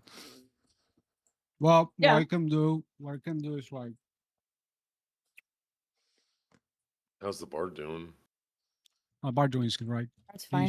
Bard's okay. Yeah, Bard's fine. fine. I don't know shit about him. I just didn't know. Well, let me. I'm actually out of potions, so let me get more potions. Let me get more potions. You grab pots? I mean, mine could be a little higher. Okay. Back. And that's not Alright. the damage issue. Johnny? Come on. Come over here. Come on, Johnny. Come on. This is what I'm gonna do. He likes to walk in front of my monitor. And I can't see. I'm gonna save. I'm gonna do what I did on Prague, on Pichu. Okay. It's called the fuckathon. The what? The fuckathon. Let me swap character. Fuckathon? Yeah, bro. The fuckathon. It's when I swap. Bro, fuck off. Let me swap character. Get my fucking, what is it called? I can't believe that this like missing Fuck. accessory that I have is actually gonna matter. You'll see. It's called my fuckathon. Crazy, man. Fuckathon. Fuckathon. Fuckathon. Mm-hmm. Fuckathon. Yeah, give me 1 sec. Mm-hmm.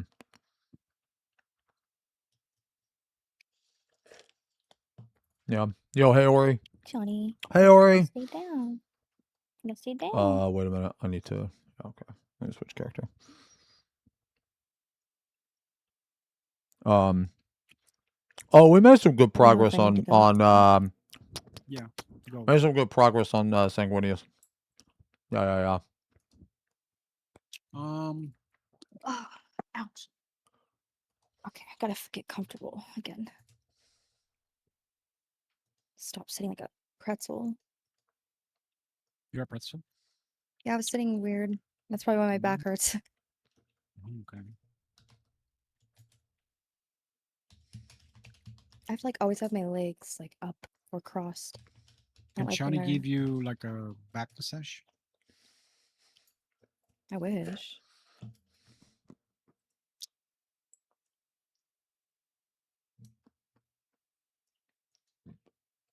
On that character. On that character, the one I was playing. Put a PF up. Oops.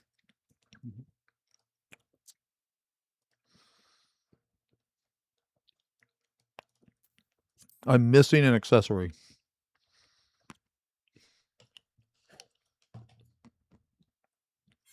I can't believe it's gonna matter.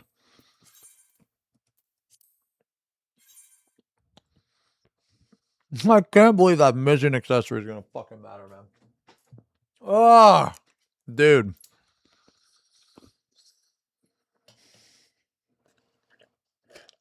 You know why I'm not Bish, man?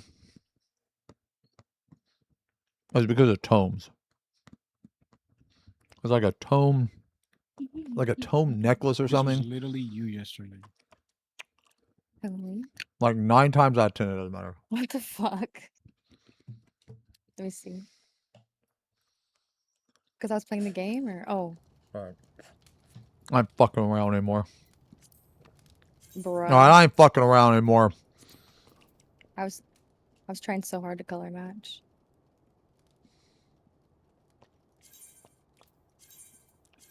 No, I'm gonna get good at it. I'm gonna get good at it, and once I get good at painting in real life, I'll be better at Mecha Chameleon. Ooh, oh, All right. tough that. Nah, I'm a fucking world eater.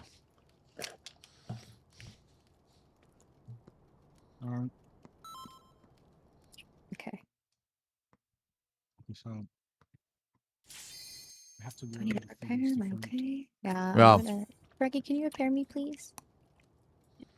Interesting overlay. Oh.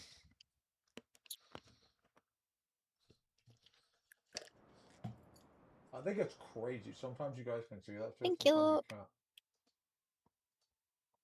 Thank you so much. You pull near you.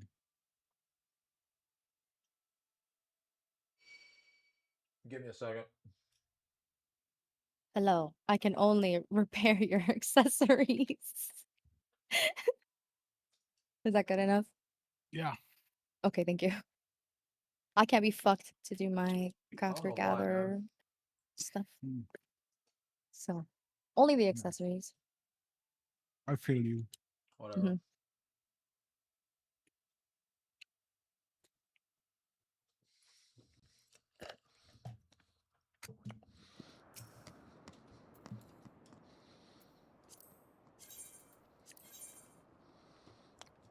No, unfortunately, Unfortunately, the mod creator, he only has world eaters and ultramarine. I think the heat's making me really tired. Well, get your shit together. Bro, it's like 87 degrees in my house. Frank, don't you have a fucking AC unit? Well, when it's 106 outside, it's really hard to cool down my house. So even though I have AC, it's like crying. I'm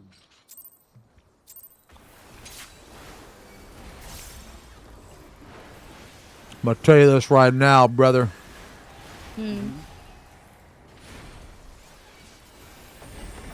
My fellow brother. The fucking damage that I'm about to do is legendary. Okay. Legendary. No.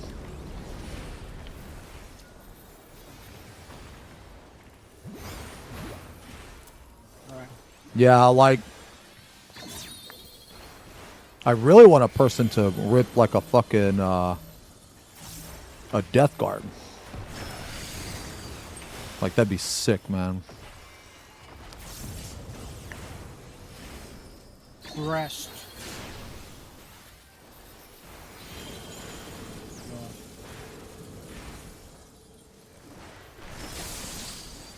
Say breast. Rest. Oh, crest.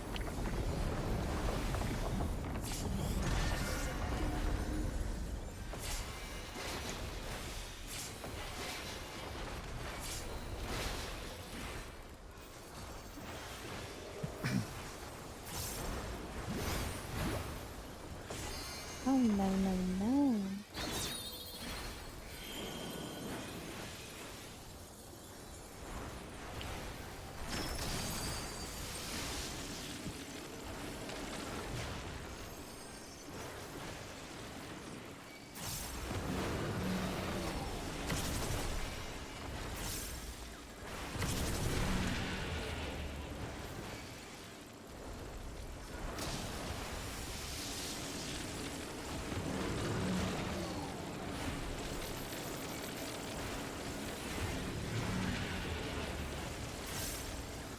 Oh god.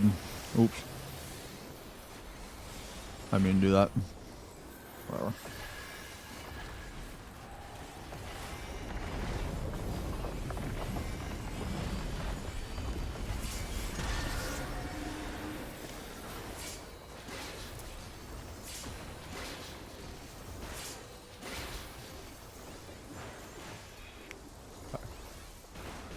What the fuck?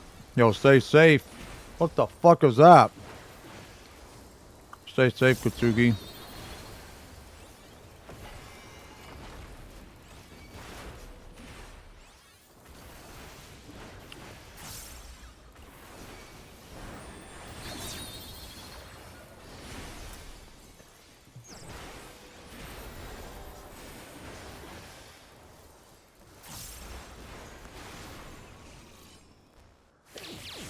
Look away. The gays are real.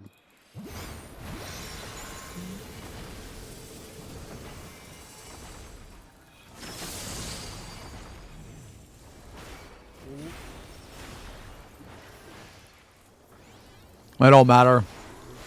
It's all cool. It's all good. Yeah, that's fine. We are here. It's fine. I'm on warrior. Just remember to pop.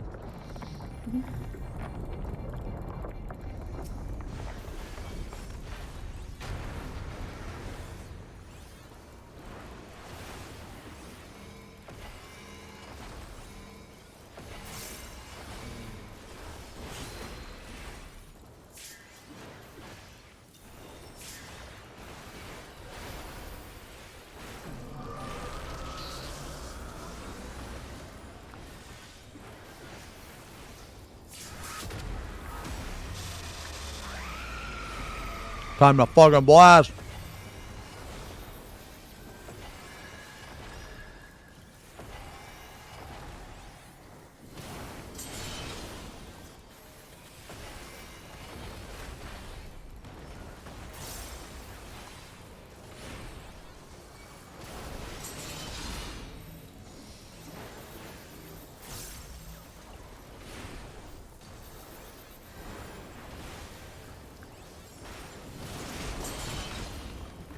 My cone.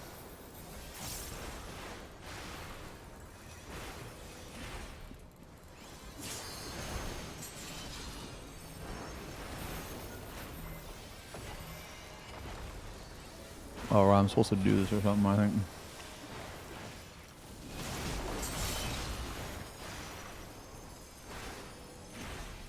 Shit, what was I? Cone? I'm Conehead Vex? Yeah.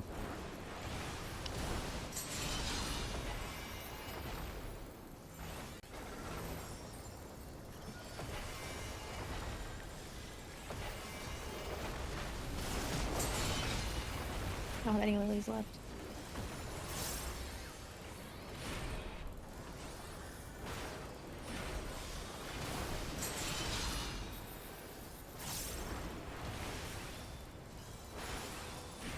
Move through for real. For real, for real.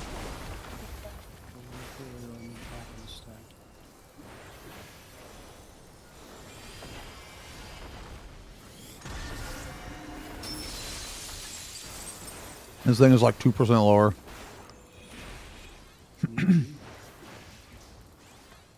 No. Party A.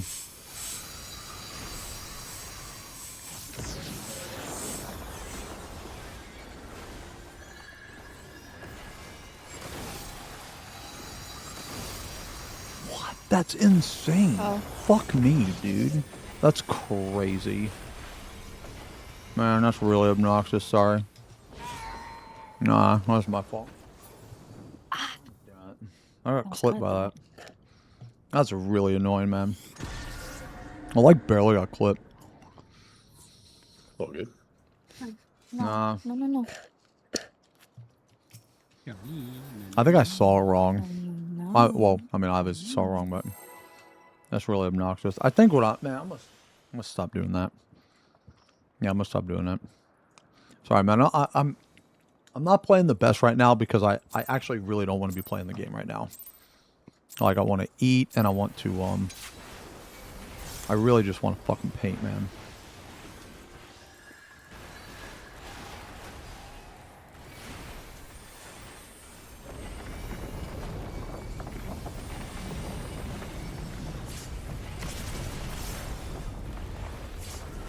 I have this thing where, like, if I start something and don't finish it, it, like, will bother me until I finish it. You know what I mean? It will literally bother me until I finish it, man. And because I, like, have that, because I wasn't able to finish that fucking cape, man. It's bothering me. Really bothering me.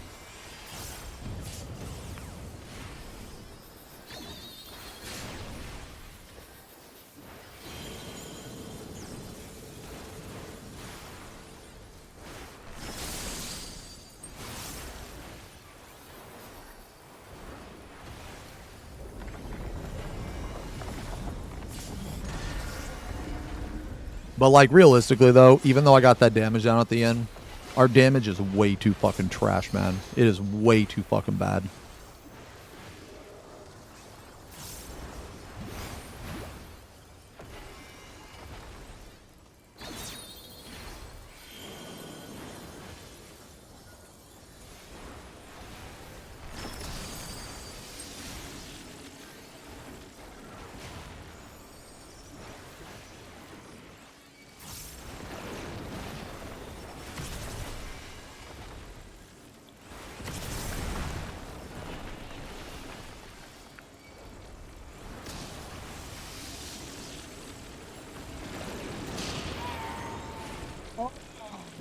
Sorry, man. That's me. Sorry. Nah, sorry. I'm goofing. Sorry.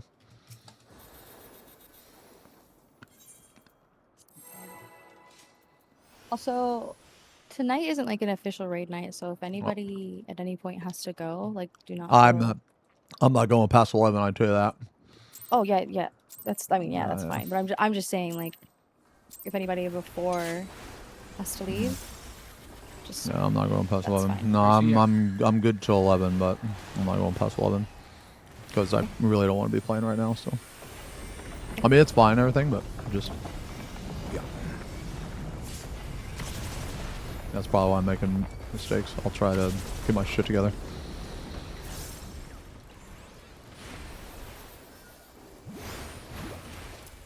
It's like basically, dude, I was having, whenever I try to paint something new, man, I like hyper fixate on the shit.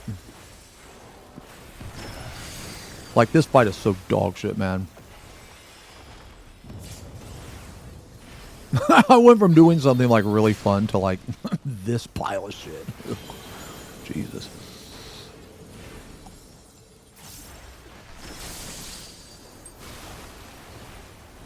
Nah, but I never painted leopard print before, man. I think I was doing pretty decent.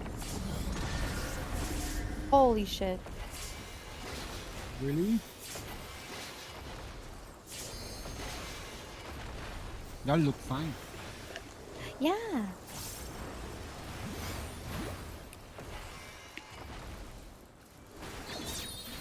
I actually hate doing this fight on stream. This is like one of the most miserable fucking fights to do on stream.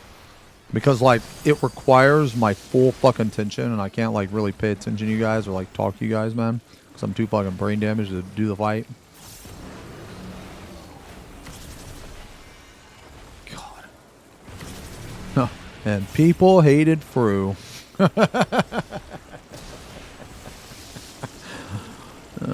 man. Oh wait, was that supports? Yes. Yes. Okay. Yep. That was Megan.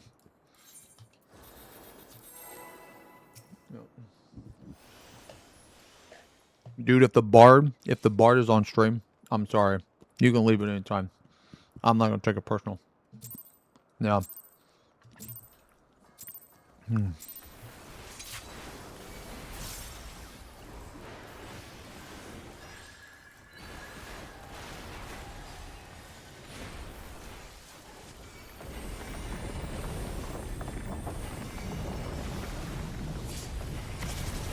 Oh wow, okay.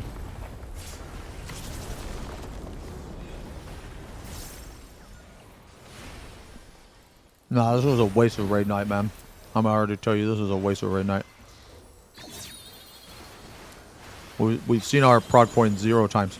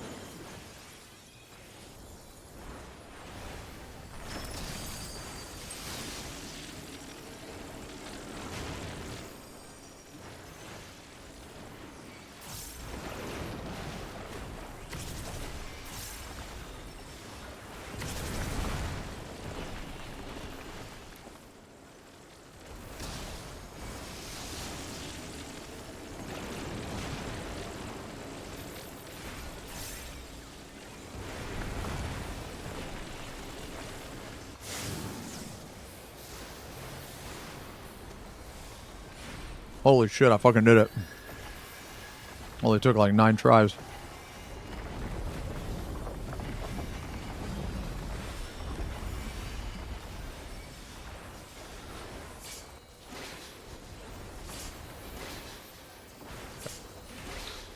Yeah. No, it's just one of those things where like, it's just one of those nights where I'd rather be doing something else, you know what I mean?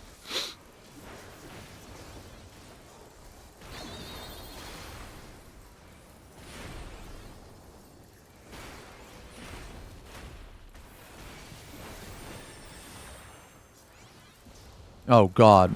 Jesus fucking Christ, man.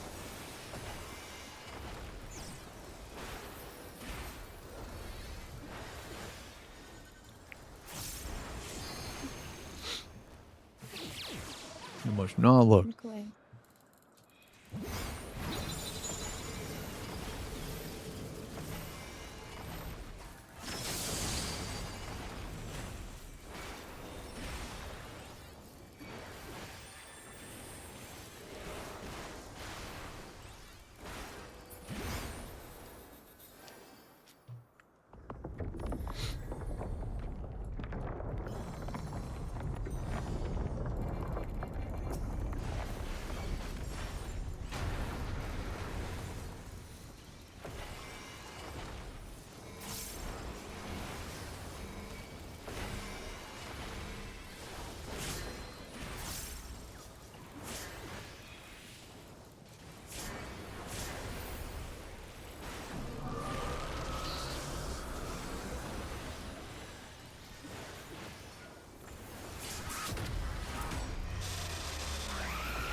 Circle, circle.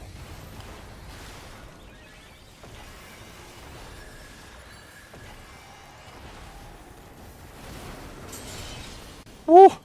Holy shit, I better scare the fuck out of them.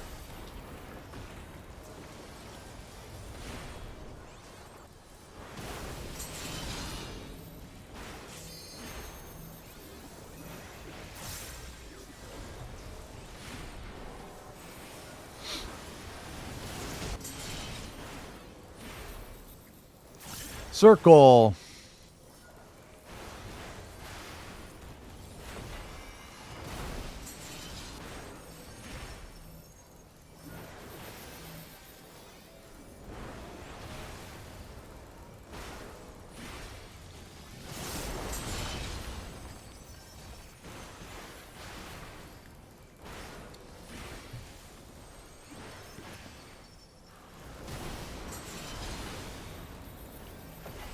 Oh, right.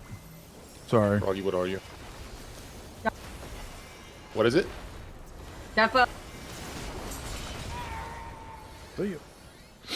You say Defa. Yeah, I heard Percy talk. Had the delay. Next time that happens, run in between the towers and wait there and see who goes where. That's what I do. Yeah, I try to. There's not much time when it's a future and you gotta like run Mm. through. I lost her behind Kefko and she fucking. Oh. Not her fault. Yeah. No, you're good. I just couldn't hear you, Broggy. Sorry. It's my own fault. I should have spun my camera better to see better.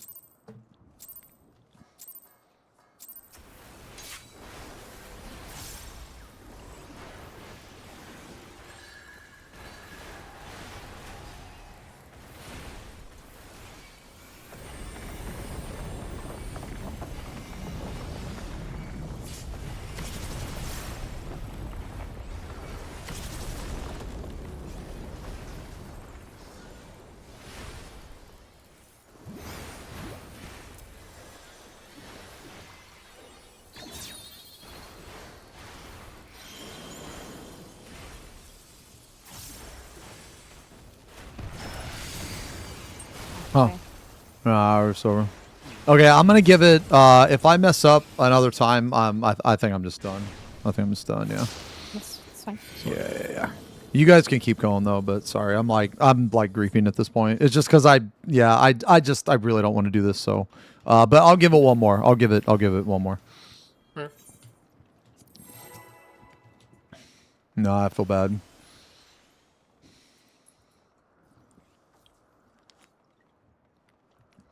It's like basically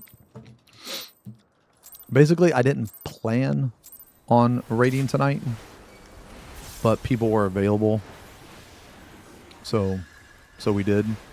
But because we didn't plan to do it, it kind of cucked what I was wanting to do, if that makes sense.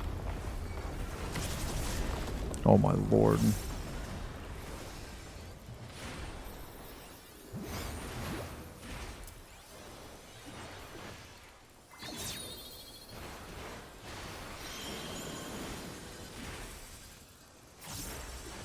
Oh. Yeah. Like I had a couple things I really needed to I had a couple things that it would have been nice to get done tonight. Because I leave for FanFest Monday morning.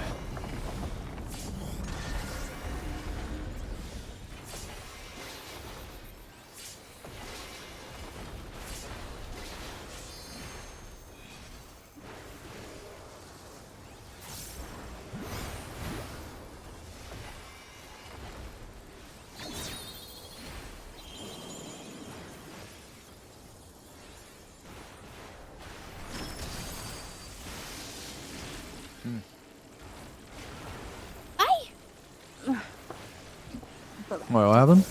Oh, I don't know. No, I was walking with this with someone and I thought I had tether. Oh. We were walking the same way. I'm just stupid. Oh, Jesus. Oh. Nah, sorry. I'm done. Yeah, it's okay. Nah, it's cool. It's cool. It's cool.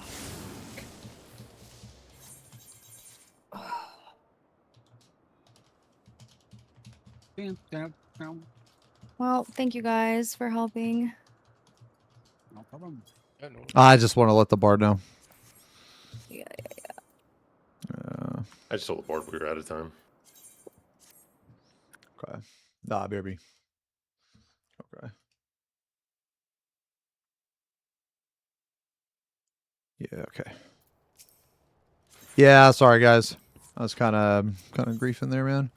Nah, I just got some shit to do, man. Nah, yeah, so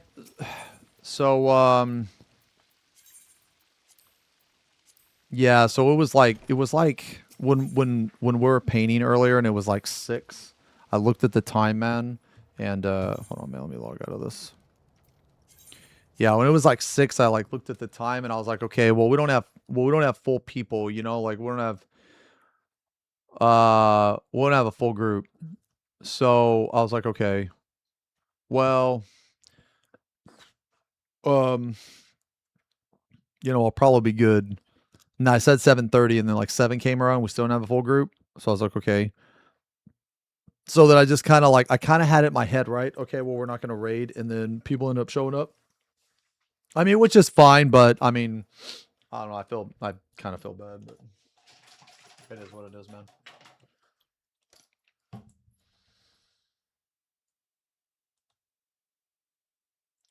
Hold on. I am going to check that fucking No Mercy shit, though. Hold on.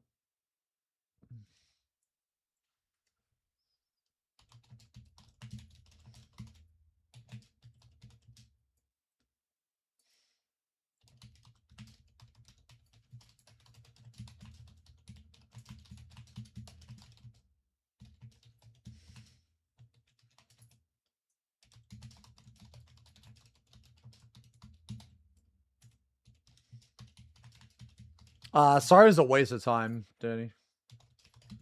Nah, I said to get the fuck out of there. Okay, so guys, like, here's the thing, man. All right, here's the thing, man. Oh, nah, Spark, you're good, man. Nah, it's good. Nah, we weren't even planning to raid tonight. Today was just like extra. So here's the thing, guys. Okay. Okay, I've been streaming like fucking crazy, man. All right. I'm gonna do a tree stream tonight. But tomorrow morning I'm gonna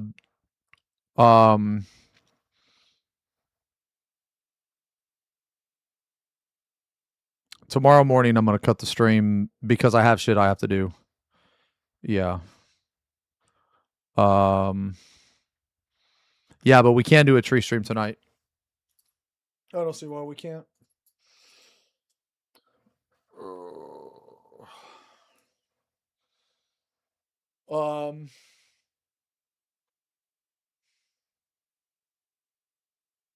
Yeah. I'm just trying to think of when I'm leaving on Monday. Okay, so I think I'm gonna leave my house at like 9, man. Yeah. I think I'm gonna leave my house at like 9.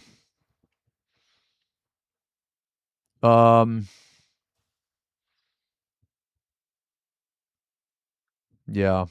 But okay, so here's the plan, man, because today was the last stream. For any of you that weren't here, we painted Sanguinius. A little bit more Sanguinius. We painted that. We started to paint that shit. It's not done.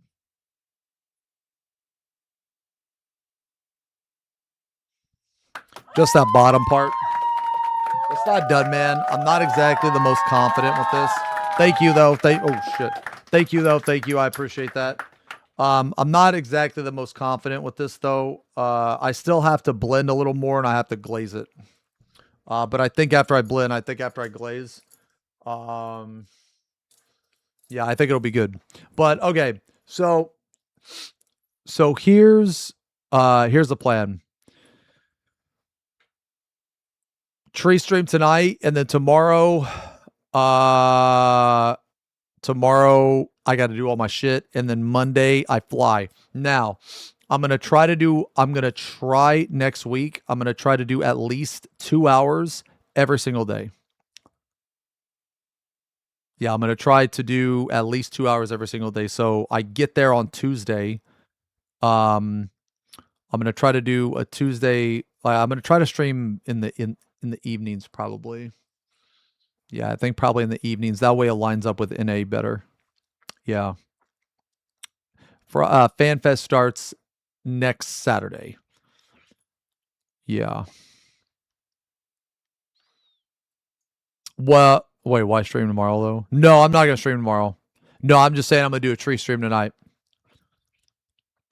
Am I taking someone with me to? Actually, me, Swage, and Swage's wife are gonna go. Yeah. So I'm actually okay. So because they live on the other side of the country, so I'm actually gonna meet them in JFK, New York, and then we're all three gonna travel to Berlin together. Yeah.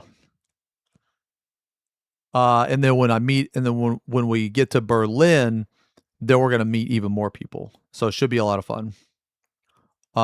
Yeah, but I'll be around though, and I'll keep you guys updated, and I'm gonna stream while I'm there, and yeah, I'm gonna meet a lot of people. It should be really fun, man.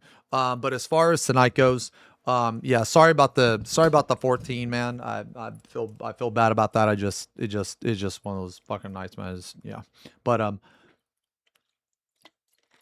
anyway, thank you guys so much for hanging out, man. Thank you guys again for all the subs, all the resubs, man. I really appreciate it. I fucking love you guys. I'm gonna take a break, and then I'll be back later for the tree stream, and then yeah, I'll talk to you guys tomorrow before I leave. Okay. So anyway, guys, I love you, man. Thank you so much for hanging out wherever you are in the world. Have a great day. Have a great night. Fucking love you guys. I'll see you tonight for tree. K-Sut. K-Sut. Peace.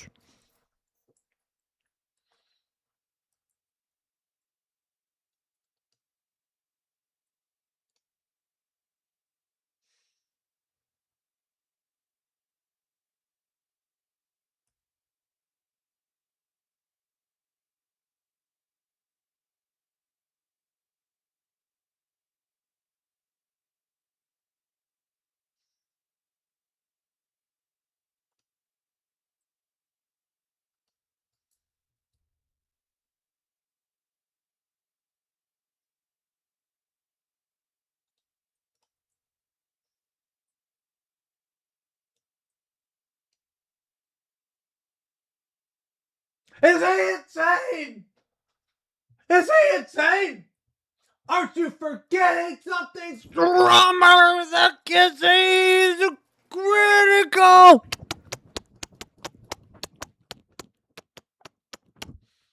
Dumpling wall. Is he insane wall? Ass 11 wall. Cardio wall.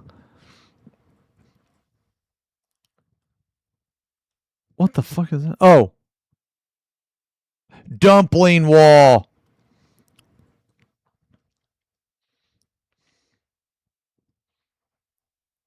Oh my god. FP Pong sit. A secret agent has infiltrated the wall. FP Pong sit. A jet time. I love. Oh, you guys. See you later, alligator. All right, guys, we're gonna host Max. I'm gonna get the fuck out of here. I got some shit I gotta do. Fucking love you. See you in a bit. For the tree, Yeah, and then I'll see you guys tomorrow, man. I'm gonna eat that little cake. Peace. Yeah. Yeah, lick it off the spoon just like that for me. Yeah, you little dirty boy. Oh my god. Bandridge. Okay. Bandridge. Okay. Oh my God, Voltus, please, brother. And this is why there's no new chatters. Yeah. This is why there's no new chatters.